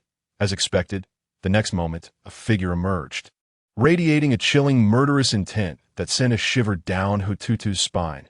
What a terrifying aura! Who was it? Had they gone mad to venture into Uchiha territory to kill him? Was Danzo truly willing to risk everything? The kunai pierced through Hu Tutu, yet in the following instant, it vanished as if it were a deflated balloon. Almost immediately, a glimmer of cold light flashed by, a short blade enveloped in chakra, thrusting mercilessly into his heart from behind, with no hint of mercy whatsoever. Regardless of who his assailant was, daring to come and attempt to kill him meant one had to be prepared for a fight to the death. However, as a short blade penetrated the opposing ninja, his expression abruptly changed. That sensation was not akin to striking a target. Sure enough, at that moment, a voice emerged from behind. Fire release, fire dance of the star chains. In an instant, Hu Tutu found himself ensnared by fiery chains adorned with stars. Before he could react, those stars exploded violently. In that fleeting moment, Hu Tutu could already envision the calamity that awaited him. Particularly, although the exploding stars were small, the terrifying heat they emitted was utterly dreadful. If he were to be touched by them, his fate would be dire. Curse be Tuanzo. Hu Tutu could not help but curse inwardly. Yet, as all the stars erupted and he found himself unscathed, he was momentarily dumbfounded. Little Tutu, quite impressive. You've done well. Uchiha Yinling leapt down from a tree ahead, and with a sound of bang, her shadow clone dissipated behind her. Aunt Yinling, Hu Tutu, chuckled wryly, astonished to find it was she. Indeed. Uchiha Yinling stepped forward with a smile. I thought you would be caught off guard at your most relaxed moment, yet you managed to evade it. Upon saying this, the admiration on her face intensified. As expected of the brother of Shursui, it seems he has shared his knowledge with you without reservation. Uchiha Shursui's body flicker technique had evolved into a comprehensive secret art system through his own research, perfectly melding with his essence. Otherwise, how could mere speed alone elevate one to such astounding heights? Hu Tutu had also meticulously studied the notes gifted to him by Shursui, and it could be asserted that this seemingly simple body flicker technique was indeed the finest means of preserving one's life. It amalgamated the body flicker techniques of elite ninjas with the basic transformation techniques of novice ninjas. While it may appear inconspicuous, its application was boundless. This set of body flicker techniques was exceedingly suitable for real combat encounters. In the instant of speed enhancement, one could transition into the most appropriate transformation technique. Shursui predominantly pursued speed, hence he utilized the substitution technique most frequently. However, if one were to employ the transformation technique, it would allow for a swift retreat from the battlefield, altering one's appearance to blend into the crowd or transform into objects to evade pursuit, should one utilize the shadow clone technique. It could serve as an offensive measure, striking down foes under the guise of rapid speed. Furthermore, these techniques could be synergistically combined, employing the substitution technique to evade danger, then adapting one's strategy based on the situation to either continue the attack or retreat. It could be said that Shursui had mastered the intricacies of body flicker and transformation techniques, rendering him nearly invulnerable on the battlefield, coupled with the Uchiha clan's unparalleled expertise in Jinjutsu as support. It was indeed a formidable combination. Everyone believed that Shursui was merely fast, yet there were countless others within the ninja world who possessed similar speed. Who could truly stand firm? In that moment, Hu Tutu suddenly grasped the concept of system as described by Uchiha Jingyu. The body flicker and transformation techniques developed by Shursui had established their own stylistic framework. Moreover, the reliance on the mist-hidden technique was not necessarily indicative of the need for exceptionally powerful ninjutsu. What mattered was precision. However, this was merely one of his elder brother's areas of expertise. Much like Uchiha Jingyu had advised, one should not be confined by the limitations of their own design, lest it become a shackle. Given Uchiha Shursui's prodigious talent, he would undoubtedly avoid such a superficial mistake. This is merely the surface, he mused. Aunt, you merely utilized 2 shadow clones to... You little rascal. I am, after all, a bona fide Jainin. Uchiha Yinling chuckled. You are still young. Yet accomplishing this much is already commendable. In truth, even before the kunai and explosive tags were activated, she had subtly cast a minor jinjutsu on Hu Tutu. Though it was not powerful, it was sufficient to distract him. And in the subsequent moment when the explosive tag detonated, she launched her attack. Little did she anticipate that Hu Tutu, having just awakened his Sharingan and lacking combat experience, would manage to dispel her jinjutsu and quickly prepare for defense. Truly a remarkable feat that left her impressed. However, that was merely her clone. While Hu Tutu sought to ensnare her, he was unaware that she was the hunter. Utilizing Shursui's body flicker technique, Hu Tutu fled swiftly, but when she appeared, he struck without mercy, intending to end her. Yet he found it was merely her clone. Ultimately, a final ninjutsu ensnared Hu Tutu, conclusively ending the conflict. Nevertheless, Hu Tutu was acutely aware that even if he were to assassinate that shadow clone in a genuine confrontation, no matter the method or means, he would be utterly incapable of killing even a single one, not even a shadow clone. Uchiha Yinling was a legitimate Jainin, without a trace of falseness. That be why the way, my father instructed me to inform you. Uchiha Yinling suddenly spoke. Your records have already been submitted to the Hokage's office. Hu Tutu's expression froze momentarily, and he nodded in silence. Submission to the Hokage's office signified the finality of all matters. Even if he wished to retract now, it would be too late from this day forth. It meant he would fully step into the public eye. There was no escaping it. Although the guard force was controlled by the Uchiha clan, changes in personnel still required reporting to the Hokage's office. Not to mention, he was not yet a ninja. While clan ninjas did not have to pass examinations like those in the Ninja Academy to become genin, recommendations still needed to be submitted to the Hokage's office in the end. Thus, there was no way for him to avoid this fate. Looks like I need to get a good night's sleep tonight, Hu Tutu thought to himself. You've already trained long enough today. It's indeed time for a good rest. Uchiha Yenling nodded. The physician has arrived at your home. You needn't worry about anything else. All right, Hu Tutu nodded. Unbeknownst to him, the gravity of his situation was far more severe than he had imagined. That night, the Hokage's office was shrouded in smoke. As he perused the information sent by the Uchiha clan, Sarutobi Hiruzen fell into deep contemplation. Uchiha Tutu, younger brother of Uchiha Shursui, gazing at the youthful visage captured in the photograph. Sarutobi Hiruzen furrowed his brow. He was well aware of Tutu. Both he and Danzo had personally intervened to investigate. The unanimous conclusion was that Hu Tutu possessed no innate talent whatsoever, although he exhibited potential in taijutsu. As long as he remained blocked by the secret art 8 gates, he would never achieve greatness. As for Shursui, while he understood that the 8 gates could provide Hu Tutu with a chance to soar, the two old geezers were acutely aware that Shursui would never allow Hu Tutu to practice such a perilous technique. The dangers were immense. Even if one succeeded, opening all 8 gates would lead to certain death. Given Uchiha Shursui's deep care for his younger brother, such an occurrence was absolutely unacceptable. Thus, to them, Hu Tutu's sole value lay in effectively restraining Uchiha Shursui. For many years, everything had progressed as they envisioned. But why? Why had everything changed overnight? Sarutobi Hiruzen could not fathom why this child, Hu Tutu, had suddenly transformed in such a manner. Talent was not something that could be concealed. Glancing at the stack of documents detailing Hu Tutu's life from birth to the present, Sarutobi Hiruzen shook his head. He still could not comprehend. Bang! At that moment, the office door was forcefully thrown open.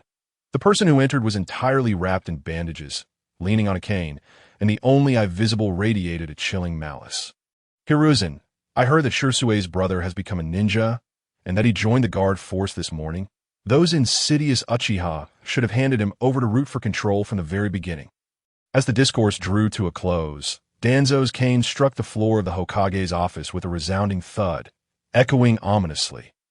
Uchiha, Sarutobi Hiruzen, with a pipe clenched between his teeth, appeared lost in contemplation, finally breaking the silence with a measured response. What does it signify that they have incorporated Uchiha Tutu into the security forces? Do they intend to use this as leverage against Shursui? Both were acutely aware of Shursui's current vulnerability, which hinged solely on the presence of that rascal, Tutu, the malevolent Uchiha. Danzo replied coldly, Shall I take matters into my own hands and retrieve this brat? Once he enters Root, regardless of the Uchiha's machinations, they would be rendered futile. Your actions will only serve to further complicate the village's relationship with the Uchiha. Danzo, Hiruzen interjected with a shake of his head. Hiruzen, your indecisiveness and compassion are what have led us to this juncture, Danzo retorted with indignation. That fellow Uchiha Shursui has awakened those cursed eyes. If we cannot firmly grasp him, can you guarantee what he might do? Over the years, I have observed Shursui's deeds closely, Danzo. Hiruzen shook his head, asserting Shursui is a good child, devoted to peace. He would never contravene the village's interests. Hiruzen, I fear you have been ensnared by his eyes. Danzo could not contain his exasperation. The Uchiha's ambition grows ever more insatiable. We must prepare for the worst. As for Uchiha Shursui and Uchiha Itachi, I still believe they ought to be sent to Root. Hiruzen, I assure you, I can train them to become the sharpest blades of Konohagakure. This matter is no longer open for discussion. They will not join Root. Hiruzen shot a glance at Danzo. And what of Uchiha Tutu? Danzo inquired. Leave him to me. Hiruzen, you know that keeping him within Root is the best course of action. Only then will Uchiha Shursui remain compliant. Furthermore, as long as Uchiha Shursui does not betray the village, Uchiha Tutu will be absolutely safe, with nothing to fear. Hiruzen slowly bowed his head. The Hokage had obscuring his expression. Shursui will not consent to this. then it indicates he harbors rebellious thoughts. Danzo exclaimed in anger, if that is the case, then Uchiha Shursui is no longer trustworthy. Hiruzen, this can also serve as a test for Uchiha Shursui. Tomorrow morning, I shall summon Itachi to hear his opinion. Time waits for no one, Hiruzen. You cannot continue to be so tender-hearted. Upon hearing this, Danzo could not help but erupt once more that I am the Hokage. Hiruzen gazed at his increasingly audacious old friend, slamming his hands on the table. Konohagakure has only just begun to recuperate. We must not allow this fragile peace to be easily compromised. You are not permitted to interfere with Uchiha Tutu's affairs. You will regret this, Hiruzen. Danzo, resembling a defeated wolf, could only depart the Hokage building in disgrace. Each encounter seemed to culminate in such an outcome, and each time he left behind words that remained unchanged. Hiruzen watched Danzo's retreating figure, murmuring to himself after a long pause, I'm the Hokage. Danzo. His thoughts drifted back to the fateful day when the second Hokage had been entrusted with a mantle. Uchiha Shursui, what role do you play in all of this? Throughout the night, the lights in the Hokage's office remained aglow. Just before dawn, Hiruzen finally awaited the arrival of the person he wished to see. Hokage-sama, Shursui knelt on one knee, his head bowed, obscuring his features. Humph. Hiruzen exhaled a plume of white smoke. What is the meaning of this? Shursui did not glance at the documents on the desk, yet it seemed as if he had already deduced everything. Hokage-sama, I did not expect Elder 5 to meet his end. Elder 5 has passed? Hiruzen was taken aback. This revelation had truly caught him off guard. However, had not Elder 5 withdrawn from worldly affairs long ago? Why would he suddenly intervene? Before he could finish his thought, Hiruzen abruptly stood, hands braced against the table, his gaze fixed intently on Shursui. Did you disclose anything regarding your eyes? No, I did not. Hokage-sama, I swear. Shursui raised his head, fingers raised solemnly. Aside from you and Elder Danzo, I have not revealed the existence of these eyes to anyone. I am more aware than anyone of the uproar that would ensue should my clan discover that I possess these legendary eyes. Therefore, I would never allow such a thing to occur. The hard-won peace of our village must not be disrupted by any factors. Hiruzen remained silent, scrutinizing Shursui for a considerable time, seemingly assessing the truth of his words. If that is the case, then why would Elder 5 intervene? Did he intend to support a faction, planning to rely on your brother to manipulate you? Hiruzen appeared to be murmuring to himself, yet Shursui could hear him clearly. However, Shursui lowered his head once more, adopting an expression of feigned ignorance, quietly awaiting orders, leaving Hiruzen momentarily at a loss for how to respond. What has transpired within the Uchiha clan recently? Everything appears unchanged, with no signs of unrest. Shursui shook his head. The tense atmosphere within the Uchiha clan had not developed overnight. Over time, it had become somewhat routine. Now, Hiruzen sought only a superficial semblance of peace. As for the future, they could only take one step at a time. Nevertheless, he would not relinquish these two unparalleled prodigies of the Uchiha clan. Thus, during your convalescence, your duties remain unchanged. Hiruzen slowly resumed his seat, speaking gently. So, what are your thoughts on Uchiha Tutu? Upon hearing this, Shursui's heart sank. Ultimately, the question had been posed, although he had been mentally prepared, knowing that he could not evade the topic of Tutu. He found himself uncertain of Hiruzen's intentions. This left him in a difficult position. Tutu is my brother. I hope for his safety and happiness. Tiska. Hiruzen gazed intently at his pipe, as if deep in thought. I rarely hear you mention this child. Shursui, Hiruzen's words struck Shursui like a thunderbolt, and just as he opened his mouth to respond, Hiruzen raised a hand to interrupt him. At his age, he should be entering the Ninja Academy, making friend with peers. I've heard he has never left Uchiha territory. That simply will not do as a member of Konohagakure. How can he remain ignorant of the village? You speak true, Hokage-sama, Shursui replied with a wry smile. However, Tutu lacks the talent for ninjutsu. His only commendable trait is his physical prowess, with some progress in taijutsu. Yet his chakra is minimal, barely able to perform the 3 basic techniques.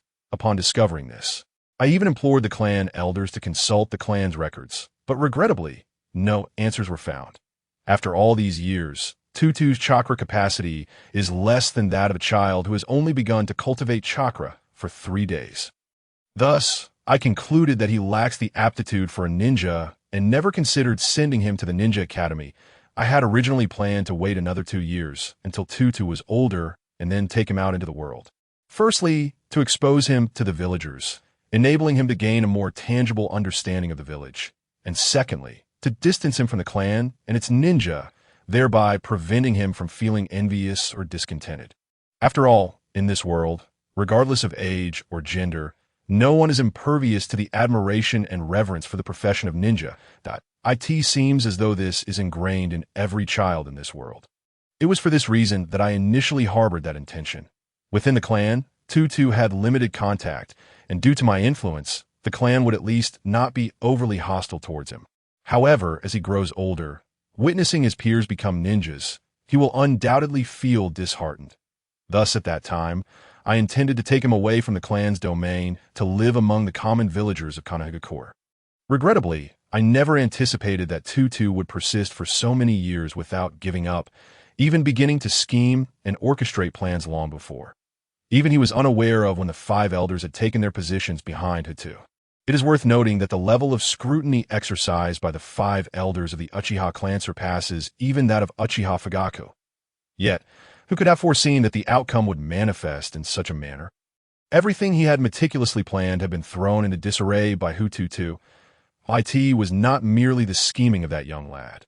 More significantly, the sudden emergence of Hu Tutu's exceptional ninja talent left him utterly perplexed. Frankly speaking, even he could not fathom it. Had all those years merely been an act? Shui shook his head. He absolutely refused to believe that. Had he inexplicably had an epiphany? But if that were the case, would it not be too coincidental? From the tender age of 4, had that little rascal plotted for so many years merely based on a single encounter with the 5 elders? How could he be so certain that he would inevitably awaken in the future? If that were true, then it would imply that Hu Tutu had deceived everyone. Yet, Hu Tutu's prior physical issues were common knowledge. Otherwise, titles like Uchiha Waste and Uchiha Shame would not have been affixed to him. No ninja talent? Sarutobi Hiruzen wore a bemused expression as he regarded Shui. But I have heard that your brother, Uchiha Tutu, possesses remarkable ninja talent. Over the years, he has excelled in taijutsu, rivaling even the average chunin, and has effortlessly mastered the rank ninjutsu of all 5 elemental types, capable of utilizing them after just a single observation. Such talent hardly aligns with your claims of his exceedingly low ninja aptitude. Or are you implying, Shui, that you resent me for assigning you tasks all these years, leaving you with no time to care for your brother, resulting in your unfamiliarity with him? Shui dared not. Absolutely did not harbor such notions. Upon hearing this, Shui hastily interjected, I truly am unaware of this matter. Over the years, I have witnessed his training countless times, even guiding him in my swordsmanship and Shui's instantaneous body technique. Yet I have seen no progress. Eventually, I ceased to concern myself with it, and this sudden change genuinely baffles me. I implore you, Lord Hokage, to discern the truth. Sarutobi Hiruzen gazed out at the gradually rising sun. His voice calm. I seldom speak at length, yet one of the primary rigid conditions for members of the Uchiha clan to enter the security force is the awakening of the Sharingan. Is it not? Shui's body trembled at those words. Nevertheless, he nodded. Indeed. Then, does that imply your brother Uchiha Tutu has awakened his eyes? Shui opened his mouth to deny it, yet found himself at a loss for words. Ultimately, he could only lower his head slowly. I am also uncertain. Regardless of what the 5 elders are scheming, since they have incorporated Tutu into the Uchiha security force, whether to silence the other elders or Fugaku. The only explanation is that Tutu has indeed awakened. As a member of the Uchiha clan, Shui understood this rule well. Even the clan leader could not alter it. It was precisely because of this that even Itachi could not escape the norm. Ultimately being personally assigned a protector by Fugaku to join the battlefield rather than being part of the security force. If even the Uchiha clan's prince was subject to such regulations, it was even less likely for Hu Tutu to escape. The rule stating that one must awaken their eyes to enter the security force is immutable. Thus, it was entirely impossible for Shui to conceal the matter of Hu Tutu's awakening from Sarutobi Hiruzen. How old is Uchiha Tutu? If memory serves, you awakened your Sharingan at the age of 13, correct? Sarutobi Hiruzen stood by the window, seemingly murmuring to himself, while also inquiring of Shui behind him. However, when Shui raised his head, all he could see was a blinding sunlight, rendering everything else indistinct. Although Itachi awakened his eyes much earlier than you, it was due to the stimulation he experienced during the Ninja World War. So, what about Uchiha Tutu? As the Hokage of Kanagakure, it would be impossible for Sarutobi Hiruzen to be unaware of how to stimulate the awakening of the Sharingan. Given the second Hokage's thorough research on the Uchiha clan, he could not possibly be ignorant of this matter. While he could not assert it with absolute certainty, it was highly likely. The Sharingan is awakened under extreme emotional duress. Shui awakened due to the loss of his parents, and Itachi was deliberately subjected to emotional provocation by Uchiha Fugaku, ultimately resulting in his awakening. Then what about Hu Tutu? He had remained within the Uchiha compound, hardly stepping beyond its gates, and yet he awakened? If that were the case, then your brother's talent would indeed be rather terrifying. To harbor such a genius in silence, what exactly are you Uchiha plotting? Now, he has even been directly placed into the security force, clearly indicating a deliberate bypass of the village. This signifies that they intend for Hu Tutu to be cultivated as an Uchiha ninja rather than a ninja of Konohagakure. To enter the security force. Aside from the obligatory requirement of awakening the Sharingan, there is another stipulation: loyalty to the Uchiha. Failing to meet this criterion would render entry impossible. Only upon passing the internal assessments of the security force would Hu Tutu's dossier be forwarded to the Hokage Tower and placed on Sarutobi Hiruzen's desk. In other words, everything concerning Hu Tutu has already been settled. This is merely a notification to him, the leader of the village. Were it any other Uchiha clan member, Sarutobi Hiruzen might not have been so incensed. But Uchiha Tutu is different. Drawing a deep breath, Sarutobi Hiruzen turned to face Uchiha Shui, the brilliant light behind him making it difficult to see clearly. Shui, for the peace of the village and the smiles of the villagers. I can continue to trust you, correct? Yes, Shui bowed his head in response. Then, I approve this application. However, regarding his status as a ninja, he must pass the ninja examination first. You are aware that even children who graduate from the Ninja Academy must undergo assessment to receive their forehead protectors. Yes, Shui trembled slightly, but he had already grasped Sarutobi Hiruzen's intentions. Meanwhile, Sarutobi Hiruzen gazed at his subordinate, a complex array of emotions swirling within him, but he too was uncertain whether he should continue to place his trust in the other.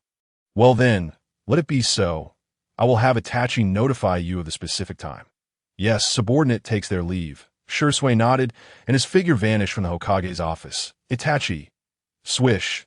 Lord Hokage. Itachi appeared before him in the next instant. How have matters been within the clan recently? Everything is normal, Itachi replied calmly. Yes, that's so. Sarutobi Hiruzen murmured to himself. How much do you know about Uchiha Tutu? Uchiha Tutu. Itachi did not respond immediately, seemingly deep in thought. Not long ago, Shui had him spar with his younger brother, and the result was a complete defeat for the younger sibling. Upon hearing this, Sarutobi Hiruzen turned around. I am well aware of that child. Sasuke, he is the top of his class. After all, I have disappointed Lord Hokage. Itachi lowered his head. Uchiha Tutu possesses formidable taijutsu, is highly intelligent, and adept at maximizing his advantages. The gap between him and Sasuke is simply too vast. I did not expect your assessment of him to be so high. Do you know that he has already joined the security force? What? At that moment, a flicker of astonishment crossed Itachi's face. As if he could hardly believe it, he has awakened his eyes. Realizing his lapse in composure, Itachi quickly lowered his head to apologize. Forgive me, Lord Hokage. I did not mean to question you. It is quite all right.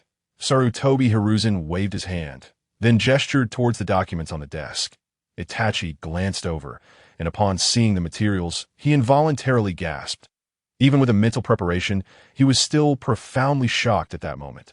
Have you heard any rumors? Itachi's gaze bore a hint of confusion. None. Uchiha Tutu had always kept a low profile within the clan, and the clan members had never paid him much attention. Were it not for Shirsue's presence, he would likely have already been driven out of the family by now. Thus, regarding why he suddenly joined the security force, I genuinely cannot say. I suspect even my father may not be aware of this matter. Itachi, upon your return, please investigate this thoroughly. Yamato Hiruzen spoke. As the esteemed elder of the Uchiha clan, we must be acutely aware of his stance. The 5 elders, you say? Itachi nodded. I comprehend the implications. Very well. Proceed. Hiruzen gestured dismissively, and Itachi swiftly departed. However, instead of returning immediately to his clan, Itachi made his way to the Hokage Rock. You have arrived, Itachi. What is the situation? How did Tutu awaken his Sharingan and join the security forces? Itachi, with a furrowed brow, gazed intently at Shisui. Are you aware of what this signifies? If the elders intend to manipulate you through Tutu, those hawkish factions will surely descend into madness. In stark contrast. Shisui remained remarkably composed, yet Itachi, through his understanding of Shisui, could discern the bewilderment and turmoil within him. What could have transpired to leave Shisui in such a state? Yet he also recognized that questioning Shisui would yield no fruitful answers. Given their current predicament, how would they navigate the forthcoming challenges?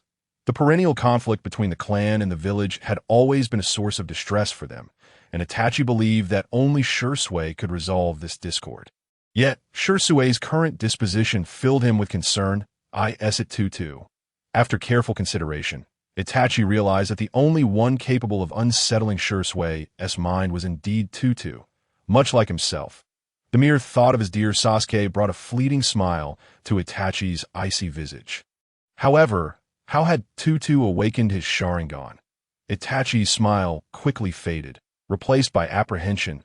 The one who had awakened his eyes, he understood better than anyone the immense suffering required to trigger such a transformation within an Uchiha. Yet, Tutu was but a sheltered child. What could have possibly prompted such a drastic awakening? He had heard no news of any turmoil within the clan recently. Itachi, Shisui, after a prolonged silence, turned to face him with utmost seriousness. You must understand, Tutu is my greatest concern. I will not allow any harm to befall him. Itachi nodded in acknowledgement, fully empathetic to Shisui's worries. After all, he too was an elder brother. Should anyone dare to harm Sasuke, he would risk everything to protect him. If Shisui's somber gaze bore into Itachi's, if something were to happen to me. Shisui, allow me to finish. Shisui interjected. I need you to watch over Tutu. Itachi stared at Shisui, momentarily at a loss as to how to respond. The sense of foreboding gripped him. Shisui sighed. I cannot explain why, but my instincts have always been accurate. There seems to be no imminent threat of war in the ninja world. Itachi furrowed his brow. Could it be that the factions within the clan are preparing to take action? He found it hard to believe that, given Shisui's strength, anything could pose a threat to him. I cannot ascertain from where the danger may arise, but I feel an ominous presence. This time, I fear I may be unable to escape my fate. Shisui rubbed his eyes, yet the chill within him showed no sign of abating. He could not even fathom who could instill such fear in him after acquiring his new eyes. Rest assured, Itachi replied, taking a deep breath. If anything were to befall you, I would ensure Tutu accompanies you. Shisui managed a bitter smile at Itachi's words, but Itachi had already turned to leave, seemingly uninterested in granting Shisui another opportunity to speak. Although Shisui felt helpless, he understood that Itachi's words were sincere. If the worst were to occur, Itachi would undoubtedly take care of his younger brother. Itachi was, after all, a remarkably compassionate individual.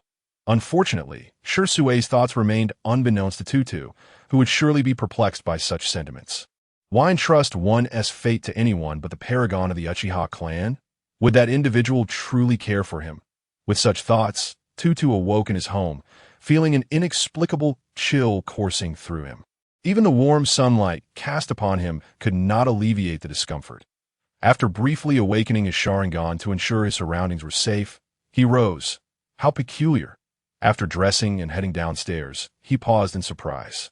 My foolish brother has not prepared breakfast. This was indeed strange. For years, Whenever Shui was home and not on a mission, he was the one who prepared Tutu's meals without exception. Yet now, the table lay bare, leaving Tutu bewildered.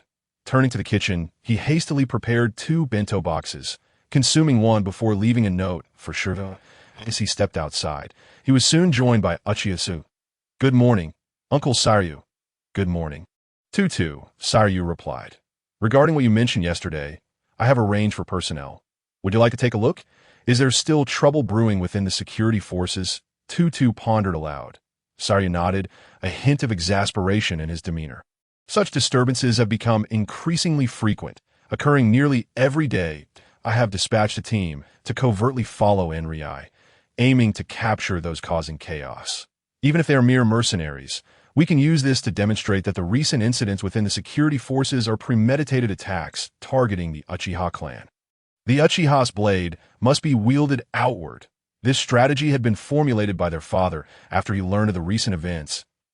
And no matter the faction within the Uchiha, be it chaos or infighting, they were still of the same bloodline. Should a conflict arise, it should be directed outward, rather than allowing kin to spill each other's blood. As an elder, Uchiha Q understood the dire situation the clan faced. Mending internal strife seemed an impossible task. Thus, this sudden enemy presented itself as a viable option. Perhaps the outcome would not align with his expectations, but at the very least, it would temporarily silence the clan. Above all, he needed to extend Tutu's growth for as long as possible. However, Elder Q was acutely aware that if Enriai's actions mirrored yesterday's disastrous results, it would indicate that their adversaries were not spies from other ninja villages, but rather ninjas from Konoha. The audacity of such actions spoke volumes. The Uchiha's crisis was indeed imminent.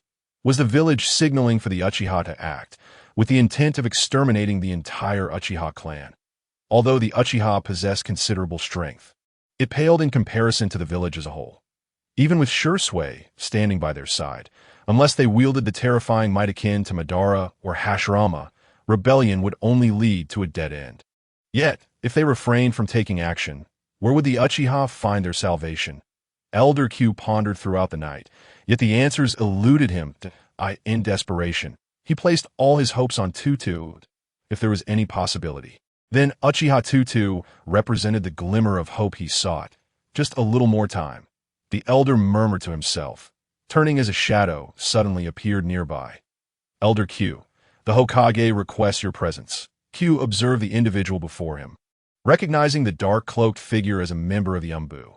However, he retorted, "Since when did the Uchiha clan become a playground for you lowly minions?" With a fierce rebuke, a terrifying aura erupted from within Q, causing the Umbu to feel as if they were ensnared in a sea of blood and corpses, rendered utterly immobile. "Death. You shall meet your demise." His intuition warned him that even the slightest misstep could lead to his demise. The Hokage, the Umbu member struggled to utter those 5 words, only to collapse onto the ground moments later. With a heavy sigh, he realized that the surroundings had inexplicably transformed back into an ordinary room. Witnessing this scene, the exposed eyes of the Umbu were filled with an overwhelming sense of dread. Humph!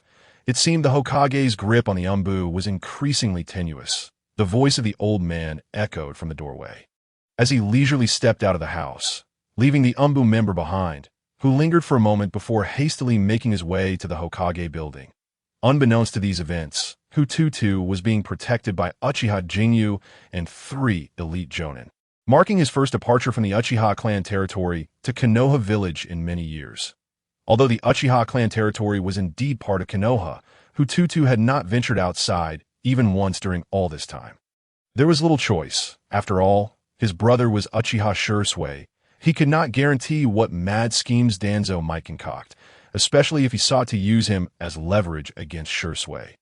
Even the slightest possibility of such a scenario deterred Hu Tutu from taking that risk. Although he believed Shui would ultimately rescue him, he had no desire to experience the torment of falling into Danzo's clutches. Yet he never expected that his first outing would draw such significant attention. It was absurd. Even Sarutobi Hiruzen would not receive such a level of treatment within his own village. After all, the Umbu were not comprised solely of elite jonin, with 1 elite jonin and 3 special jonin accompanying him. Hu Tutu felt a sense of relief that it was his first visit to the village in years. However, as he donned the Uchiha clan's emblematic attire, the openly disdainful gazes from the surrounding villagers furrowed his brow. Uncle Jingyu, the situation in the village is far worse than I imagined. Uchiha Jingyu nodded in acknowledgement, yet the three special jonin remained indifferent, seemingly accustomed to such treatment. Point one even bore a smug expression, as if to say, how dare these commoners look down upon the proud Uchiha clan? This haughty demeanor made Hu Tutu shake his head in disapproval. Realizing this, Uchiha Jingyu understood the implications. Though he said nothing, he would certainly not appear before Hu Tutu again. The attitude of the clan members was one of the reasons the villagers had long rejected them. That it was evident that the higher echelons of Konoha had exploited the Uchiha's pride to corner them step by step, leading to the current predicament. Transforming the disposition of the Uchiha clan was no simple task, and even Hu Tutu felt somewhat powerless in the face of it. However, today, he had come to witness another matter. Meanwhile, within the Hokage building, Sarutobi Hiruzen gazed at Uchiha Kuzu and sighed deeply. They had been old friends, though their relationship had gradually grown distant over time. Despite being in the same village, they hadn't seen one another for many years. Is this child truly your choice, Kuzu? Sarutobi Hiruzen retrieved the detailed dossier on Hu Tutu, chronicling his life from childhood to the present on the opposite side of the table. A crystal ball slowly revealed the figures of Hu Tutu and Uchiha Jingyu along with the elite jonin. The telescope technique was not a secret ninjutsu. The older generation was well aware that Sarutobi Hiruzen could perform it. Initially designed for battlefield command, it allowed one to oversee every detail from a central position. However, over time, it had been misappropriated by Sarutobi Hiruzen. Hu Tutu remained oblivious, unaware that every action and word of his was being scrutinized. Even if he did, there was little he could do about it. Of course, with his current strength, he could not sense such scrutiny at that moment. Hu Tutu and Uchiha Jingyu strolled along Konoha's bustling pedestrian street, where an array of goods and a continuous flow of people vividly illustrated the village's prosperity. Even if the other four great ninja villages were combined, none could rival Konoha in terms of splendor, Uchiha Jingyu explained.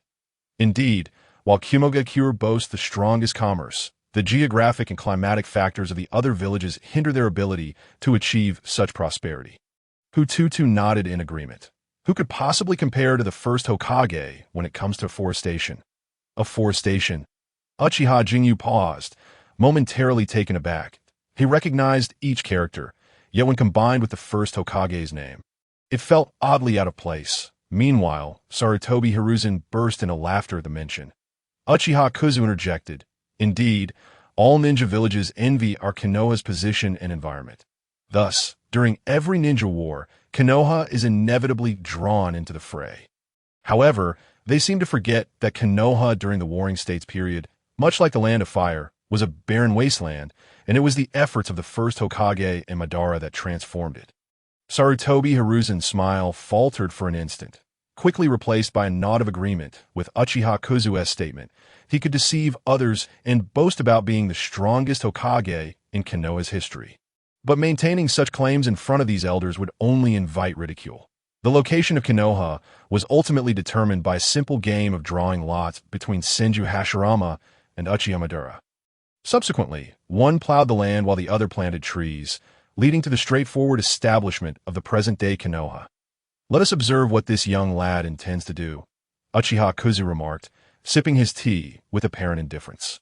Merely nodding in agreement with Sarutobi Hiruzen, as the crystal ball rotated, several furtive figures suddenly emerged on Konoha's most prosperous street. They appeared akin to thieves, yet a discerning eye would recognize them as ninjas utilizing transformation jutsu. But what brought them here? Soon, these individuals produced flyers, scattering them among the villagers and merchants in an instant, even amidst the bustling street. Their presence could not be concealed, capturing the attention of a significant portion of the crowd, who were puzzled by their intentions. Was it some promotional event for a new store opening? However, upon reading the contents of the flyers, many furrowed their brows, with a substantial number discarding them on the ground, trampling them underfoot, and some even spat in disdain. Even those who did not cast them aside wore grim expressions, clutching the flyers as if they were contaminated objects. I could see that moment. Uchiha Jingyu, observing the scene from within a store, wore a wry smile. Tutu, do you truly believe this endeavor will succeed? At this juncture, both had employed transformation jutsu.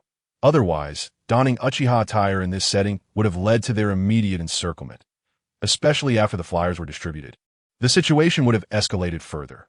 Uncle Jingyu, why do you think these villagers and merchants constantly seek trouble with our security forces, some even engaging in unreasonable provocations? Hu Tutu posed a question rather than answering. Why? Uchiha Jingyu was taken aback, instinctively responding, because these villagers harbor misconceptions about our Uchiha clan, and there are those who secretly stoke the flames, leading to the current state of affairs. Hu Tutu nodded. Exactly, but the root of these issues stems from the later developments. What was the original cause? Uchiha Jingyu appeared perplexed, not grasping Hu Tutu's meaning. However, Hu Tutu had not anticipated that Uchiha Jingyu would provide an answer. The mere fact that he could articulate such thoughts indicated that the fifth elder had succeeded in educating the younger generation, who at least did not flaunt their Sharingan, as if they were unaware of the implications. It is the villagers. Regardless of the reasons behind the machinations of these shadowy figures targeting the Uchiha clan, the emotions they incited were ultimately controlled by the villagers themselves. The ignorant masses are far easier to manipulate. Such is the preference of those in power. Uncle Jingyu. Uchiha Jingyu, upon hearing this, nodded thoughtfully. Meanwhile, Sarutobi Hiruzen, seated in the Hokage's office, found his smile abruptly frozen, particularly after catching sight of Kusunagi's ambiguous expression before him. He felt an overwhelming sense of embarrassment. Uncle Jingyu, do you believe that our security forces have been in Konoha for so many years? Yet, what is the actual duty of the security forces? If you randomly stop someone on the street and ask them, they would be utterly clueless. Even among ninjas, those who are aware of our responsibilities would scarcely be half. How can we expect such a group of individuals to comprehend the essence of the security forces? Yesterday, when Hu Tutu arrived at the security department and glanced at the chaotic task records and files, he was instantly overwhelmed. What in the world is this? Especially while observing the Uchiha clan members bustling about like headless chickens. Yet wearing expressions of sheer enjoyment, he found it both infuriating and amusing. What could one say to such mindless beings? Attempting to impart any profound philosophy to them would be utterly futile. Remember, when engaging in an argument with a fool, they will drag you down to their level and then use their own experiences to defeat you make them recognize their own shortcomings and those of the security forces. The first step must be to establish authority. However, this authority should not stem from oppressive enforcement of tasks, but be by adhering to laws and regulations. We must embody a position that commands both respect and a degree of fear from these ignorant masses.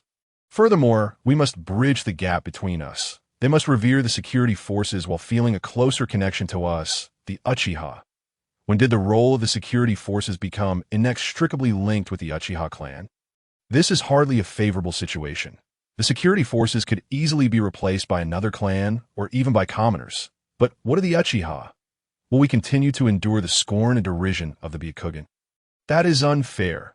After listening to Hu Tutu's words, Uchiha Jingyu fell silent for a long while.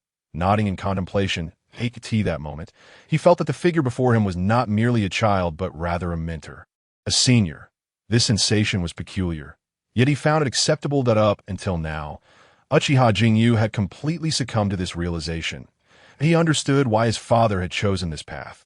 Despite the fact that their lineage could easily maintain a significant voice within the clan by simply going with the flow. They still chose to wade through this murky water, not solely for the sake of their clansmen, but for this young man. It was worth it.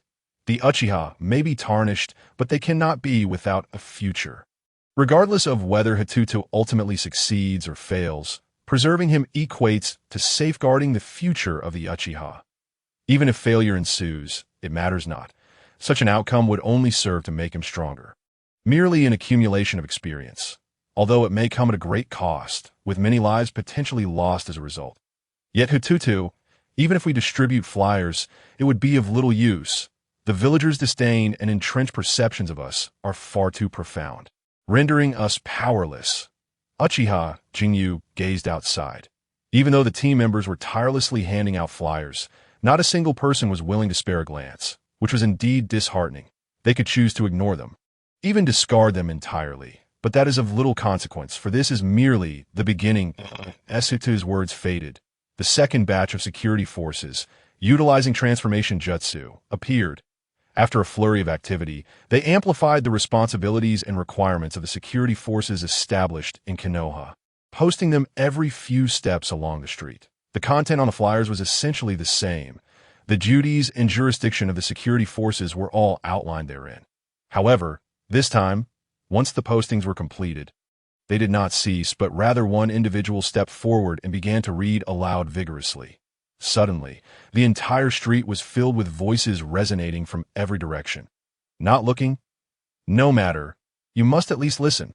You may shut your eyes to avoid seeing what you do not wish to, but can you truly close your ears?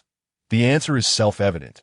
Some merchants, upon witnessing this, could not help but feel furious.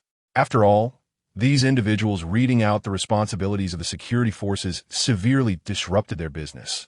Just as they were about to confront the security forces, they suddenly froze. These individuals, though unfamiliar faces, could not possibly be acting without the security forces orchestrating behind the scenes. Indeed, they were the very members of the security forces. Observing their furtive and shifty expressions confirmed it, with boisterous proclamations echoing repeatedly, and with rotations of personnel to relieve those who grew weary. The scene was both infuriating, and yet there appeared to be no recourse. As the busiest street in Konoha, one could easily imagine the potent effect of such a unique advertisement, even if many chose to ignore it. Passing by would still lead them to collect bits of information. Hu Tutu, you have left Uchiha Jinyu at a loss for words. Yet he must concede that had it not been for Hu Tutu's insistence, such actions would never have occurred among the Uchiha clan members. They would never stoop to such a humiliating display. Night fell, with vendors preparing to close their stalls and the flow of people gradually diminishing. Several members of the security forces suddenly appeared, clad in their uniforms adorned with the Uchiha clan symbol. Their entrance immediately captured everyone's attention. However, this time, their focus was not on the vendors or villagers, but rather on those who had been the day's promoters. Ahem, we have received reports that you are creating a disturbance here, severely affecting the vendors and villagers. According to the public order regulations, we must escort you to the security forces for questioning. Oh, yes, we acknowledge our mistake. Esteemed ones, we are willing to comply. Before long, everyone was taken back to the security forces, disappearing in an instant. The onlookers on the street were left dumbfounded. Good heavens, do they truly consider them fools? These individuals had spent the entire day promoting the very security forces, now taking them away. It was evening now. What were they pretending for? Yet, there was no recourse, though there was a chorus of lamentation. Overall, the public did not seem particularly resistant, at least not like when the Uchiha were out on missions, where any minor incident could spark a massive uproar, even drawing the villagers' ire. This Uchiha Jinyu gazed at the unfolding scene. Unable to believe his eyes, the contrast between the past and present was simply too stark. Let us head home. Hu Tutu stretched lazily. That we'll practice tonight. Tomorrow, let us stick to the usual routine. Understood. Uchiha Jinyu nodded and soon departed alongside Hu Tutu. In the Hokage's office, Sarutobi Hiruzen observed Hu Tutu's diminutive figure before retracting his gaze. That day, no one had entered the office that he and Uchiha Kusanagi quietly watched the events unfold within the crystal ball. Ah, Uchiha, truly a family renowned for its prodigies. To be honest, Sarutobi Hiruzen felt a twinge of envy. It seemed that genius had never ceased to emerge from his clan. Regardless of the circumstances, every generation of Uchiha would invariably produce one or two individuals capable of bearing the weight of responsibility. The older generation need not be mentioned. The younger generation, with Shursui and Itachi, had already made their names known throughout the ninja world. Initially, it was believed that these two were the pinnacle of the Uchiha clan. Yet, unexpectedly, Uchiha Kusanagi had unearthed a gem from the depths of the proverbial garbage heap. One could even argue that Uchiha Hu Tutu's significance transcended that of Shursui and Itachi. This realization left Sarutobi Hiruzen somewhat reflective. Indeed, this old fellow had struck gold. Truth be told, Had the Uchiha clan not truly reached a critical juncture, Sarutobi Hiruzen, despite his aversion to them, would never have taken drastic measures. This distinction set him apart from Danzo.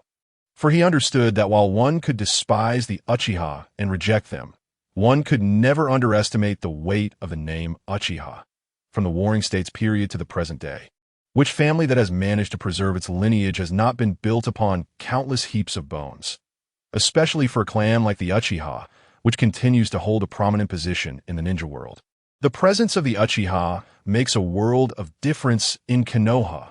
On the battlefield, the name Uchiha signifies unparalleled dominance among equals. Unless the opponent possesses overwhelming strength, even a high-ranking ninja must exercise utmost caution when confronting a chunin of the Uchiha clan. As the leader of the village, Sarutobi Hiruzen would certainly refrain from self-sabotage. It is akin to how the security forces, with their increasing responsibilities, have noticeably alleviated the burden on the Umbu, while the frequency of espionage activities from various ninja villages has also significantly diminished. To the outside world, it appears to be the Umbu's accomplishment. Yet Hiruzen is acutely aware that it is the Uchiha who are shielding them from the brunt of these issues. However, following today, it seems that his Umbu will soon be swamped with work. Uchiha Tutu's recent actions suggest a protracted struggle is anticipated, as it is evident that his endeavors will not yield immediate success. Judging by the arrival of the security forces at the last moment tonight, this young man seems prepared for a war of attrition that a day of propaganda may seem inconsequential, perhaps even perceived by the villagers as madness or a nuisance, leading to further disdain for the Uchiha security forces. But what about 2, 3, or 4 days? After all, one cannot simply command the security forces to evict their own kin, can they? While it is indeed possible to have the Umbu intervene, doing so would unequivocally signal Hiruzen's complete opposition to the Uchiha, effectively flipping the table and ensuring they have a rough time to at that juncture. Even the neutral factions and dove-like Uchiha members may no longer restrain the hawkish elements, igniting a potential civil conflict. The Uchiha have demonstrated their willingness to integrate into Konoha, yet the higher-ups are resistant, which blatantly pressures the Uchiha towards rebellion. If the Hokage were Danzo, perhaps such a course of action would be undertaken. However, the current occupant of that position is Sarutobi Hiruzen, which alters the dynamics entirely. If it were Shimura Danzo in power, dissatisfaction would likely ensue. Yet, regarding matters unfolding in the light of day within the bustling streets, Danzo would find himself ill-equipped to manage. Setting aside his style, one must consider the myriad of incidents Danzo has handled over the years. How many could be brought to light? He has long since acclimated to operating in the shadows. Thus, Tutu's actions not only aim to alter the Uchihas and the security forces' predicament, but also to gauge Hiruzen's stance as the village leader, sending a signal of goodwill from the Uchiha. The current turmoil between the Uchiha and the village is evident to anyone with eyes, which is precisely why it has reached a critical point that necessitates resolution. Delaying is no longer an option. Tutu, feeling helpless, has resorted to this desperate measure. The sentiments of the villagers hold great significance. This is the pulse of the populace. Sarutobi Hiruzen places immense value on this, for why else would he incessantly propagate the will of fire? One must concede that while Hiruzen may possess average strength, he is undeniably a competent politician, that he has grasped the essence of being Hokage. Thus, Tutu dares to undertake such an endeavor. If it were Shimura Danzo in power, there would be no need for such subtleties. He would simply rise in rebellion. Upon returning to the Uchiha clan's rear mountains, Tutu once again engaged in practice with Uchiha Shizen. However, today, Uchiha Shizen had evidently adopted a new style of combat, leaving Tutu quite perplexed. Each clash presented a novel approach, demanding Tutu to expend considerable mental energy to analyze, while Shizen consistently pinpointed his vulnerabilities for precise strikes. Despite both possessing the double Tomo Sharingan, Tutu felt an immense pressure that he pondered. If both Uchiha Shizen and Uchiha Enling were to awaken their Manjikyu Sharingan simultaneously, their combat prowess would surely reach unprecedented heights. Yet at their age, the myriad experiences they have endured make it exceedingly difficult to evoke the emotional turmoil necessary for their three Tomo to evolve into the Manjikyu. Thus, it seems that the journey from awakening the Sharingan to the subsequent evolution into the Manjikyu becomes more accessible the earlier one awakens it. Youth, with its lesser experiences, allows for greater emotional fluctuations. Conversely, as one matures, such fluctuations become increasingly challenging. After more than half an hour, Tutu collapsed to the ground, utterly drained of chakra. Uncle Shizun, I believe you have a son, don't you? Uchiha Shizun paused, then nodded. He is 3 years old this year. Just at that mischievous it was clear that discussing his son brought Shizun a measure of exasperation, yet the happiness reflected on his face was unmistakable. Uncle Shizun, our clan must have quite a few orphans. Correct? Indeed, Uchiha Shizun replied. Their parents or relatives have, for various reasons, left them orphaned. However, they have been taken in by the clan's welfare home and are living quite well. You have something in mind. Tutu, he was puzzled as to why Tutu had suddenly inquired about this matter. Starting tomorrow, could you please conduct an investigation into these children, Uncle Shizun? We need to select a group that may not possess exceptional talents, but must demonstrate unwavering loyalty to the clan. However, this must be done discreetly, without the knowledge of other clan members. Understood. Uchiha Shizun nodded, refraining from pressing for further details. He would unconditionally support whatever Tutu wished to pursue. Tutu continued. Furthermore, the propaganda regarding the security forces in the bustling streets must persist. Regardless of the complaints from merchants or villagers, it cannot cease. However, an hour before closing, the security forces must step in and arrest them, though we must continue. Uchiha Shizun couldn't help but voice his concern. Even if he, as the captain, issued such orders, it felt rather awkward.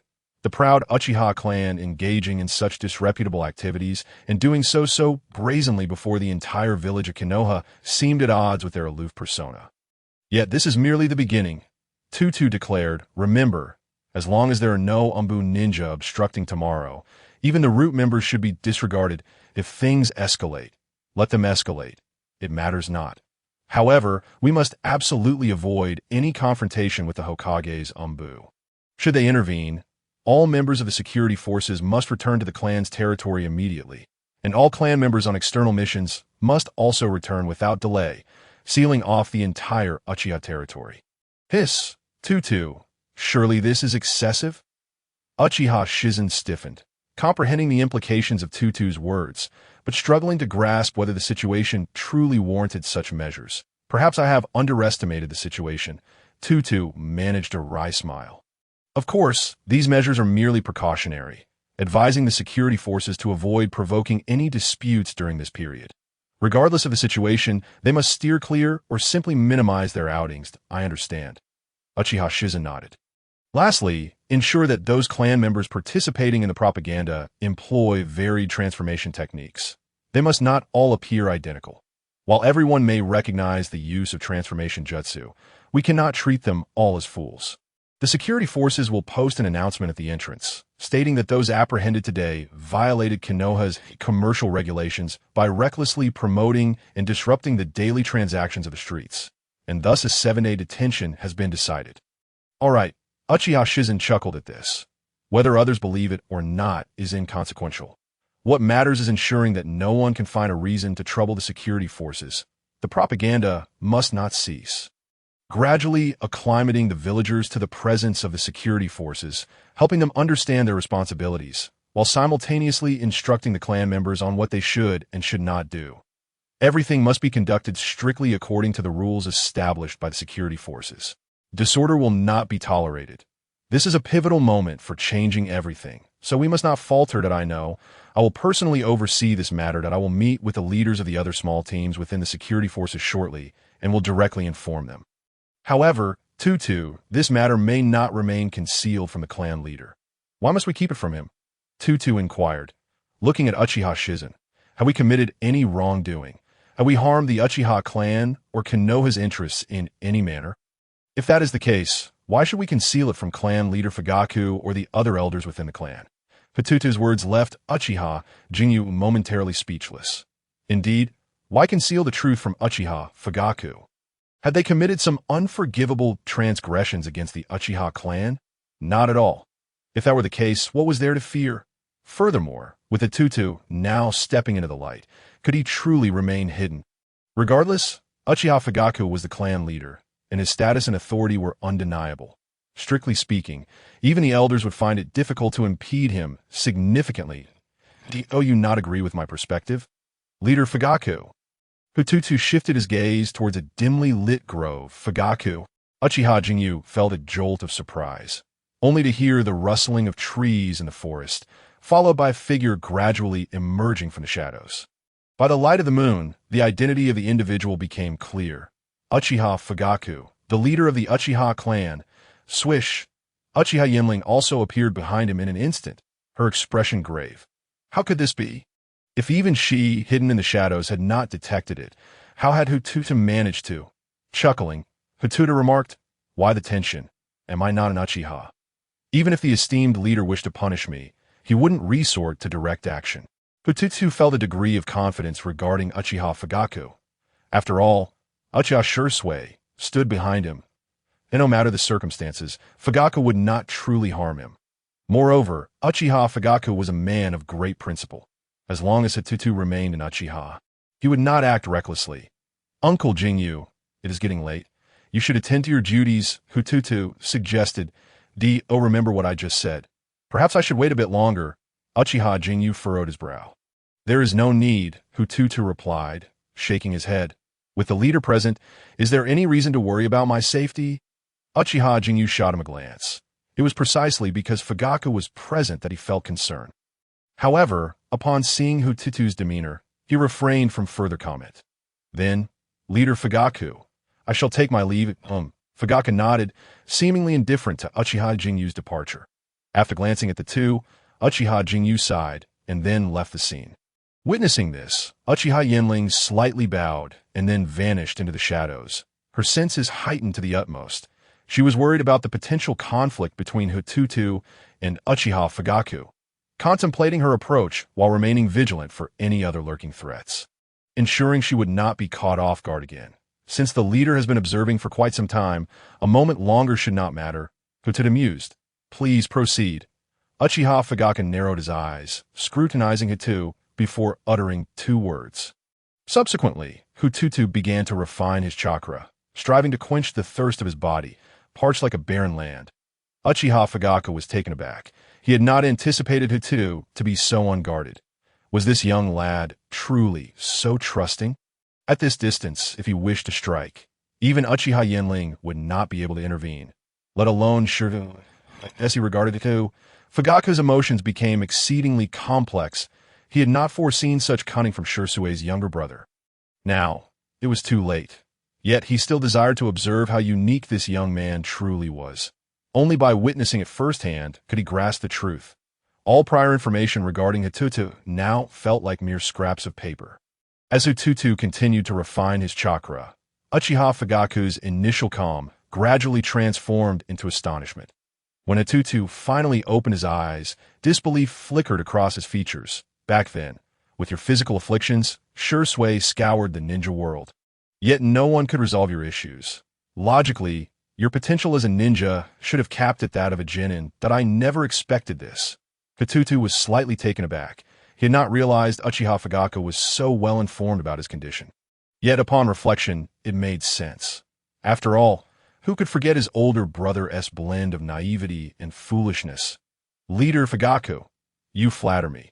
Truth be told, I am unsure why, but as I practiced, it felt as though I had an epiphany." Hu Tutu chuckled. "I just didn't expect you to remain so composed. I waited for you all day at the tea house." "Haha." Uchiha Fugaku laughed heartily, seeming genuinely pleased at the thought of Hu Tutu facing a setback. "Endure," Uchiha Fugaku instructed, gazing at Hu Tutu. "Only when the enemy strikes first can you determine how to respond." "Endure," Hu Tutu echoed, contemplating. "But I dislike such an approach. It feels overly passive.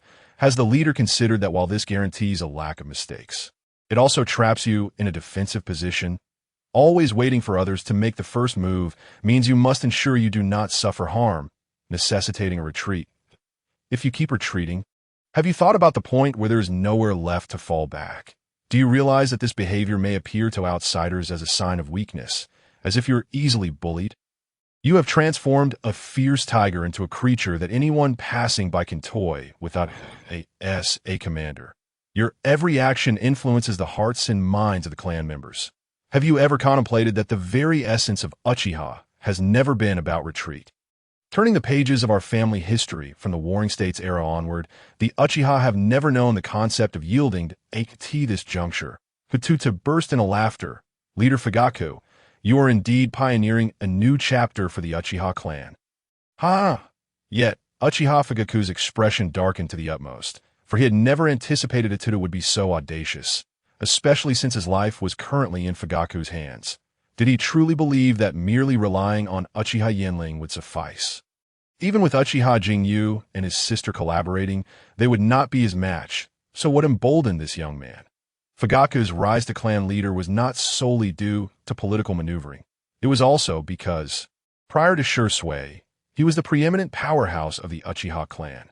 The clan's rebellious nature was known as the chosen leader. Fugaku required not only support from all quarters, but also formidable strength. His election as leader was a testament to his prowess. Yet, Hu Tutu seemed oblivious, continuing to mock, for so many years, as the leader has continuously retreated. I am curious to know how you plan to retaliate after the enemy has launched so many initial strikes. Fugaku began, are all part of the same village. Uchiha is merely a member of the village. How can we label each other as enemies? He gazed at Tutu, unable to restrain himself.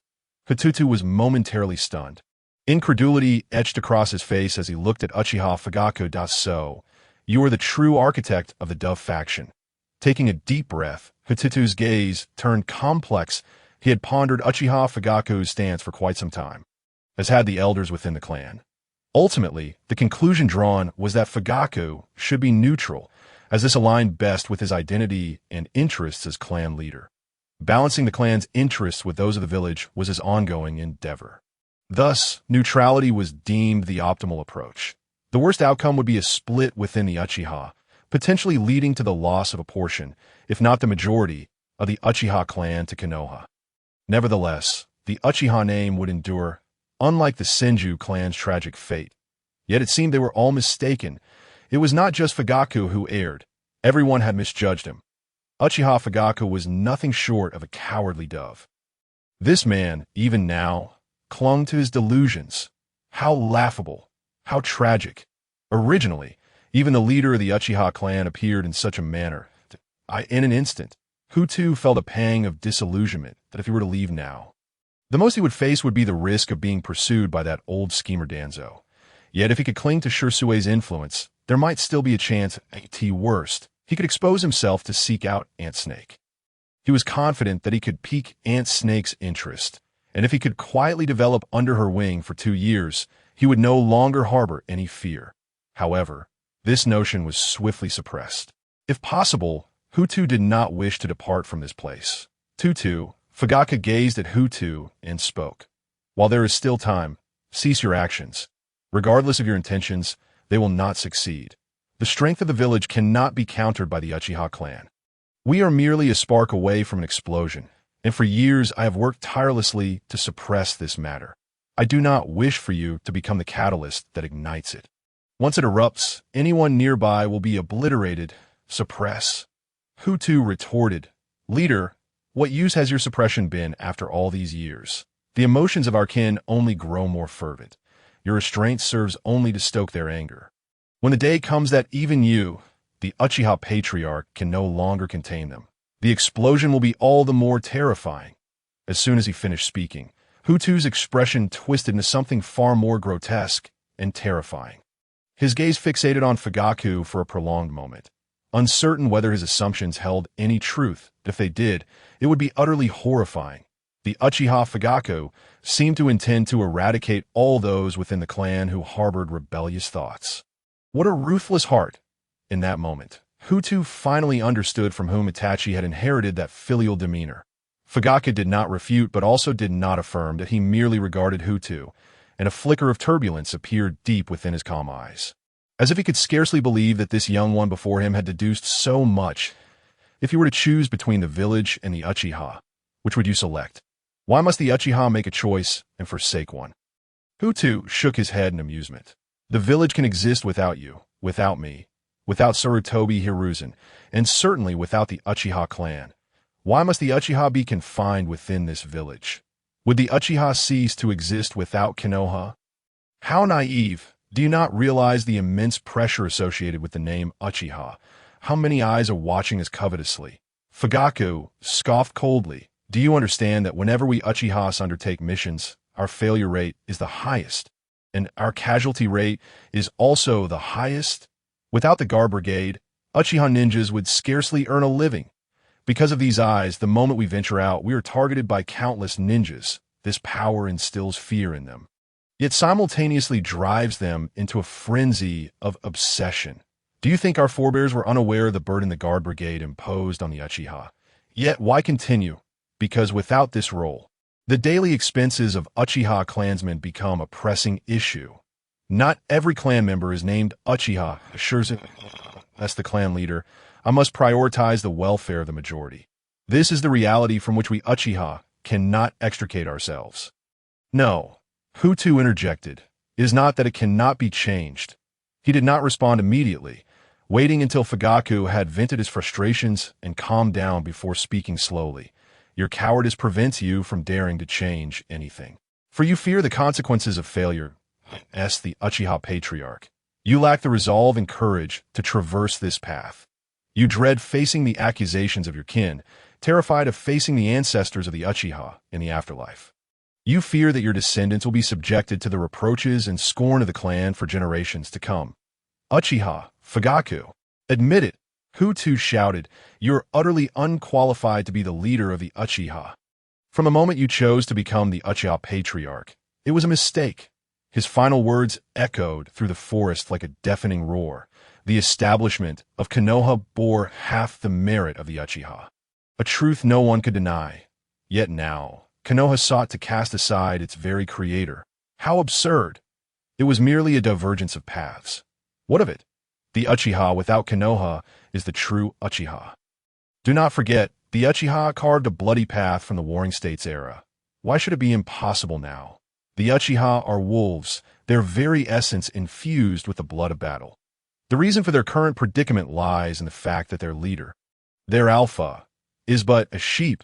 The Uchiha possess both the strength and the courage to establish their standing in the ninja world, and they shall not cower or falter in the face of formidable foes. Bloodthirsty and combative, these traits reside within the soul of every Uchiha, and no matter how much you wish to suppress or conceal it, this truth remains unchanged. Uchiha Fugaku, you are well aware of all this, are you not? Yet you too fear it. When the Uchiha unleash this side of themselves, Konoha will no longer be able to contain the Uchiha clan. You fear losing everything. This warm cradle has extinguished your will and ravaged the dignity and valor bestowed upon you by the Uchiha. Uchiha Fugaku, the one in the wrong is you. Why must the Uchiha alone bear the burden while Konoha reaps the benefits? The village and the clan should complement one another, should they not? The village requires the combat prowess of the Uchiha. Without them, Konoha is but a tiger missing a claw. Conversely, without Konoha, the Uchiha face increased risks and may be consumed by the undercurrents of the ninja world. But when did it become this way? Uchiha Fugaku, have you ever pondered a question? What if the second Hokage, when selecting a successor, had chosen Uchiha Kagami instead of Sarutobi Hiruzen? What would be the outcome? Kagami-senpai, Fugaku's eyes clouded with confusion. He instinctively wanted to dismiss Hu Tutu as naive. Yet upon reflection, why could it not have been Uchiha Kagami, to be accepted as a direct disciple by the second Hokage, who was reputed to despise the Uchiha? Sounds utterly ludicrous. Yet that was indeed the case. Strictly speaking, this was an opportunity for the Uchiha clan. Even if the second Hokage was reluctant to admit it, that was the reality. Those who became his direct disciples were effectively candidates for the future third Hokage of Konoha. Among them, in terms of strength, character, lineage, and the future balance of Konoha, Uchiha Kagami was the most suitable choice. His personal strength was sufficient to keep the various clans in check. Moreover, hailing from the prestigious Uchiha lineage, should Uchiha Kagami ascend, it would eliminate the greatest potential threat within the village. Konoha would truly embark on a path toward unparalleled glory. Yet, regrettably, it ended up being Sarutobi Hiruzen that time. The circumstances dictated that Sarutobi Hiruzen, Mito Kamen, Nara Shikaku, and Shimura Danzo formed a ninja team tasked with safeguarding the second Hokage, Tobarama's, safety. Meanwhile, Uchiha Kagami had become the commander leading the resistance against the vast forces of the Cloud Village. In that battle, even the second Hokage had to heed his commands. At that time, everyone believed that Uchiha Kagami was but a step away from that position, a notion nearly universally accepted. The first Hokage to emerge from the Uchiha clan. However, none of them acted as a guide. Sarutobi Hiruzen's four-man team, serving as the bodyguard for the second Hokage, astonishingly did not prioritize the safety of the Hokage. Instead, they were solely focused on how to achieve merit and showcase their own abilities. Ultimately, their reluctance stemmed from their encounter with Uchiha Kagami, which left them feeling resentful for the other. Akimichi Torafu, who was also a direct disciple of the second Hokage, bore the heavy responsibility of escorting supplies during that battle and did not take a moment's rest. Tirelessly shuttling between the village and the front lines in the end, no one anticipated that Sarutobi Hiruzen's team would meet such a formidable opposition in the form of the duo, Kinkaku and Ginkaku, who nearly cost them their lives. Ironically, it fell to the Hokage, Senju Tobarama, to protect these four yet, despite his intentions, Tobarama's efforts inadvertently led to his own demise. In that final moment, he understood that his sacrifice would leave the choice of the third Hokage to those four individuals. Ironically, the two candidates he favored were not present, that he feared that if he entrusted the position to Uchiha Kagami, Sarutobi Hiruzen and the others might not honor his dying wish upon returning. There was even a possibility that such an action could incite discord among his 6 disciples, putting Konohagakure in peril. Thus, he reluctantly settled for Hiruzen. It was not, as Danzo believed, that Hiruzen had any particular merit. Rather, at times, Hiruzen himself pondered whether his initial decision to step forward and claim the role of protector for Tobarama had genuinely moved the second Hokage to bequeath the third Hokage position to him. Both Sarutobi Hiruzen and Shimura Danzo were mistaken. They were perhaps unwilling to acknowledge the presence of their Uchiha comrade, the one who overshadowed their youth. This explains why, in the end, only those 3 remained in the Council of Elders. While Akimichi Torafu had long since resigned, retreating into seclusion. Following that great war, Uchiha Kagami was persistently targeted, subjected to various perilous missions, all while he bore the weight of the Uchiha clan's troubles, ultimately exhausting his resolve. With Kagami's death, Sarutobi Hiruzen could finally breathe a sigh of relief. After all, if Kagami had merely voiced his disbelief, given his esteemed reputation and the formidable backing of the Uchiha clan, it is not hard to envision the Hokage's position being claimed by another. Perhaps Senju Tobarama had anticipated such a scene, for in his eyes, Uchiha Kagami was astonishingly gentle, almost unlike a member of the Uchiha clan. Should he have truly achieved that level of composure, entrusting Konohagakure to him would have been a splendid choice. Fear had taken root in Sarutobi Hiruzen's heart from the very beginning, coupled with the Uchiha's long-standing ambition to seize power and ascend to the Hokage's seat. How could the current Hokage regard such aspirations? Moreover, there was the ever-scheming Danzo lurking in the shadows. Over time, thoughts of targeting and suppressing the Uchiha, even eliminating them, had already emerged, becoming deeply entrenched. Yet now, as Hokage, he faced no contingencies. Without the protection of the village, the Uchiha would find themselves on a path to ruin, while the absence of the Uchiha would undoubtedly inflict significant harm on the village. It would not lead to its complete destruction. Even if a portion of the clan were sacrificed, given enough time, the Uchiha would not perish. The clan would eventually flourish anew. Hu Tutu shook his head and looked at Fugaku. Thus, you have entrusted the fate of your clansmen to outsiders. Uchiha Fugaku, you're truly unworthy of the Uchiha name. As the clan leader and a member of the Uchiha, you cannot even control your own destiny, relying on the whims of others to survive. This is not resilience, but rather a disgrace. The Uchiha can never afford such shame, for some things, once lost, can never be reclaimed. Bowing one's head once makes it impossible to lift it again. In an instant, the entire forest fell silent once more. It seemed that the intensity of their argument had even caused the wind to cease its commotion, leaving the woods devoid of sound. The two figures, one large and one small, locked eyes, their steadfast gazes revealing no inclination to retreat. After a prolonged silence, Uchiha Fugaka suddenly chuckled lightly, shaking his head. What a pity, truly a pity. Had we existed in the same era, perhaps I would not have become the leader of the Uchiha clan. Uchiha Fugaku was acutely aware of the profound impact Hu Tutu's words would have on the Uchiha clan members at that time. The Uchiha would likely have become a tightly knit entity. Hu Tutu understood Uchiha Fugaku's sentiment as well. Little one, you are far too young. Meanwhile, I am now the leader of the Uchiha clan. The future direction of the clan is for him to determine. Until he makes a significant error and is ousted from his position, there is no way for me to contest him. It is a disheartening yet stark reality. Hu Tutu watched Uchiha Fugaku turn away, a wry smile forming on his face. Indeed, the path to supplant Uchiha Fugaku would be a long one. However, Hu Tutu took a deep breath, knowing he must quickly acquire some chi coins. Time would not wait for him. Following the recent surge in chi coins, after exchanging them for comprehension points, he discovered that these points did not merely offer a singular enhancement, but rather a comprehensive amplification. This revelation sparked a newfound appreciation for his so-called brain-dead golden finger. Just then, a familiar voice suddenly reached his ears. How are you feeling? Wake up quickly. Release. Then a wave of coolness washed over him, instantly revitalizing him. In that fleeting moment, Hu Tutu finally sensed something amiss. The double Tomo Sharingan in his eyes spun rapidly, and a drowsy sensation enveloped his mind. Hu Tutu realized that this was a result of his spiritual energy being excessively drained. With a sudden clap, the entire world around him shattered like glass. In the next moment, a figure appeared before him, pouring water over him. Aunt Yenling, you finally woke up?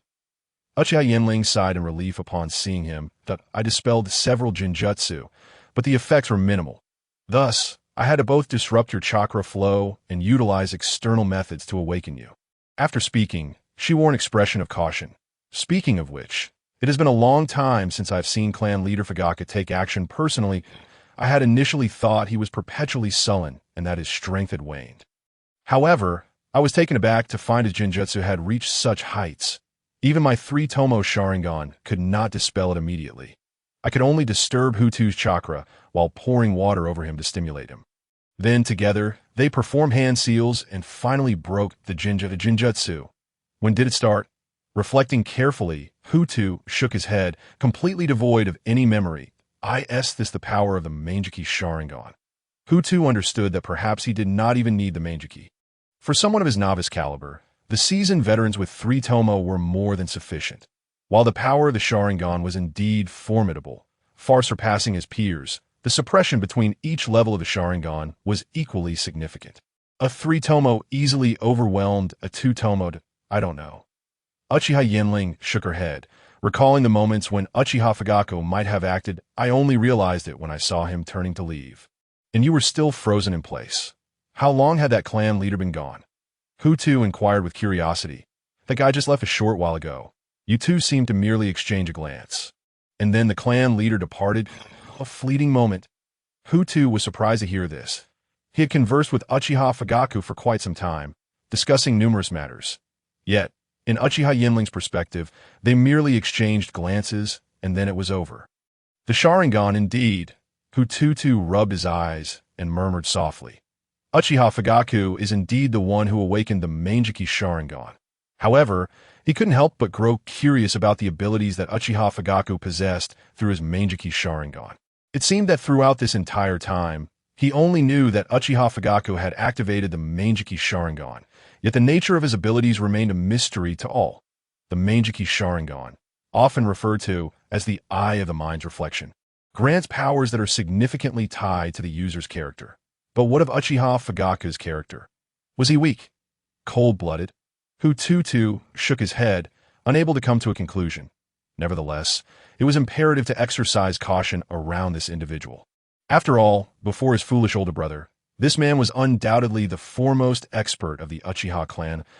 In a family like the Uchihas, to be the clan leader, one must possess considerable strength. Otherwise, no one would consent to him assuming such a position. Regardless of the support from several elders, sighing, Hu Tutu turned away, initially intending to return home. Yet he resolved to practice his ninjutsu a little longer instead. After all, he felt he had no right to rest. With the eyes of those powerful figures focused upon him, Hu Tutu was acutely aware of the danger surrounding him. Although he would always have an elite jonin guarding him within the clan, the thought of the old man who constantly sought to pry out the Uchiha secrets sent a shiver down his spine. Strength was something he desperately craved. He lost track of time, only remembering that before losing consciousness, Uchiha Inling had caught him and brought him back home. Observing Hu Tutu's condition, Shui sighed deeply. He retrieved a potion from the medical kit and, after channeling chakra into it, applied it to Hu Tutu's body. A sharp sting surged through him, and Hu Tutu vaguely opened his bleary eyes. Upon recognizing Shui, he promptly fell back into slumber. After completing his tasks, Shui descended the stairs, only to spot the figure of Elder Uchiha Q, who had evidently been waiting for some time. Has Tutu fallen asleep? Shui nodded and approached, inquiring, "Is there something the elder needs?" Uchiha Q, noticing Shui's lack of enthusiasm for his presence, stated directly, "In 3 days, the village will conduct a ninja assessment for Tutu, not a ninja assessment. Did a mere genin require such an evaluation?" Shui's words trailed off as realization struck him, and he fell silent. Indeed, such an assessment was necessary. For many years, Tutu had borne the titles of Uchiha's Useless and Uchiha's Shame. But now, some were understandably uneasy. Yet Shui couldn't comprehend. Did Lord Hokage still harbor doubts about him? Even if Tutu truly concealed something, was it necessary to suspect him so? Surely, it couldn't be a mere test of the transformation technique. Generally, those who graduated from the Ninja Academy and became genin were only evaluated on that technique. Students like Naruto, Sasuke, and Sakura, who were taken out separately for additional assessments, were exceptional cases. Tio put it plainly. Only the Jonin class would undergo such an examination. Most genin who graduated from the Ninja Academy would typically become chunin and serve as team leaders. Did they truly think that jonin were as common as cabbages?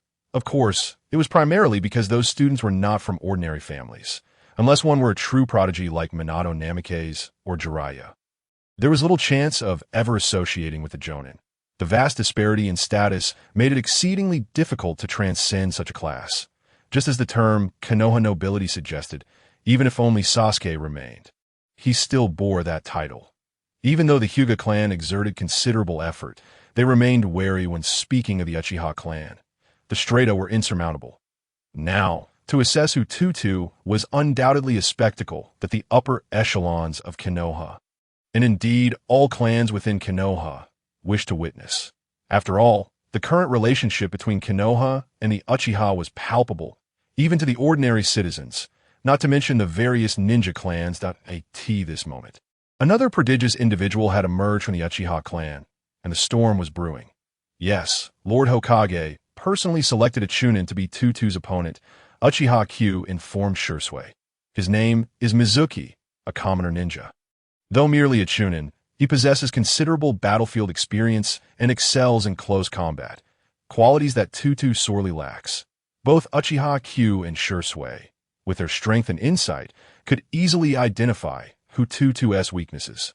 Even if he had reached chunin level, competing against a seasoned chunin from the battlefield would likely end in a disastrous defeat. After finishing his tea, Uchiha Q stood up and departed, having conveyed all that was necessary. The only reassurance for Uchiha Q was that Sarutobi Hiruzen had not obstructed Hu Tutu's promotion to the guard unit, at least, not overtly. This indicated that there was still hope to AS for Sarutobi Hiruzen's true intentions. They were of little consequence. Surface appearances were sufficient. This contrasted sharply with the approach of Shimura Danzo. Elder Q. Shui suddenly turned to call out to Uchiha Q's retreating figure. Was this match decided by Lord Hokage? In the Hokage's office, it had been just him and the Hokage.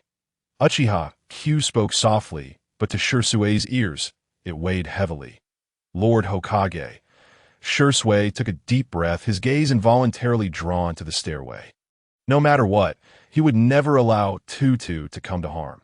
In this world, he was his only family. Thus, Shui spent the entire night in the living room, murmuring to himself. The next morning, Hu Tutu awoke to the strong scent of medicine wafting from his body. Wrinkling his brow, "Oh no, my older brother didn't forget to prepare breakfast for me again, did he?" He descended the stairs and greeted Shui. Sorry, Tutu, I forgot." Shui scratched the back of his head, displaying a sheepish grin. It seemed that only in this moment, when faced with this little one, did Shui reveal such genuine and heartfelt smiles. "But we can go out to eat." Shui stepped forward with a smile. "I heard you went out yesterday, so do you want to go out again today?"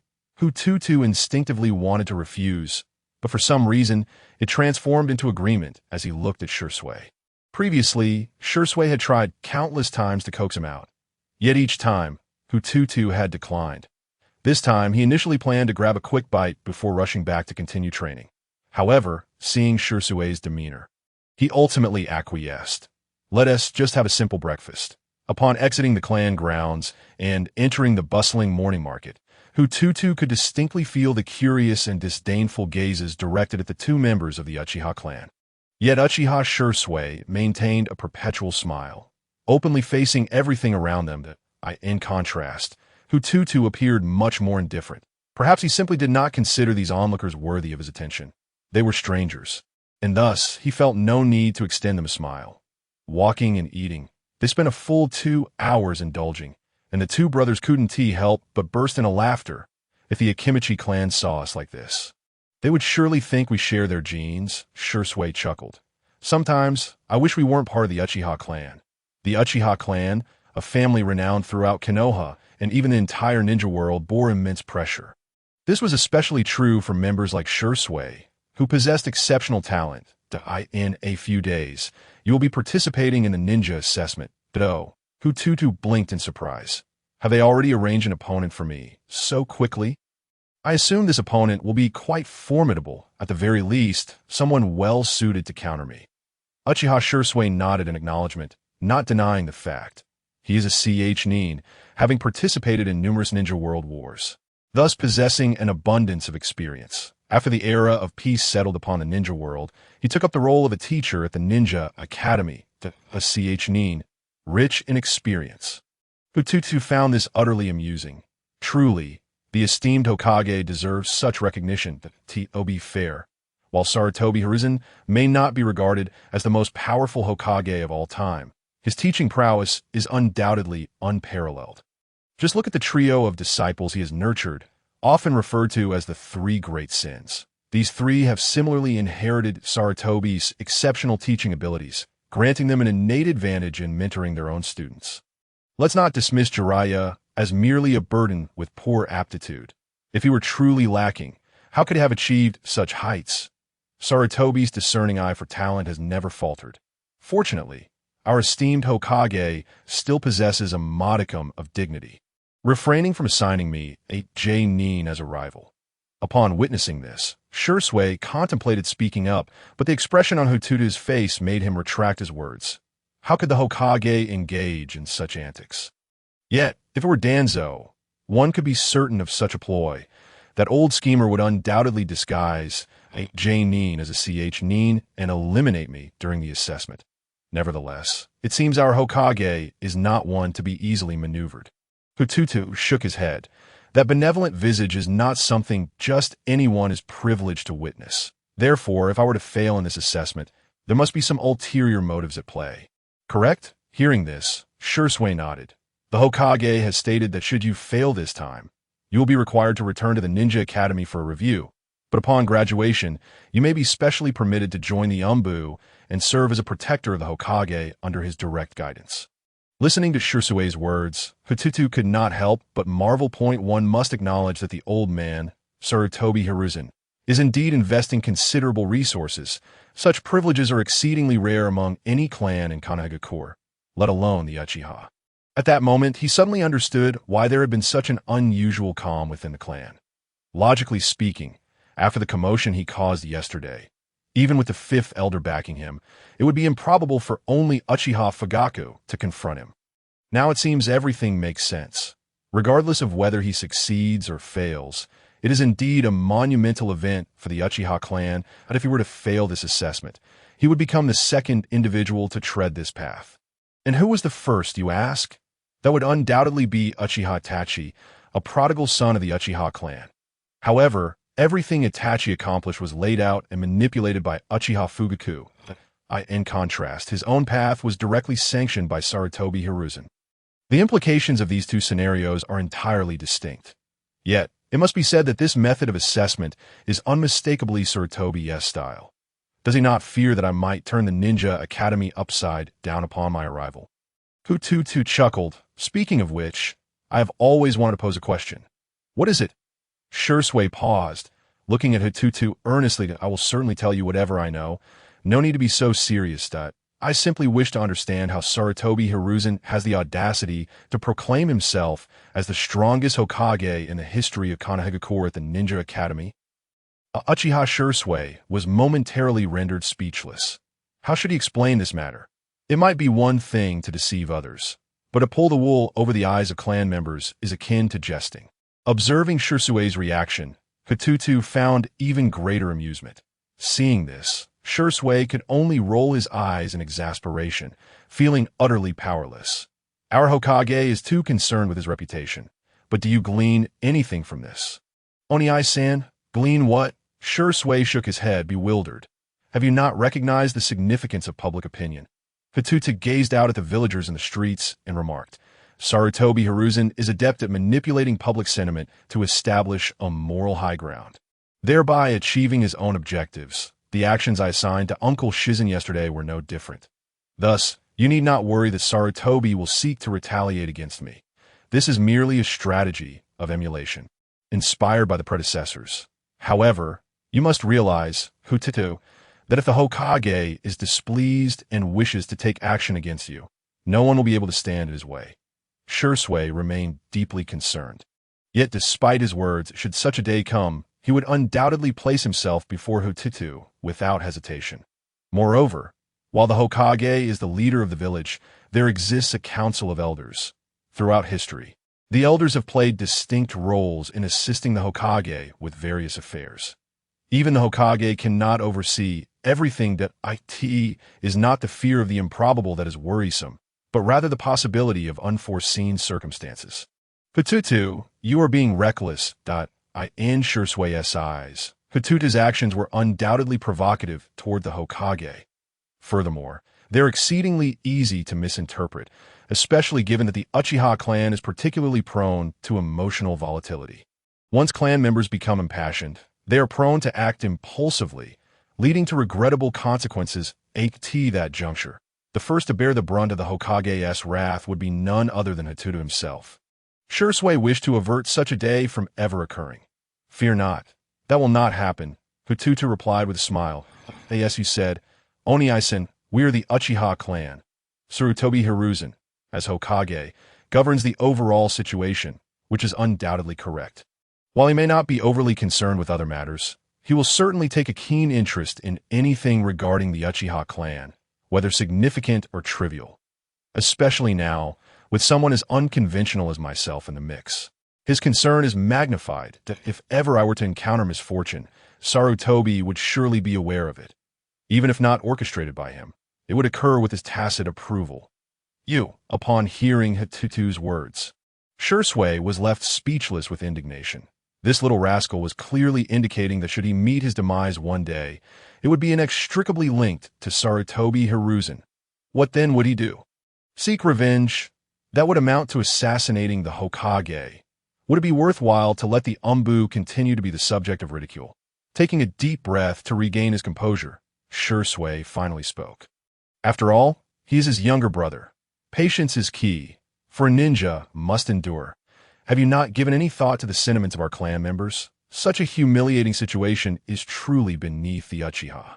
Even with Shizune and Yenling's support, there must be limits. Hu Tutu, gazing out at the scene beyond, softly remarked, the pride of the Uchiha, you say, but what does that pride truly entail? One can take pride, yet must not become arrogant. Tea times, standing too high results in a lack of oxygen due to thin air. Thus, it is preferable to remain grounded, as it fosters connection with the people that Oniai-san. Have you not always yearned to see the Uchiha clan integrated with the ordinary villagers of the village? Of course, this does not imply that the Uchiha should be akin to the Senju clan. However, at the very least, they should align more closely with other ninja families, should they not?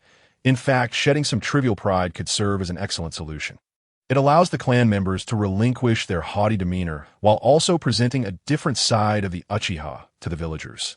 Since you were aware of the commotion that transpired in the marketplace yesterday, you must have also observed the instinctive reactions of the passing villagers and merchants, correct? Do not underestimate them. The villagers are well aware that these are the Uchiha clan members. But so what? At the very least, in that moment, their attitudes towards the Uchiha and the Umbu did indeed shift, did they not? At least, their anger has dissipated somewhat. And this is merely the first day. There is no need for them to accept us wholeheartedly. As long as they no longer harbor animosity, that is sufficient. However, this process will require time and gradual progression.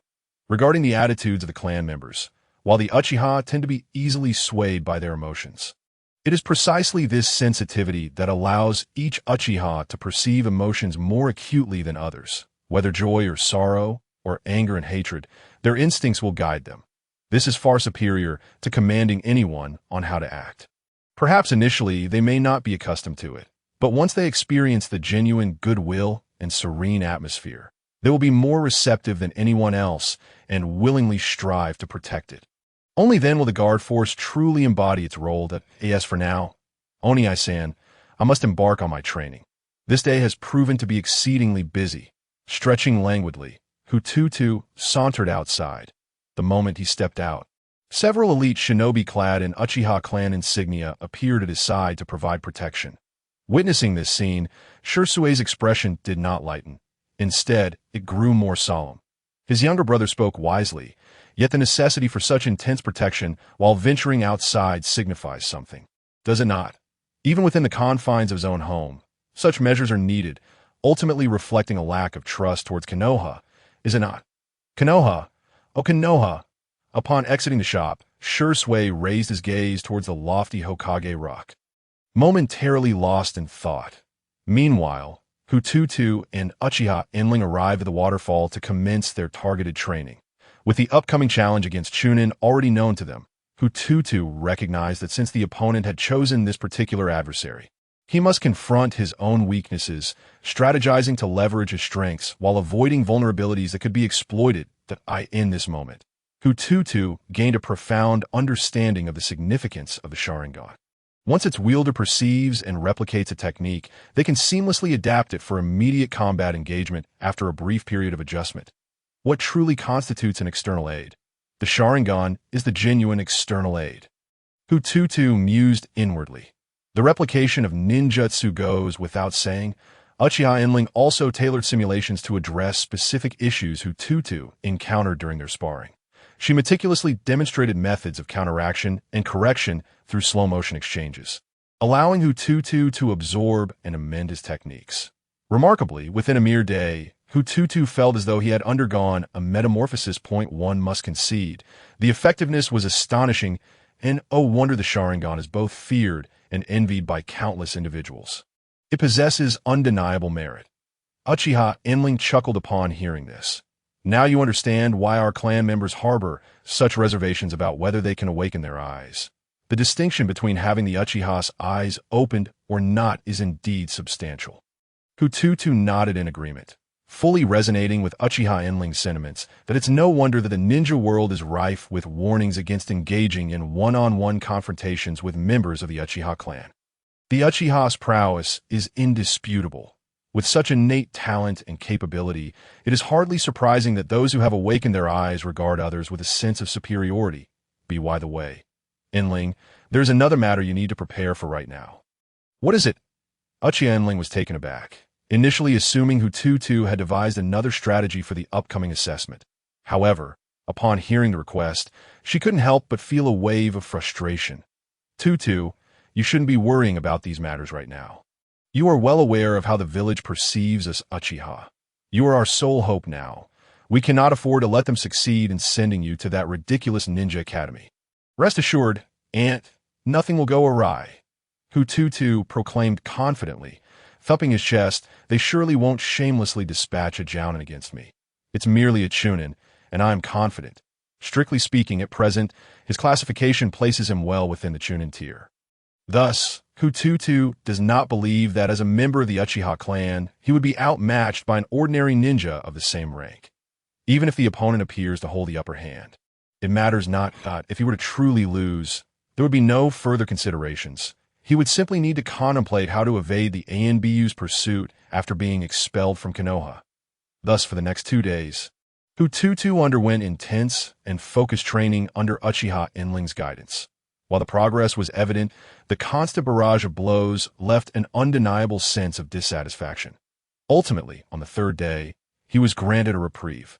In order to maintain his condition and stamina, this day consisted solely of basic chakra training without any combat. However, it was by no means easy. Uchiha Shizen and Uchiha Enling suppressed their prowess to the Chunin level and began to demonstrate techniques for Hu Tutu. Though their exchanges were instructional in nature, the degree of danger far surpassed that of their previous sparring sessions. Even with the Sharingan activated, Hu Tutu often found himself struggling to keep up. This humbled him considerably. Despite being classified as Chunin, the disparity in skill between them was substantial. In the original narrative, Chunin seemed to be mere background characters, even inferior to certain Kaga-level figures later on. Yet, the reality was far more complex. The presence of Chunin within a village signifies considerable strength.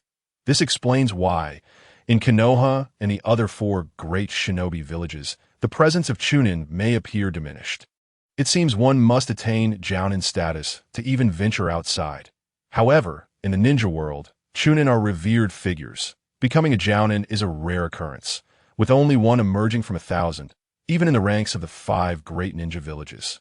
Chunin represent the backbone of their forces that, of course, the classification of Chunin varies across different villages, each with its own criteria.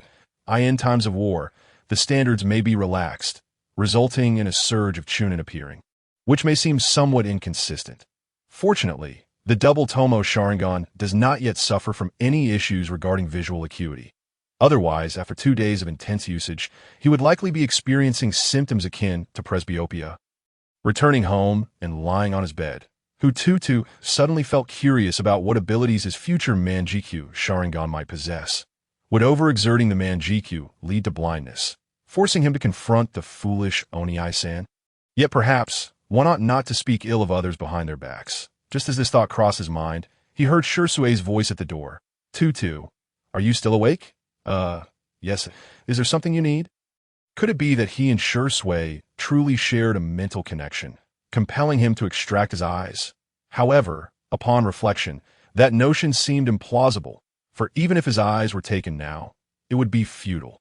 He was merely a double Tomo user. He needed more time to cultivate his abilities. Since you're not resting, let us head to the backyard.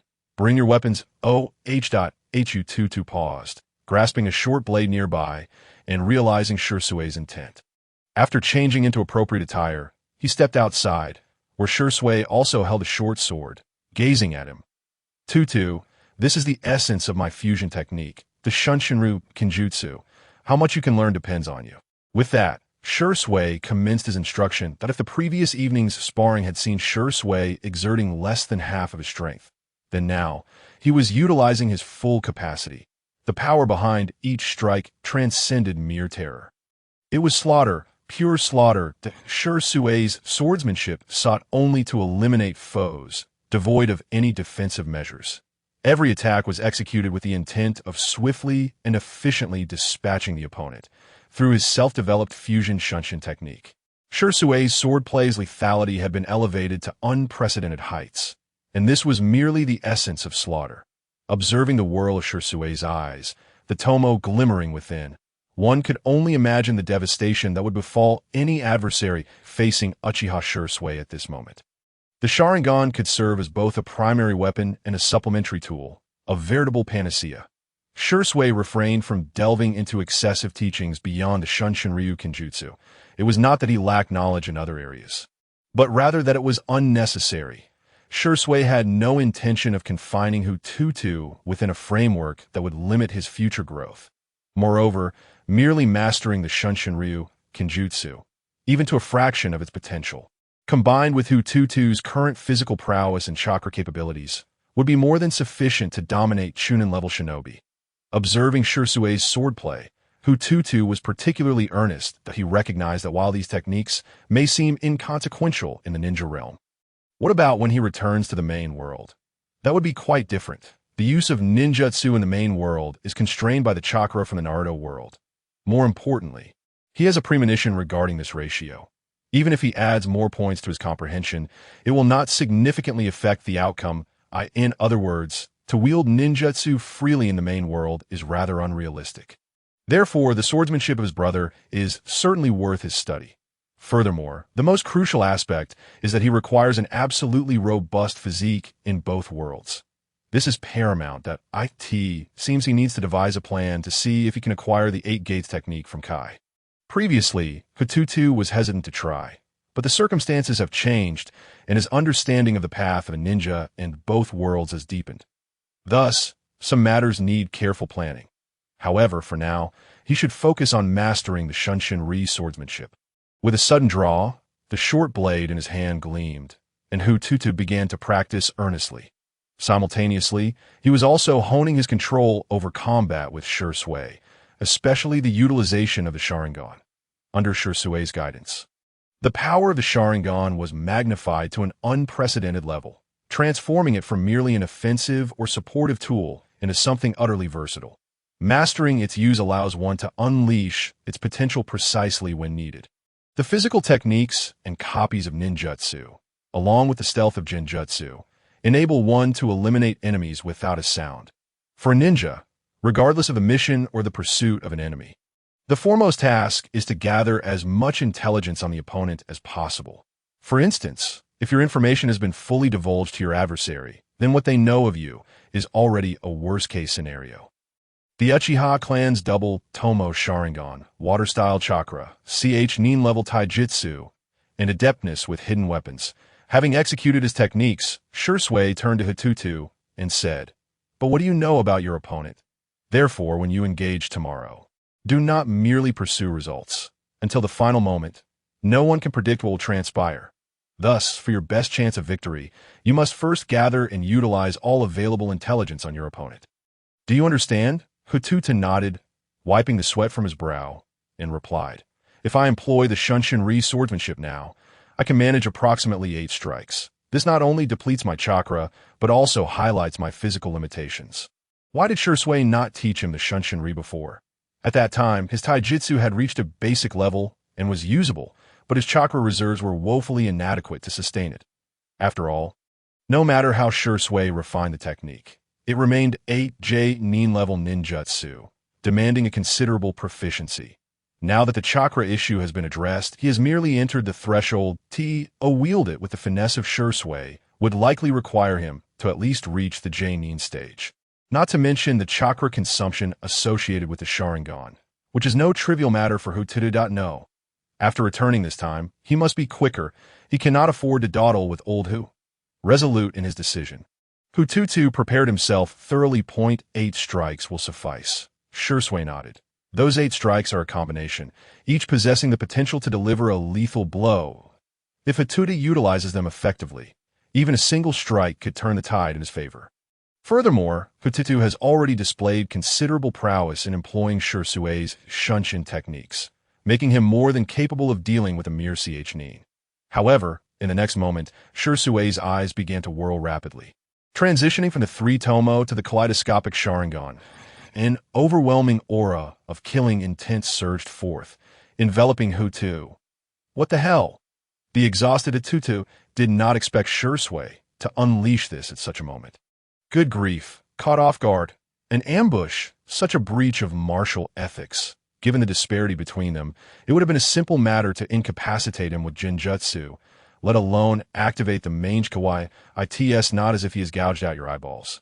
Is it? However, no matter how great Hu Tutu's grievances, there was no turning back. The implications of the Mangeki Sharingan's Genjutsu were all too clear. Consequently, Hu Tutu had no intention of breaking free. He merely observed Sure Sui's intentions. In the next moment, Hu Tutu felt as though he could no longer control his own body. Instinctively glancing around, he realized that this was not his own body, but rather that of Uchiha Sure Sui. Yet his consciousness remained intact. What is the meaning of this? What foolishness is this brother attempting?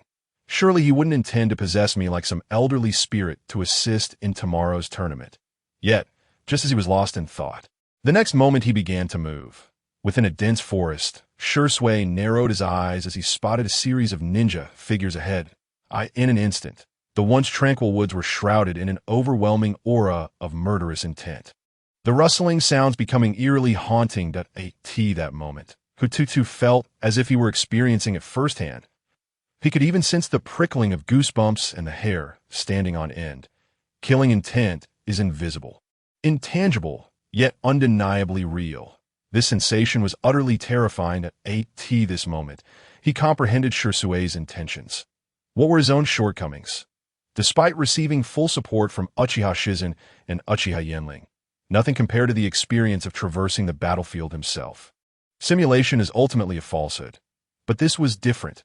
Although it was not his own body, Shui's Jinjutsu granted him an illusion of shared experience that was akin to a surreal VR game. In fact, at that moment, he could even hear Shui's voice. However, this voice was Shui's inner thoughts, a reflection of his mind, as if he were a third party observing from a divine perspective. In this instant, Hu Tutu grasped the true extent of Shui's formidable power. Facing over 20 Nin and 100 Nin forming a ninja battalion, Shui exhibited no shred of fear. His foremost calculation was how to initiate the assault, where to begin the slaughter, all with efficiency in mind. Simultaneously, the three Tomo Sharingan spun wildly, granting Hu Tutu a panoramic view of the battlefield, as if he were peering through a magnifying glass at close range. He strained to extract every possible clue from each person's expression, something that could be advantageous in the upcoming battle.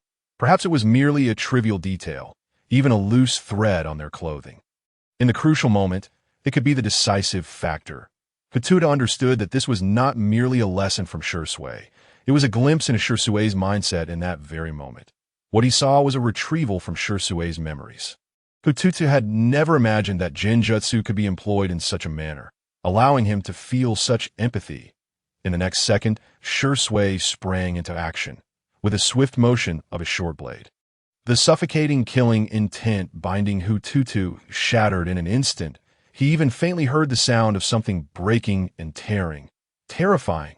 Although he had long known of Uchiha Shui's exceptional prowess, especially after evolving to the Manjiki Sharingan, which positioned him as the foremost combatant of the Uchiha clan, witnessing Shui's combat style in its true essence was an entirely different experience. Over 20 Nin, 100 ninja squad, the advantage is mine. Even knowing Shui's thoughts at that moment, Hu Tutu could not help but admire his audacity. Yet Shui indeed possessed the audacity that matched his skill. Facing several times the number of enemies, he thought of nothing but his advantage. However, as the slaughter commenced, Hu Tutu understood the true meaning behind Shui's words. With unparalleled speed, even the Nin could not keep pace with Uchiha Shui. He weaved through the crowd, his short sword reaping lives with precision. In the throes of battle, ninjutsu was suited only for direct confrontations. But once in close quarters, most ninjutsu became obsolete. All this time, the Uchiha clan was renowned for their ninjutsu. After all, with the power of the Sharingan at their disposal, ninjutsu seems to come effortlessly to them. Yet, in reality, every Uchiha possesses formidable physical skills. Among them, Shui stands out as a paragon. This prompted Hu Tutu to ponder swiftly. When compared to Shui, it appears that Itachi's combat style leans more towards the utilization of ninjutsu. From a distance, he effortlessly employs various ninjutsu, and when one attempts to close in, he disrupts and controls with the Sharingan and Jinjutsu, ultimately resorting to ninjutsu to vanquish his foes. Of course, this is not to imply that Itachi's taijutsu is lacking. It merely suggests that his combat style is inclined in that direction. Once engaged in close combat, Itachi is certainly capable of countering his opponents. However, if possible, he prefers to maintain distance, drawing his adversaries into a rhythm conducive to a ninjutsu duel. This, perhaps, is one of the reasons why Guy can particularly restrain Itachi. With real combat experience and the genuine battlefield in mind, Hu Tutu began to emulate Shui. In that moment, he grasped Shui's heartfelt intentions. This battle appeared deceptively simple in Shui's victory. Yet Hu Tutu was acutely aware of the immense effort it entailed. for while facing ninjutsu, there might still be a fleeting opportunity to evade or strategize. In close quarters, however, there is scarcely time for contemplation. Any minor external factor could turn your lethal strike into someone else's advantage, leading to your own demise that a squad of 100 ninjas ultimately lay as corpses at Shusui's feet. Shui, too, bore his share of suffering. Not a single part of him remained unscathed, drenched in the blood of both enemies and allies alike. The only solace was the sheer abundance of his chakra. Although not a Jinchuriki, the sheer quantity of chakra left Hu Tutu in awe. Following such a fierce battle, he still retained enough chakra to employ medical ninjutsu for some rudimentary self-treatment. Hu Tutu couldn't help but give a thumbs up. It seemed that while the Uchiha clan's chakra reserves may not rival those of the Uzumaki or Senju clans, they were certainly not far behind.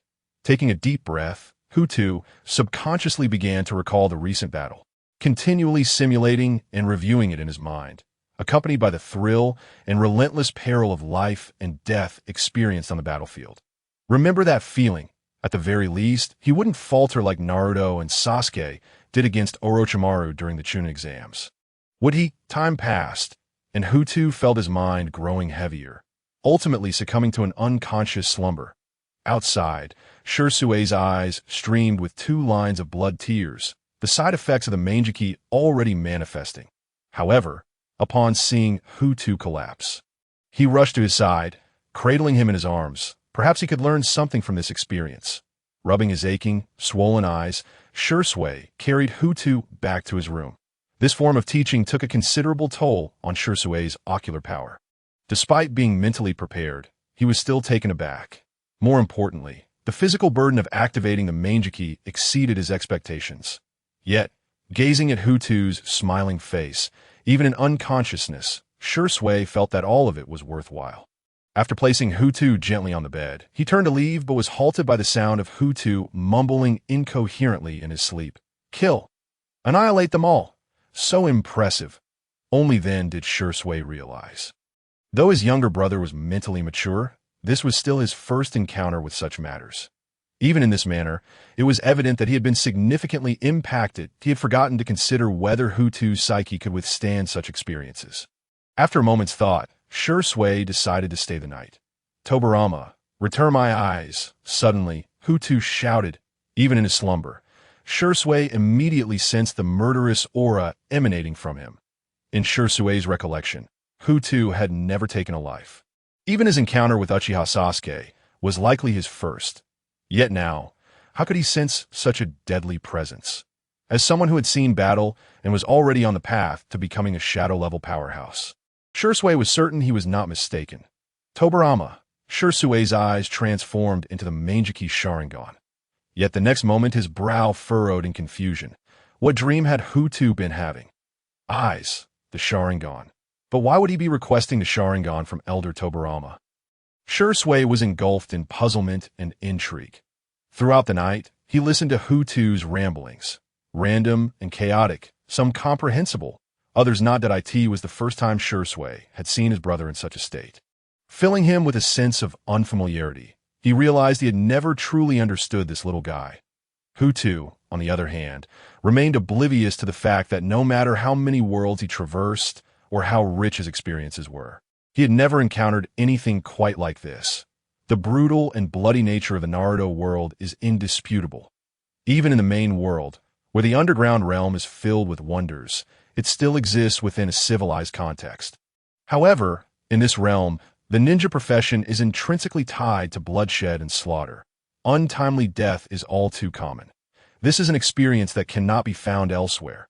Even if this instance was merely a VR Jinjutsu imposed upon him by Shusui's Manjiki.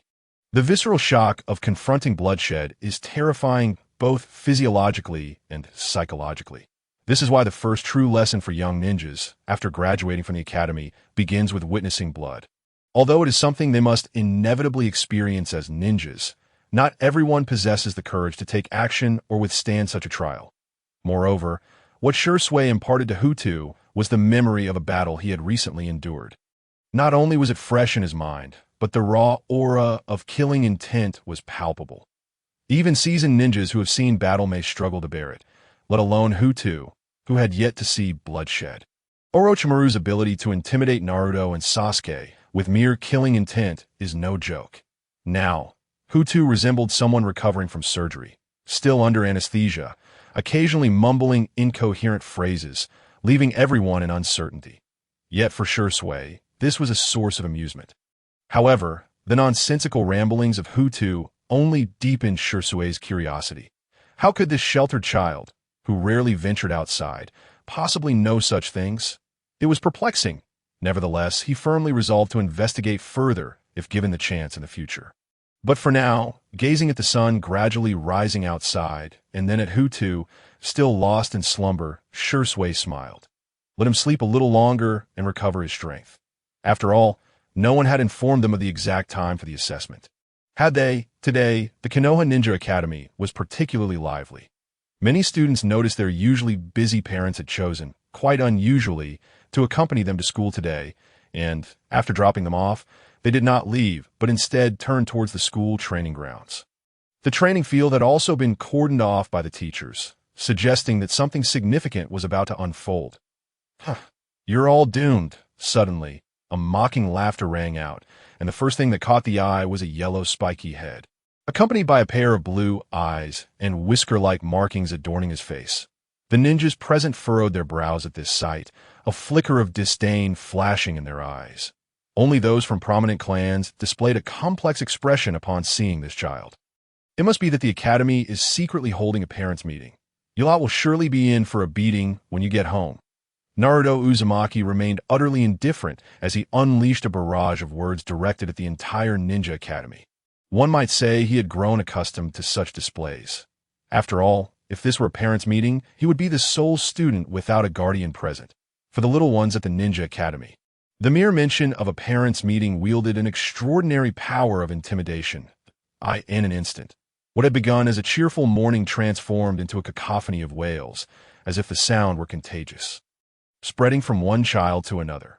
Particularly those who were already somewhat unruly within the academy began to sob uncontrollably on the floor. Goodness! Witnessing this scene left even Naruto momentarily stunned. While he relished in mischief, he had not anticipated the situation would escalate to such an extent. He found himself flustered and unsure of how to address the chaos. Idiot! A cold voice resonated from nearby. Damn it, Sasuke! Without needing to look, Naruto instinctively knew who it was. The arrogant tone could belong to no one else but that insufferable Sasuke. Turning to face the source, he discovered, as expected, Sasuke standing there, seemingly in unusually high spirits.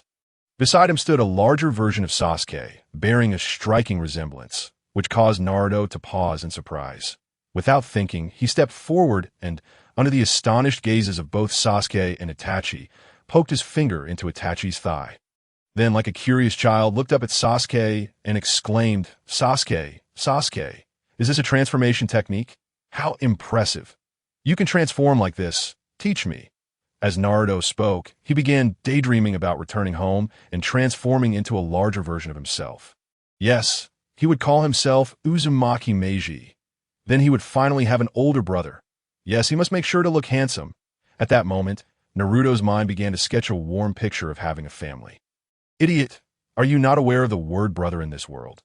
A hint of crimson appeared on Sasuke's usually stoic face as he gazed at Itachi with a look filled with dependence. Sasuke. Itachi glanced at his younger brother, about to speak, but upon locking eyes with Sasuke, the words seemed to lose their significance. He gently ruffled Sasuke's hair and said softly, Make sure to get along with your classmates. Humph, at the very least. You have to defeat me first. Sasuke replied proudly, though the chill in his gaze towards Naruto had lessened. At this juncture, Sasuke was not entirely unlikable.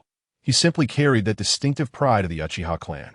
Overall, he was quite an amusing little fellow, far removed from the cold demeanor he would adopt after the massacre of his clan, when he had been a devil driven by vengeance, willing to forsake everything. Naruto, upon hearing this, paused, looking between Sasuke and Itachi. His eyes brimmed with envy, accompanied by an unmistakable sense of loss. Family. And not just any family, but a brother. Undoubtedly, this was something Naruto deeply envied. What is familial love? Young Sasuke did not comprehend. Nor could he fathom why Naruto's emotions had suddenly shifted, which made him feel a twinge of pity. Itachi, however, understood all too well that he glanced at Naruto, who was of a similar age to Sasuke, and sighed inwardly. Just as he was about to offer a few comforting words, the fleeting emotion on his face instantly vanished, replaced by an icy detachment. His eyes became calm and devoid of emotion. Even Sasuke was taken aback by his brother's demeanor. He had never seen Itachi like this before. What was happening? Did his brother dislike Naruto? Sasuke stared wide-eyed, puzzled by the scene, yet he wisely chose to remain silent. At that moment, a hearty laugh broke the tension. Huh, is that not Naruto? It has been quite a while. How have you been? Grandpa has been quite busy with work and hasn't had time to visit you. You don't blame me, do you? Grandpa Hokage. Upon seeing the newcomer, Naruto's earlier melancholy evaporated, and he rushed into the arms of the person who had just arrived, brimming with joy that, oh, Grandpa Hokage, it has been so long. I thought you had forgotten about me. Huh, how could I? Sir Toby Hiruzen chuckled, ruffling Naruto's hair. Grandpa has a lot of official duties to attend to, so he hardly has any free time. You understand, right? After giving Naruto's shoulder a gentle squeeze. He scrutinized him with a serious expression. You've lost weight. Have you not been eating properly? Naruto scratched the back of his head, flashing an awkward yet sunny smile. Had Hiruzen not brought him food every time? He wondered what Naruto's meals would consist of. Hiruzen gazed at Naruto's warm smile, momentarily lost in thought. This warmth was contagious. Minato, I do all this for the sake of Konoha. You can understand that. Can't you? The fleeting sense of guilt in Hiruzen's heart disappeared in an instant. Hokage-sama. Itachi stepped forward, leading Sasuke by the hand. Given they were already in proximity, turning back was not an option. Despite the well-known tensions between the Uchiha clan and Konoha, a semblance of polite formality was still necessary, even if the Uchiha clan members might not care. After all, he was a double agent. Itachi. Sir Toby Hiruzen approached slowly, still holding Naruto's hand.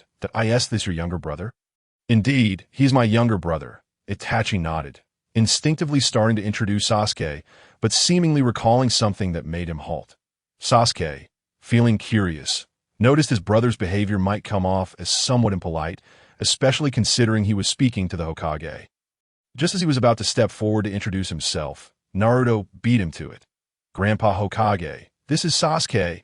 He is currently the top student in our class, but soon I will defeat him and he will become my underling. Oof, dream on. Sasuke scoffed, his small face adopting a cold demeanor akin to Itachi's. Stupid Sasuke, are you brave enough to face me today? But before he could finish, a crowd of girls had gathered around them, each one gazing at Sasuke with hearts in their eyes, their excitement palpable as Sasuke adopted his icy expression. This only fueled Naruto's envy and jealousy further. The children are as lively and adorable as ever. Sarutobi Hiruzen laughed heartily, seemingly oblivious to the fact that Naruto shared the same name as his father. While it was not forbidden for others to use the name, very few dared to do so in the presence of the Hokage. Itachi had also considered this point, which is why he had halted his introduction of Sasuke. After all, Sarutobi Hiruzen was well aware of their identities. He simply wished to avoid any awkwardness, but for Naruto, these concerns were of little consequence. You? Sasuke smirked at Naruto's provocative and irritating demeanor. Wait until you learn the shadow clone technique before you challenge me. Damn it, Sasuke, the shadow clone technique is nothing. I mastered it ages ago. Naruto shouted in a final burst of enthusiasm, as if trying to rally his own spirits. Yet, it was evident to everyone that his bravado was somewhat hollowed. It is wonderful to see such progress in Naruto. Sarutobi Hiruzen seemed oblivious to the underlying tension, patting Naruto's spiky hair. However, today is not the day for challenges. Today, a child from the Uchiha clan is applying to become a ninja and will be promoted directly into the security forces, thus borrowing the facilities of the Ninja Academy. Ninjas still need to be tested. Naruto blinked, his wide, innocent eyes revealing his genuine confusion. What is a security force? Is it impressive? The Uchiha surname. Does that not mean it's that jerk Sasuke's family? They will undoubtedly fail. At the very end, Naruto made a face at Sasuke. However, Sasuke paid no heed to Naruto's words and instead turned his gaze towards Itachi, seemingly perplexed. Even if Sasuke was somewhat naive at this age, he came from a prominent family, and in certain respects, he was far more capable than the innocent and bewildered Naruto. Thus, he was well aware that members of the Uchiha clan did not require any examination to become ninjas. They merely had to pass an internal family assessment and submit their information to the Hokage's office for approval, AS for the security forces, although officially known as the Konoha Village Security Force. They were, in reality, an entity entirely controlled by the Uchiha clan, with even the janitors bearing the Uchiha surname. Members of the clan could join the security forces without needing the Hokage's consent. But what was happening this time? Even if Sasuke was inexperienced, he could sense that something was amiss. That it must be said that children from esteemed families possess an innate sharpness that sets them apart from ordinary individuals, even without formal training. Not to mention the unusual atmosphere created by the crowd gathered on the playground. Glancing instinctively around, Sasuke noticed that he was not alone. His classmates from other ninja families were also acting quite strangely. Despite it being class time, they instinctively remained close to their parents. That moment, feeling the strength in his hand, he snapped back to reality, quickly regaining his icy demeanor. Itachi nodded subconsciously. It was Tutu, the younger brother of the esteemed Shursui. Him. Just a second after returning to his aloof self, Sasuke's composure shattered once more. How could it be him? Itachi placed a reassuring hand on Sasuke's head. Calming him down. It was then that Sasuke realized all eyes in the vicinity were now on him. An unspoken pressure enveloped him, only to dissipate the next moment. A flash of crimson flickered in Itachi's eyes as he scanned the crowd quickly. It seemed that little Sasuke was indeed aware of Tutu. Sarutobi Hiruzen chuckled. Considering the time, it should be about right, wouldn't you say? If we delay any longer, these little ones will miss their class.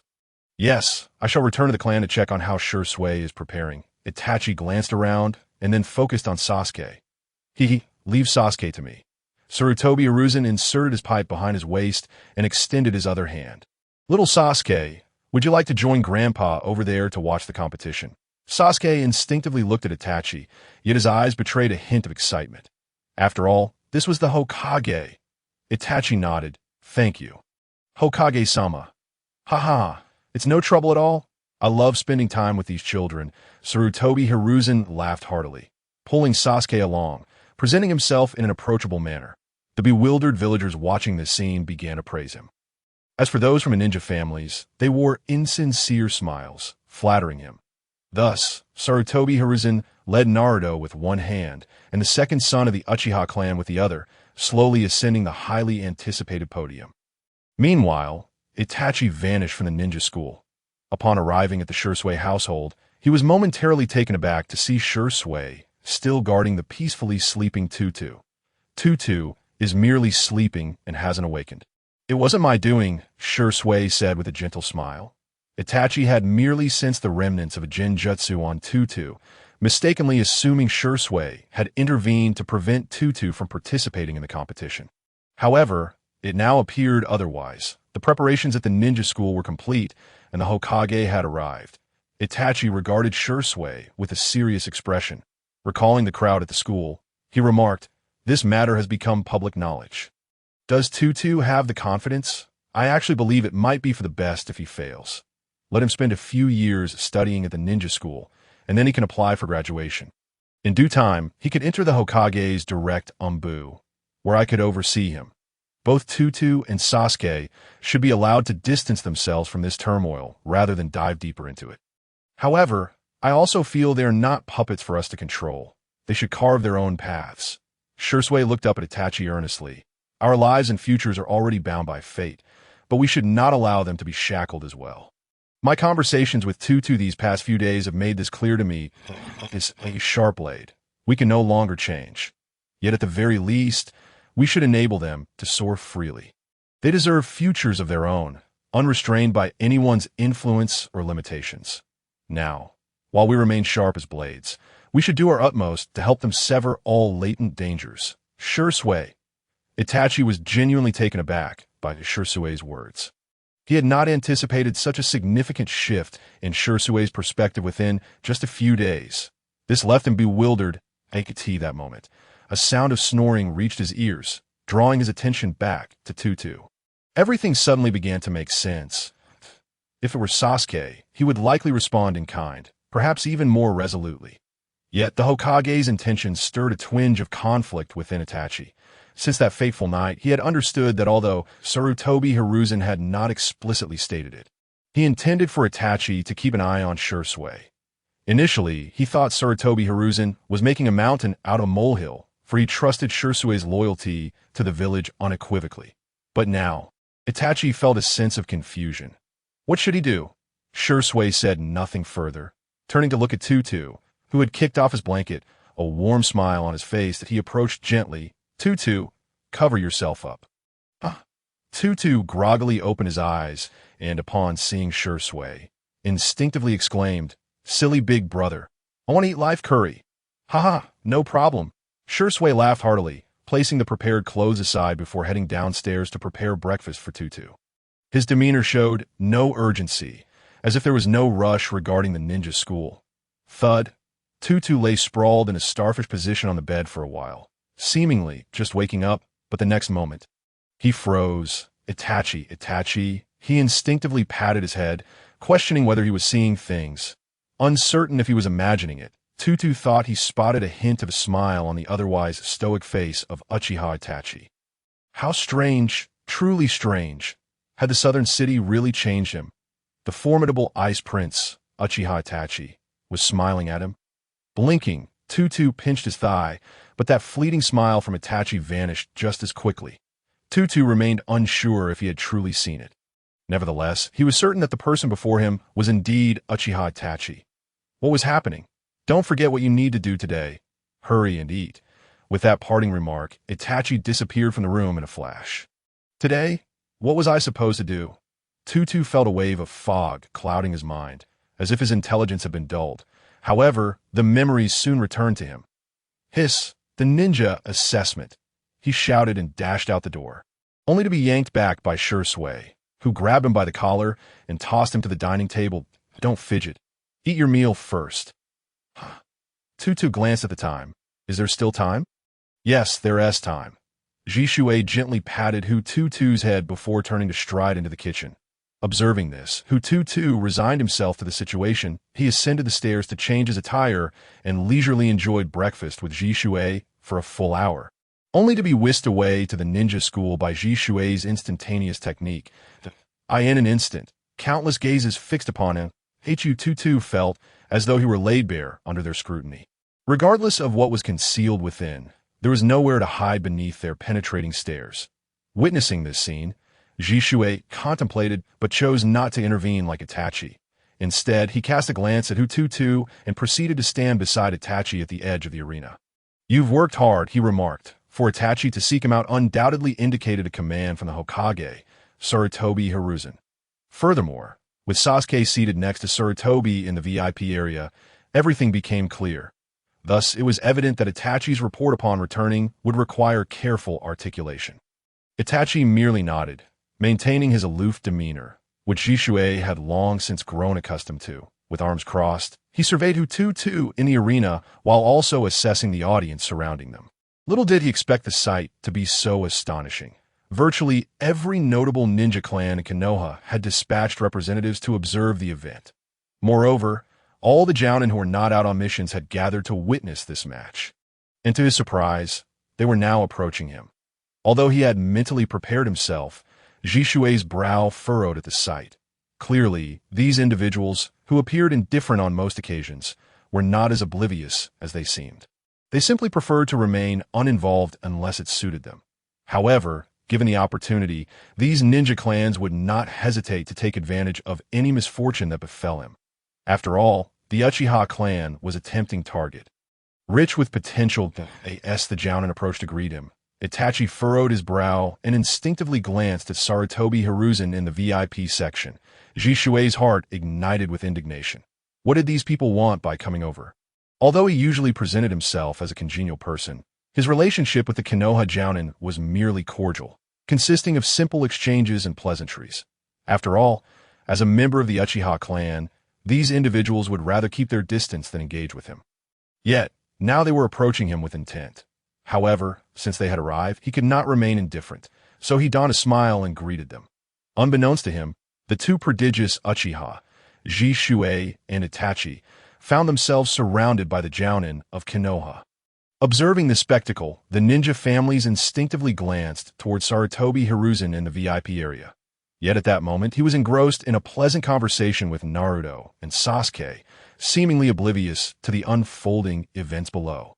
Cunning and shrewd, their gazes then shifted towards Hu Tutu at the center of the arena with a hint of schadenfreude. Were these Jounin here to befriend the Uchiha clan? No, certainly not.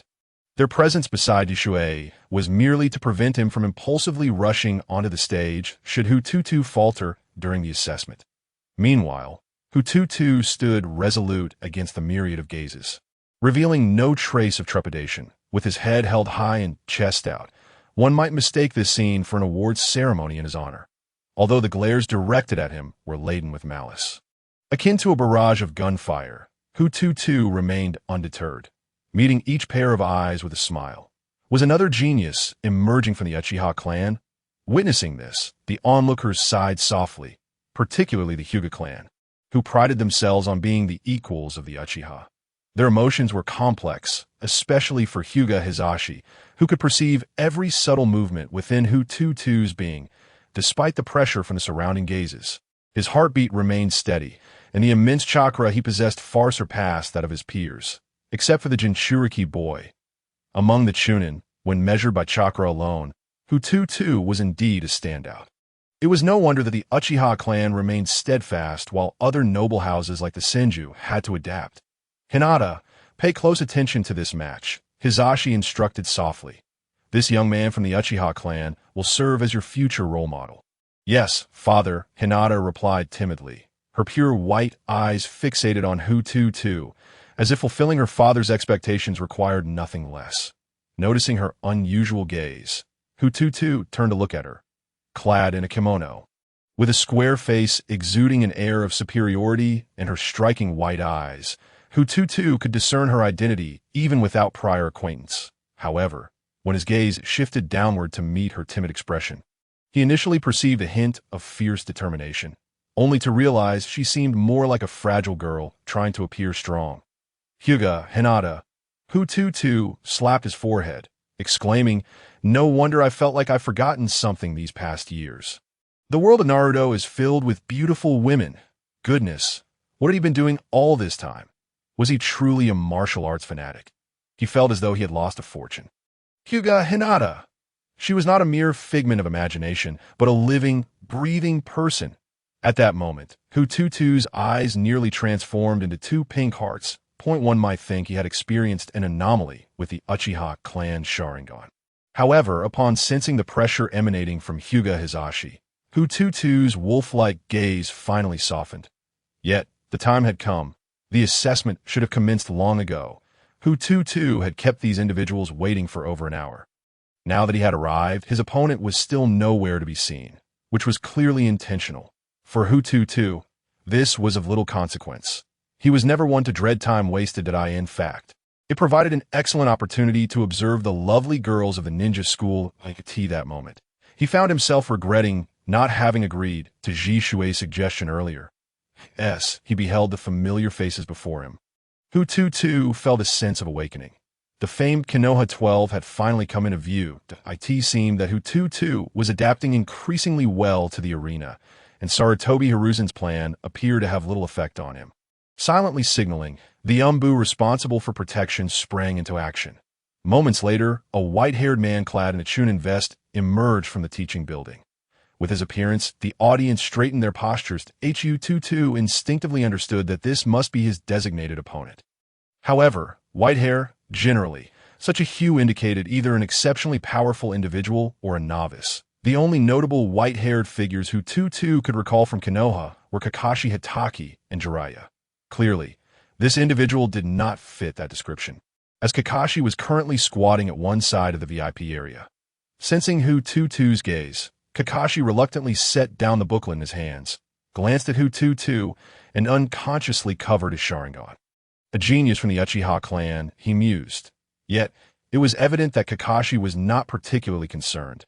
After a brief examination of Hu Tutu, his attention returned to the booklet. I must eventually unmask this guy to see what he's hiding.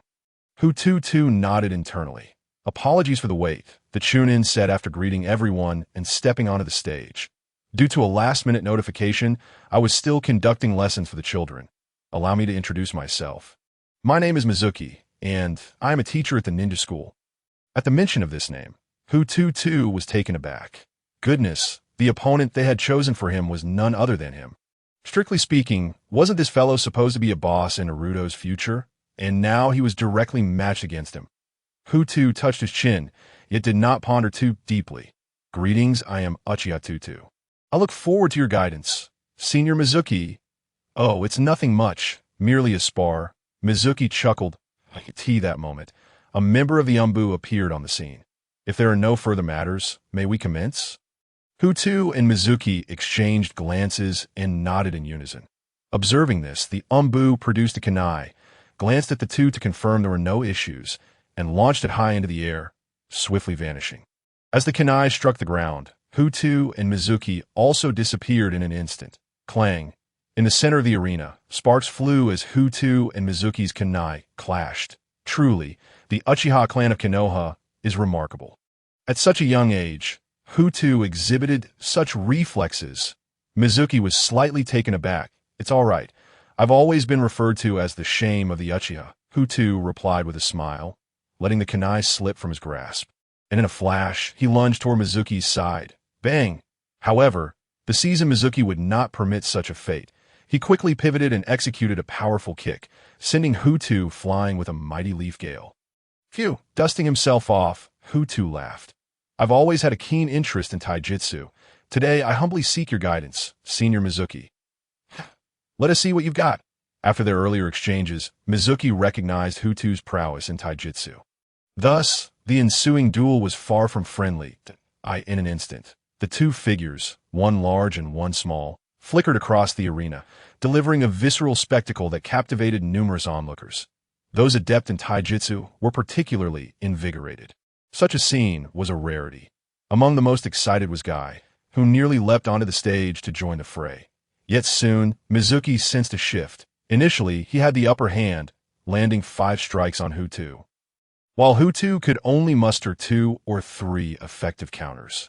However, as their exchange intensified, the disparity began to narrow, ultimately reaching an equilibrium, but a sudden feeling of foreboding washed over Mizuki as he sensed something was amiss. He abruptly raised his gaze to meet a pair of crimson eyes. An inexplicable aura of malevolence seemed to emanate from the swirling tomo. The Sharingan, a double tomo Sharingan, no less, at that moment. Both Mizuki on the stage and the spectators below gasped in astonishment. How young is this kid to already possess a double tomo? More critically, this is a time of peace. There simply aren't opportunities for Hu Tutu to amass experience and learn. How could he have awakened his eyes? The Uchiha clan Sharingan is not something that could be easily activated. Uchiha Itachi was hailed as a genius, and rightly so, but his status as the Uchiha heir afforded him natural advantages and support, contributing to his current accomplishments. Yet, what of Uchiha Tutu? Of similar age, yet vastly different experiences, and he has awakened to double tomo, the Sharingan. Mizuki inhaled deeply to regain his composure. Senior, have you not heard the saying? Hu Tutu's voice suddenly resonated from behind. In a one-on-one situation, never gaze into the eyes of an Uchiha. As the words fell, the Uchiha Tutu before Mizuki vanished in a burst. In its place was a shadow behind him. Puffed, a short blade unsheathed, aiming once more at Mizuki's side. Damn, is this kid insane? A chill of sweat broke out on Mizuki. Years of battlefield experience allowed him to remain calm and swiftly employ the body replacement technique to evade the lethal strike. Yet even so, Hu Tutu managed to inflict a wound. I've learned much, Mizuki remarked, surprised that merely a moment of eye contact allowed Hu Tutu to seize the opportunity. This is far from over, Senior. Do be cautious.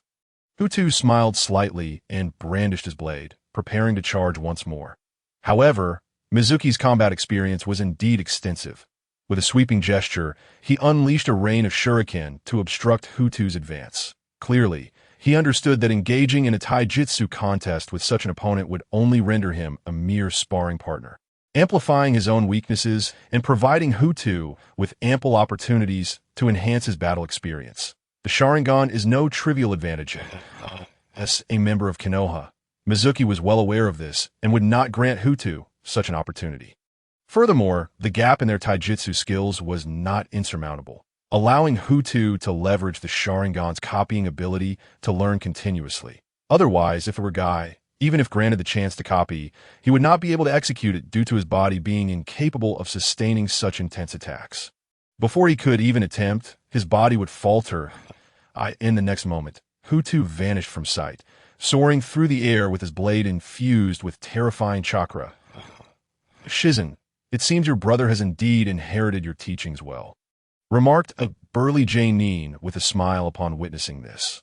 Others were equally surprised, realizing Shizen had genuinely passed down his sword technique to his younger sibling. However, it remained uncertain whether he had also imparted the renowned instant body sword technique that had made Shizen famous within the ninja world. After all, he is my brother, Shizen chuckled. I did not expect him to learn so swiftly. The Shizen flow sword technique, rapid strike. Upon witnessing this scene, Mizuki dared not underestimate his opponent.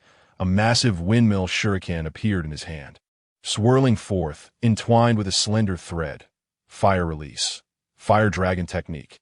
A fearsome fire dragon surged forth, its enormous form nearly engulfing half the arena. Had this been outside, Hu Tutu might have managed to counter effortlessly. However, under the constraints of this location and in the air with limited leverage, responding became exceedingly challenging, particularly since Mizuki's fire technique was manipulable. Though the interval may be brief, it could still spell trouble, potentially sealing his fate. The ordinary fire dragon technique had already reached a C rank. Ascending further led to the great fire dragon technique, which was classified as B rank ninjutsu. Yet it was evident that Mizuki's technique had been modified to unleash fire release before an Uchiha. This J-nin's name is Mizuki, right? A shinobi could not help but chuckle. Shizen paid no heed but glanced at Hokage Sarutobi Hiruzen on the viewing platform, then swiftly redirected his gaze to the arena.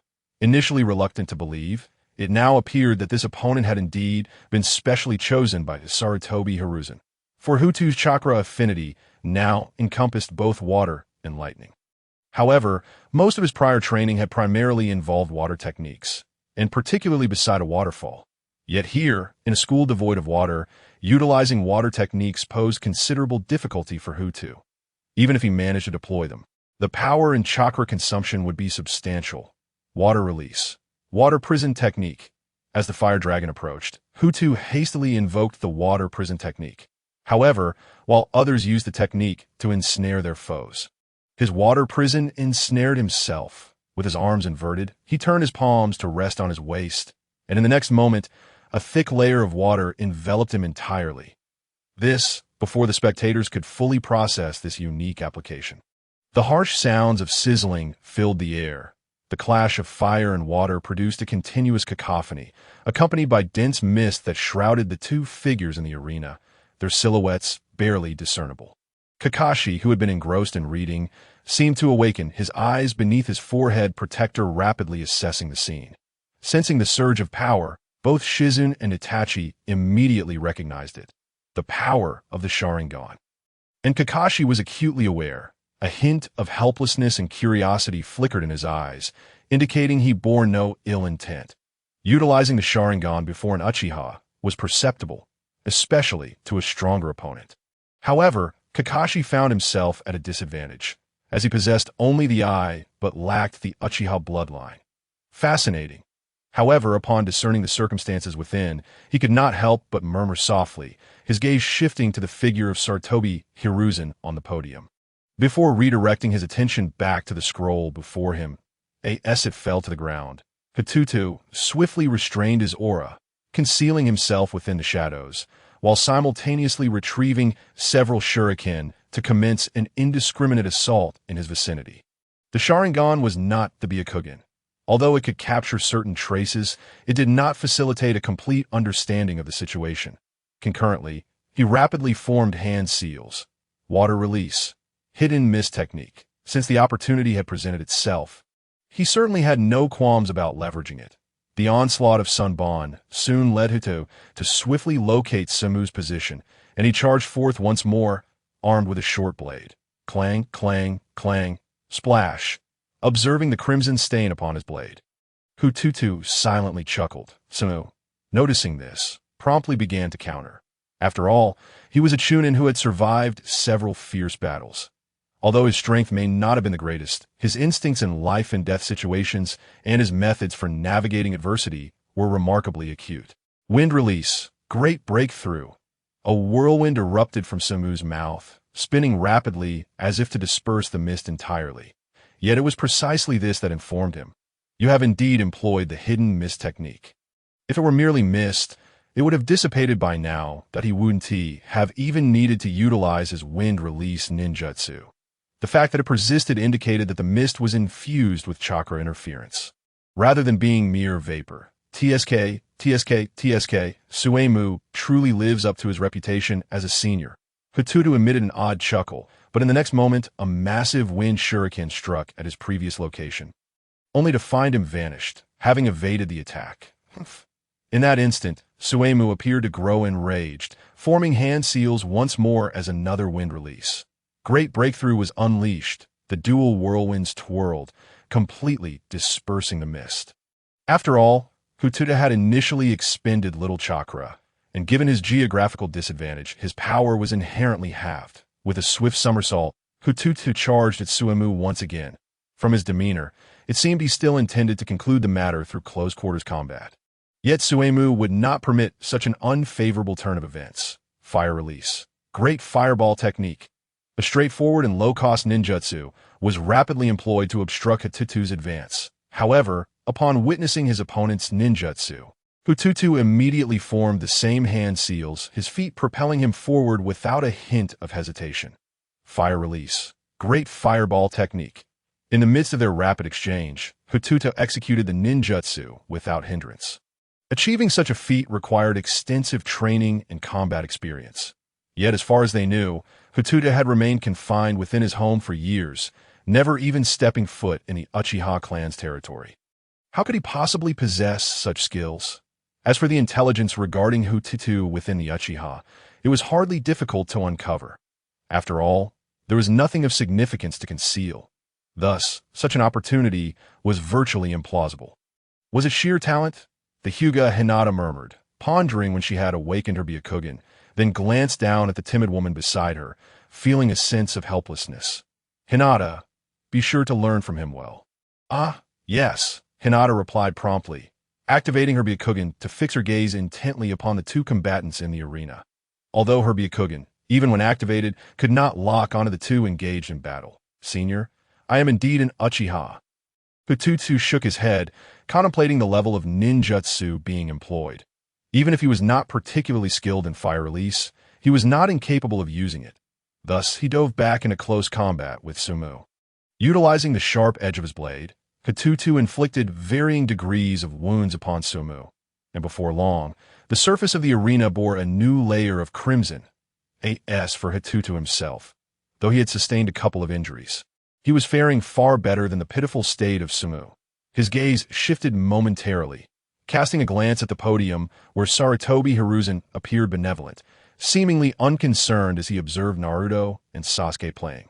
To all appearances, it seemed he had no interest in the unfolding events. Yet, everyone was acutely aware that this match would culminate either in one party conceding or one succumbing. Otherwise, the only individual capable of intervening was Sarutobi Hiruzen.